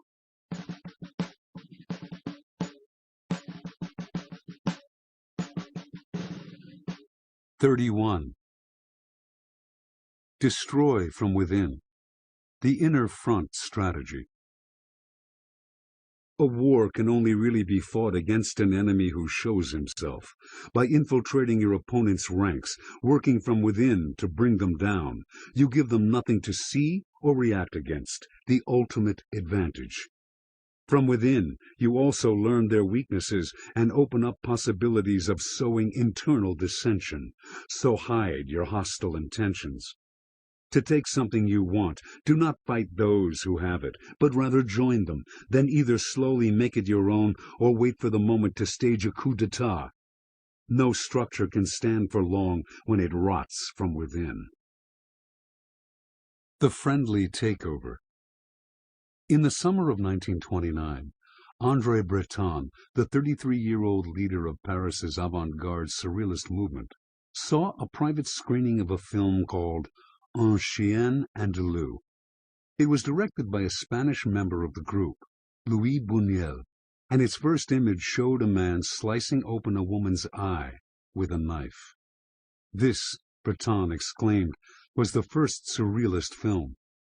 Un chien andalou generated excitement in part because of the contribution to it of a new artist on the scene, Salvador Dali, a friend and collaborator of Buñuel's. The director spoke highly to Breton of his fellow Spaniard, whose paintings, he said, would certainly be considered surrealist, and whose personality was supremely peculiar. Soon others, too, were talking about Dali, discussing what he called his paranoid, critical method of painting.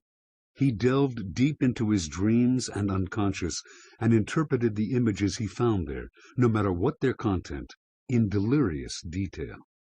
Dali still lived in Spain, but Breton was suddenly seeing his name everywhere he went. Then, in November 1929, the 25-year-old Dali had his first major show in a Paris gallery, and Breton was transfixed by the images. He wrote of the exhibition, "For the first time, the windows of the mind had opened wide." The late 1920s were a difficult time for Breton. The movement he had founded some 5 years earlier was stagnating, its members constantly bickering over ideological points that bored Breton to tears. In truth, surrealism was on the verge of becoming passé.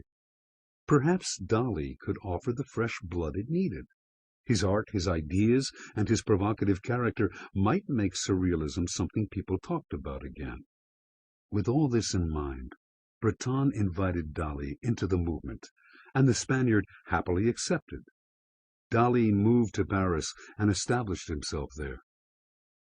For the next few years, Breton's strategy seemed to be working. Dali's scandalous paintings were the talk of Paris. His exhibitions caused riots.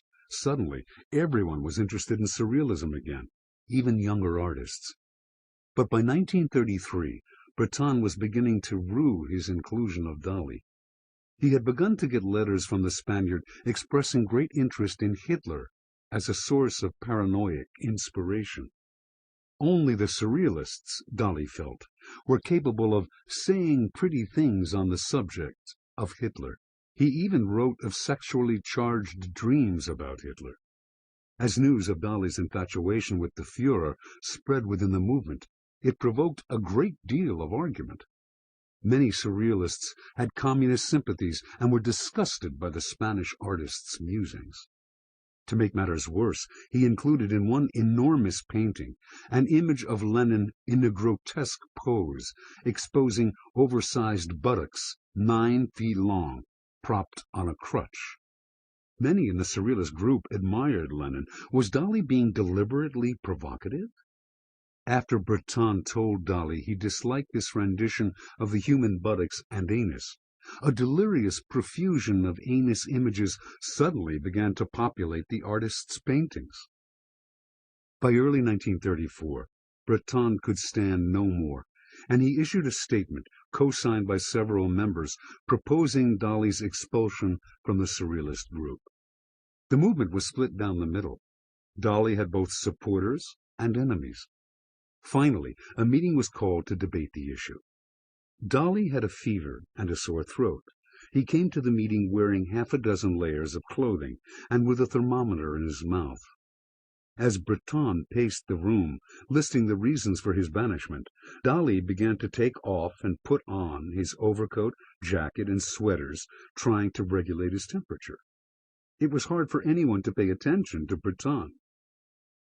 Finally, Dali was asked to respond.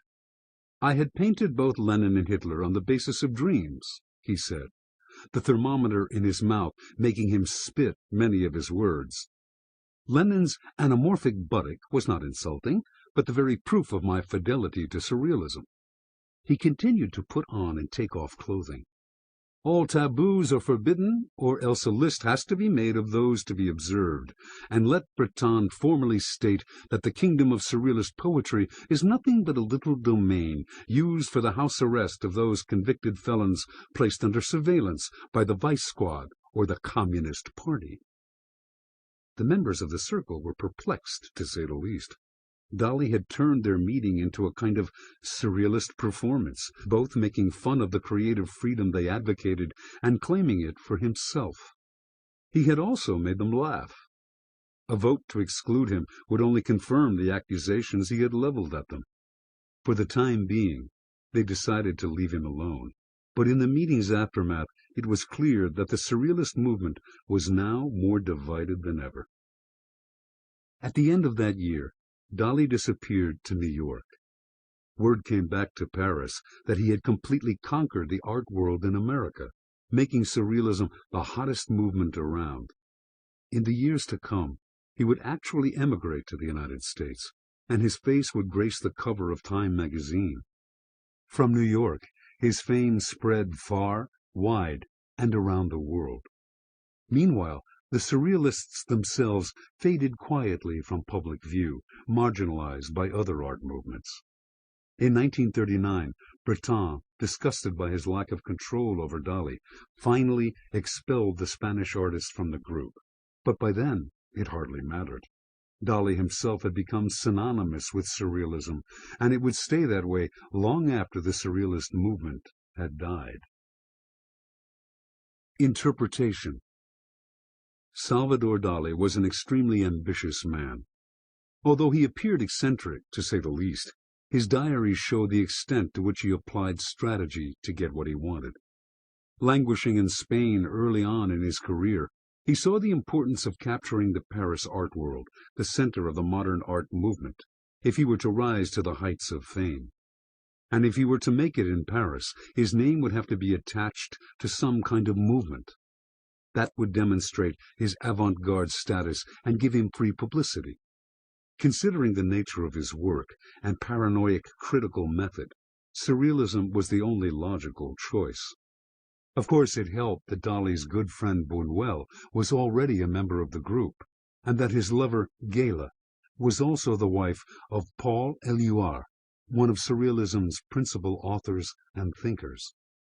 Through Buñuel, Gela and a few others, people Dali called messengers and porters, he spread his name strategically throughout Paris and aimed himself directly at Breton. In truth, Dali despised any kind of organized group and actively disliked Breton, but both could be useful to him. By insinuating his presence through others and suggesting that he was a Surrealist avant les lettres, he cleverly managed to get Breton to invite him into the group. Now, as an insider, Dali could continue to wage his insidious war.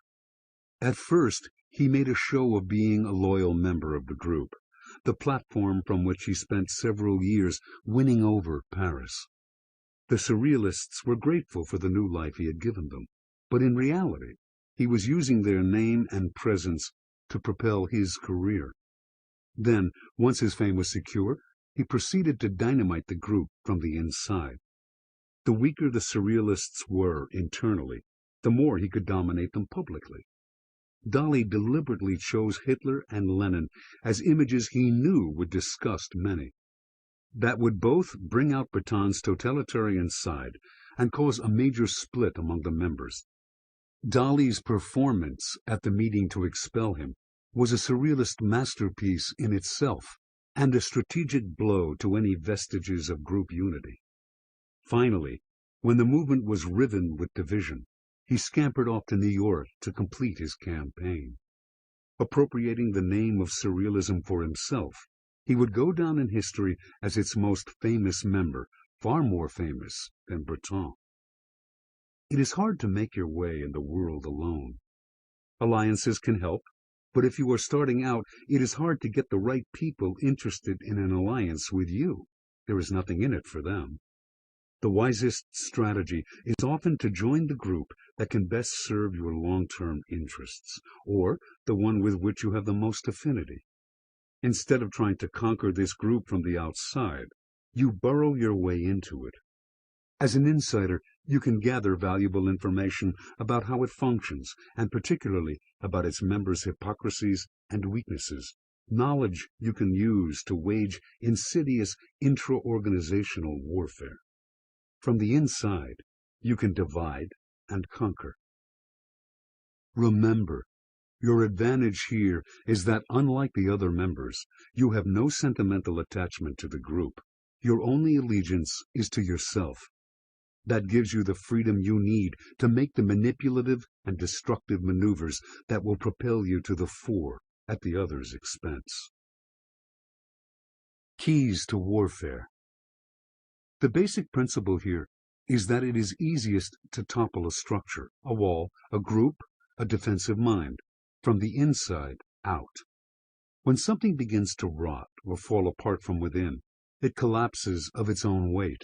A far better way to bring it down than ramming yourself against its walls. In attacking any group, think first of opening an inner front. Finding Confederates on the inside will provide valuable intelligence on the enemy's vulnerabilities. They will silently and subtly sabotage him. They will spread internal dissension and division. The strategy can weaken the enemy to the point where you can finish him off with a penetrating blow. It can also bring down the enemy in and of itself. A variation on this strategy is to befriend your enemies, worming your way into their hearts and minds. As your target's friend, you will naturally learn their needs and insecurities, the soft interior they try so hard to hide. Their guard will come down with a friend. And even later on, when you play out your treacherous intentions, the lingering resonance of your friendship will still confuse them, letting you keep on manipulating them by toying with their emotions or pushing them into overreactions. For a more immediate effect, you can try a sudden act of kindness and generosity that gets people to lower their defenses, the Trojan horse strategy. Finally, morale plays a crucial part in any war, and it is always wise to work to undermine the morale of the enemy troops. The Chinese call this removing the firewood from under the cauldron. You can attempt this from the outside through propaganda, but that often has the opposite effect, reinforcing the cohesion of soldiers and civilians in the face of an alien force trying to win them over.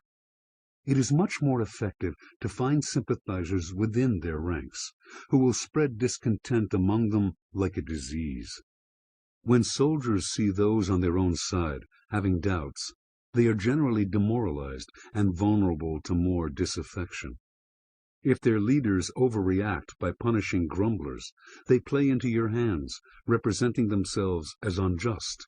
If they leave the problem alone, it will only spread, and if they start to see enemies everywhere around them, their paranoia will cloud their strategic abilities. Using an inner front to spread dissension is often enough to give you the advantage you need to overwhelm the enemy. Reversal. There are always likely to be disgruntled people in your own group who will be liable to turn against you from the inside. The worst mistake is to be paranoid, suspecting one and all and trying to monitor their every move. Your only real safeguard against conspiracies and saboteurs is to keep your troops satisfied, engaged in their work, and united by their cause. They will tend to police themselves and turn in any grumblers who are trying to foment trouble from within.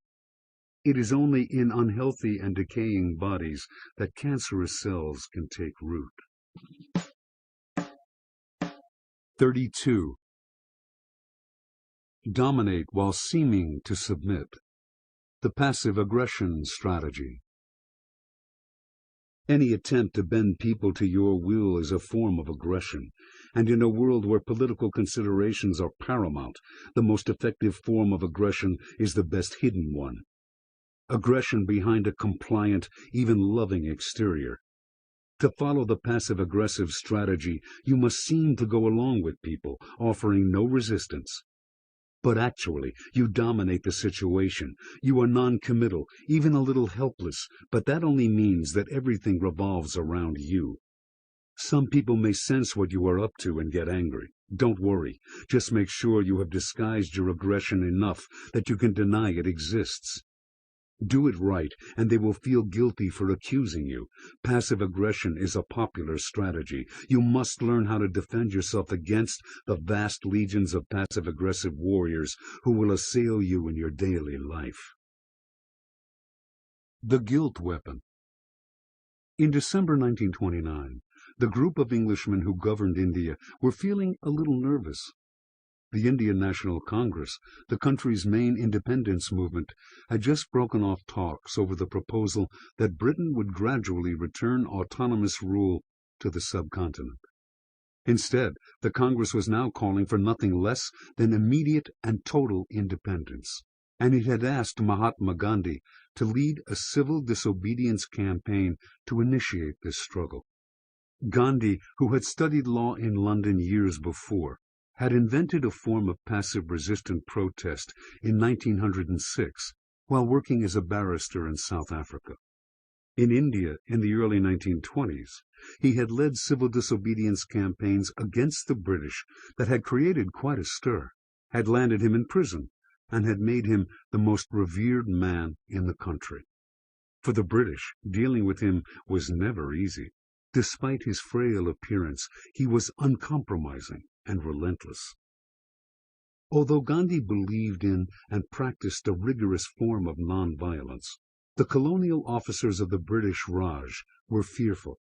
At a time when the English economy was weak, they imagined him organizing a boycott of British goods, not to mention mass demonstrations in the streets of India's cities, a police nightmare. The man in charge of the Raj's strategy in combating the independence movement was the Viceroy of India, Lord Edward Irwin. Although Irwin admired Gandhi personally, he had decided to respond to him rapidly and with force. He could not let the situation get out of hand. He waited anxiously to see what Gandhi would do. The weeks went by, and finally, on March 2nd, Irwin received a letter from Gandhi, rather touching in its honesty, that revealed the details of the civil disobedience campaign he was about to launch. It was to be a protest against the salt tax. The British held a monopoly on India's production of salt, even though it could easily be gathered by anyone on the coast. They also levied a rather high tax on it. This was quite a burden for the poorest of the poor in India, for whom salt was their only condiment. Gandhi planned to lead a march of his followers from his ashram near Bombay, present-day Mumbai, to the coastal town of Dandi, where he would gather sea salt left on the shore by the waves and encourage Indians everywhere to do the same. All this could be prevented, he wrote to Irwin, if the Viceroy would immediately repeal the salt tax. Irwin read this letter with a sense of relief. He imagined the 60-year-old Gandhi, rather fragile and leaning on a bamboo cane, leading his ragtag followers from his ashram, fewer than 80 people, on a 200-mile march to the sea, where he would gather some salt from the sands. Compared to what Irwin and his staff had been expecting, the protest seemed almost ludicrously small in scale. What was Gandhi thinking? Had he lost touch with reality? Even some members of the Indian National Congress were deeply disappointed by his choice of protest. In any event, Irwin had to rethink his strategy. It simply would not do to harass or arrest this saintly old man and his followers, many of them women. That would look very bad. It would be better to leave him alone, avoiding the appearance of a heavy-handed response and letting the crisis play out and die down. In the end, the ineffectiveness of this campaign would somewhat discredit Gandhi, breaking his spell over the Indian masses. The independence movement might fracture or at least lose some momentum, leaving England in a stronger position in the long run. As Irwin watched Gandhi's preparations for the march, he became still more convinced that he had chosen the right strategy. Gandhi was framing the event as almost religious in quality, like Lord Buddha's famous march to attain divine wisdom, or Lord Rama's retreat in the Ramayana. His language became increasingly apocalyptic. We are entering upon a life-and-death struggle, a holy war. This seemed to resonate with the poor, who began to flock to Gandhi's ashram to hear him speak. He called in film crews from all over the world to record the march, as if it were a momentous historical event. Irwin himself was a religious man and saw himself as the representative of a God-fearing, civilized nation. It would redound to England's credit to be seen to leave this saintly man untouched on his procession to the sea. Gandhi and his followers left their ashram on March 12, 1930. As the group passed from village to village, their ranks began to swell. With each passing day, Gandhi was bolder. He called on students throughout India to leave their studies and join him in the march. Thousands responded. Large crowds gathered along the way to see him pass. His speeches to them grew more and more inflammatory. He seemed to be trying to bait the English into arresting him. On April 6th, he had led his followers into the sea to purify themselves, then collected some salt from the shore. Word quickly spread throughout India that Gandhi had broken the salt law. Irwin followed these events with increasing alarm. It dawned on him that Gandhi had tricked him. Instead of responding quickly and decisively to this seemingly innocent march to the sea, the viceroy had left Gandhi alone, allowing the march to gain momentum. The religious symbolism that seemed so harmless had stirred the masses, and the salt issue had somehow become a lightning rod for disaffection with English policy. Gandhi had shrewdly chosen an issue that the English would not recognize as threatening, but that would resonate with Indians. Had Irwin responded by arresting Gandhi immediately, the whole thing might have died down. Now it was too late. To arrest him at this point would only add fuel to the fire. Yet to leave him alone would show weakness and cede him the initiative.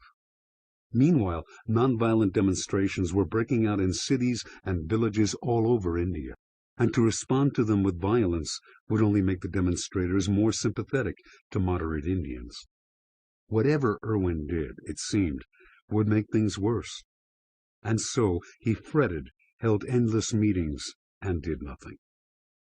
In the days to come, the cause rippled outward. Thousands of Indians traveled to India's coasts to collect salt, as Gandhi had. Large cities saw mass demonstrations in which this illegal salt was given away or sold at a minimal price. One form of nonviolent protest cascaded into another, a Congress-led boycott of British goods, for one. Finally, on Irwin's orders, the British began to respond to the demonstrations with force. And on May 4th, they arrested Gandhi and took him to prison, where he would stay for 9 months without trial. Gandhi's arrest sparked a conflagration of protest. On May 21st, a group of 2,500 Indians marched peacefully on the government's Dharasana salt works, which was defended by armed Indian constables and British officers.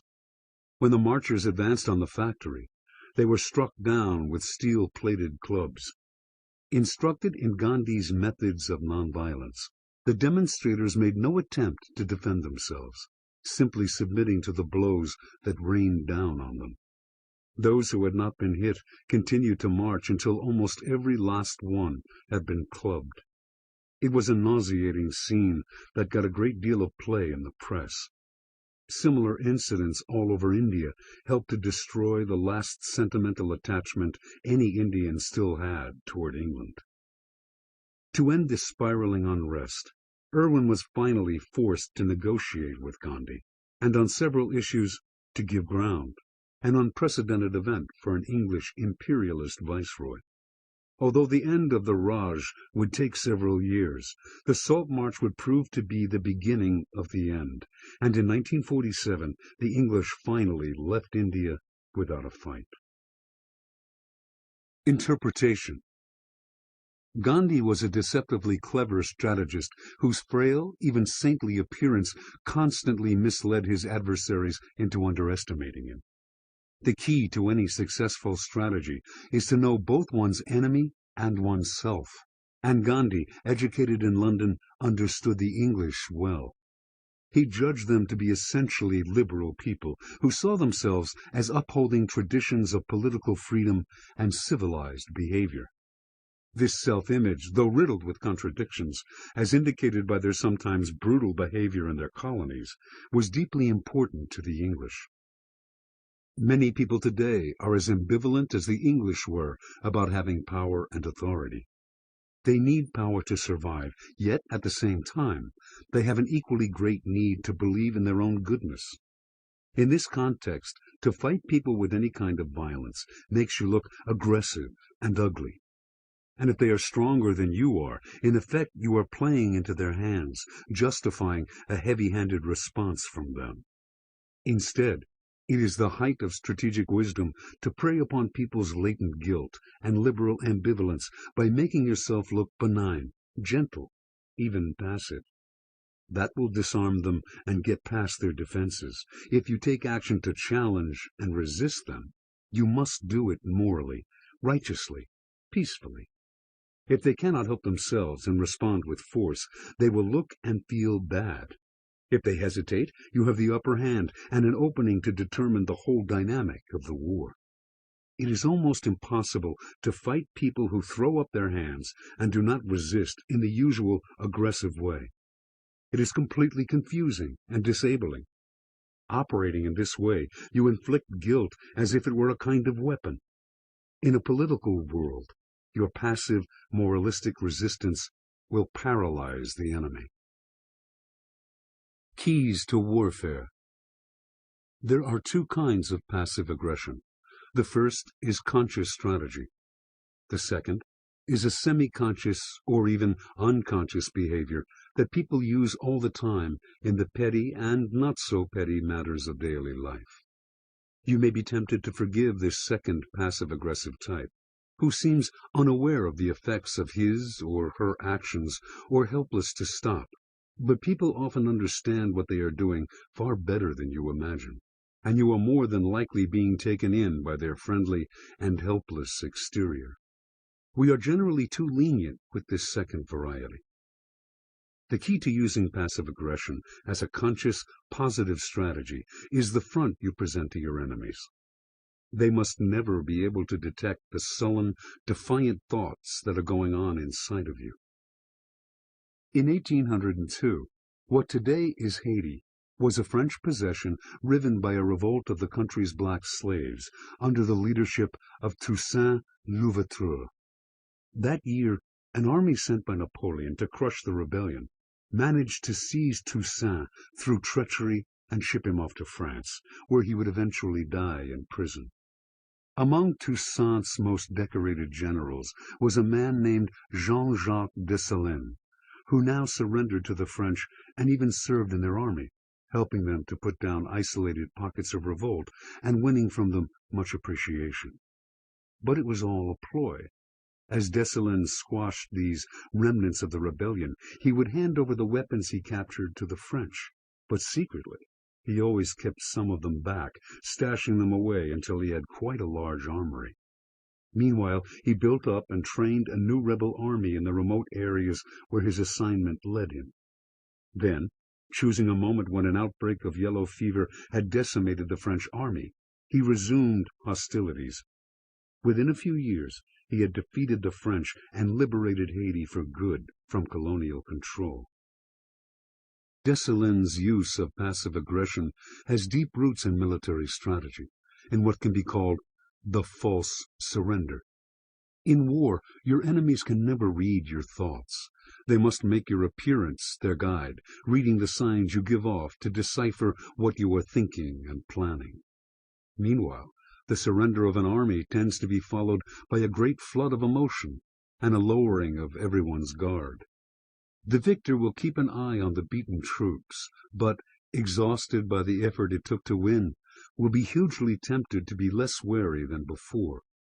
A clever strategist, then, may falsely surrender, announce that he is defeated in body and spirit.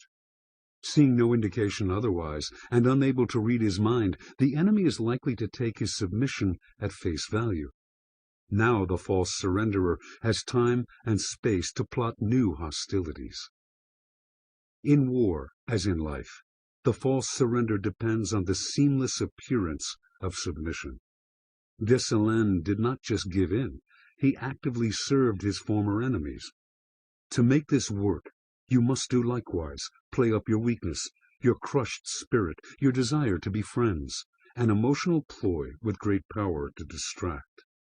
You must also be something of an actor. Any sign of ambivalence will ruin the effect.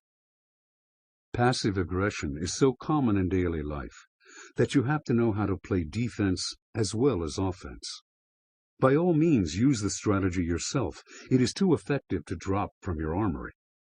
But you must also know how to deal with those semi-conscious passive-aggressive types so prevalent in the modern world, recognizing what they are up to before they get under your skin, and being able to defend yourself against this strange form of attack. Most often, their behavior is relatively harmless. Perhaps they are chronically late, or make flattering comments that hide a sarcastic sting, or offer help but never follow through. These common tactics are best ignored. Just let them wash over you as part of the current of modern life, and never take them personally. You have more important battles to fight. There are, however, stronger, more harmful versions of passive aggression, acts of sabotage that do real damage. A colleague is warm to your face, but says things behind your back that cause you problems. You let someone into your life who proceeds to steal something valuable of yours. An employee takes on an important job for you, but does it slowly and badly. These types do harm, but are excellent at avoiding any kind of blame. Their modus operandi is to create enough doubt that they were the ones who did the aggressive act. It is never their fault. Somehow they are innocent bystanders, helpless, the real victims in the whole dynamic. Their denials of responsibility are confusing. You suspect they have done something, but you cannot prove it. Or, worse, if they are really skillful, you feel guilty for even thinking them at fault. And if in your frustration you lash out at them, you pay a high price. They will focus attention on your angry, aggressive response, your overreaction, distracting your thoughts from the passive-aggressive maneuvers that got you so irritated in the first place. The guilt you feel is a sign of the power they have over you. Indeed, you can virtually recognize the harmful variety of passive aggression by the strength of emotions it churns up in you. Not superficial annoyance, but confusion, paranoia, insecurity, and anger. To defeat the passive-aggressive warrior, you must first work on yourself. This means being acutely aware of the blame-shifting tactic as it happens. Squash any feelings of guilt it might begin to make you feel. These types can be very ingratiating, using flattery to draw you into their web, preying on your insecurities. It is often your own weakness that sucks you into the passive-aggressive dynamic. Be alert to this. Second, once you realize you are dealing with the dangerous variety, the smartest move is to disengage. At best, to get the person out of your life, or at the least, to not flare up and cause a scene, all of which plays into his hands. You need to stay calm. If it happens to be a partner in a relationship in which you cannot disengage, the only solution is to find a way to make the person feel comfortable in expressing any negative feelings toward you and encouraging it. This may be hard to take initially, but it may diffuse his or her need to be underhanded, and open criticisms are easier to deal with than covert sabotage. The most effective counter-strategy with the passive-aggressive is often to be subtle and underhanded right back at them, neutralizing their powers. You can also try this with the less harmful types, the ones who are chronically late, for instance. Giving them a taste of their own medicine may open their eyes to the irritating effects of their behavior. In any event, you must never leave the passive-aggressive time and space in which to operate. Let them take root, and they will find all kinds of sly ways to pull you here and there. Your best defense is to be sensitive to any passive-aggressive manifestations in those around you, and to keep your mind as free as possible from their insidious influence. Reversal. The reversal of passive aggression is aggressive passivity, presenting an apparently hostile face while inwardly staying calm and taking no unfriendly action. The purpose here is intimidation. Perhaps you know you are the weaker of the two sides, and hope to discourage your enemies from attacking you by presenting a blustery front. Taken in by your appearance, they will find it hard to believe that you do not intend to do anything. In general, presenting yourself as the opposite of what you really are and intend can be a useful way of disguising your strategies. 33. Sow uncertainty and panic through acts of terror. The chain reaction strategy. Terror is the ultimate way to paralyze a people's will to resist and destroy their ability to plan a strategic response. Such power is gained through sporadic acts of violence that create a constant feeling of threat, incubating a fear that spreads throughout the public sphere. The goal in a terror campaign is not battlefield victory, but causing maximum chaos and provoking the other side into desperate overreaction. Melting invisibly into the population, tailoring their actions for the mass media, the strategists of terror create the illusion that they are everywhere, and therefore that they are far more powerful than they really are. It is a war of nerves. The victims of terror must not succumb to fear or even anger. To plot the most effective counter-strategy, they must stay balanced. In the face of a terror campaign, one's rationality is the last line of defense. The anatomy of panic.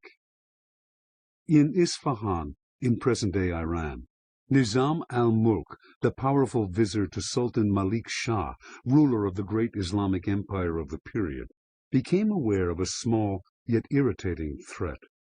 In northern Persia lived a sect called the Nizari Ismailis, followers of a religion combining mysticism with the Quran. Their leader, the charismatic Hassan-i-Sabah, had recruited thousands of converts alienated by the tight control the empire exercised over religious and political practices. The influence of the Ismailis was growing, and what was most disturbing to Nizam al-Mulk was the utter secrecy in which they operated. It was impossible to know who had converted to the sect, for its members did so in private and kept their allegiance hidden. The vizier monitored their activities as best he could, until finally he heard some news that roused him to action. Over the years, it seemed thousands of these secret Ismaili converts had managed to infiltrate key castles, and now they had taken them over in the name of Hassan-i-Sabah. This gave them control over part of northern Persia, a kind of independent state within the empire.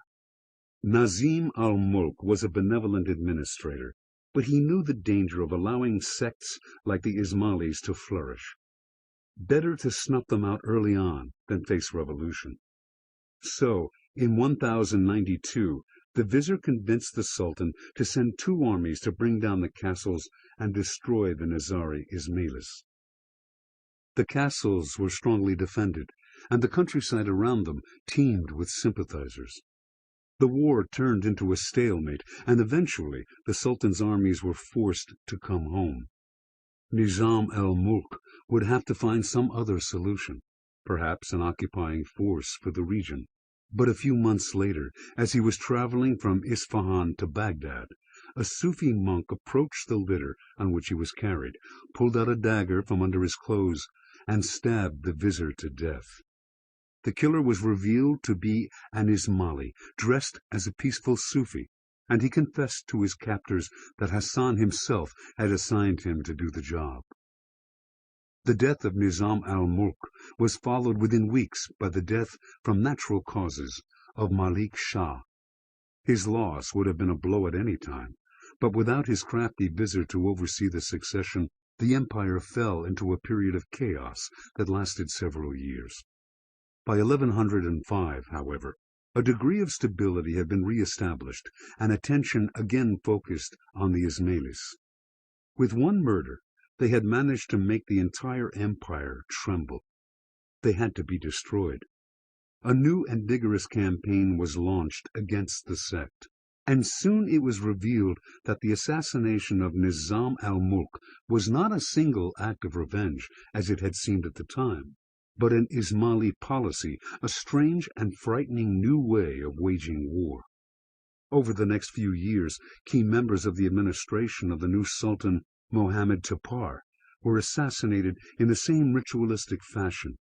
A killer would emerge from a crowd to deliver a deadly blow with a dagger. The deed was most often done in public and in broad daylight. Sometimes, though, it took place while the victim was in bed, a secret Ismaili having infiltrated his household staff. A wave of fear fanned out among the empire's hierarchy.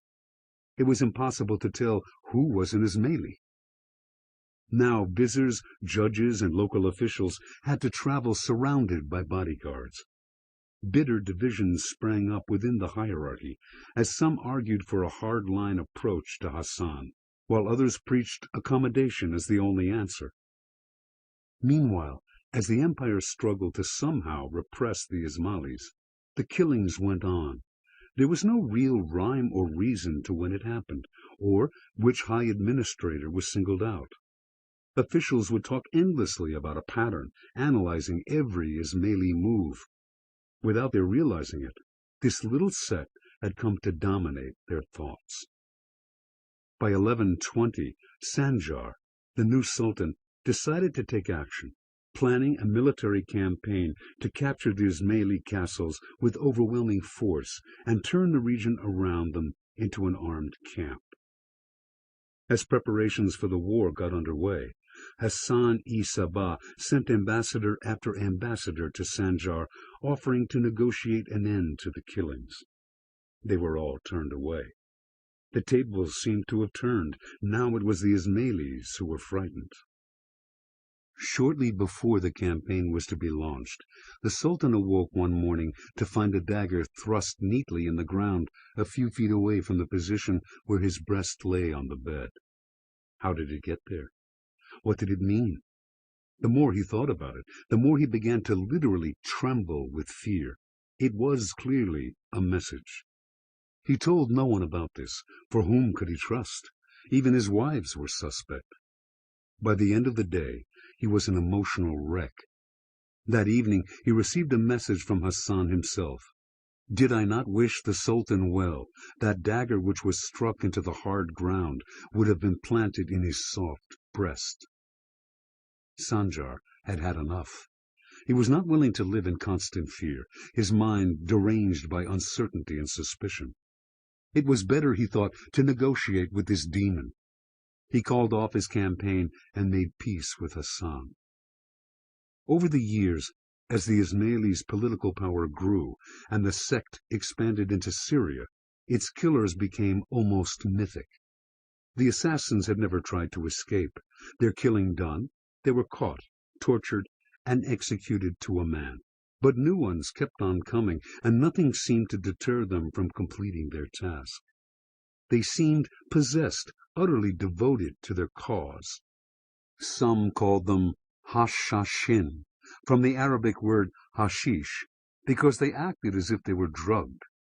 European crusaders to the Holy Land heard stories about these devilish hashashin and passed them on, the word slowly transforming into assassins, passing forever into the language. Interpretation. We are all extremely susceptible to the emotions of those around us. It is often hard for us to perceive how deeply we are affected by the moods that can pass through a group. This is what makes the use of terror so effective and so dangerous. With a few well-timed acts of violence, a handful of assassins can spark all kinds of corrosive thoughts and uncertainties. The weakest members of the target group will succumb to the greatest fear, spreading rumors and anxieties that slowly overcome the rest. The strong may respond angrily and violently to the terror campaign, but that only shows how influenced they are by the panic. They are reacting rather than strategizing, a sign of weakness, not strength. As the public's imagination runs wild, the assassins become something much larger, seeming omnipotent and omnipresent. As Hassan proved, a handful of terrorists can hold an entire empire hostage with a few well-calibrated blows against the group's psyche. And once the group's leaders succumb to the emotional pull, whether by surrendering or launching an unstrategic counterattack, the success of the terror campaign is complete. Keys to warfare. In essence, this is terror, an intense, overpowering fear that we cannot manage or get rid of in the normal way. There is too much uncertainty, too many bad things that can happen to us. Although terror as a strategy can be employed by large armies, and indeed whole states, it is most effectively practiced by those small in number. The reason is simple. The use of terror usually requires a willingness to kill innocent civilians in the name of a greater good and for a strategic purpose. For centuries, with a few notable exceptions, such as the Mongols, military leaders were unwilling to go so far. Meanwhile, a state that inflicted mass terror on its own populace would unleash demons and create a chaos it might find hard to control. But small groups have no such problems. Being so few in number, they cannot hope to wage a conventional war, or even a guerrilla campaign. Terror is their strategy of last resort. Taking on a much larger enemy, they are often desperate, and they have a cause to which they are utterly committed. Ethical considerations pale in comparison, and creating chaos is part of their strategy. In essence, terrorists kick a rock in order to start an avalanche. If no landslide follows, little is lost, except perhaps their own lives, which they are willing to sacrifice in their devotion to their cause. If mayhem and chaos ensue, though, they have great power to influence events. Terrorists are often reacting against an extremely static situation in which change by any route is blocked. In their desperation, they can often break up the status quo. Yet, for all its strengths, terrorism also has limitations that have proved the death of many a violent campaign, and those opposing it must know and exploit this. The strategy's main weakness is the terrorists' lack of ties to the public or to a real political base. Often isolated, living in hiding, they are prone to lose contact with reality, overestimating their own power and overplaying their hand. Although their use of violence must be strategic to succeed, their alienation from the public makes it hard for them to maintain a sense of balance. More recent terrorist groups, such as the Weathermen in the United States and the Red Brigades in Italy, have been so divorced from the public as to verge on the delusional. Accentuating the terrorists' isolation and denying them a political base should be part of any effective counter-strategy against them. Although organized terrorism has evolved and technology has increased its capacity for violence, its essential makeup does not seem to have changed. Yet the question many ask today is whether a new, more virulent kind of terrorism may be developing, one far surpassing the classical version. If terrorists could get hold of more potent armaments, for example, nuclear or biological weapons, say, and had the stomach to use them, their kind of war and the power it may bring them would make a qualitative leap into a new apocalyptic form. But perhaps a new form of terrorism has already emerged that does not need the threat of dirty weapons to create a more devastating result. On September 11th, 2001, a handful of terrorists linked to the Islamic Al-Qaeda movement produced the single deadliest terrorist action to date in their attacks on the World Trade Center in New York City and the Pentagon outside Washington, D.C. The attack had many of the earmarks of classical terrorism. A small group with extremely limited means, using the technology of the United States at their disposal, was able to strike with maximum effect. Here was the familiar asymmetry of forces in which smallness becomes an asset, being inconspicuous within the larger population and accordingly quite difficult to detect. The terror of the event itself set in motion a panic-like reaction from which the United States has still not fully recovered. The drama and symbolism of the Twin Towers themselves, not to mention the Pentagon, created a grotesquely compelling spectacle that gave the terrorists maximum exposure while incisively demonstrating the vulnerability of the United States, often described in recent years as the world's only remaining superpower. There were those around the world who had never imagined that America could be so quickly and seriously harmed, but were delighted to find they were wrong. Many deny that 9/11 was a new form of terrorism. It simply distinguished itself, they say, by the number of its victims. The change was quantitative, not qualitative. And, as in classical terrorism, these analysts continue, Al-Qaeda is ultimately doomed to failure. The U.S. counterattack on Afghanistan destroyed their operational base, and they are now the targets of the unbending will of the American government, whose invasion of Iraq was a stage in a grand strategy to rid the regime of terrorism in general. But there is another way to look at the attack, keeping in mind the chain reaction that is always the terrorist's goal. The full economic impact of 9/11 is hard to measure, but the ripple effect of the attack is by any standard immense and undeniable. Substantial increases in security costs, including the funding of new government programs for that purpose. Enormous military expenditures on the invasions of two separate nations. A depressive effect on the stock market, always particularly susceptible to the psychology of panic.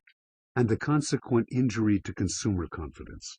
Hits on specific industries, such as travel and tourism, and the reverberating effect of all these on the global economy.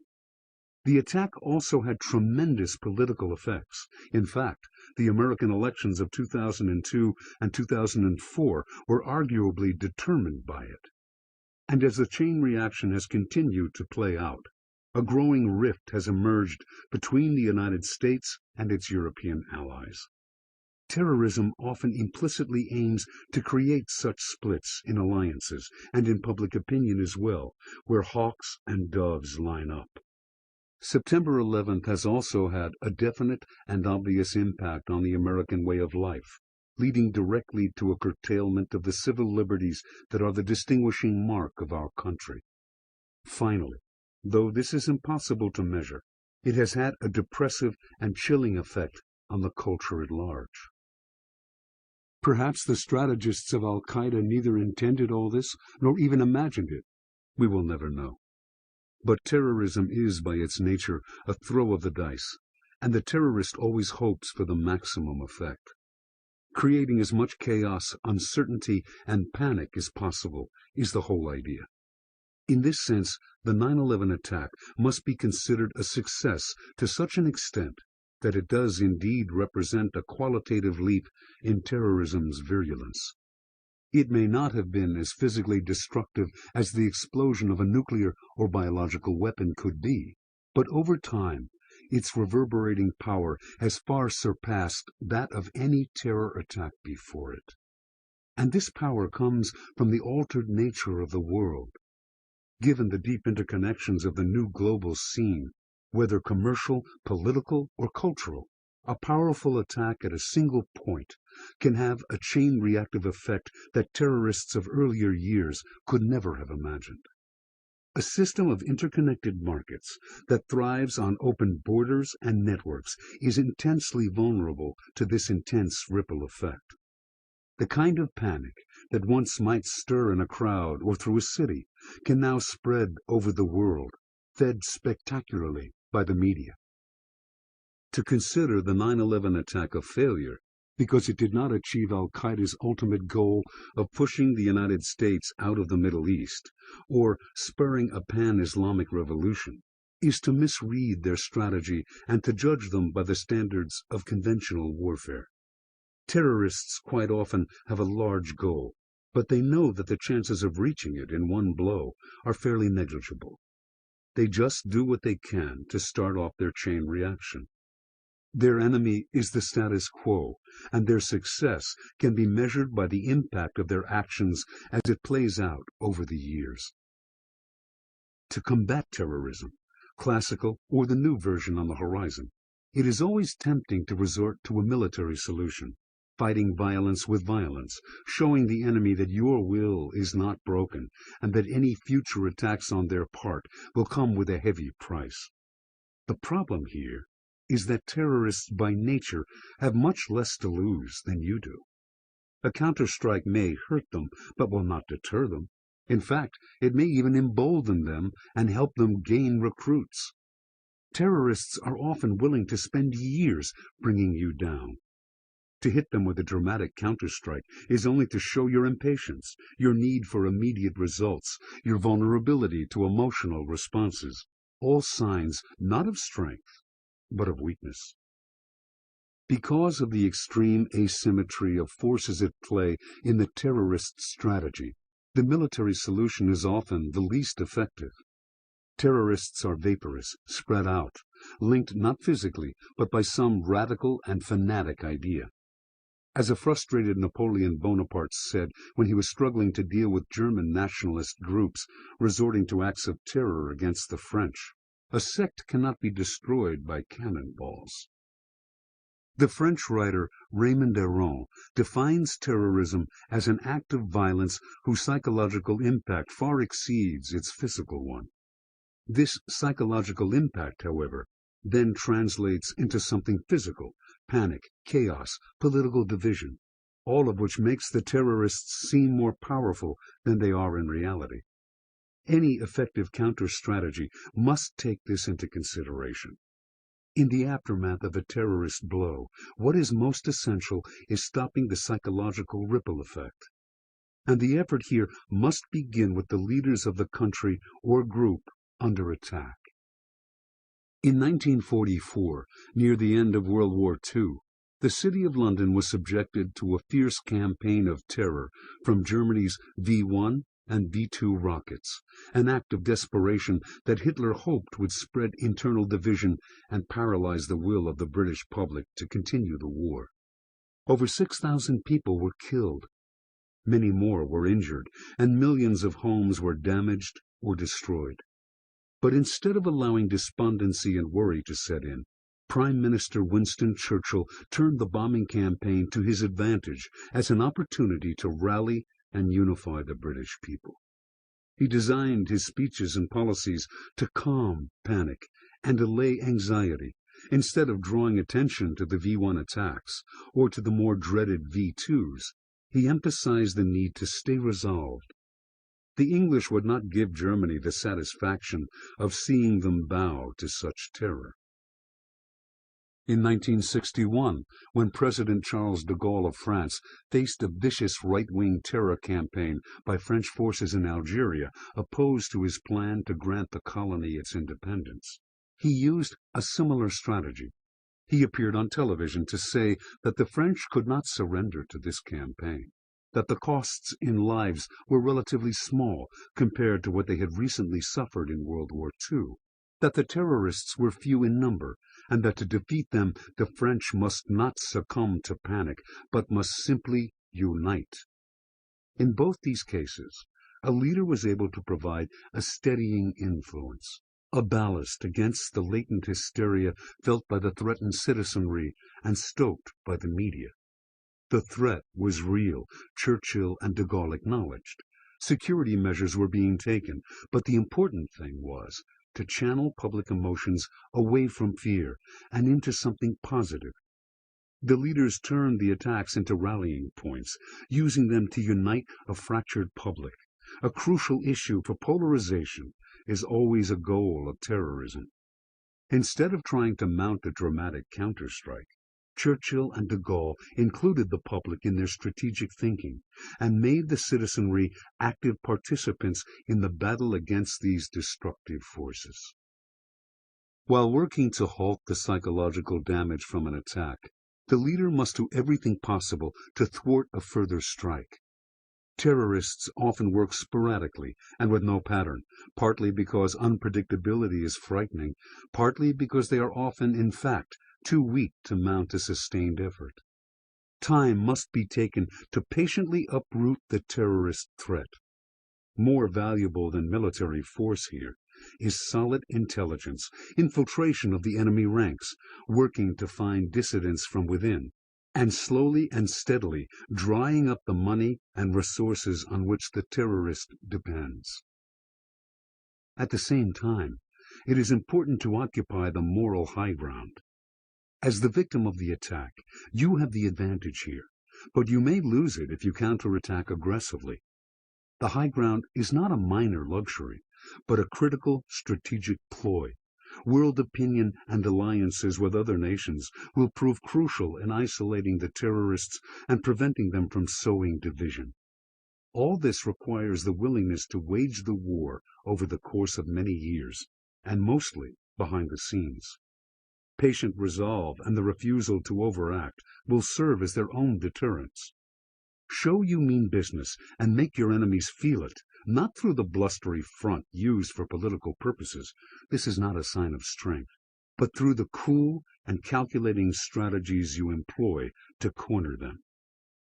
In the end, in a world that is intimately interlinked and dependent on open borders, there will never be perfect security. The question is, how much threat are we willing to live with? Those who are strong can deal with a certain acceptable level of insecurity. Feelings of panic and hysteria reveal the degree to which the enemy has triumphed, as does an overly rigid attempt at defense, in which a society and culture at large are made hostage to a handful of men. Reversal. The reverse of terrorism would be direct and symmetrical war, a return to the very origins of warfare, to fighting that is upfront and honest, a simple test of strength against strength, essentially an archaic and useless strategy for modern times.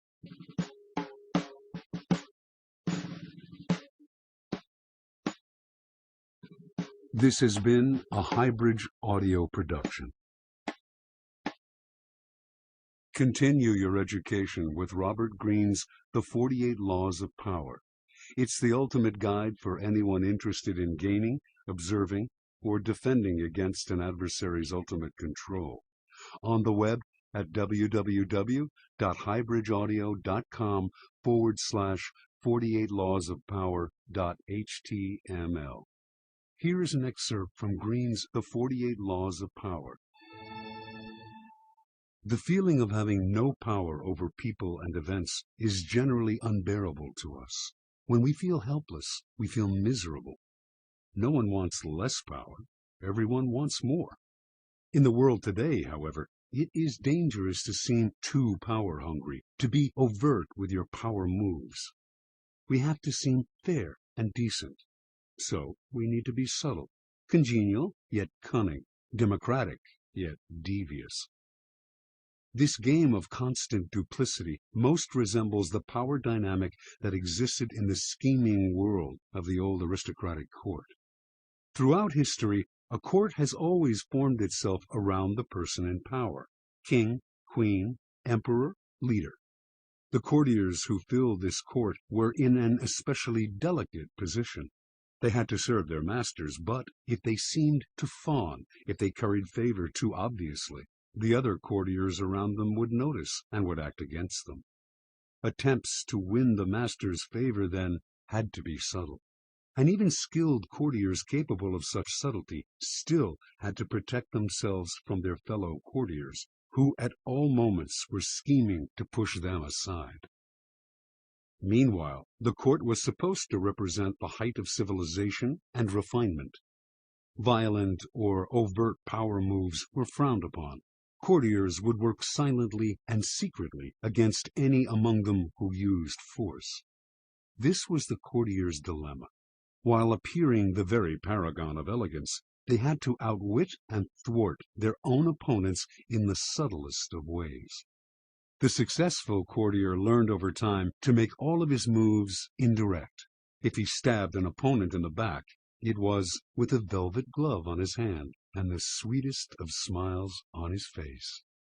Instead of using coercion or outright treachery, the perfect courtier got his way through seduction, charm, deception, and subtle strategy, always planning several moves ahead.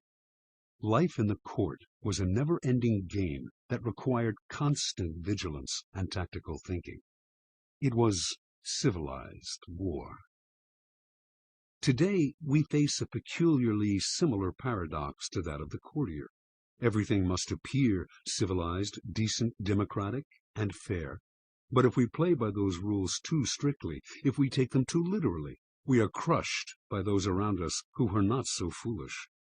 As the great Renaissance diplomat and courtier Niccolò Machiavelli wrote, any man who tries to be good all the time is bound to come to ruin among the great number who are not good. The court imagined itself the pinnacle of refinement, But underneath its glittering surface, a cauldron of dark emotions, greed, envy, lust, hatred, boiled and simmered. Our world today similarly imagines itself the pinnacle of fairness, yet the same ugly emotions still stir within us, as they have forever. The game is the same. Outwardly, you must seem to respect the niceties, but inwardly, unless you are a fool, you learn quickly to be prudent, and to do as Napoleon advised: place your iron hand inside a velvet glove. If, like the courtier of times gone by, you can master the arts of indirection, learning to seduce, charm, deceive, and subtly outmaneuver your opponents, you will attain the heights of power. You will be able to make people bend to your will without their realizing what you have done. And if they do not realize what you have done, they will neither resent nor resist you. To some people, the notion of consciously playing power games, no matter how indirect, seems evil, asocial, a relic of the past. They believe they can opt out of the game by behaving in ways that have nothing to do with power. You must beware of such people, for they express such opinions outwardly. They are often among the most adept players at power. They utilize strategies that cleverly disguise the nature of the manipulation involved. These types, for example, will often display their weakness and lack of power as a kind of moral virtue. But true powerlessness, without any motive of self-interest, would not publicize its weakness to gain sympathy or respect. Making a show of one's weakness is actually a very effective strategy, subtle and deceptive, in the game of power. Another strategy of the supposed non-player is to demand equality in every area of life. Everyone must be treated alike, whatever their status and strength. But if, to avoid the taint of power, you attempt to treat everyone equally and fairly, you will confront the problem that some people do certain things better than others. Treating everyone equally means ignoring their differences, elevating the less skillful, and suppressing those who excel. Again, many of those who behave this way are actually deploying another power strategy, redistributing people's rewards in a way that they determine.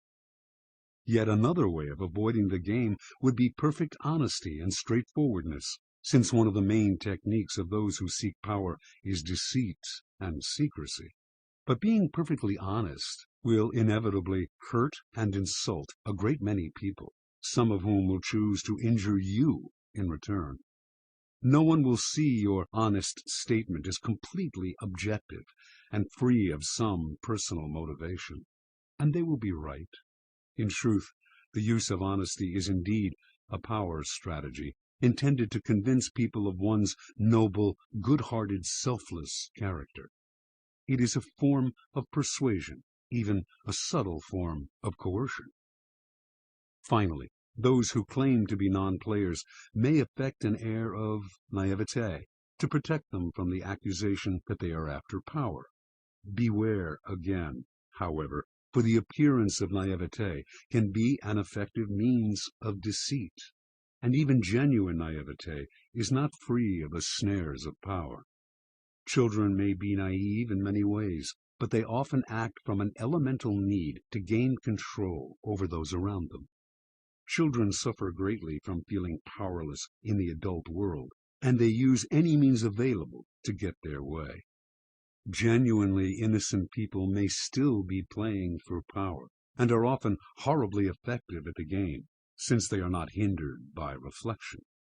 Once again, those who make a show or display of innocence are the least innocent of all. You can recognize these supposed non-players by the way they flaunt their moral qualities, their piety, their exquisite sense of justice. But since all of us hunger for power, and almost all of our actions are aimed at gaining it, the non-players are merely throwing dust in our eyes, distracting us from their power plays with their air of moral superiority. If you observe them closely, you will see, in fact, that they are often the ones most skillful at indirect manipulation. even if some of them practice it unconsciously, and they greatly resent any publicizing of the tactics they use every day. If the world is like a giant scheming court, and we are trapped inside it, there is no use in trying to opt out of the game.